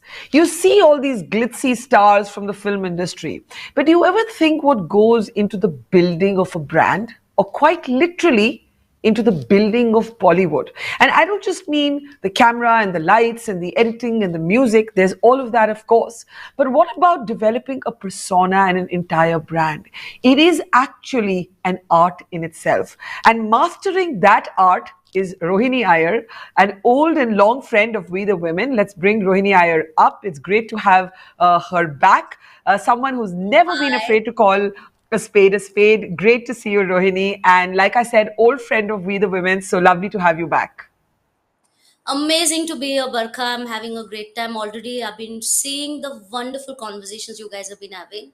It's been amazing, seriously. I mean, it's my second time here, I think, on the conclave. Uh, Earlier we chatted like long back, but this is exciting. Thank you. Now let's talk a little bit about you. and the idea of building a brand. What does it mean in today's film industry where everything is about narrative persona, where where social media and how you're written about and even how you're photographed can almost make or break the reputation of an actor. We live in an acutely sort of media saturated age. What does that mean for what you have to do when you manage and help steer an actor's career? Okay, that's a lot of questions, but I'm letting in on a lot of trade secrets here. But I'll spill it all. I'll tell you. It's very interesting. I was watching the Fame Game, and there's been this talk about this dialogue of Madhuri Dixit, which all of everybody's been talking about, where she says, being a senior actor, that the younger actors have it all going because it's basically saying that you've got the stylist, you've got the publicist, you've got the whole army with you. So talent or no talent, I mean, that's the conversation which has been viral almost. But I would say that yes, the younger generation especially today is very blessed. There is a big army of people that are helping them. There are a big strategists. There is a whole team thinking for them. So I would say what I do, oh my god, okay, that's a lovely picture of me and Sanjay. Isn't it? Love it. Yeah. Love Yeah, it. He's it's a one of my lovely one. favorite people. Okay, that's from my party. I don't work with Ritik though, but he's a friend too. That's from my, oh, that's again Sonam's wedding, I remember. Anyway, I'll continue with what I was saying. I won't get distracted. So coming back to what I was saying was there are a bunch of strategies. There's basically, what I would say is, there's a whole think tank that is around the younger generation, which is amazing, because I do believe firmly that an actor's job is to act. All he needs to do is be in front of the camera and create magic. Everything else can be left up to the experts. I mean, to get them to great conversations and interviews, you're there to make them speak. And if there's a strategy and a mapping that needs to be done about their brand and what they need to be doing, how they need to be perceived, how they need to be perceived in terms of not only the public image but everything to do with them, even personal life, even so many things that they deal with on a day-to-day basis. So it's important for them to have somebody thinking, because an actor's job is it's not hectic. I wouldn't say hectic. Hectic is a very, very loosely used term. I would say it's very taxing for somebody emotionally, because they're going on a set. They might have a good day or a bad day. They still have to perform. I mean, you and I can have a good day or a bad day, and we have Yeah. that time. We don't have to look good 24/7. Yeah. We can do whatever it takes, but for them, they have to be on all the time. So it gets very difficult for them to be on all the time, act, practice on the craft, and still practice and look after what they have to do backstage or behind the scenes. So I Yeah. would say that's what we do. And yeah, sorry, you were saying? No, I was just going to say that, but to get all of this right, sometimes you have to tell all of these sort of very powerful and sometimes also vain, because it's the nature of the job, people who have a very keen sense of what they think, some things that they may not want to hear. Some love the So mirror, some absolutely Yeah. love the mirror, right? Yeah. So have you ever had to say something to somebody you've been, working with, who has then turned around and got angry with you for basically holding up that mirror that they otherwise love? Okay, so you won't believe this, but it happens to me every day. I do this on a daily basis. I am the bad cop. I am somebody who says it like it is. And I think that's the reason why even everyone we work with and people who, worked with me have continued, because somewhere it's important to show them the mirror. More than that, they appreciate it in the long run. I mean, I do feel that, the more honest we are and the more you're showing them the mirror, the image is not about perception. It's about being authentic. It's about whatever they are that the public needs to see, because that's what connects on the big screen, because that's what the audience and the fans catch, and that's what the media will catch. Because when you're doing an interview, even if I'm speaking to you, if I'm lying, you can tell. I mean, any smart journalist can tell. Yeah. So it's important for them to be honest and upfront and address every elephant in the room and probably the whole zoo. And that's something I've always maintained. And I also do believe in terms of the choice of work. I in fact start talking about everything. I've got a control freak problem, so I like to control probably everything. So I end up like Yeah, giving them we come from that personality that is micromanagers. We can't stay still. exactly, because I want everything to be perfect perfect. I mean, that's the reason why I love Sanjay sir, because you know that one little diya even in the corner is perfect. I mean, I've got the same problem too, though he's a legend, and I'm not like, none of us can compare to him. But basically, so what I was trying to say is this. I mean, I'm always doing this. We're fighting every single day. I've had friends who I've worked with, who I have fought with, had bitter fights because they've been like, you know, why are you doing this to me? And why are you saying this? Everybody else thinks I'm doing the right thing. And 1 year, maybe not even 1 year, maybe just 6 months, I get a call back from them saying, you were right. And I wish we'd listen to you. And that happens all the time. What's the most difficult thing you have to do in your job? The most difficult thing I have to do in my job is, you know, the problem is I'm myself temperamental. I'm myself full of drama. I've got like too many issues myself. So when everybody's like, oh, how do you manage the stars? I've got an issue too. So that is the most difficult part, is managing myself, honestly. Because I say it like it is, I fly off the handle. Sometimes I just feel it's more important to be authentic. Like I'm saying, I can't lie about something. And yeah, that's the most difficult part of the job. And what's been the worst reaction? I know you won't name names, but what's been the worst reaction from somebody you've worked with, you know, where you've been like, what? And where they haven't called 6 months later and made up? Like, have you ever had a really bad falling out, and over what sort of stuff? I've never had a bad falling out with anybody, honestly, and I'm not being diplomatic here because all of them are friends. Sometimes we end up not working together because we're too close. You know, that also happens because then you can't be on the outside. Sometimes I get myopic about it. I get like, how do you say, biased about it. So sometimes we have an honest conversation and we are like, let's be friends, because I do believe when you're working with somebody, you can't get too close to, because then you can't also show them the mirror. Because friends, you know, it gets tricky with friends after a point. I'm sure you understand how it is. I mean, if you're close to an actor, after a point you do feel, you know, there are certain things, even as an interviewer, I was just going to say, as a journalist, actually, you know, there's certain things that I actually stop covering because there's a friend involved, and I know that I can't actually do it professionally. And that's a problem, because then somewhere you feel you're not doing your job. You know, the professional in you and the micromanager and the control freak in you gets upset about that. And it happens to me. So we've never had a falling out ever with anyone, but I've always had, yes, some friends I don't work with because they're friends. That has happened. And in terms of some people, once there's been a one-off where, you know, somebody might just, you know, think that success. There are some people who do feel that success happens not because of a team, it happens because of them. That happens. You have those 1 or 2 cases. In that case, I just say, okay, fine, you know, we'll see you when we'll see you. And like I've always said, they've always come back, strangely. Well, not strangely for those who know you. But let me ask you this. You know, sometimes brand builders and brand managers get a really bad name because there's a perception that they are sort of exerting a kind of influence on stars and preventing them from being truly free birds. So there was a time in the film industry where everything was, हाँ ये तो PR stunt है. But today it's actually quite different. You know, there's a sense, and I don't know if it's true, that maybe a lot of celebrities would be much freer, but they've got brand managers literally directing their every move and controlling their every move. Does it happen like that?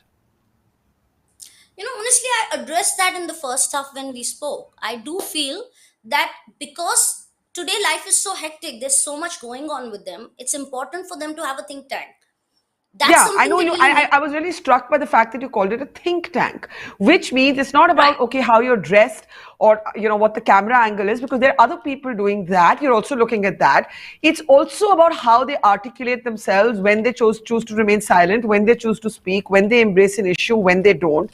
Now, if you compare this to the West, it's important for them to have a neutral opinion, because what happens is they're as it is in heightened emotions. They need somebody to think for them. So how does it work? Like, have you ever had a moment where you've had one opinion, the person you're working with has a completely different opinion, and you're like, okay, if you have a different opinion, you cannot say this in public? Well, honestly, that also happens every time, and like I said, I always get my way. You do? Always do. Yeah. And why? You're such a moopart yourself. Why are you stopping them from being mooparts? No, I tell them to be moopart. I'm never stopping them from speaking the truth. But if someone's going to not understand certain things, or maybe not have clear view of where they stand, I give them that point of view, which is showing the mirror. But if they want to speak about something, I always encourage them to be honest. I mean, I'm an honest person. You ask me anything, I can answer. So I would say, you know, that's the most important thing, because like I'm saying, the camera catches you if you're lying. Tell us a little bit about yourself. How did you end up in this space where, you became literally one of the people who puts the building blocks of what makes Bollywood today? Okay, it's very strange. I actually came in because I wanted to write, because I was doing creative writing and a bunch of things. But I have a huge problem. I have a attention, disorder. I have a Deficit. problem. Yeah. I get Yeah. bored. I get bored of things. I want to move on to the next thing. So I tried writing for a bit. I got bored. I tried journalism. I have great respect for all of you all, but I just couldn't. Like, again, I got friendly to too many people, so it became very difficult to kind of report certain things, and I then felt I wasn't doing my job. So it's always better to exit when you feel you're not being Yeah. fair Sure. to what you need to do. So that happened, and then I did television. I've done a bunch of things, and then one fine day I was just sitting in a coffee shop with a friend of mine, and we just decided that we were going to be these really cool kids that are going to change the graph of everything to do with brand building, reputation management, and everything to do with marketing. And strangely, the first film I started off was Mehuna, which was huge. Yeah. It was a great film and a great opportunity for me, and luckily, I guess whatever we did worked on the film, and after that I've never looked back. So, do you have That's to where take sides? Do you have to take sides sometimes? The film industry is rumored to have these camps and these wars, and there's this whole raging nepotism debate, which I'm going to ask you about in a moment. But do you ever have to take sides? It happens with friends, but that's the reason I don't work with them, because then it gets really stressful with trying to work and trying to balance that out, because I do believe that you have to be fair, and if I have to take a side, I'll always take the good side. I'm not going to be politically correct about it, or be in this thing that I'm going to lose out on some work. I don't care about that.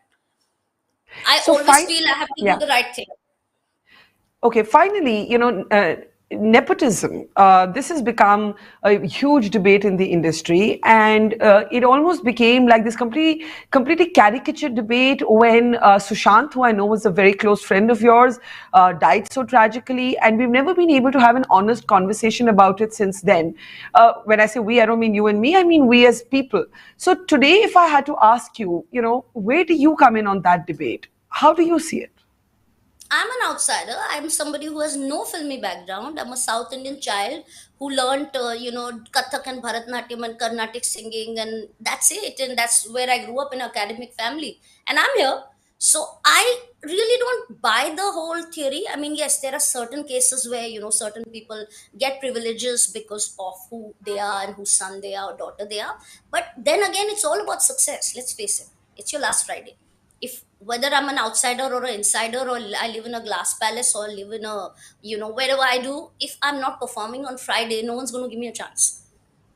And that's the rule for everyone. I was just going to say that actually sums up everything, because even in journalism, I mean, there's so many star kids we know day in and day out that are not doing well. Yeah. They're also getting targeted. They also, memes are being made on them. All of that happens. No one talks about that too. It must be hard on them too. And also, like you said, it's your last Friday. In journalism, the equivalent of that is you're as good as your last story. So, Rohini, it's been a pleasure. Yeah, it's been a pleasure, and look forward to seeing you grow from strength to strength. I know that you're such a restless spirit that Raindrop I'm Media moving on to my next soon, but yes, of course, this is my passion. I'll always be doing this, but there's a lot more that I'm planning. So, like I told you, I have got a business mind, so I love being an entrepreneur. So many more miles to go. Great, and good luck. And we've had many brilliant women entrepreneurs on the screen today, and at this platform. All of them, and great conversations. Really, so much to learn. Thank you, Rohini. Take care and see you soon. Thank you so much, Barkha. Thank you for this. Bye, Rohini. Bye.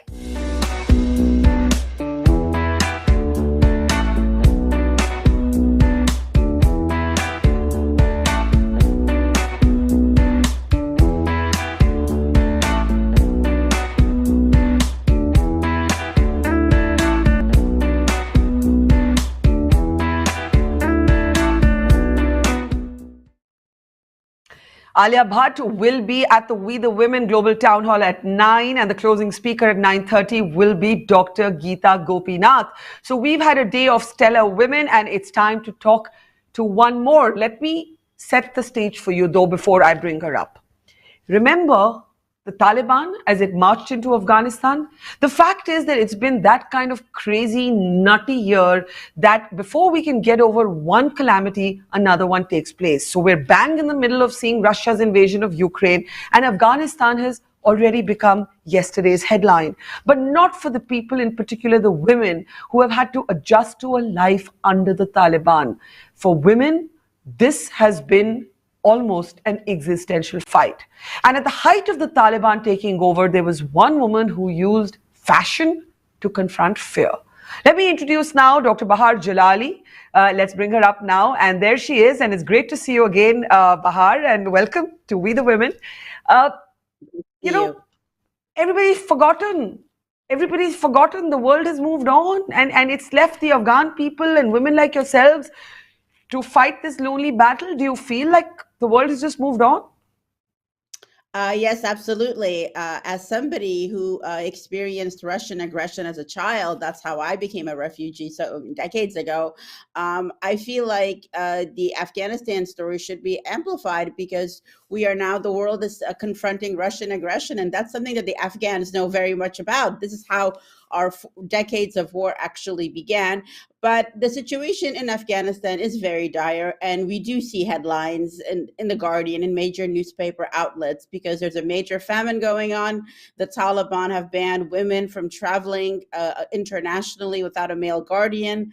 As you know, the ban on secondary education for girls, high school, teenage girls are not allowed to go to school. So things have gotten much worse since they've marched into Kabul on August 15th. And the world, of course, has forgotten, although the situation is so bad that, it continues to make headlines. And I want to take you back. Ironically, you're talking about the Russian aggression vis-a-vis your country, Afghanistan, and right now Russia is at war with Ukraine, has invaded Ukraine, in fact. But I want to take you back to, your own statement of a revolt. Talk a little bit about that, how you used fashion to actually confront fear and the threats from the Taliban to standardize how women should be dressed, how women should be cloaked. Well, I feel like fashion, especially the fashion of a country, is very much part of that country's identity, especially women's identity. And oftentimes, as we see, when an extremist regime comes into power, the first people to be impacted are women, and the way that they, the restrictions on dress, on movement, on employment, all of those things. So the movement that I started was something, that I had been concerned about for many years. I'm old enough to remember the beginning of war in Afghanistan. And over the decades, I saw how our identity was being erased. You mentioned an existential threat. That's exactly what we're facing. The attack on our identity, our culture, and the way we dress says everything about who we are. And so over the years, I saw the traditional Afghan dress, which is very colorful. I no longer saw it being worn in Kabul the way that it traditionally always has been on special occasions, just on a regular basis in some parts of the country. So when I saw that the Taliban trying to impose foreign garb, I felt that was just an absolute attack on our identity. And the power of the media, I knew that I had to confront those false images with something that really represented authentic Afghan heritage and identity. And these images that we are seeing on the screen, these in fact went globally viral. It became a global hashtag. And suddenly you had all of these women joining in from all across the world. And how do you think that this kind of created the resonance that it did? Well, I think that the fears that I just expressed to you about our identity being erased is something that many Afghan women, they have the same fear. They get it. They understand that, it's an attack on their identity. They don't want the world to, identify Afghanistan as a place where women have never been allowed to express themselves, where they are invisible. So I think that's why it resonated. These are fears that we all have. It's about every Afghan woman right now feels like their identity is being erased. and that's a very scary, terrifying thing. So I think everybody was very eager to display their own particular Afghan traditional dress as a resistance. This was kind of like our dresses became a form of mass resistance to what the Taliban's attempts to erase us. I mean, that's a very powerful statement that, clothes as a form of mass resistance. But, I want you to weigh in on a kind of complex debate. It's one we're having in India as well. Is cloaking about choice, or is it about imposition? We've had this debate in the context of the hijab and even the burqa in parts of India. And then you have, on the other hand, women in Iran, women in Afghanistan fighting for the right to not be cloaked. And how does a sort of feminist thought reconcile this idea of choice when it comes to what we wear? Because hypersexualization can be one end of the spectrum, and covering women and uncovering them is kind of sometimes the two sides of the same coin.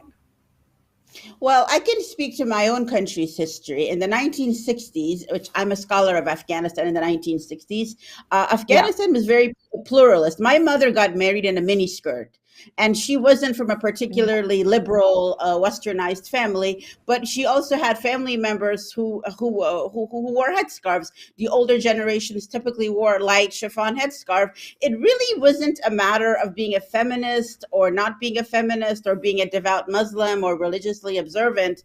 I think nowadays we live in a time where people like to politicize everything.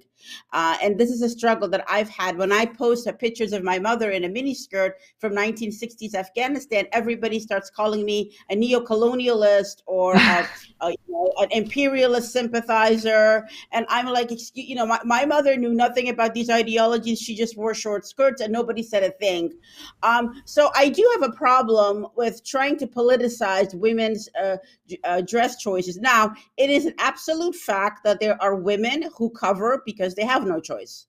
That's very much a fact in Afghanistan and many other parts of the world, in the Middle East and maybe South Asia.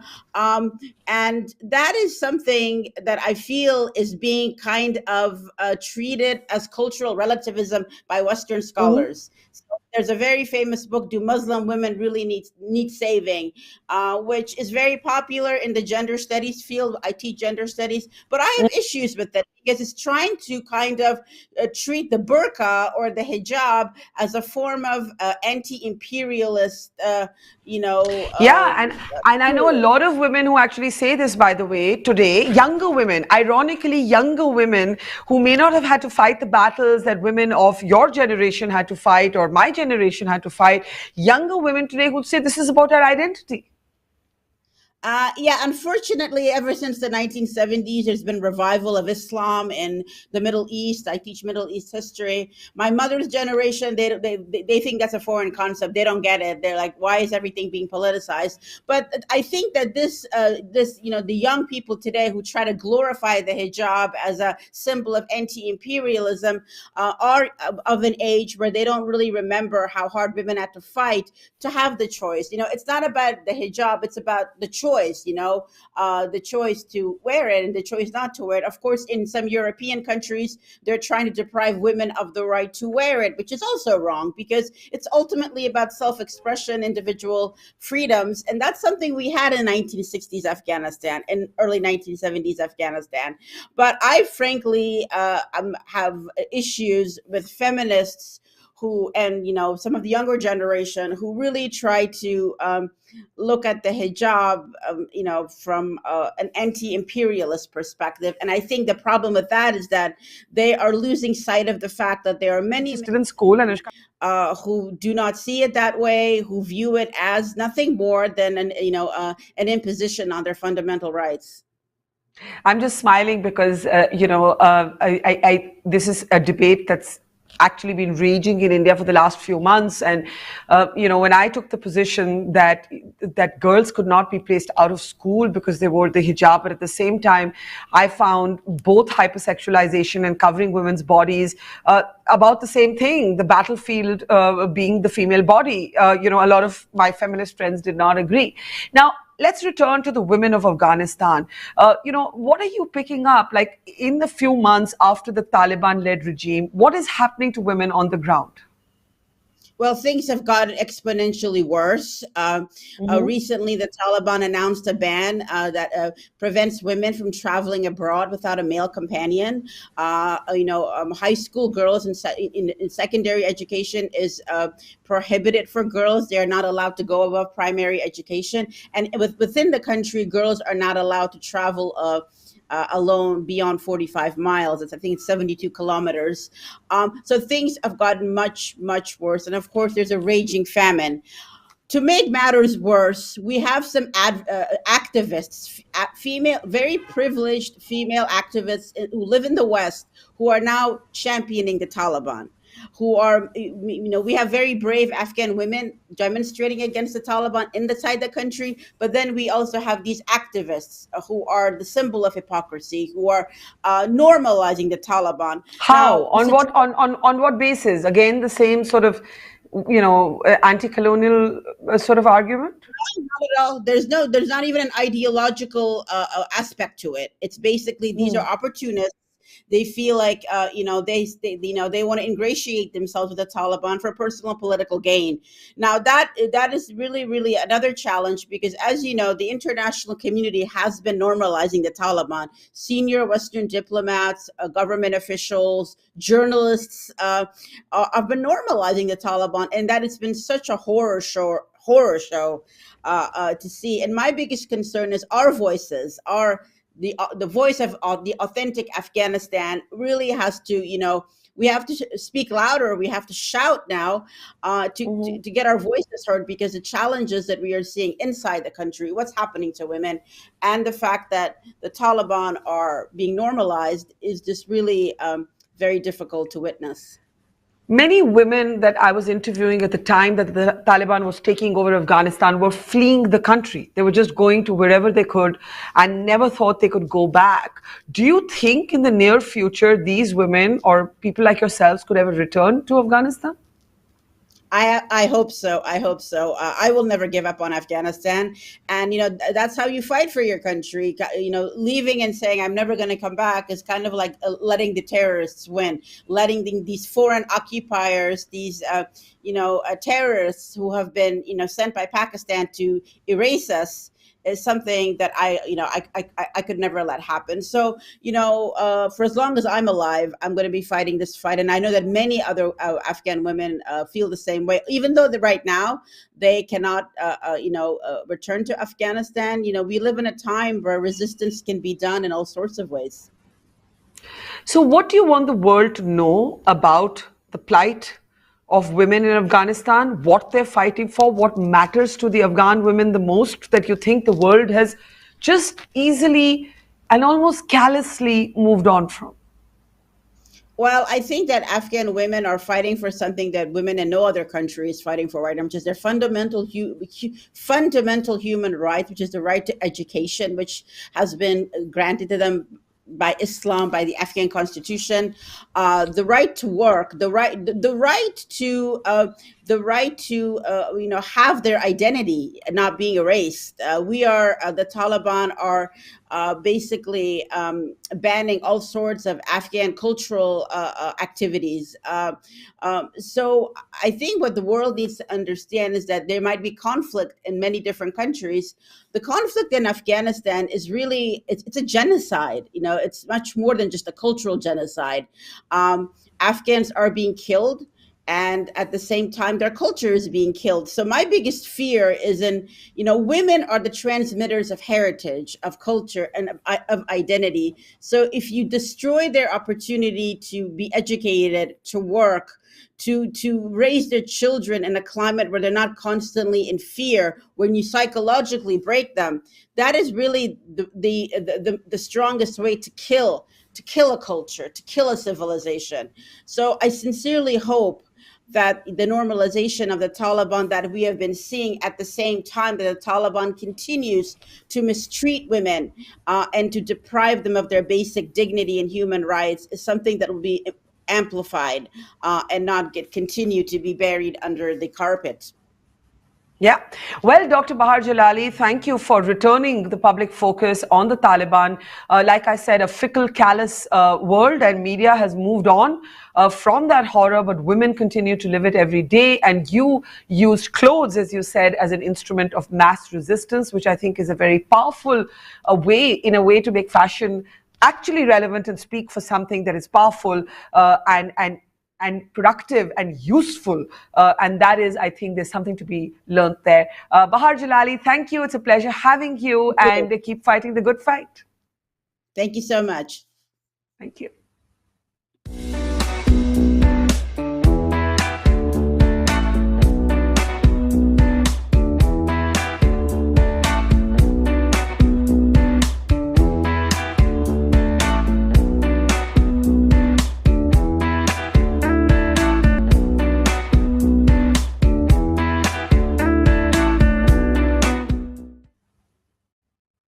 You heard from Bahar Jalali, the Afghan activist, about women fighting terrorism.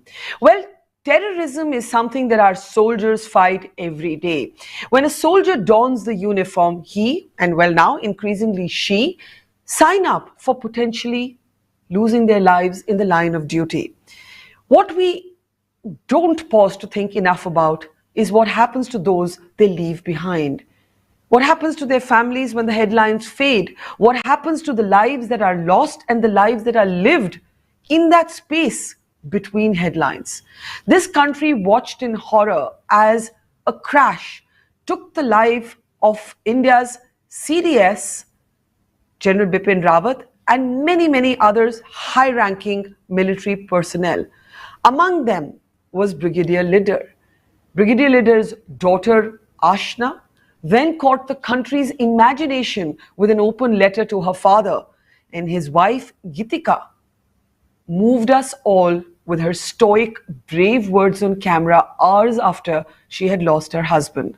It is my privilege to welcome to the We the Women Global Town Hall now, Ashna and Gitika Leader, a mother and daughter who are here even in their moment of pain and of loss. We've seen mothers and daughters on this stage all day, and this, I think, is a truly exceptional mother and daughter. So thank you, ma'am, Gitika and Ashna, for being with us here today.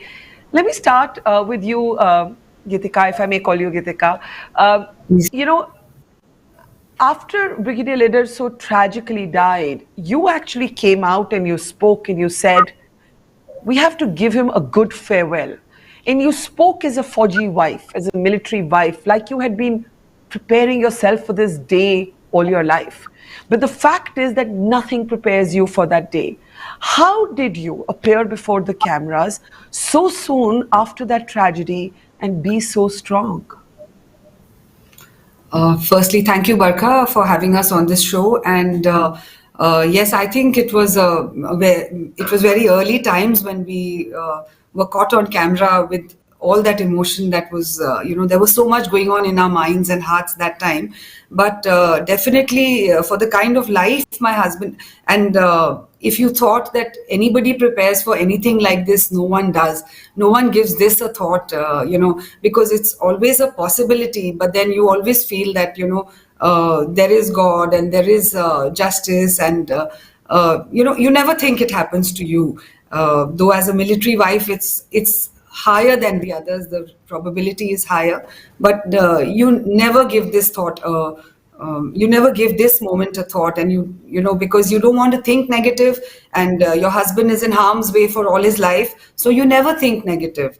But when it happens, I think giving him a smiling send-off was paramount on my mind, because that's how he would have wanted to see us. He would have wanted to see us smiling and, living life the way he would have wanted it for us. So that's how I said that I'm a soldier's wife and we must give him a good send-off. But how do you smile when you don't feel like smiling and your heart is breaking? So we are doing it now. It's going to be 3 months. And I think we'll continue this way. Because sometimes being strong is the only choice you have. Yeah.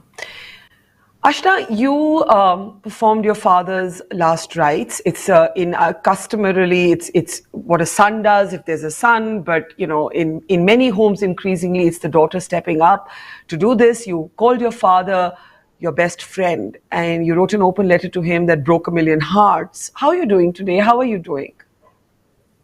Firstly, hello. Thank you for having us on this show, and it's an honor to be on this platform. I mean, obviously, I think when you lose someone who was such a big part of your life, and like I rightly said, my best friend, and that's never going to change.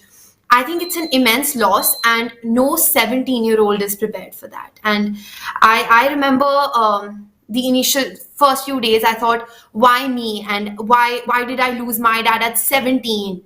Maybe like another 5 years, maybe I'd be more prepared when I was in college or when I was married off. But I just think you're never prepared, and you never know how you're going to live after you lose someone who was such a big part of your life. So, with that being said, I think currently I'm only doing good because of my mom. And though I've strictly been told not to praise my parents too much, but I think I'm doing Who fine. told you? 1 minute. Who told you not to praise your parents? Oh, both of them. I've always Go been ahead. told. Go ahead. But I just think that if my mom would have not held fort and left everything and, drowned in sorrows and said, why me and why us, we wouldn't have been the same. So currently we're doing good because of mom, because of the family dad has left behind, and the multitude of friends he's left behind. And I don't think we'd be anywhere without them. So currently that's the state. Yeah, the Forge is this one big family. The Paltan is like a parivar unto itself. But Ashna, I was really struck by something you wrote, having lost my father to COVID last year, and you said it is in the ordinary daily activities that loss hits. Sometimes you forget, and then when you remember, it hits you like a thunderbolt.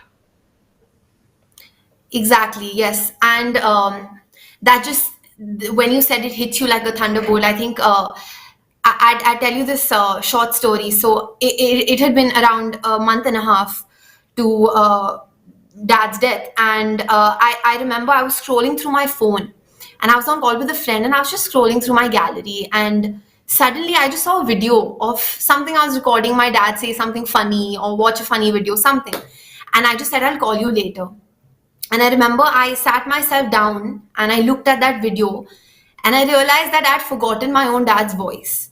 So I think that is something no one is prepared for, and you don't imagine forgetting your dad's voice. You're so used to it.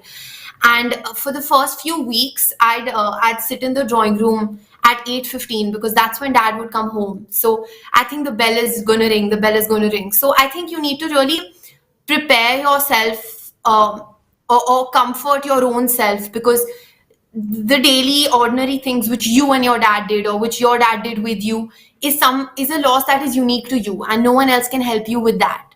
So I think strength only comes when you get through the daily things without him. Yeah.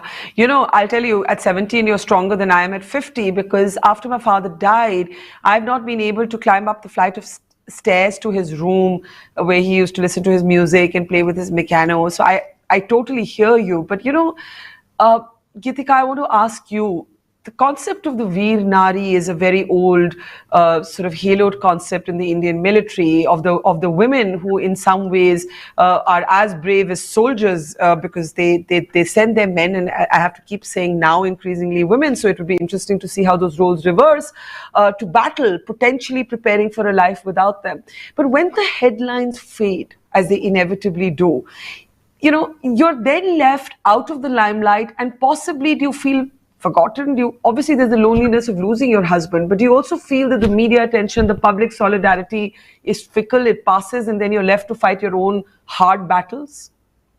But it has to, no? That is the reality, and reality bites, as you've always said. So it has to happen with any, one day you'll just be that forgotten news, and right now public memory is there, but it is always short-lived, and then the life is for you to lead. And I think what you have done in the past is what will be your future, the kind of bonds that you've built. And like you said, the ones, the Paltan, the family, the bonding that you've made is the only thing that will carry you on. What is the toughest thing now? What for you? I mean, obviously, I'm not asking. The emotional loss is a given, and you're going to live with that loss all of your life, Gitika. But in terms of the day-to-day, what next?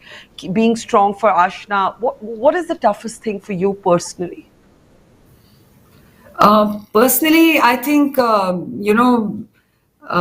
always feel grief is a mountain. There's no shortcut to it. You have to just walk through it. You can't walk around this mountain. So the only choice is to take it on head on and take it on the chin. But for my daughter, I feel is the biggest hurdle, because I only grieve when I see her, and she is all of 17, and like I teach English in the Shri school. So while teaching creative writing, we teach the W's and the H. So what, when, where, why, how, and when. So everything is easy to answer. It's easy to answer the when, the what, the how. But the toughest thing is the why. So, and why makes the story. So why makes the entire plot comes from the why. So the day you can understand the why, and the day you can go back to, your scriptures, which tell you that just because you did good in this life doesn't mean, life didn't come with a bargain that you are going to get it good also. So it makes it easier to understand and to explain to my child that, our family is just different now, but we are still family. So that's where the hurdle is. And this year is a tough one for her because it was full of family decisions. So, there's college, there's subjects to think of. There are many things you do as a family, which, but I think we'll do good. And somewhere above, he will be smiling down at us, and he'll take us through. Yeah, I think your stoicism and your courage has been incredible, and it's been powerful. But in some ways, Gitika, even more than you, your young daughter's articulation, the power of her words. And I know that she's a writer, she's a poet, and it shows in everything that she says and that she does. But Ashna, what do you dream of? Like, what do you think your father would want you to be doing right now as you move ahead in life? That's a tricky one, but I think my parents never put any pressure when it came to like academics or sports or anything. So obviously, like I had a bunch of classes I had to go to. I went to tennis and basketball and tuition and everything. But you take to whatever you like. There's no pressure. So I remember my mom, like every other Indian parent, would say, "Sab karke, then do UPSC." UPSC is the end of it. So they both loved saying that, but I remember dad would sometimes sit me down and say, okay, mom's going to say whatever she's going to say, and IS is great, but you do whatever you want, and as long as you're good at it, you're going to flourish, like every other parent says. And he'd always say, I'd be proud of whatever you're doing, so be good at what you do. But something which uniquely my dad said, and it stuck to me the day he said it, and he said it to me when I was in 4th, 5th. But he said being mediocre becomes a habit, and being excellent also becomes a habit. So if you're excellent, and once you're good at what you do, and once you smell success, you want to smell it again. So I think that is something I still try to stick by, and hopefully that's how it's going to be. But believe you me, Barkha, when she says it, excellent is not what she is. So this is all talk. Not that we are getting how mean. How mean. No, but really, that UPSC is that a lot of parents would want to see their kids, being bureaucrats. But tell me, the forge is never something you've dreamt about, Ashna, given how many women are now. It just, I used to love men in uniform, and now I think I love women in uniform way more. It's just thrilling to see it. It is thrilling, and it's something which even like 5 years ago we didn't expect, but it was an ongoing fight, and I'm so glad we have women in the army and everything. But no, that's not an option. But I'm keenly looking at journalism as a good option, and I all I do is speak, so I think might as well use that. Incidentally, she's left it out of this place right now, but he also used to tell her that, if you work really hard at it, then if you have to be, then you have to be like a Barkha or nothing at all. So, I mean, it's amazing that that we are makes at this my day. show and he's not here to see it, but somewhere up there he must be.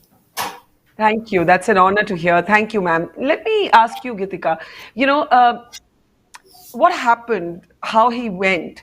It was a disruptive, unpredictable event. It wasn't, that he was at the line of control or that he was at Kargil. It was an accident. It was crazy. And therefore that why is almost more haunting when a life is lost like that, isn't it?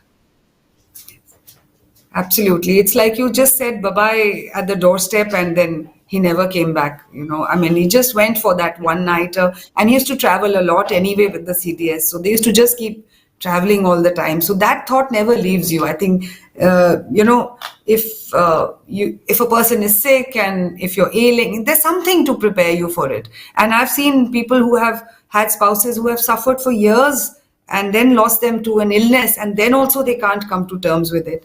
So this was bizarre. I mean, it was out of the blue, and I was taking a class when this happened. It's that thing will never leave us. I think we will live with that, and it never heals. You just carry on with it. Yeah, a lot of times people turn to each other in moments of loss because they think only that other person will understand what I'm feeling. Has that happened with? All your families obviously all knew each other anyway, you were intimately connected. But I've seen this happening, that little micro communities are formed because somewhere you feel alienated by everybody else. You feel nobody will get my pain. I mean, I don't know, Gitika, are you experiencing some of that? No, absolutely. In fact, it is a microcosm of its own, this whole thing, because there is Agnes, Colonel Harjinder's wife, there is Tarini and Kritika, who are General Rawat's daughters, and the staff associated with us, the entire CDS secretariat, which mourns with us. So we ourselves have built a little family of our own, and we reach out to each other. We do some evenings together, especially when the 40 days were up. So I had called the girls and everybody home, and the entire, close-knit unit that we were, the secretariat, and we said a toast to their lives. And one of our officers there also, he and his wife invited all of us over, and we said a toast to their lives and celebrated them in whatever way we could. And that's how we go on, and we are there for each other. And incidentally, it's not just us, because we knew each other and we are victims of the same crash. There are other families who have reached out to me through Facebook, through Messenger, and people who have experienced loss. And it is a support system in itself. Then also within our own friend circle, there are a lot of women, friends of mine, who have lost their fathers at various stages. So they have been talking to Ashna, and seeing them build a life beautifully after their fathers have passed on has given her strength. Yes. Yeah. Ashna, you're suddenly someone whose words are being deconstructed, who's being debated on Twitter. Everyone has a view. They're pulling out old videos, new videos, old posts, new posts. Was that tough for you? I mean, they didn't even leave you alone in your moment of pain. I mean, I felt really bad when that happened. So again, that's a very controversial question, but no, so forget the controversy. I'm like, because I don't want you to, I want this to be a moment where this is a cathartic conversation for you. But what I'm trying to get at is that, you're a 17-year-old now that a lot of people in the country know about. So is that like an odd feeling? Do you watch what you say? Do you feel like you're under a microscope now? So I think initially when everything happened all of a sudden, firstly, the suddenness of it is more devastating than the loss. And so I've always been very opinionated, and I've always liked to know what's going on and what are my opinions on it and everything.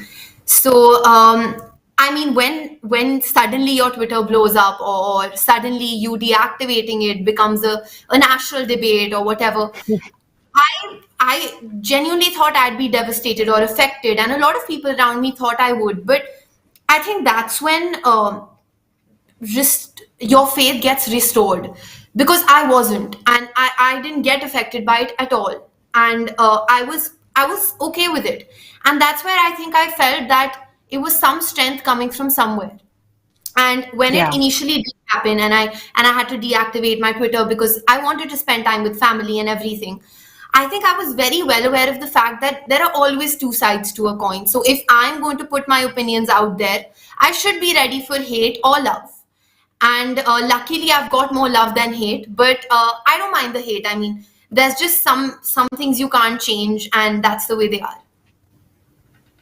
So to add to that, she's a soldier's daughter. She can take a lot. Ashna, what I was thinking when I was listening to you was that love or hate, you're never going to be ignored, and that's the best part of it, right? That's what really matters. Now, I want to ask both of you in the end, how would you want the world to know and remember in your case, your dad, and in your case, your husband? So I'll start with you, Ashna. What do you want to tell everybody about him? I think someone who can't be forgotten. So someone who's and I don't say this because I'm a fond daughter. I say this even if I was the third person, I'd say the same. So someone who can't be missed in a crowd, and not just because of the height, but because of the persona and everything. You know, the way my dad conducted himself, and the way he interacted with people, and the wit and the humor and everything. And I remember I wrote him, and that's one more thing I was going to get to, that on the brighter side, the glass is half full. And me and mom did talk about this, that we have no regrets in terms of expression of love. So we always expressed how much we loved him. And my dad was the most pampered person in our family. And so I think that can't be forgotten and shouldn't be forgotten. And his persona and the future ahead and the achievements in the past, I think that's something we should be immensely proud of, and we are.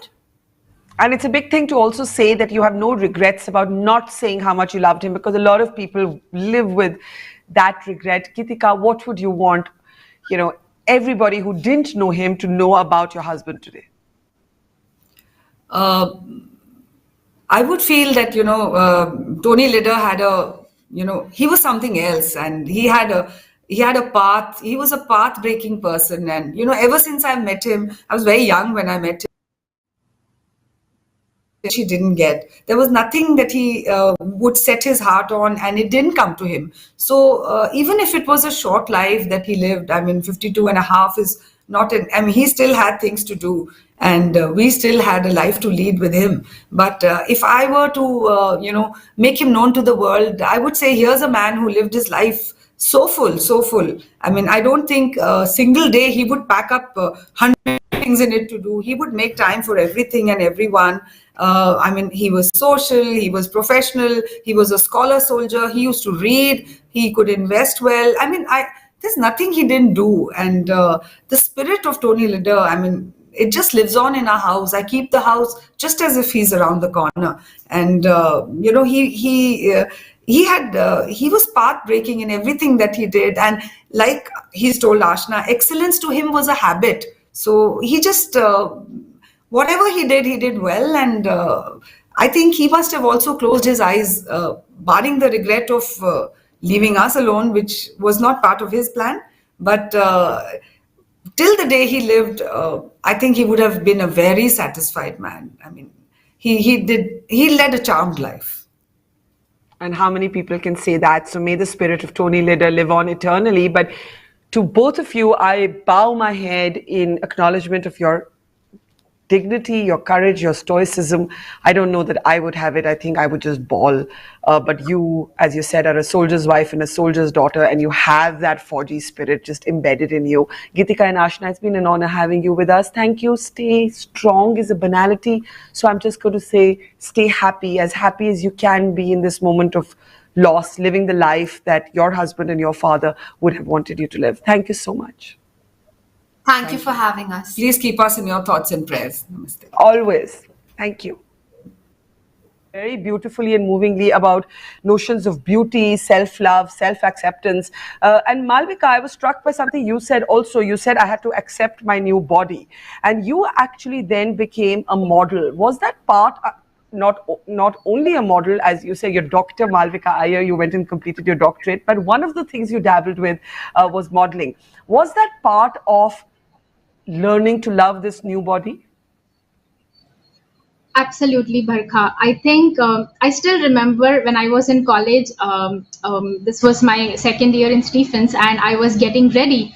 And I think I was looking at the mirror, applying kajal, and my mom looked at me and she said that I noticed you smiled very beautifully, and I really love that. You know, you're so confident, and when you're looking at the mirror, you're seeing your abilities. You're not seeing your hands or the injuries to your legs, but all you're seeing is your confidence and your abilities. And it doesn't matter what marks you scored or what awards you have gotten.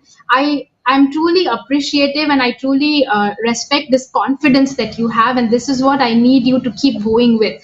And I think since then I have become I think I have I made sure that I'm very confident with my new body, because I think I've spent almost 10 miserable years after my accident trying to hide my disability. And believe me, if you would have met me in my college days or early 20s, you would have noticed me wearing artificial hands just for the sole purpose so people wouldn't stare at me.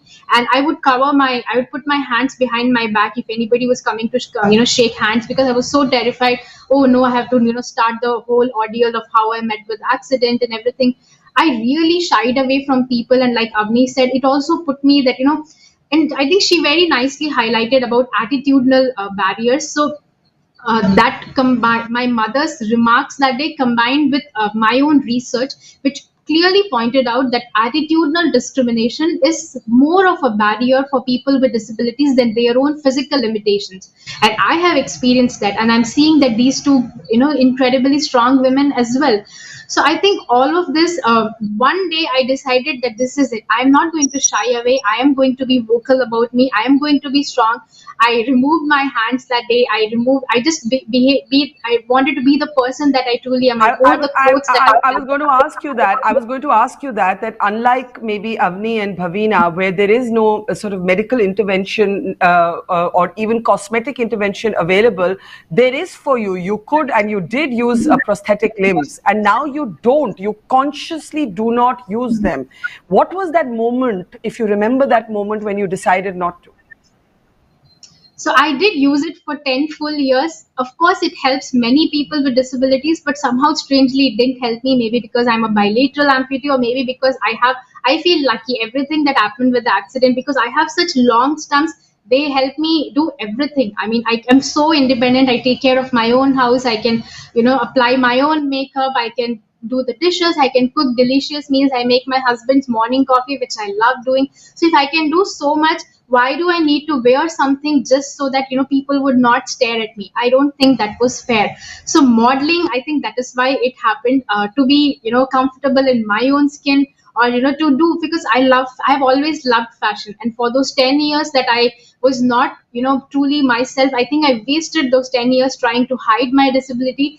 But I remember it is both my mother and my husband's, more of my husband's effort. One day when we were together, I think it was the first time when after I got married, I went to the US, and then he told me, remove your hands, nobody's going to look at you here.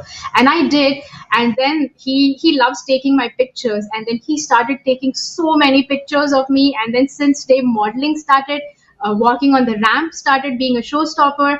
And I think I have just embraced this new body. And I think now I would say that 99.9% I'm truly independent, and this is how I wish to be, and to be seen by people moving forward.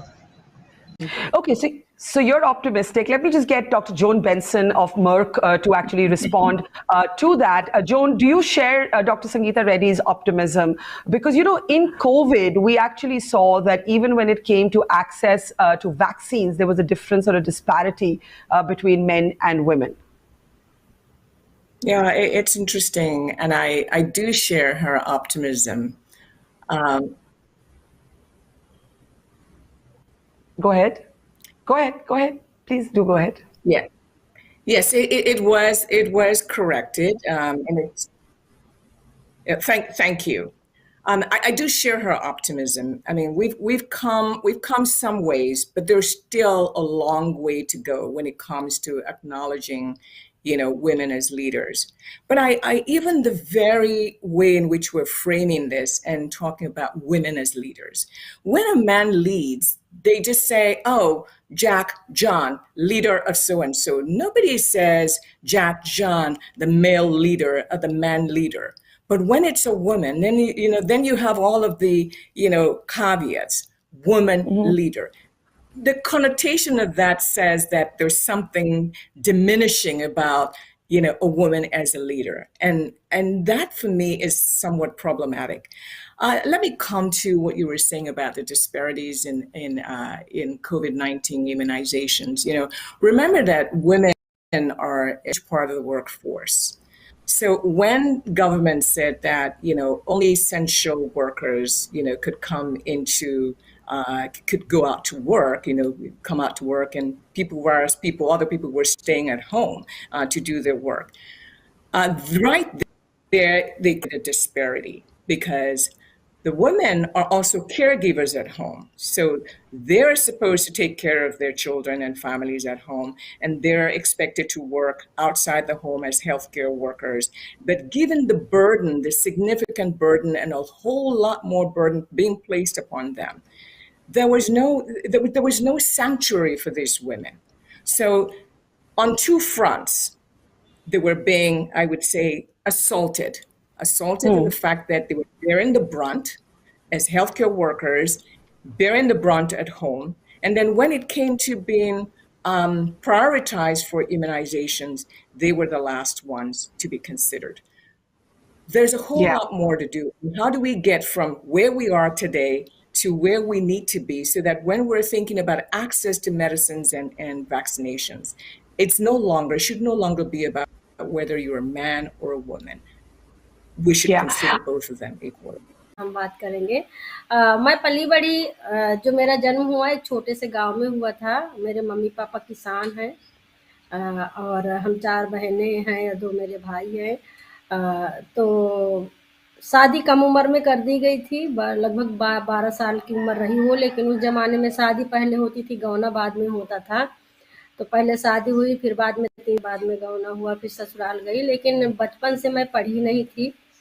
उस जमाने में लड़कियों को पढ़ाना लिखाना, school भेजना बहुत गुनाह माना जाता था कि लड़कियां उनको पढ़ना नहीं चाहिए, जो घर का काम है, जो गृहस्थी का काम है वो करना चाहिए। और वैसे ही मेरे साथ भी हुआ। मैंने बड़ी उम्र में पढ़ाई सीखी। हमारे गांव में महिला समाख्या के तहत सेंटर खोले गए थे। सेंटर में मैंने पढ़ना लिखना शुरू किया और इसके बाद में 6 महीने के लिए फिर एक जगह पढ़ने के लिए, क्योंकि महिला समाख्या के तहत एक स्कूल खुला था, महिला शिक्षण केंद्र, वहाँ पर मैंने पढ़ाई लिखाई सीखी। फिर उसके बाद में मैं आगे की पढ़ाई जारी रखी, लेकिन बहुत छोटी सी इसकी कहानी है। बहुत संघर्ष रहा है पढ़ाई की जिंदगी में। और मैं पहली अपने गांव से लड़की थी जो मैंने पढ़ना लिखना सीखा उस उम्र में। फिर इसके बाद लड़कियां जाने लगी। तो मैंने फिर इसके बाद धीरे धीरे अपनी पढ़ाई जारी रखी और महिला डाकिया हमारे इलाके से महिला समाख्या के थ्रू जो उनकी एनजीओ की 2 पेज की पत्रिका होती थी वो छापी जाती थी, मैंने उसमें काम किया। फिर वो निकलना बंद हो गया, तो फिर हमें लगा कि ग्रामीण इलाके में सच में अखबार की जरूरत है, कुछ पढ़ने की सामग्री की जरूरत है और एक अखबार होना चाहिए। गांव वालों को भी उनकी समस्याएं, उन गांव की और आपका अखबार तो आज एक ग्लोबल सेंसेशन बन गया है। सॉरी, माफ कीजिएगा, मैं आपको थोड़ा सा इंटरप्ट कर रही हूँ क्योंकि मैं जानना चाहती हूँ कविता जी कि जब आपने ये सब किया, आपने कहा गांव वालों से तो आपने लड़ाई की, गांव वालों का प्रेशर रहा, आपके अपने परिवार को आपने कैसे संभाला? क्योंकि छोटी उम्र पे आपकी शादी जैसे आपने कहा हो चुकी थी और गौना जिसको कॉन्ज्यूमेशन ऑफ मैरिज कहते हैं वो बाद में हुआ, लेकिन आपके अपने परिवार वालों से भी तो थोड़ा प्रेशर रहा होगा जिस परिवार में आपकी शादी हुई। परिवार वालों का प्रेशर तो मैंने बता दिया। जब पढ़ाई करने के लिए तो बहुत सारे संघर्ष झेलने पड़े, उसकी एक बहुत लंबी कहानी है। तो आई थिंक हाँ, उसमें संघर्ष झेला, लड़ाई लड़ी कि नहीं पढ़ना है। तो जब 6 महीने के लिए जाना था तब अलग लड़ाई हुई है। फिर जब स्कूल जाना था तब अलग लड़ाई हुई है कि नहीं अब 6 महीना तो पढ़ लिया, लेकिन आगे पढ़ के क्या करोगी, डीएम तो नहीं बनना है, कलेक्टर नहीं बनना है। तो नहीं पढ़ना है, मन करता है पढ़ने के लिए, लेकिन कहीं ऐसे चॉइस नहीं थी या ऐसे सोचा नहीं था कि पत्रकार बनेंगे, आगे चल के क्या करेंगे। लेकिन हाँ, फिर एक मुहिम ऐसे चली कि फिर हम एक दूसरे से जुड़ते गए, और 2002 में जब खबर लहरिया की शुरुआत की तो लगा कि हम महिलाओं को ही जोड़ेंगे, क्योंकि पत्रकारिता के क्षेत्र में औरतें नहीं हैं या औरतों का क्षेत्र माना नहीं जाता है। खास करके ऐसी औरतों का जो ग्रामीण औरतें हैं, जो कम पढ़ी लिखी औरतें हैं, जो दलित हैं, हाशिए पर रहने वाली महिलाएं। मैं ये नहीं कहूंगी कि, मैं पहले बता दे रही हूँ कि खबर लहरिया में सिर्फ दलित महिलाएं नहीं हैं। खबर लहरिया में दलित भी हैं, आदिवासी भी हैं, मुस्लिम भी हैं, और अन्य जाति की महिलाएं भी हमारे पर टीम में आपका हैं। तो आपका कोशिश ये नहीं, आपकी बात हमारा जो बिल्कुल ठीक है कोशिश कि रहा शुरुआत में बरखा जी की दलित, आदिवासी, मुस्लिम महिलाएं, ग्रामीण महिलाएं, कम पढ़ी लिखी औरतें के द्वारा हमने खबर लहरिया की शुरुआत की 2002 में। हमने जी, गांव-गांव से महिलाओं को जी, किया, मैं यही कहना और मैं हमने यही you. Let me first start by asking you what made you come out of that anonymous space where you wrote on your Instagram, "Today I'm a survivor, I am not a victim." First of all, I'm so happy to be here. And let me tell you, I'm very, very, very nervous. And I'm feeling so emotional right now. So thank you so much once again. And thank you, and thank you. I know how difficult it is to come and speak. So I thank you, and I promise you that we don't have to talk about anything that you're uncomfortable about. So please, this is a safe space for you to be exactly who you want to be. Yeah, so there is always this buzz on social media. I think right now that this is a tell-all. So I want to clarify that for them, that it's definitely not a tell-all. It is because I'm legally binded not to disclose certain details of my case because it's sub judice, it's ongoing. You asked me about victim to survivor journey. Yeah. So it happened in 2017, February 17th. So when it happened to me, my whole life has turned upside down. I don't know, I was constantly, maybe my mind was constantly searching for something or somebody to find and so that I can put the blame on and I'll have an easy exit. Because it was like a constant chaos in my mind that why did it happen, why me, and so many questions. And so I started finding, I was constantly searching for something to put the blame on so that I'll feel good maybe. So for instance, I was thinking that I lost my father in 2015. So for instance, I was thinking maybe if he was alive, this wouldn't have happened to me. So maybe if I didn't have that shooting on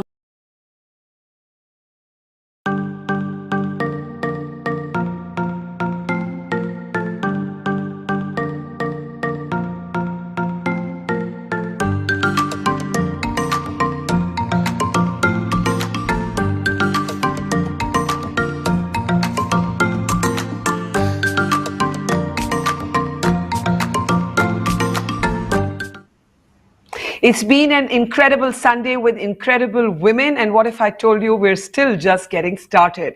Before I introduce our next two speakers, think about one of your favorite series these days, Never Have I Ever.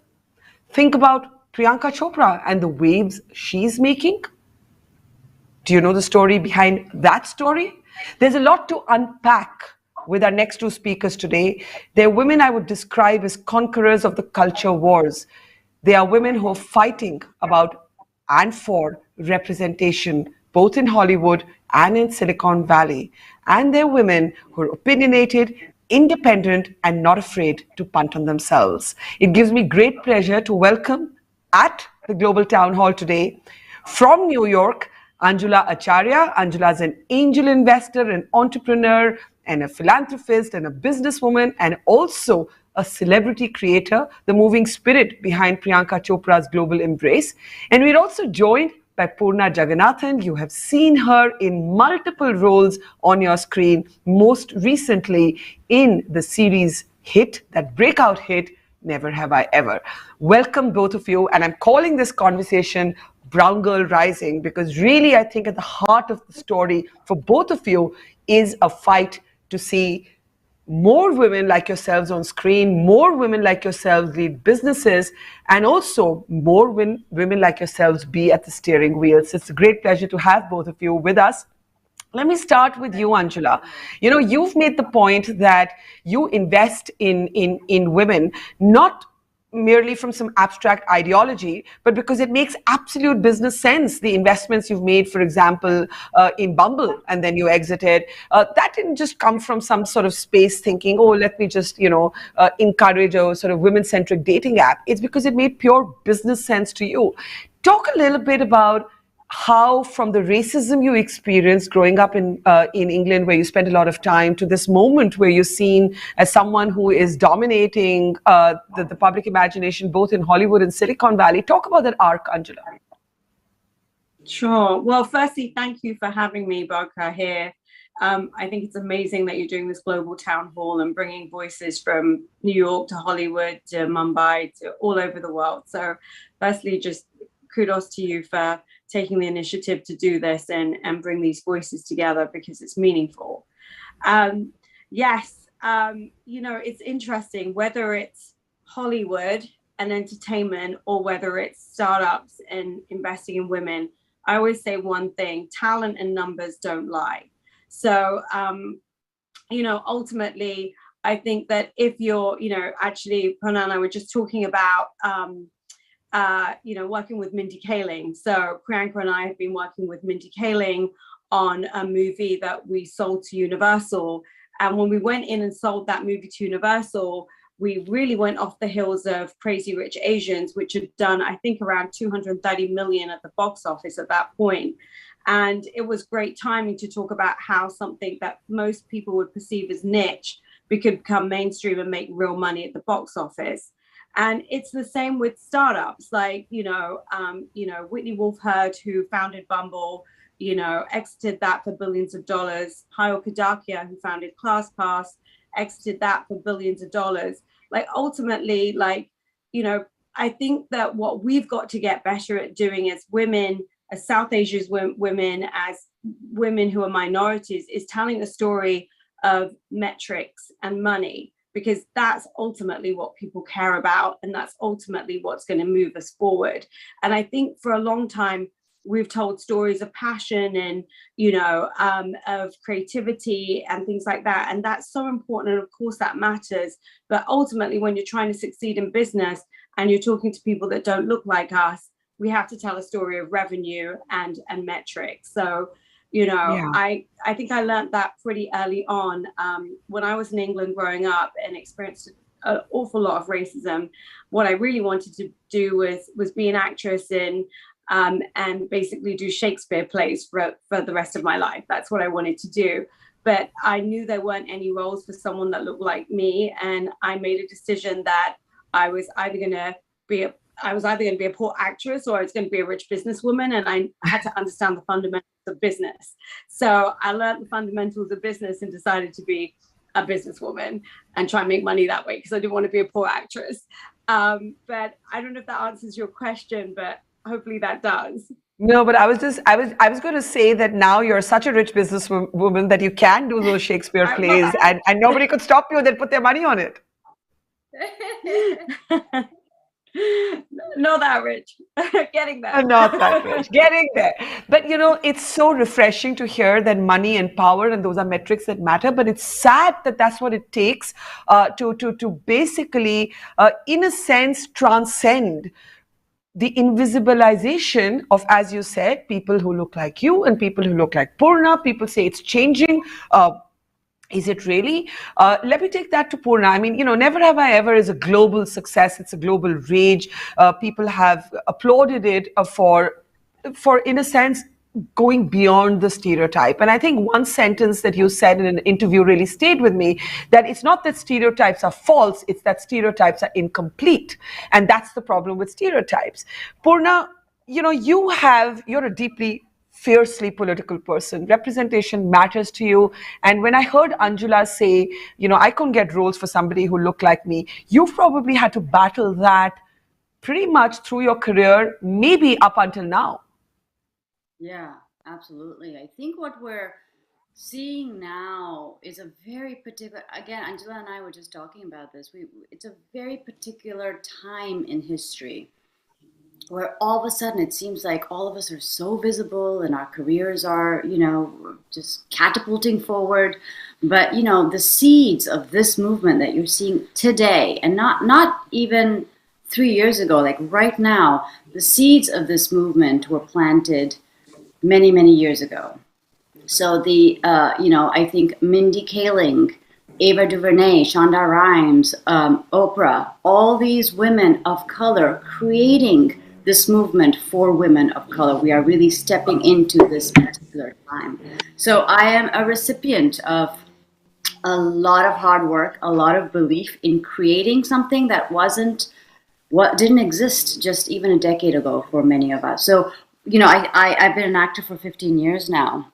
And I'm always struck by the quiet that happens now versus the quiet that happened, 10 years ago. When I didn't get roles 10 years ago, I felt like there was nothing, that my career was over and there was nothing that was going to come to me anymore. It was the end. And now when there's quiet, I have such a belief that the movement will carry me forward, that these women, like Angela, who just laid so much groundwork, will ensure that people like me and people who are coming after me will have careers that we thrive in, and that we see more people that look like us in, for sure. Yeah. Can I ask you, before I take this back to Angela, like you said that at one point you thought your career was over, nothing meaningful was ever going to come your way. At that point, did you feel invisible? Did you feel overlooked? Did you feel patronized? What was the attitude? Was there complete invisibilization, or was it more like marginalization? No, it was. That's a really great question. And it was never over. It was just that I stopped taking roles that were not meaningful to me anymore, And there was always those roles, the doctors and the nurses and, the subsidiary of the subsidiary roles available to me. But because I came into acting so late, I had and our careers are so brief. Or, you know what, that was a thought that I held before, and that's changing. But I just felt like unless I was doing work that was meaningful for me, and by meaningful, I mean work where I could show up completely as a complete human being, work there where I could talk about subjects that were important to me. I don't know if you know, but my family is riddled with stories of addiction and depression and sexual violence. And that's not only my nuclear family, it reverberates throughout generations. And how come I'm doing roles that have nothing of that complexity? Why am I showing up to do roles where I have to leave my entire self behind when I walk in? And that's really the shift of Never Have I Ever. One of the biggest things is when I walk through the door of the set, I bring my complete self to set. And that's such a unique gift. Yeah. And you've spoken very honestly about the fact that in your own life, there is this, big family with its flaws, and how those complete people are never actually personified on the screen, or weren't till this point. Angela, before I get to, how you came with this proposal to globalize Priyanka Chopra, I want to ask you about your years in England. I have read multiple conversations that you have given other journalists where you've spoken about how you couldn't relate to mass culture. You didn't see any shades of yourself in the popular culture around you. You've alluded to the racism that engulfed you. What are your memories of those years when you were at the receiving end of that racism? Yeah, it's so painful, Barkha. From a very young age, from really just starting school, I grew up in a completely white suburb in England. There was literally no families of color but one. And it was incredibly painful. I was bullied every single day. I was, treated inferior. I spoke at Parliament the other day, and I talked about how kids were so scared to hold my hand because they thought my color was going to come off that the teacher would tell them to hold my sleeve. The teachers told me that, you know, Indians were, I mean, they didn't even call us Indians then, they called us Pakis. Like, they were like, Pakis are only good to run corner stores. Like, it was, you know, kids were so mean to me. It was horrible. It was just really, really horrible. And then there was the rising of the National Front, which is, you know, the precursor for neo-Nazis. So it was very difficult. I mean, I think growing up in London for South Asians would have been very different. I didn't grow up in London, so I just didn't have access to anyone of color. But what was very interesting to me, which was an observation I made very young, was I remember one day, there were 4 channels then, and I went home one day and there was this show that all the kids watched called Grange Hill. And I went home and everyone would watch Grange Hill, and they suddenly had this Indian family, Pakistani family come on, and I was dreading it. I was like, oh my God, what's this Pakistani family going to be like? Of course, the father owned the corner shop in this neighborhood that Grange Hill was set, and there was a daughter, and the daughter had to be a virgin, and the father saw the daughter in this show walking down the street with this white boy and decided to drag the daughter home and take her to the doctors to check that she was still a virgin. And true story.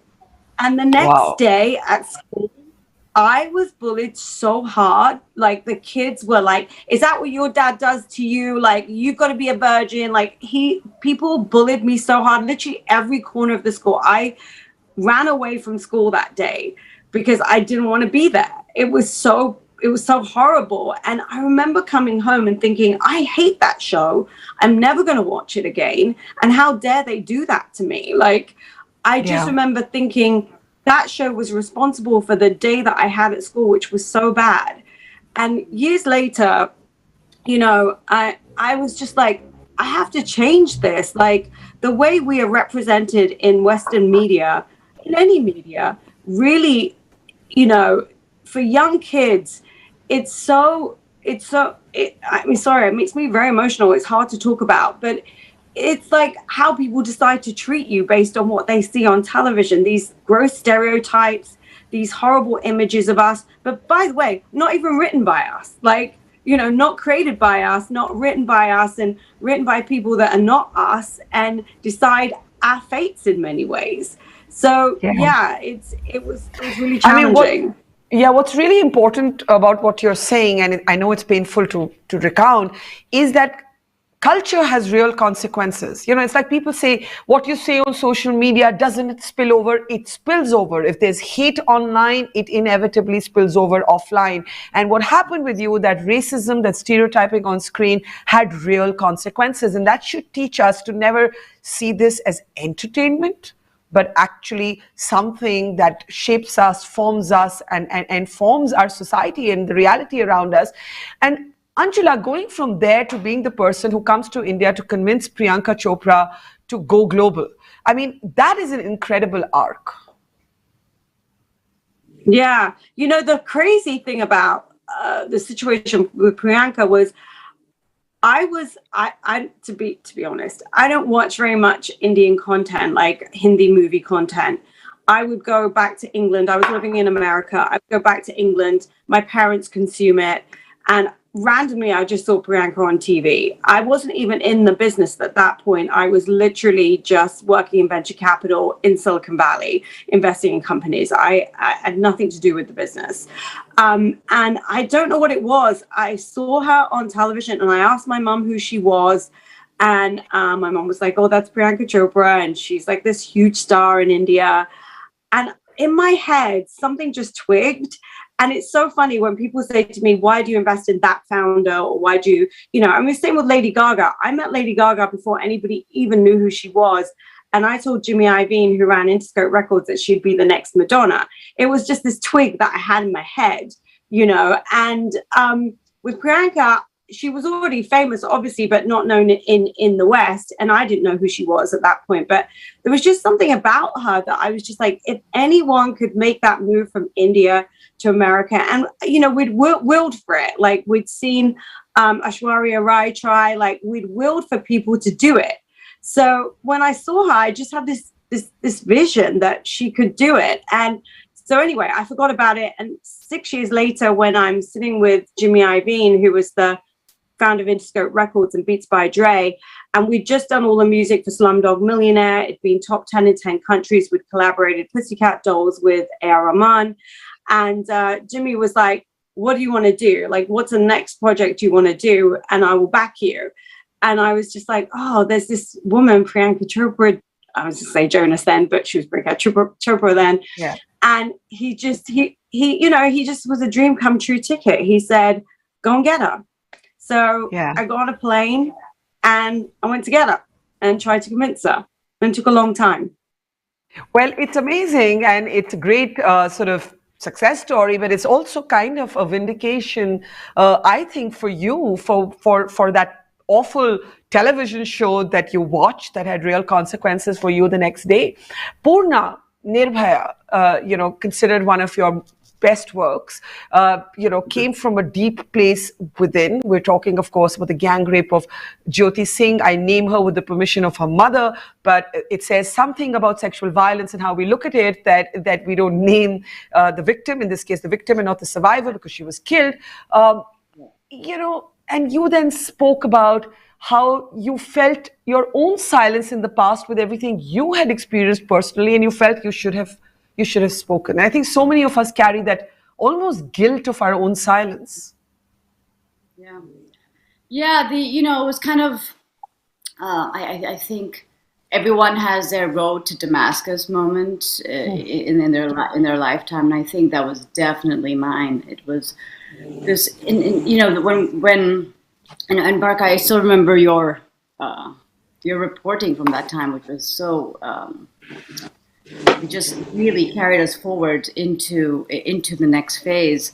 But it was the insight that my silence around sexual violence made me complicit around what had happened on that bus that night.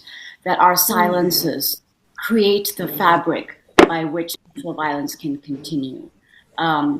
And so the insight was, well, if I break my silence, what will it do to sexual violence? Will it start unraveling, and will it perhaps put an end to sexual violence? If we shift the shame from the survivor onto the perpetrator, where it rightly belongs, what will happen in that equation? So that was what Yael Farber, who directed the play, really set out to do. And as you know, it has 5 women, including me, on stage, who share their real stories of sexual violence and gender-based violence and survival. And every night, I mean, especially in India, which was, we opened to a 1,000-seat theater. And it was on Holi a couple of years ago. And every night in every country around the world, in every city, there would be hundreds of people who got up from their seat and broke their silence a lot of time for the first time in their own lives.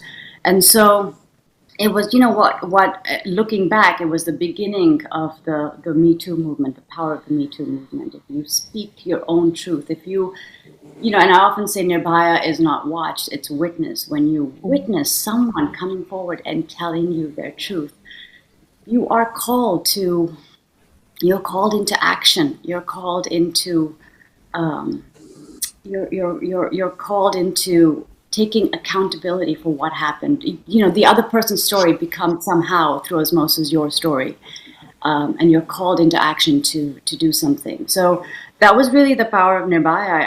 I feel around the world, it began conversations on. And thank you for speaking to that moment with such a powerful sort of work of art. And again, this conversation reminds us again and again of the importance of culture and art and the deeply sort of political messaging at its center in the deepest way. I don't mean in terms of electoral politics. Anjula, let me give you the last word here. What next for you? I mean, Purna has, in a sense, confined her battle to one dimension of these culture wars. You're fighting twin battles. You're fighting Hollywood and Silicon Valley. People keep asking me this question. I don't have a good answer for it. I don't know. My career has really been built off of just like witnessing my life and watching opportunities emerge and just jumping on them when I see them. So it's never been, I'm sorry to disappoint anyone that thinks this, I've never had a plan. I've never had like, oh, here's a plan and here's a goal and here's how I'm going to get to it. Never had that. It's always been oh, I see this opportunity and I see this opportunity and I see this happening over here and I see culture shifting and I see an and I just jump on whatever I see that's happening at the time. So I really don't know what the next thing is for me. I think I'll know it when I see it, kind of thing. So I'm sorry, that's so disappointing. No, it's not disappointing. It actually brings home the power of instinct. And I think you've said plenty of times that you've always acted on instinct. So now I need to end with a question we've asked all of our speakers today. I'll start with you, Purna. What would you tell your 16-year-old self? Is that every decision you make counts for a larger picture. So keep making them. Keep sticking to it.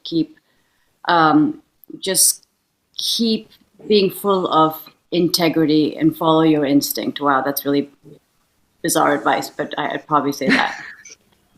Angela? I would say don't stop. I would literally say just don't stop. It'll happen at some point. You're both actually saying the same thing, keep going. And, when we keep going, it bothers a lot of misogynists, just that we keep going and we never give up. Yeah. Well, thank you to both of you.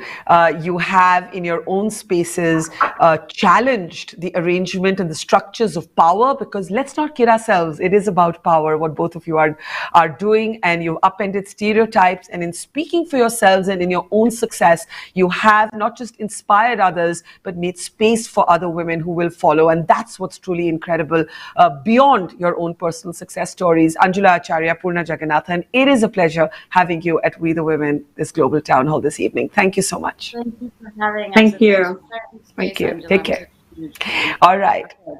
Let us move on now. We've got some very, very compelling speakers still coming up in our primetime band. But first, if you've just tuned in, let's give you a sense of some of our highlights. This from the women who run with the wolves and swim with the sharks. It should be.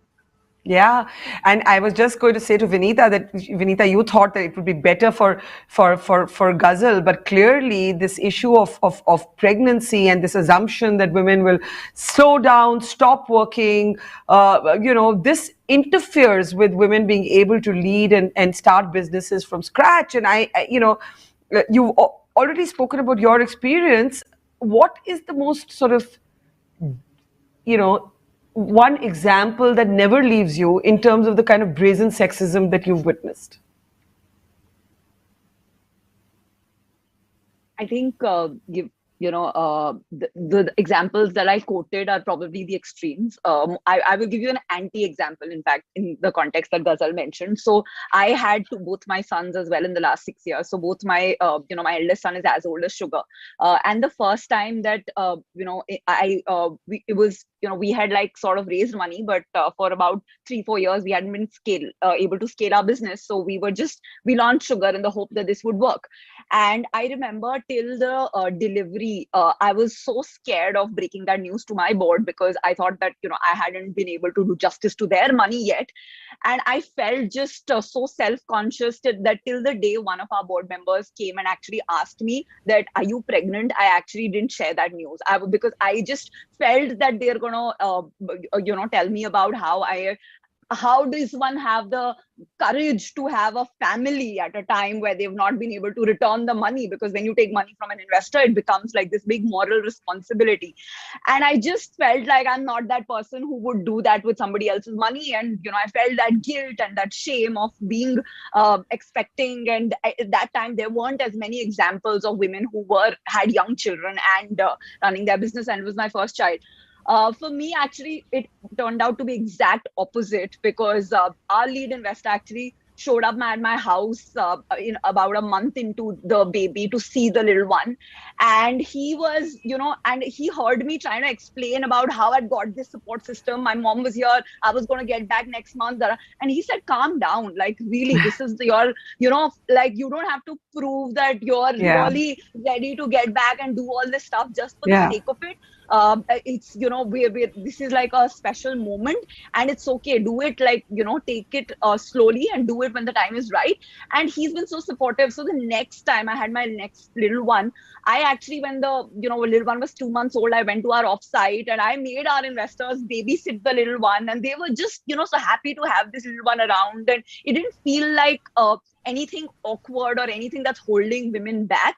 And so in my mind, my learning at that time was that a lot of times the guilt and the shame was in my head, because I didn't see any role models. Like if I had seen Ghazal's story before mine at that time, I would have probably not questioned this, and I would have thought that this is okay. Totally hear you, but now we have all of you as these role models for a generation.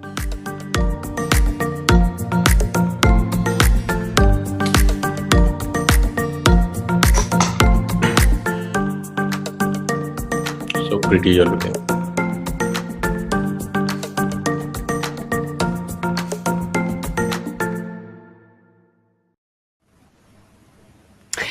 Well, you are with the 5th edition of the We the Women Global Town Hall, and all day we've been speaking about the idea of equality.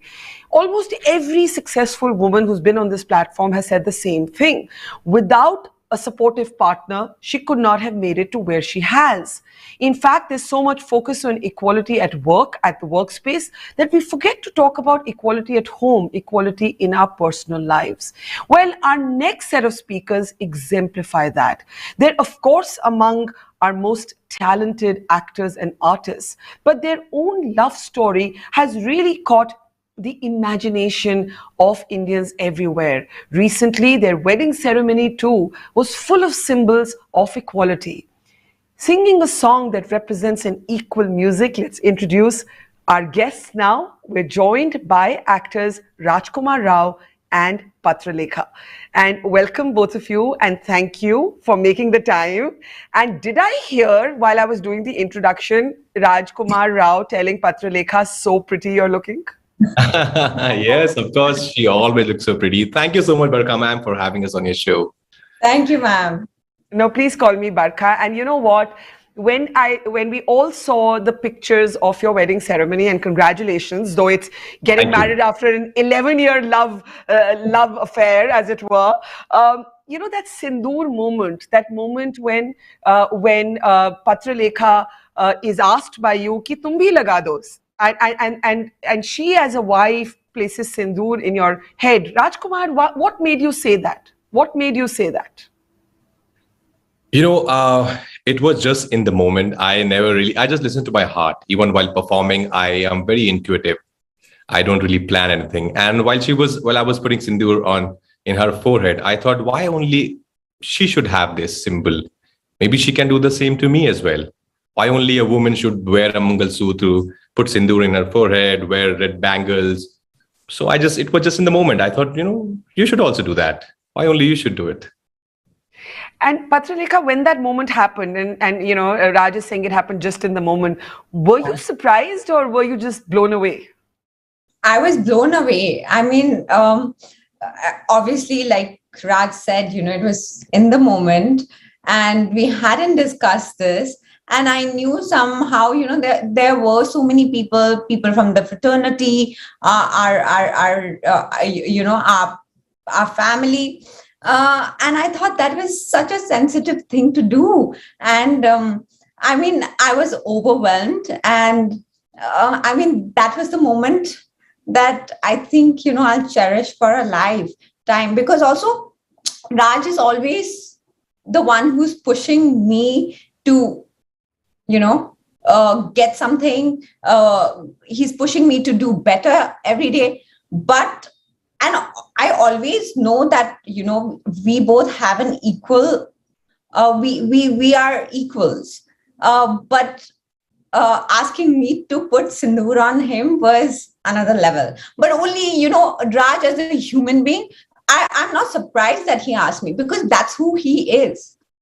Yeah, it was incredible. It really was taking a cultural moment, and instead of denying it, it's some women may say, "Main ye nahi karungi." What Raj, you really did was to allow that moment to be fully equal. So it was really incredibly powerful. You also had a kind of open letter with ruminations on love, ki ye pyar kya cheez hai? And you sort of said, you made two great points, I think, in that post.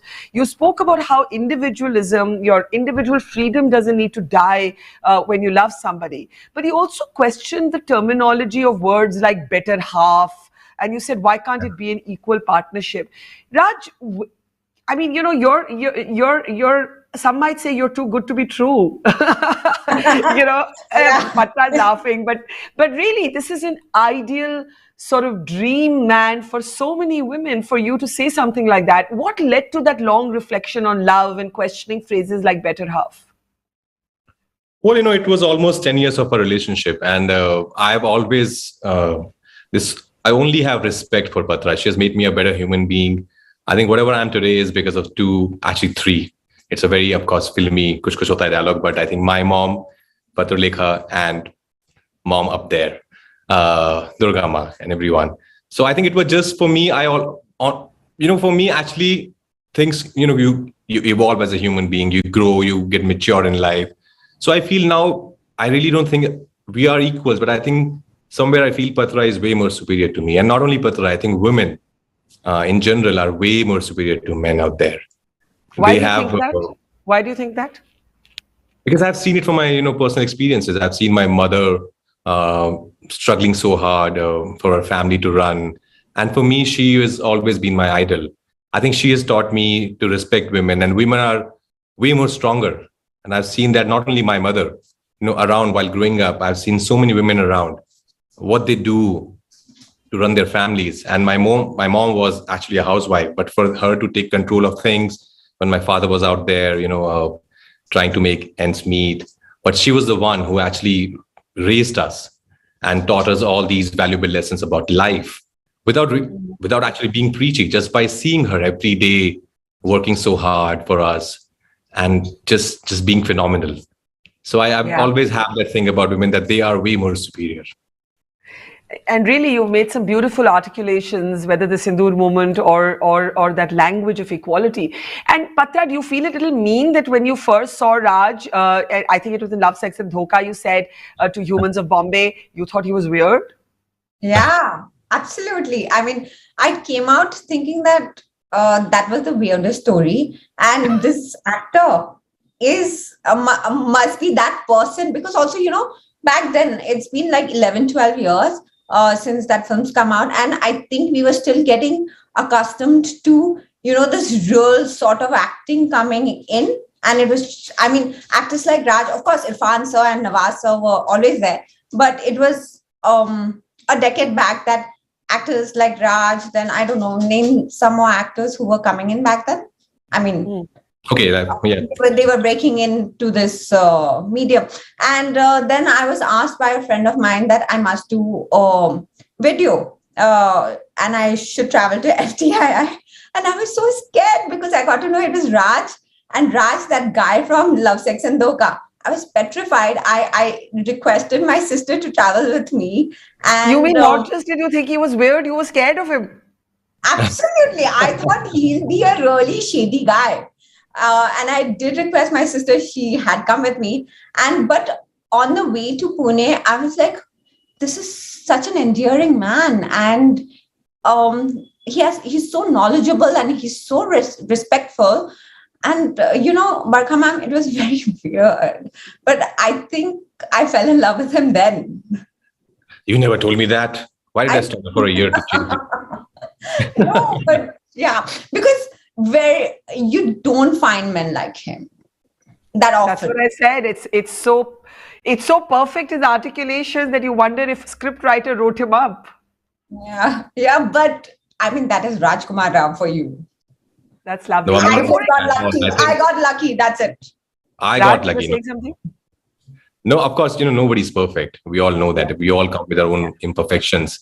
But I always try, there are two things I always believe, that, just be compassionate and be kind towards others. I think these are the two philosophies I always follow. And I see that and not, of course, me and Patra, we are there for each other. We are each other's strength. But otherwise also in life, I think I try and treat everybody with equal respect. I don't really differentiate between people. And I think that's the only way to make this world a better place, I feel.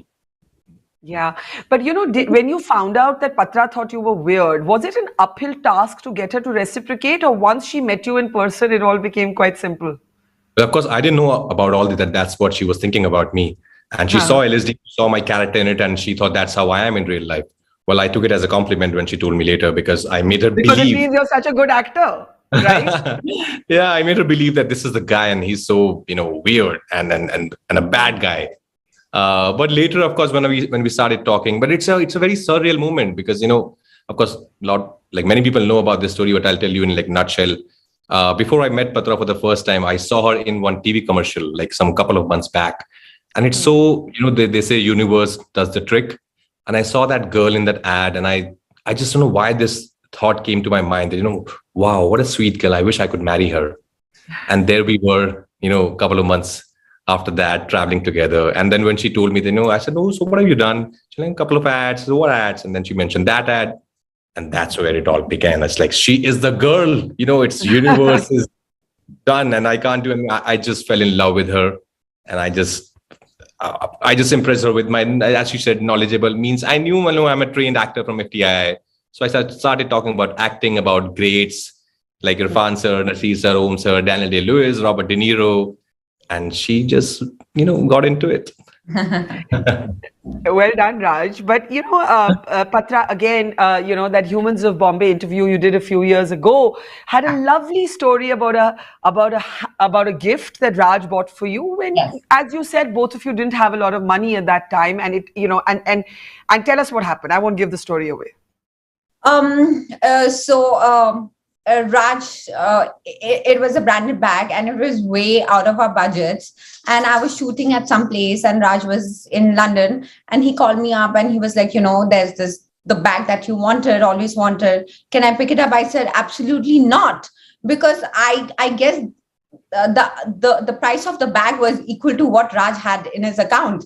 And I was like, no, you cannot. But I came and I was shooting abroad, I think so. And I came back and Raj was chatting with me and I go back to my room and there's something on my bed that was kept. And obviously it was that bag. And it was the sweetest thing that Raj had done for me back then. And a couple of years later, we went, Raj had gone to shoot his film and I had gone to visit him. To London. And it was on the Pride Parade. I was out with my mom and dad with the purse. And obviously, somebody stole it. And I was in tears. And it was just about the memories and what it meant, that when he didn't have the money, he got that back for me.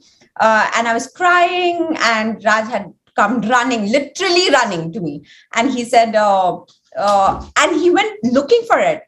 I literally had a nervous breakdown because it just meant so much to me. And the next day, Raj went to the cops to register a case or something like that. And he said, you be at home at the hotel, I'll come back. Can you believe it? He came back with obviously not the same bag, but he got the same identical bag for me again. I mean, it's just, Raj is just full of heart. Also, I remember something else. Initially we started seeing each other and, even $1,000, $2,000 would mean a lot to us because we didn't have that kind of money back then. Yeah. So there was a beggar who came up to us and I think Raj had a couple of thousands, like 2,000 or something on him. And he took it out from his wallet and gave it away to the beggar. And I was like, this is just a genuinely good human being. So that's who Raj is. So Raj, this generosity, where does it reconcile with, the old movies we used to see, let's say Abhiman, where, a man could never accept his partner, his wife's success. And we hear this again and again that, male ego, insecurities. So where is your male ego? I don't think so. I have any male ego as such. I don't think so. I have any ego. I even in my work, I'm very secure in my space. I am not really competing with anyone. So no, I don't know. I've never really. Patra, have you ever seen like my mail ego? I don't know.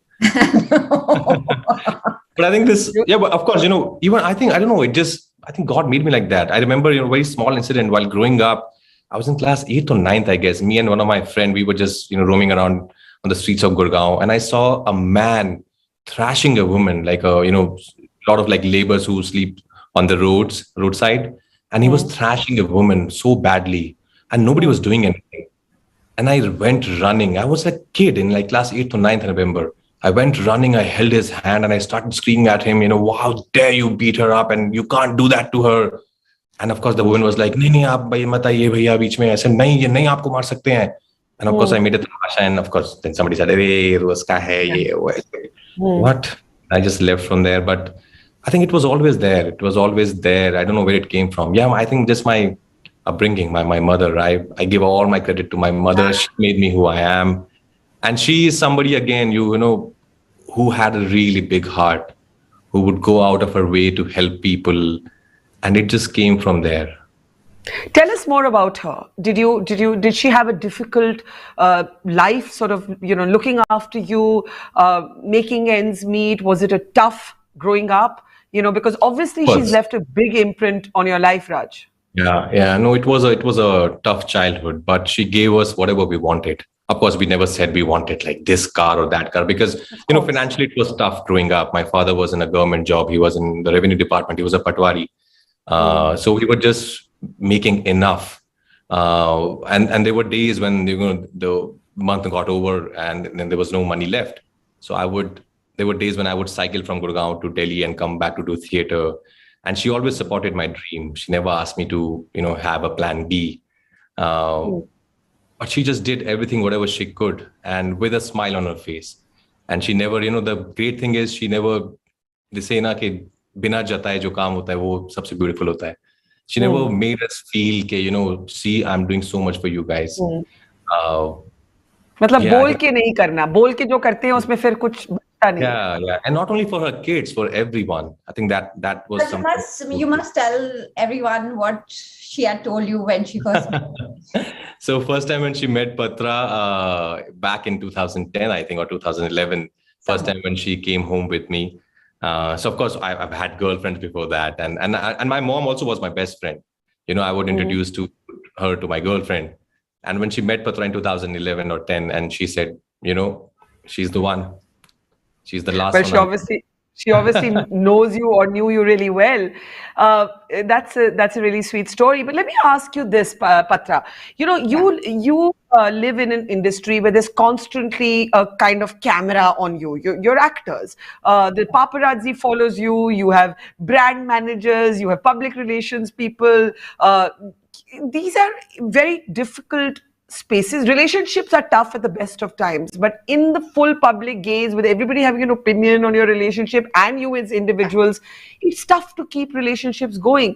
How did you all 11 years seamlessly move into marriage? Was it tough, all of this public scrutiny, all of this limelight, in terms of what it meant for your love and your relationship? No, Barkha ma'am, I think the pandemic really helped us, because we both were in the same house and just spending like days and nights together. And you didn't want to kill each other, which is what happened to some couples. We did, and it seamlessly just felt like, okay, I guess we are ready for marriage.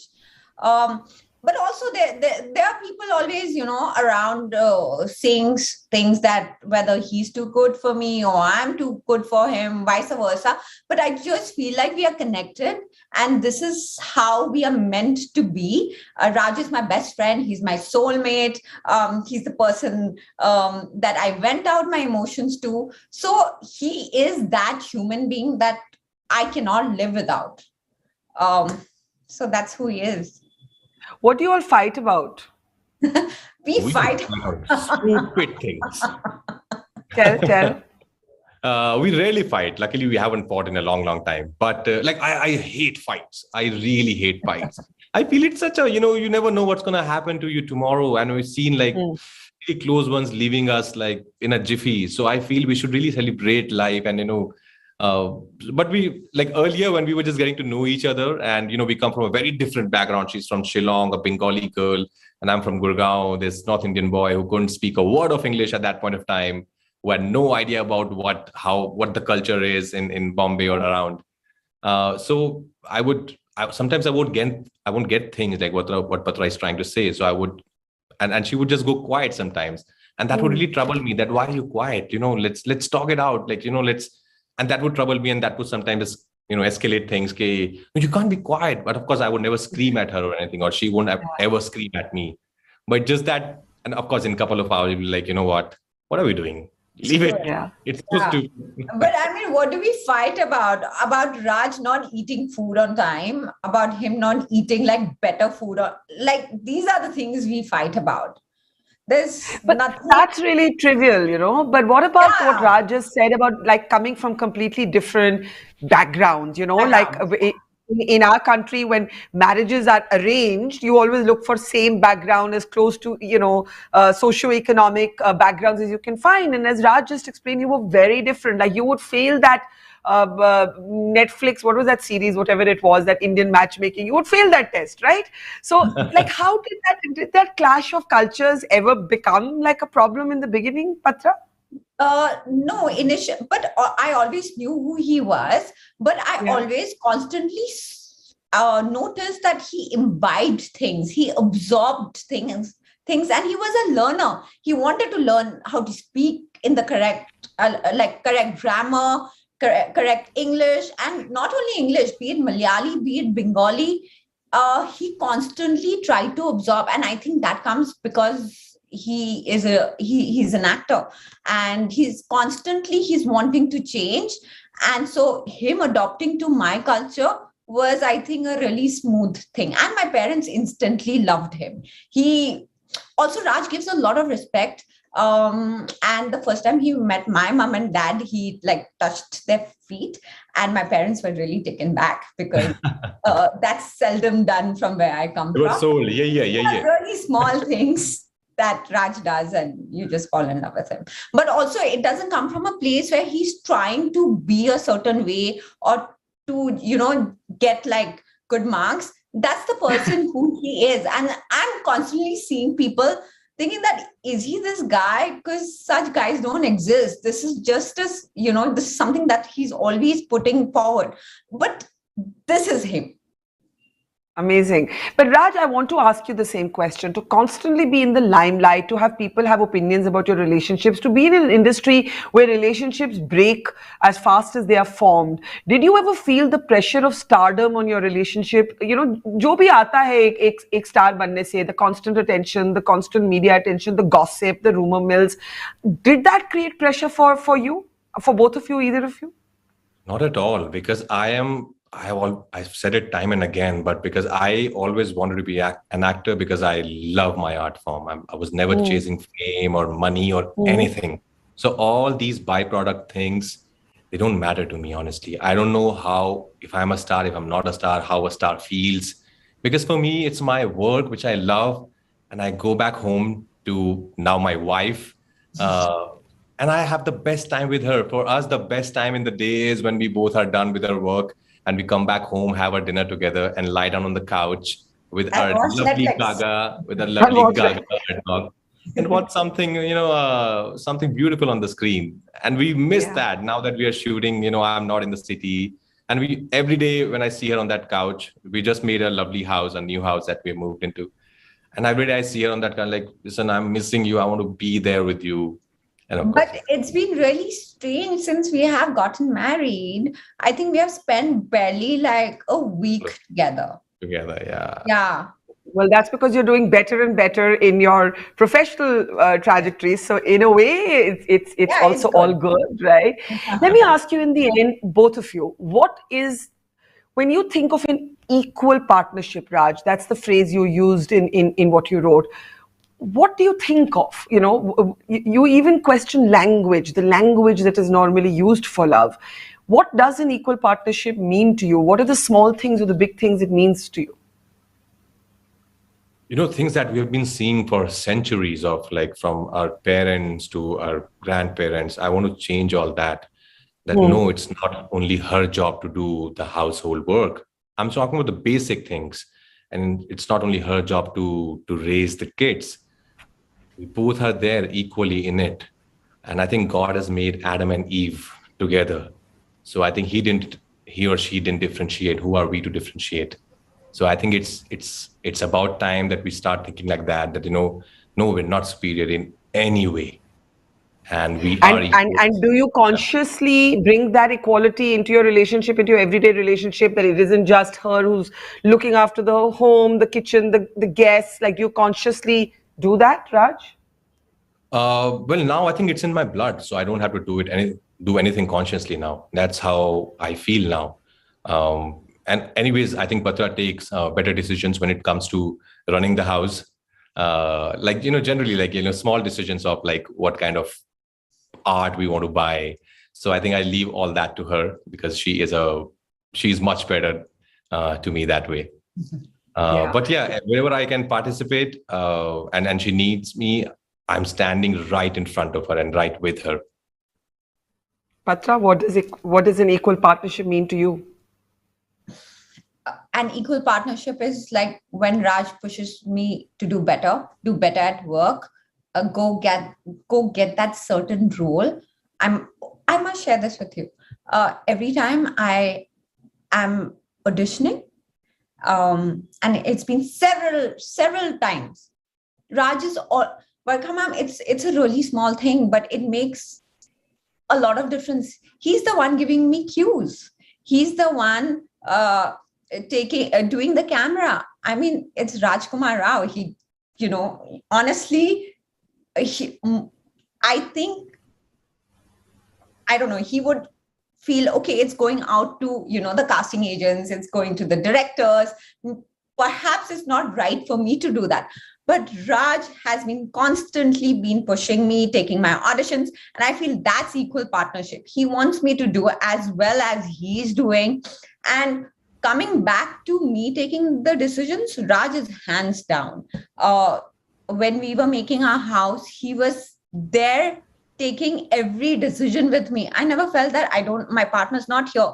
And he was shooting, I think, out of 360, I think some 300 days he was shooting. So for me, that is equal partnership. I mean, if tomorrow Raj tells me to go make him a cup of tea or make him, I don't know, a chapati with sabzi, I'll happily do it, because he seldom asks that from me.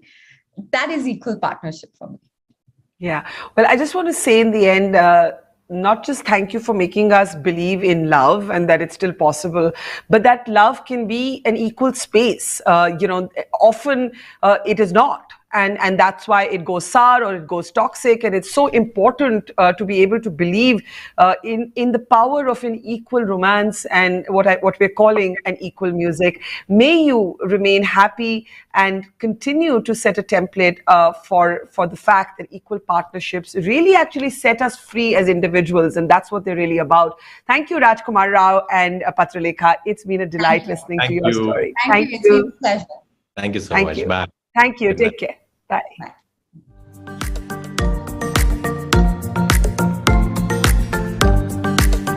We can log out, guys. I guess.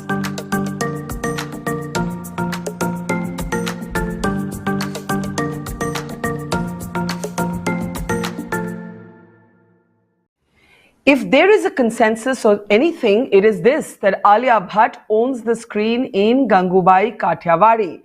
In fact, Alia Bhatt has been owning her success for many years now. So I can't even call this Alia's moment. This isn't Alia's moment. It's Alia's decade and counting. She has displayed her range with a wide repertoire of movies, from Urta Punjab to Gully Boy to now Gangubai. She's turned producer, and she's done it all on her own terms. Not just superbly talented, but also always irreverent, up for a bit of fun, never loses her sense of humor, and enjoys being somewhat cheeky. All of this makes her a personal favorite of mine, certainly, and also at We the Women. Let's bring up Alia Bhatt, who is joining us after a long day of shooting. So I'm feeling massively guilty for literally saying, hey, we can't do We the Women without you, but it's true, Alia. And so thank you. And I have to start by asking you, are you having a bit of an aha moment? Like, it's just success upon success upon success upon success. I mean, how does that even feel? I'm not having a bit of like a aha moment. I'm having a bit of a aha moment. Because it's just a relief when a film does well, firstly. And a bigger relief when a film that you've given so much of yourself to does well. And an even bigger relief when you're coming off a pandemic. There's like this certain like a sort of like a strange sort of pessimistic attitude with regards to Hindi cinema in particular.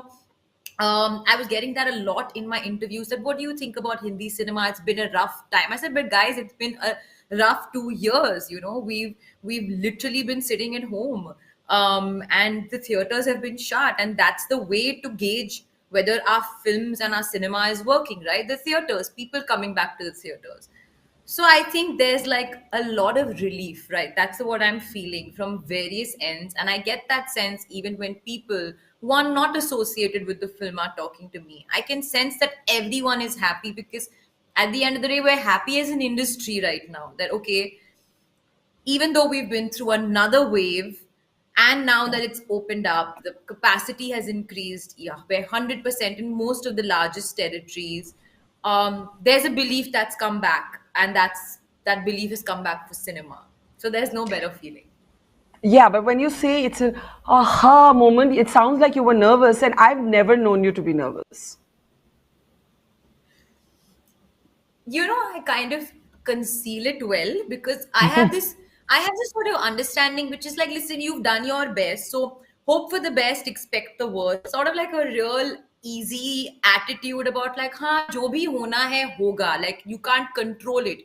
What you can control is what you do when you're making the film. But I think I was a little bit I would not say nervous. I would just say a bit like, I was a bit like eager for it to just all go well. Let's put it that way. And if it had not, God forbid, I would have learned from that and I would have moved on. But the eagerness of it all working in the film's favor and in cinema's favor and Hindi cinema's favor, that's something that I was really like excited about. But where did a sort of Juhu Bandra girl channel a kind of inner energy about playing a sex worker, a mafia don, that grit and grime? And yes, of course, it makes you a splendid actor, but everybody has different approaches to this. A lot of people believe in method acting. Some people research, they'll go and talk and spend hours talking to those who've lived similar lives. I know you did none of that. So, where did you channel this character from?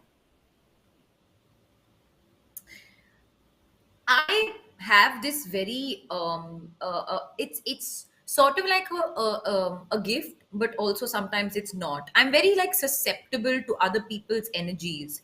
So I think that's something that worked in my favor when I was being directed by Sanjay Leela Bansali, who's extremely profound, extremely vocal. He won't tell me what to do, but the intensity with which he will speak, he will give me adjectives, he'll give me scenarios, he'll give me a thought process, he'll give me subtext. So I would absorb a lot of that, and I would absorb a lot of him. I put in a lot of him in the film in terms of Gangubai's character, like her sense of humor, her a little bit of impatience here and there, which is all very endearing. But I picked that up from him. And I said this even to him, and I've said this even before, that this film, in my opinion, this character was created through conversation. And it's like you can't categorize what that conversation is, but it's like a lot of conversation which just I was so open to that it hit me directly here and then directly here, and that's how the character just sort of came. And you're absolutely right, I have no idea. Juhu girl, totally protected childhood, but to some level there was a lot of honest conversation in my house throughout. Like, we would call a spade, and my father would never shy from, like, even my mother for that matter would never like protect, like not use those words that you don't use in the house, you know, like there was honest conversations, whether you're talking about a prostitute, whether you're talking about sex, whether you're talking about growing up, whether you're talking about society, whether you're talking about anything, you would talk about it very like it exists in the world. So somewhere my it's not like I was like, oh, don't talk about it, oh, you know, I can't take sensitive information reaching me. I was born for that. Like I was born in a household where we would talk to honestly about everything. You know how we were there last time also, even with my Yeah. sister speaking about Yeah. her life with depression. That leads to a lot of honest conversation, which is like, listen, the world's a tough place, life is hard, struggle is real, and you have to find your bits of joy in it. Yeah, how can I forget that it was at We the Women when you and Shaheen came together. There's an image from that edition of We the Women, and what really I still remember about that is how openly you were able to cry on stage for her, for this, you know, this kindred spirit whom you have loved. And what is extraordinary about you, Alia, is very much like I think your father. You pretty much wear your emotions on your sleeve. Yeah, and you know that sometimes that works totally against me, because it's like if I'm bored, like it'll just show on my face. If I'm disinterested and I've checked out, it'll show on my face. So in a way, like I really project what I'm thinking. And while I think that works, sometimes most of the time when I'm acting, it doesn't work. The other times when I'm trying to conceal certain feelings. But yeah, I think even about this crying thing, you know, I face this so often, Barkha, when I like suddenly just tear up and people are like, "Oh my God, you're crying," and I'm like, "Why is it such a big deal? I Like, do agree. I you cry say all that the when you're time. exactly like I'm like the most noble emotion in the world." Um, so exactly, so there was no like concealing of anger, jealousy, feelings. You live it all here. And also, what happens very often, because I'm an actor and because I'm, you know, a public figure, I have to maintain a certain decorum every now and there. Even if I'm feeling a little irritable, I'm because I'm, you know, who I am, I can't really project that onto other people, because the next thing you know, they'll be like, oh, Alia's a diva and she's throwing a fit, and actually I maybe just be having a hard day, but okay, Yeah. fine, no worries. I'll hold it in. So there's a lot of bottling. I bottle a lot. And where I live vicariously is in front of the camera, because all that bottling just comes out there. So actually, it's very Yeah. therapeutic for me. Yeah, that makes sense. But you know, do you feel I'm old enough to remember that there was a time when Alia Bhatt was very lovingly the object of many jokes, and the biggest compliment they would give you is, "Hey, this girl is so cute. She laughs at herself." You remember, like as I said, I'm like double your age, so I remember this moment. Do you look back at those times and say, "Ha, showed you, didn't I?" A little bit. I also believe like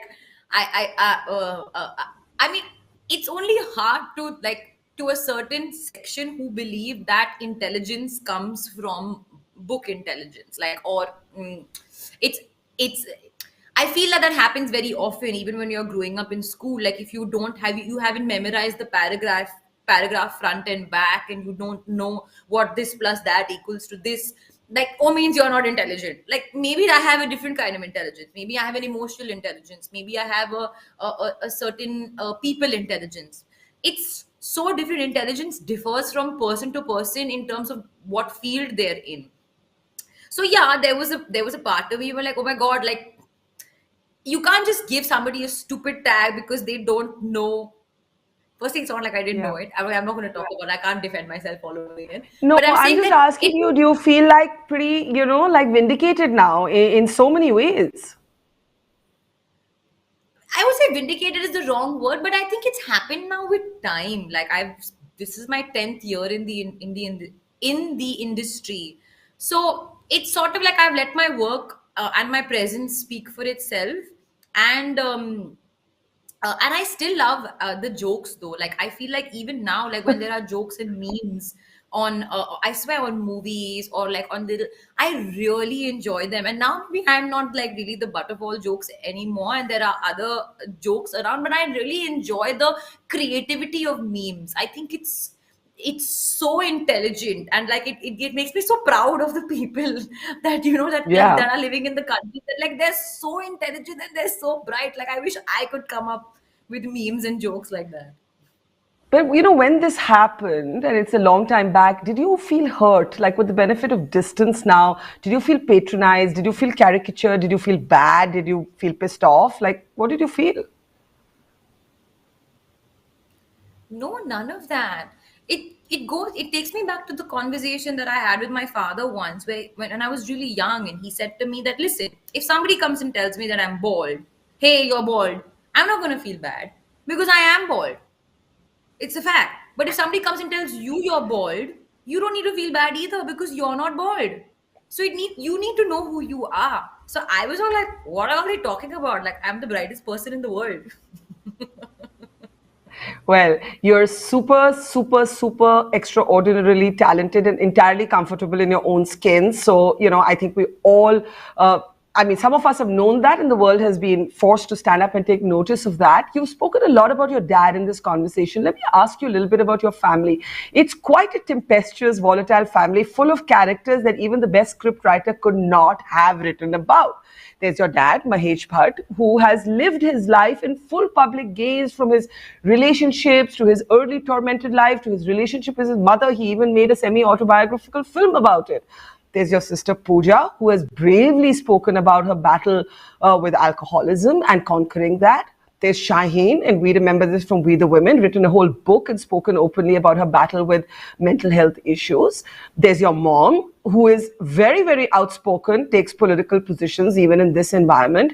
And then there's you. Are you different from all of them, or do you just kind of cloak it better? I have a lot of opinions, but I feel like in a world that already has so many opinions, it can do with one less opinion.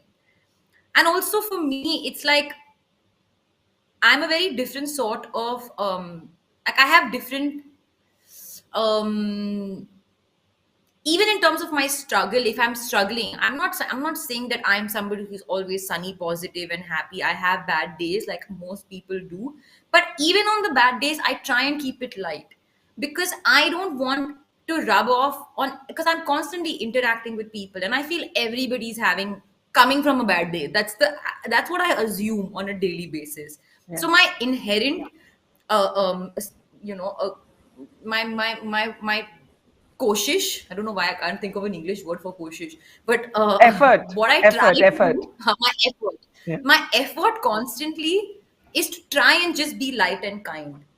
And I truly believe this, that if I don't have anything nice to say, I'm not going to say it. And that's why I don't talk about anyone, say anything. If I don't have anything nice to say, I'm not going to say it. And even if I'm having a bad day, I'll tell you that I have bad days, but I will try and still make sure that I'm not another reason why why you're having a bad day. I think that's the way I go about it. And that's why sometimes it gets really hard. Sometimes it gets very overwhelming. Sometimes, I need to just like cut off, because I need to just conserve for myself. And I get to do that, and luckily I'm surrounded by people who are very, very understanding. My team, my family, my friends. Yeah, and that's it. I'm definitely not as outspoken as the rest of my family, but I choose not to be that way. Sure. But you said that you assume that everybody comes from a bad day, and I think that's so perceptive. And I'm going to assume here that you've come from, if not a bad day, a really long day. So I don't know if what we're going to show you next is going to cheer you up, or I don't know what you're going to feel. But we have a little surprise for you. We actually went and spoke to your father and your mother, and here's a little bit of a very interesting moment from what your dad, Mahesh, had to say about you. We said, tell us something we don't know about Alia. How do you really see her? And this is what he said. While everybody thinks that Alia's had a very smooth ride up there to the dizzying heights of stardom, the truth is that her real challenge began after she tasted instant stardom, the student of the year, because as Bill Gates had said, nothing fades like success because it isolates you.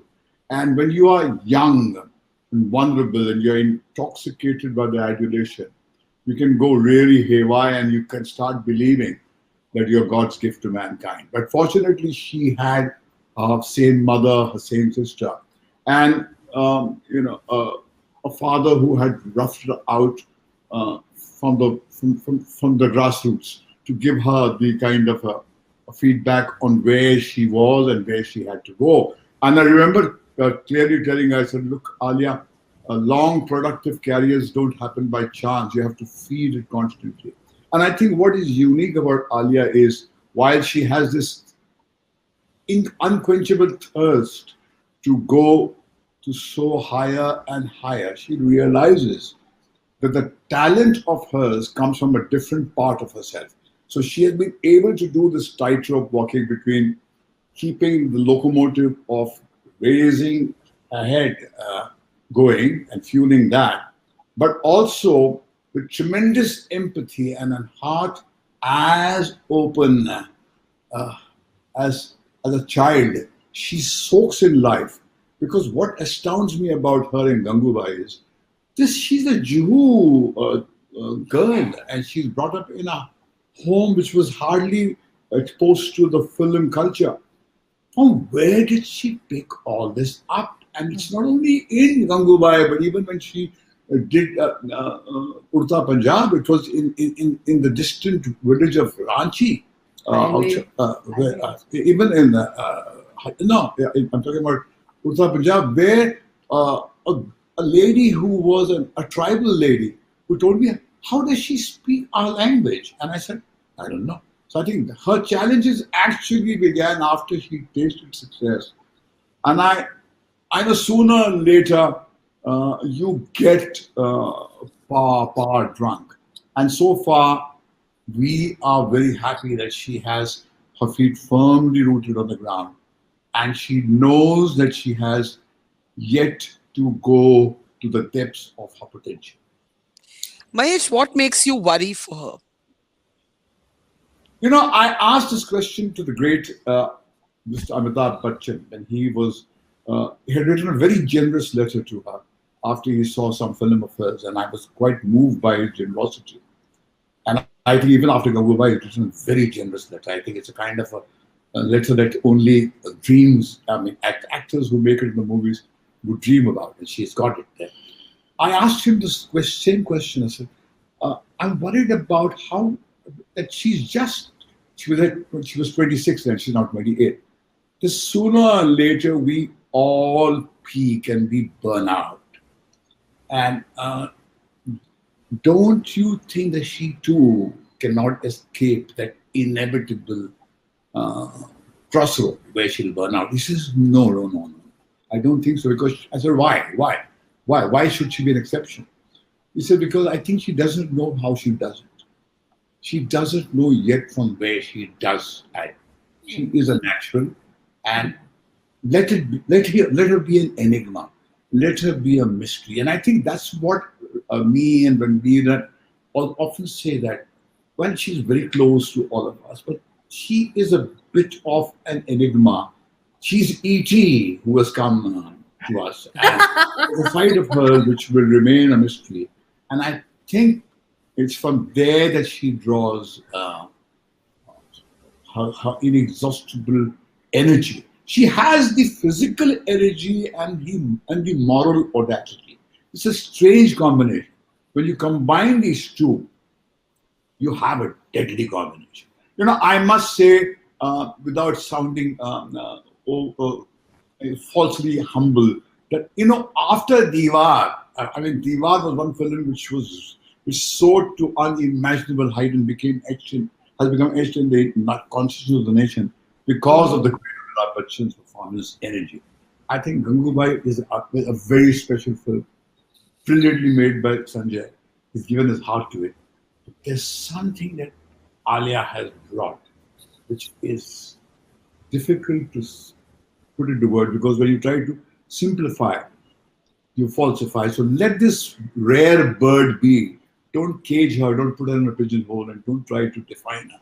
She's as mysterious as life. So it's like one day she was born to us, and she remains an enigma to us. And that's what I marvel looking at this child. An enigma, a rare bird, an EG. E.T. Yeah, E.T. I'm sorry, E.T. Yes, E.T. an extraterrestrial object, a mystery of the universe. It's strange, but Ranbir says that to me all the time. And this is the first time I've heard my father say it to me. So he says this to me, you're a strange person, you're a strange being, and all. He says that to me, but this is the first time that I've actually heard him say this. Ranbir says that a lot. Like, he's like, you're an alien. What are you? You're an alien. Well, what does he mean? What does he mean by that? He also says you're an overachiever, which you are clearly. But what does he mean? Does he mean that there are parts of you, does he and now your father mean that there are parts of you that are unreachable, ununderstandable to them?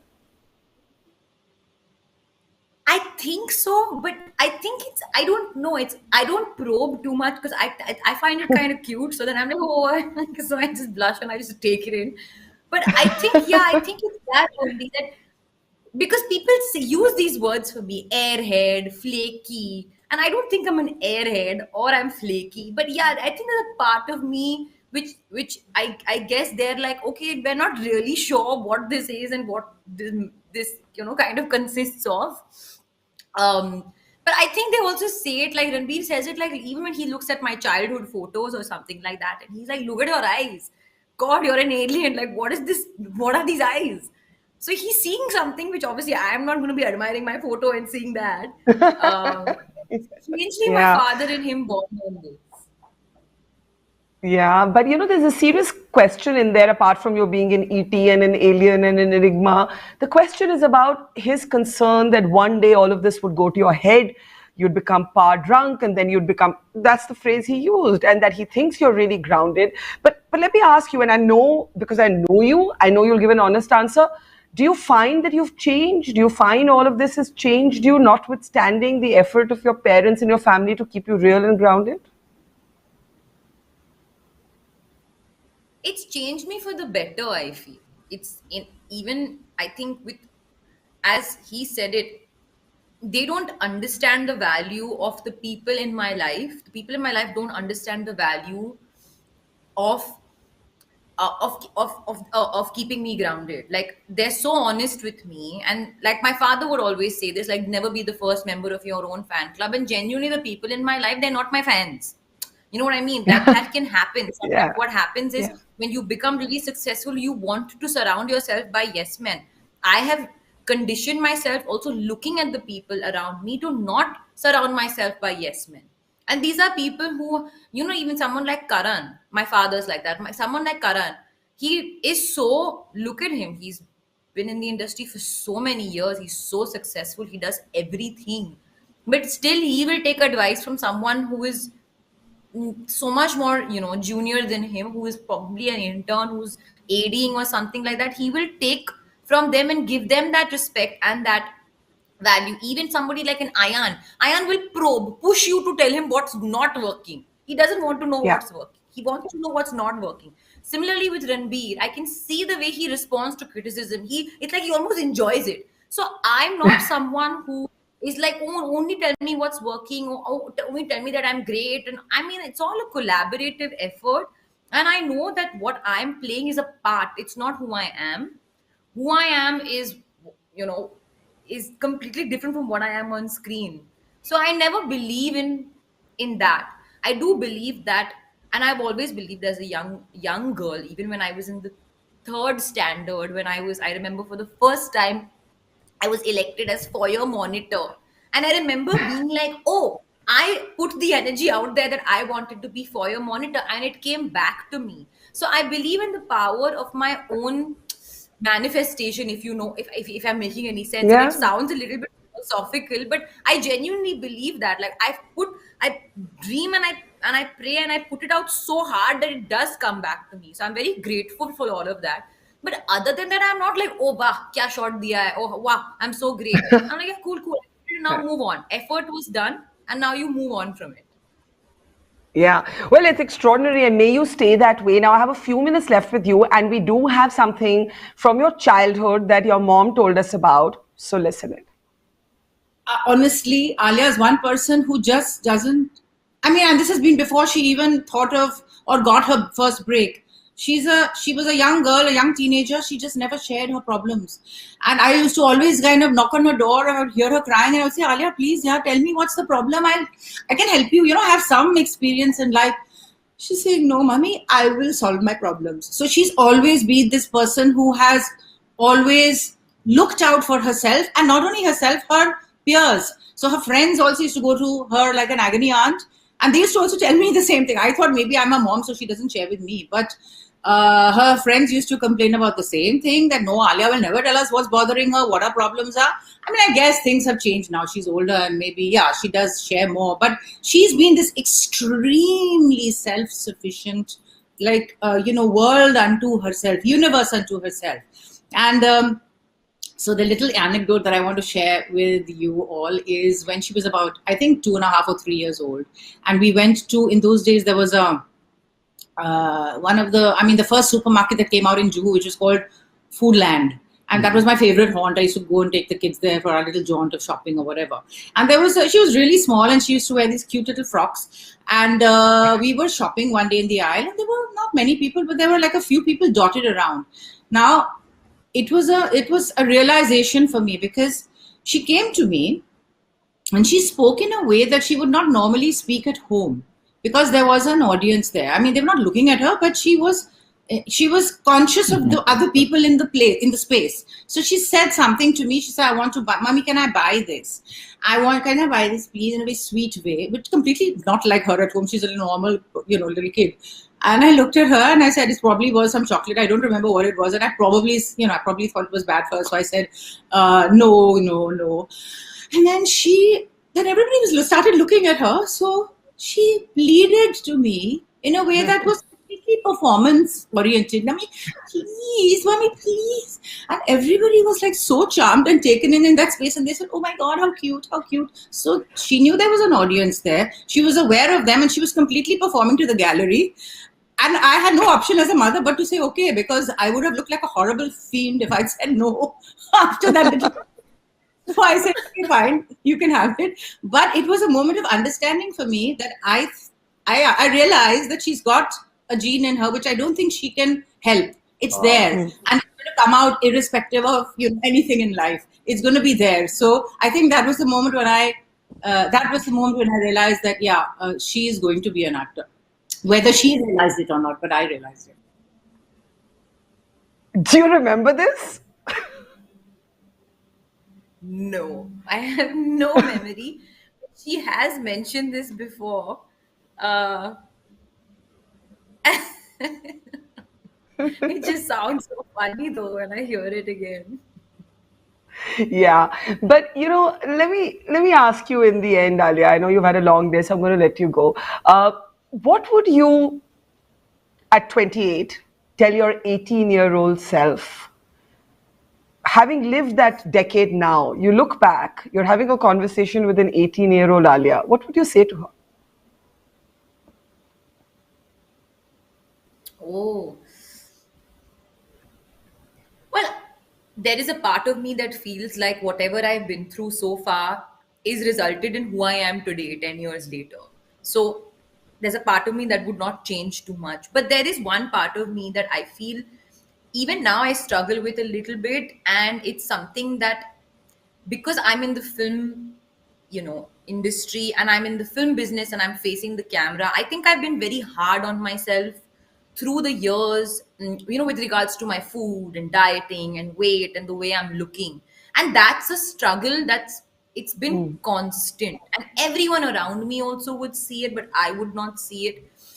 And while of course I have to be professional and I have to be correct and I have to, because I'm doing this as a job, I need to tick certain boxes, right? I feel like beyond a point, there's a certain level at which I was almost being too hard on myself. So that's something that I would change and tell myself as an 18-year-old, 19-year-old, 20-year-old that listen, just relax, put the effort in, but don't be so hard on yourself, because it does catch up. And it's taken me a lot of, in fact, I have I do therapy once a week, and almost like in 4 sessions, in like 3 months, I'm talking about body weight issues or body image issues, This is and it's now something that or I back then? This is now or back then? now. I mean, back then, though, I didn't do any therapy and all. I didn't even talk about it. I would just like deal with it, but people around me would talk about it. But this is something that now also I feel in the, with the Instagram culture and editing images, and I think it's become so, like, I feel sometimes that I want to just tell young girls out there to just be kind to themselves and to their body, to not be hard, because it honestly does not matter in a long term, like long shot. I always say fast forward to the future, doesn't matter, that curve doesn't matter. And I'm saying this to myself as well, and it's every day I have to tell myself this. Not every day, now I'm much better. Now I'm like, listen, I'll put in the effort, I'll go to the gym, I'll work hard, and that's it. Like, but I'm gonna have my moong dal halwa every now and then. I'm gonna have my French fry, because that's something that makes me happy. But I think that's one thing that I would tell myself, because I know it has had an effect over the years. It's been a bit of a struggle. But you're actually saying that Alia Bhatt has self-image issues, body issues. I mean, can you think of what the rest of us are feeling like? And on a more serious note, Alia, how did you deal with it? Like, what did you feel when you had these issues? Why did you feel like therapy would help? See, when I started therapy, I started it as a hygiene thing. Like, listen, I take care of my body, I go to the gym, I need to take care of my mind as well. And it's something that I started amidst the when we were in lockdown, because everybody was going through a hard time, and I thought that maybe this is a good time to start it. But what I discovered through those sessions, I started as a generic thing, but through those sessions, I realized that I have so many issues when it comes to, and I always knew that I was a bit anal when it came to my weight and thing and all of that, because I'm facing the camera and you're constantly pressurizing yourself. That if people around me would kind of point it out to me, and I would be like, oh, you don't know what you're talking about. And that was not like that. I feel in retrospect was like, okay, listen to the people around you. If they're telling you that you're going a bit, over with your discipline, or with your obsession with your weight and the scale and the way you're looking, listen to them. Like, they think about you in a good way. They have your best interest in mind, so listen to them. And how I dealt with it, I will be very honest, Barkha, it is sometimes I would just like, not lie to myself, but tell myself that, okay, no, it's all fine, you just have to do this because you have to look good, so you have to do this. So I would convince myself that this is something that I have to do.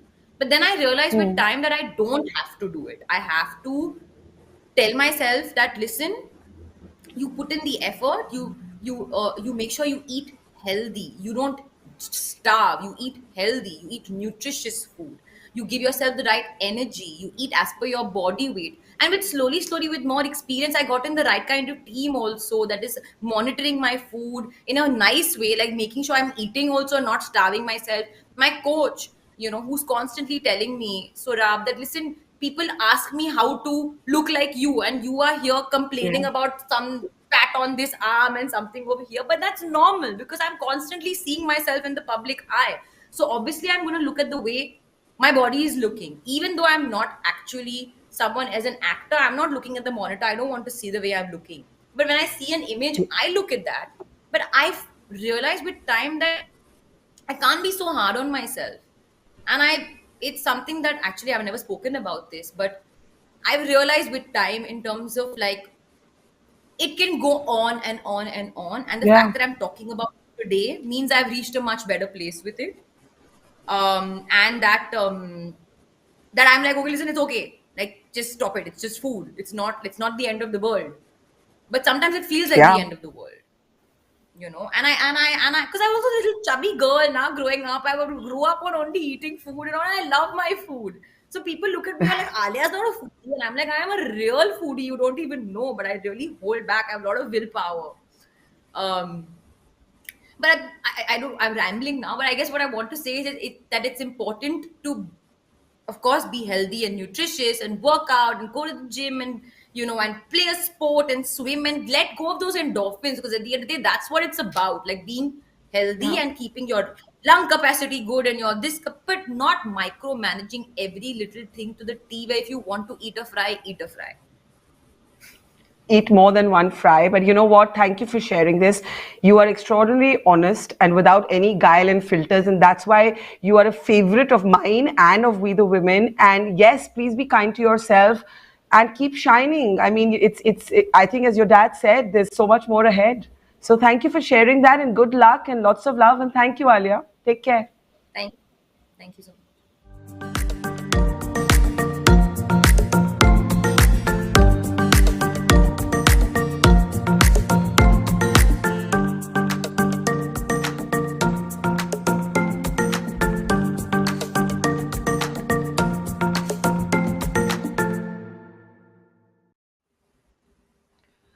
Our closing speaker at the We the Women Global Town Hall is one of the world's most influential economists and public intellectuals, and she is also one of the most inspirational women anywhere in the world.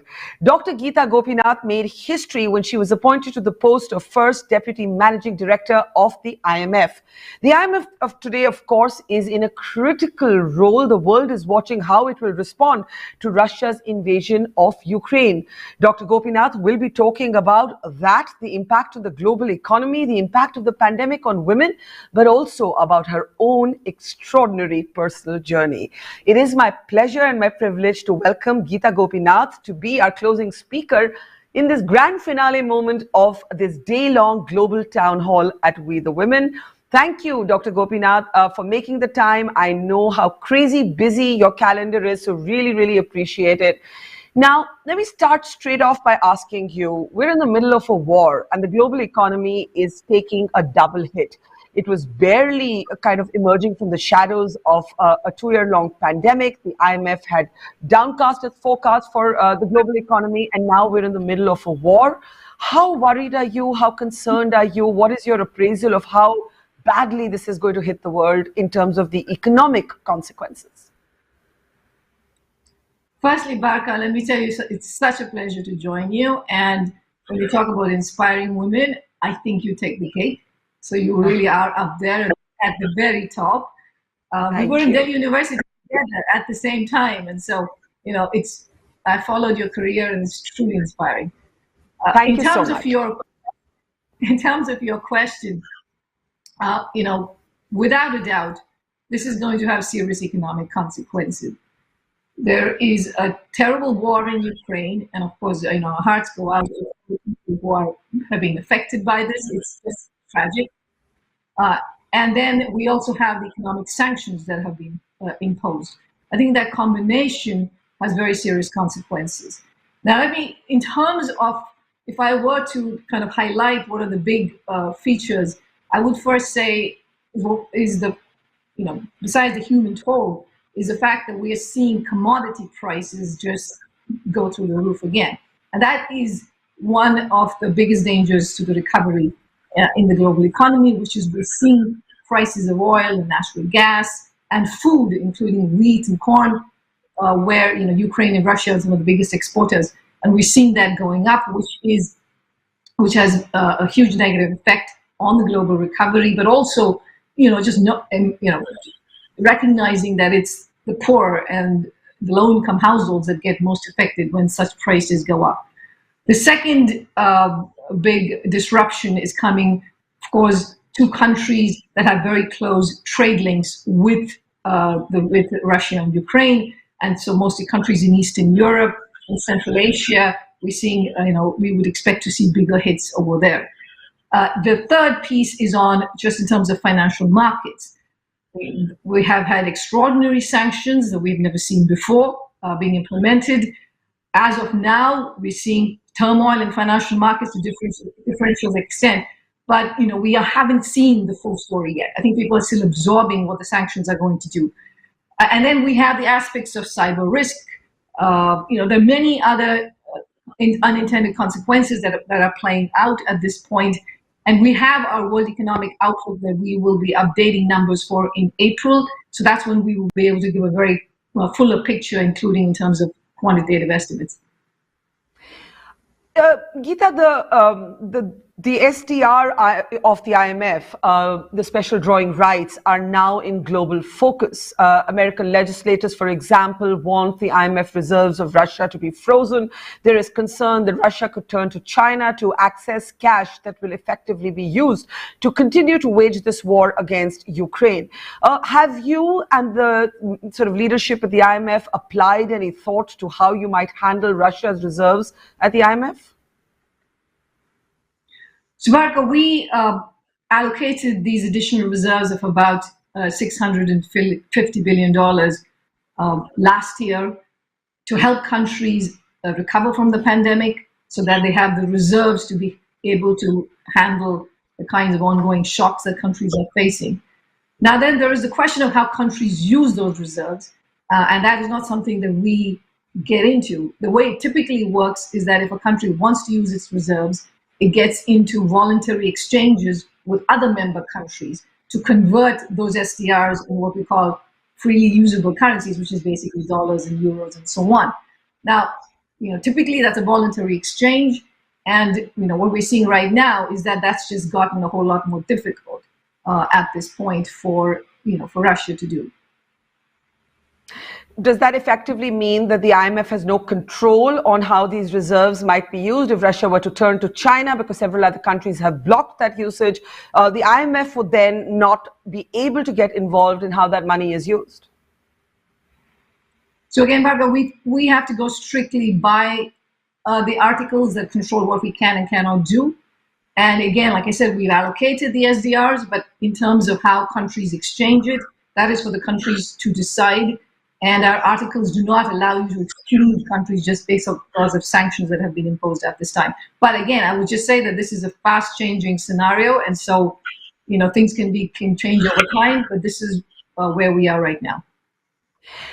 What would be your prescription, if any, and what would be the warnings that you would want to sound to the sort of world stage at large, given that there is a very unpredictable situation? This could be a long war, a long conflict, and you've already outlined the multiple ways in which the global economy could take a hit. But are there any prescriptive thoughts or any sort of health warnings at this point that you think governments across the world should be paying heed to? Of course, first and foremost, countries will have to determine how it is affecting their own economies. If you are a major importer of commodities, be it food or be it oil and natural gas, that immediately has an impact on your budget in terms of the amount of how costly it's going to be for you. It has implications for inflation, and we are in a time when we have inflation at very high levels in many parts of the world where we hadn't seen it before, like including the US, where inflation is over 7%, headline inflation. Similarly, in Europe, inflation is very high. So we've had previous episodes when commodity prices have shot up, but usually inflation at that time has been in the 2 and 3% range. So this is an unusual challenge that monetary policymakers are facing. They're going to have to weigh the trade-offs of raising interest rates to deal with inflation that is underlying their economies, while at the same time you're getting a big hit to inflation coming from these higher increases in prices. So I think that's one piece that has to be figured out, and something that we're working on too. The second, of course, is countries will have to figure out how to deal with the hit to livelihoods when you have very big increases in these prices. The third is in terms of financial institutions, making sure that any overreaction in markets is dealt with appropriately. I think there are many dimensions to this, and in general, you're functioning with very high levels of uncertainty. So, constant surveillance is necessary. You're speaking to us after making history, being appointed to your post as the first deputy managing director of the IMF. In peacetime, I might have asked you what are the priorities that you would like to focus on, but I think between the pandemic and this conflict, those priorities perhaps have written themselves out for you. True, Barka. I mean, if you, I think it was March 2020 when the WHO declared there was a global pandemic, and 2 years later, February 2022, we have a war in Ukraine. So there is no lack of disruptions, major disruptions to the world that we're seeing. So, the three big buckets that the IMF deals with is one, the surveillance, which is, figuring out how the global landscape is changing, but also in terms of what policies are needed. The second is in terms of our lending. And the third is what we call capacity development, which is helping countries build the institutions they need to deal with the macro economy. And all three of these there's a huge demand for all of this coming from what the developments of the last couple of years. And so, firstly, I think we have to continue to be able to look at 190 countries that we follow, assess what the spillovers are going to be, what the implications are going to be for the global economy. That comes out in the World Economic Outlook. That's a very important part of what's needed. And then in terms of what policies will work best in these unusual times. I mean, usually, economic policy is not designed for a pandemic and it's not designed for a war. So these are very unusual situations in which to give advice. Then in terms of lending, I mean, we have countries that will have a very hard time handling these ongoing shocks. And again, how best we can help our member countries is very important, and similarly on capacity development. In terms of one broad area, coming out of this pandemic. I can't hear her. Oh. You're back. Go ahead. Sorry, just complete that last thought.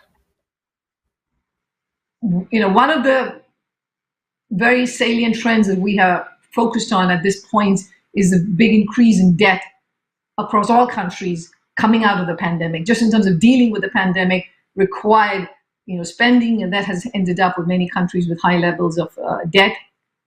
And so we've had, just in terms of numbers, we have 60% of low-income countries that are already either in debt distress or high risk of debt distress. About 5 to 6 years ago, that number was more like 30%. So in terms of how we think about debt relief, that's another big area that we're working on, but also in terms of how to prevent more widespread debt crises and defaults in the future. So again, that's another big area. And then lastly, we're living in times where countries will use multiple tools. It's not just about kind of plain vanilla monetary policy, but in terms of exchange rate interventions, in terms of capital controls, many other kinds of measures. And one of the areas that we've been working a lot on is how to tailor the advice to country-specific circumstances when they have to use this whole swath of instruments. I want to come to the impact of pandemic, in particularly on women in just a moment. But if you had to use like an adjective to describe your appraisal of where the world stands right now and where the global economy stands right now, what would that be? Would it be anxious? Would it be, grim? Would it be something else, something more dire? I would say that it is highly differentiated. So for me, the picture that strikes is if I look at the recoveries that I'm seeing in advanced economies, much stronger recoveries back to pre-pandemic trend, while many emerging and developing economies are seeing what we call scarring, which is they're quite far from where they would have been in the absence of the pandemic. So that, to me, is the most striking picture in terms of what we're seeing in this recovery. Okay, thank you for that. And I mean, I know the world will be sort of waiting for these comments that we've just heard from you. Let me step back and look at the pandemic, in particular the impact on women who have been in so many ways invisibilized by what COVID has done and ravaged our not just economy, but our social structures. One report suggested that 800 billion, women globally lost 800 billion in income in 1 year. In just 2020, 64 million jobs were lost worldwide. In India here, we are seeing a sharp decline in the number of women working. In any case, the female labor force participation had been coming down. The irony, of course, is that, we've got women at the front line. 70% of the healthcare workforce is made up by women. Gita, have you had some time to apply your mind to this, to what this means for women who aren't even being spoken of? No, this is something that we do pay close attention to. So when we looked during the peak of the pandemic, without a doubt, across the board, countries were much more harder hit. And you saw that because they tended to be working in contact intensive sectors like in hospitality. Those sectors were hardest hit. That's what happened. Secondly, women tend to be much more involved in informal work that was hit much harder this time around than in previous recessions. So they were again more deeply affected by it. And women continue to be the most major caregivers, be it children or elderly parents or people who are sick. It's women who stay home and do the caring. And because of that, because schools have stayed closed for such a long period of time in many countries, it's the woman who stays home and does the work. So we saw that happen in terms of the peak effect. We saw that across the board, women were hit hard. But when you look at the recovery, I think the recovery tells you that the policies do matter for whether you're able to bring back women or not into the workplace. So for the advanced economy group as a whole, we've seen now, if you look at the hit in terms of employment, there's not much of a difference between men and women. But if you look at many emerging and developing economies, you still see that women are being held back. And even in India, like you said, to start with, labor force participation of women in India is just much lower than men, even by comparing to other countries. And then they got hit very hard, and we're seeing recoveries, but we're seeing slower recoveries for women coming back into the workforce. But again, policies do make a difference. Policies that help women manage work and home, keep schools open, help bring women back into the workforce, policies that provide income support to the most vulnerable women, we find has also been very welfare improving. And then there have been policies which have prevented matches from being broken, which is kind of preserving employment matches. And some countries have done that, and that has also helped.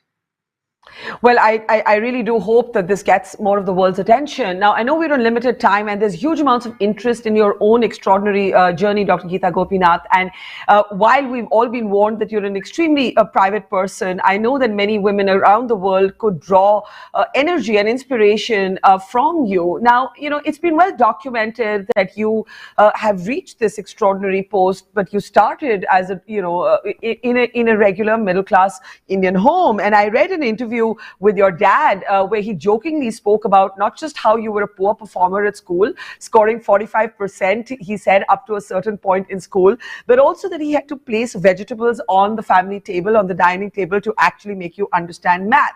How did that girl become this economist? I know, I've been talking to my father about that particular number, asking where he got that from. But it is true. The vegetable story is true. I think when we were very young, my father was teaching us math using vegetables. In terms of getting to this point, I think firstly, going after something you truly enjoy doing makes the experience great. So I would not put it as, fighting obstacles or, struggling to get here. I've enjoyed every bit of the work that I've done, be it as a professor of economics at Harvard, as chief economist at the IMF. It's just once you know this, and I think, Barka, you can probably associate. Once you have, you love something if you find something that you love doing, then you can face all the adversaries along the way. So I think it's I was very fortunate in terms of having the education that I did receive as a young girl. And I'm incredibly fortunate that I have a family and I have a husband who's incredibly supportive of everything I do. I mean, not just supportive, but just takes true, genuine pleasure in anything I achieve. So, that is hugely important. And so, having that social support, having great mentors, and, I'm a workaholic and I love what I do, and being driven, I think, is probably what got me here. Yeah, I relate to that. I mean, I think we're lucky that we're able to do, what we love doing, and that we have people in our lives that actually take pleasure and encourage us to do that. But, you had a tweet which said that women are called hardworking and men are described as brilliant for actually the same performance. And that is so true, and that stayed with me. But what happens when a woman is both hardworking and brilliant, like yourself? You just described yourself as a workaholic. Do you find that the public scrutiny on yourself or on other women you know is sometimes mean, is sometimes cruel, is sometimes lopsided. Hillary Clinton, I was once interviewing her, and she said, you know, women who are successful and have a mind of their own, they have to grow a hide as thick as the hide of a rhinoceros. Have you had to do that? I think you have to do that. It also helps if you're a bit absent-minded, because which I am, and so I don't. So you know, I don't pick up on all the cues around me. So you know, yes, I absolutely. I think it helps to be tougher skinned. I mean, there's also research on this, which is, for instance, there was a study done on women, comparing women doctors and male doctors, and finding that when a woman doctor makes a mistake, you know, she has a huge drop in the number of patients who want to see her.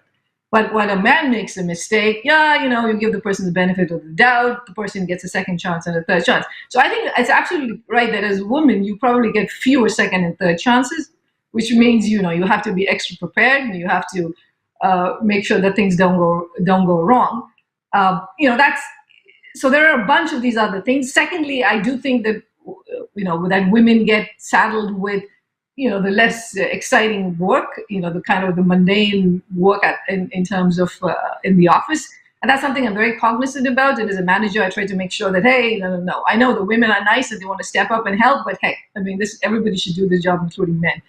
So I do think you face it. I mean, Barka, when I was a chief economist, I went to a country and, you know, the protocol is that you sit in front of the person, whatever, at the same rank. And so that was the central bank governor, and I was sitting opposite the central bank governor, and the deputy central bank governor comes in and looks at me and says, I think you're in the wrong chair, right? You know, it's just assumption is that because there's only been male chief economists at the IMF, the assumption that there would be a woman was like, whoa, that doesn't happen. And so, you know, that happens. That happens. But I find it funny at times.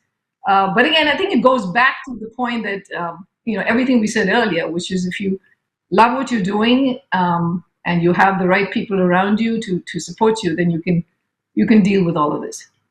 You know, Indra Nooyi famously and contentiously said women cannot have it all. She suggested a kind of inherent biological determinism to our lives, and I respectfully do not agree with her. I actually wanted to ask you why we are under pressure to have it all, this idea of the superwoman. You know, Indian advertisements, since you're my contemporary from DU, Delhi University, you'd remember this, like this perfectly turned out woman who's sitting in a boardroom. She's perfectly able to do her children's homework remotely, also say what should be cooked for dinner, also manage the markets, also manage HR. Nobody is like that. We're not robots. So do you think that it's kind of a chain of gold for us to believe that we can be these super women? Is that the myth that needs to be busted? So firstly, I mean, who decides what does it mean to have it all, right? What the hell is what all? I'm sorry. I think that's a very personal choice, what it means to have it all. If you're somebody for whom your work gives you all the happiness that you need, that is all. I mean, that is the all for you. So I think every woman should have the right to decide what does it mean to have it all. And that doesn't mean, like you said, doing everything that you just described. Because you could, if you're put in a situation like that, you could become completely miserable. And it's important to be content and satisfied and happy, not just for yourself, but for everybody around you. So I think it's very important for you to decide what it means to have it all. And having it all could be one thing or could be three things, and you decide that. You know, I've always been opposed to norms that people impose around, and this is what a woman does, and this is what a girl is expected to do. I think my family will tell you about how rebellious I've been about that. But you know, again, that's what I completely agree with you, that the idea that women, by having it all, means this particular slate of things is just crazy. Yeah, I couldn't agree with you more. Now, I know we have limited time. I'm going to sneak in a couple of audience questions from our network of women who are watching this. One of them wants to know, what is sort of, the behavioral trait in yourself that took you from Mysore to Lady Shri Ram College to Delhi University to Princeton to Harvard and now the IMF? Is there like a magic formula? I don't think so. You know, I don't think at any point. I don't think at any point in the way I was thinking, oh wow, I'm doing this and now I'm going to do that and I'm going to get there. Again, like I said, I've enjoyed whatever I was doing, wherever I was doing it at every point in time. I am somebody who, you know, I think I don't know how to say this, but I'm somebody who's not very, you know, cognizant of hierarchy and so on. So it's not like I have, I mean, for instance, when I grew up spent most of my growing years in Mysore, and Mysore has a pretty, you know, it's kind of a nice, simple town. And then I came to Delhi, and then I kept hearing the word haisiyat all the time, which is a word that I've never heard before. And, you know, that is like, I just cannot stand for when people go around throwing around their haisiyat and doing this and that. And so I think it's important to believe in yourself, to enjoy what you're doing, and, you know, demand the respect that you deserve in the world. Have you had to demand respect? I'm just picking up that last sentence. What's like the most sexist experience you've had, or the toughest obstacle or the hoop that you've had to jump through that you actually had to unlearn or learn or prepare for in a way that when you were young, you never thought you'd have to fight? You know, that is a good question. I think along the way, you will always find yourself in a situation where people underestimate you for what you're saying, for what you do, because of the way you look, because of some implicit bias that they have.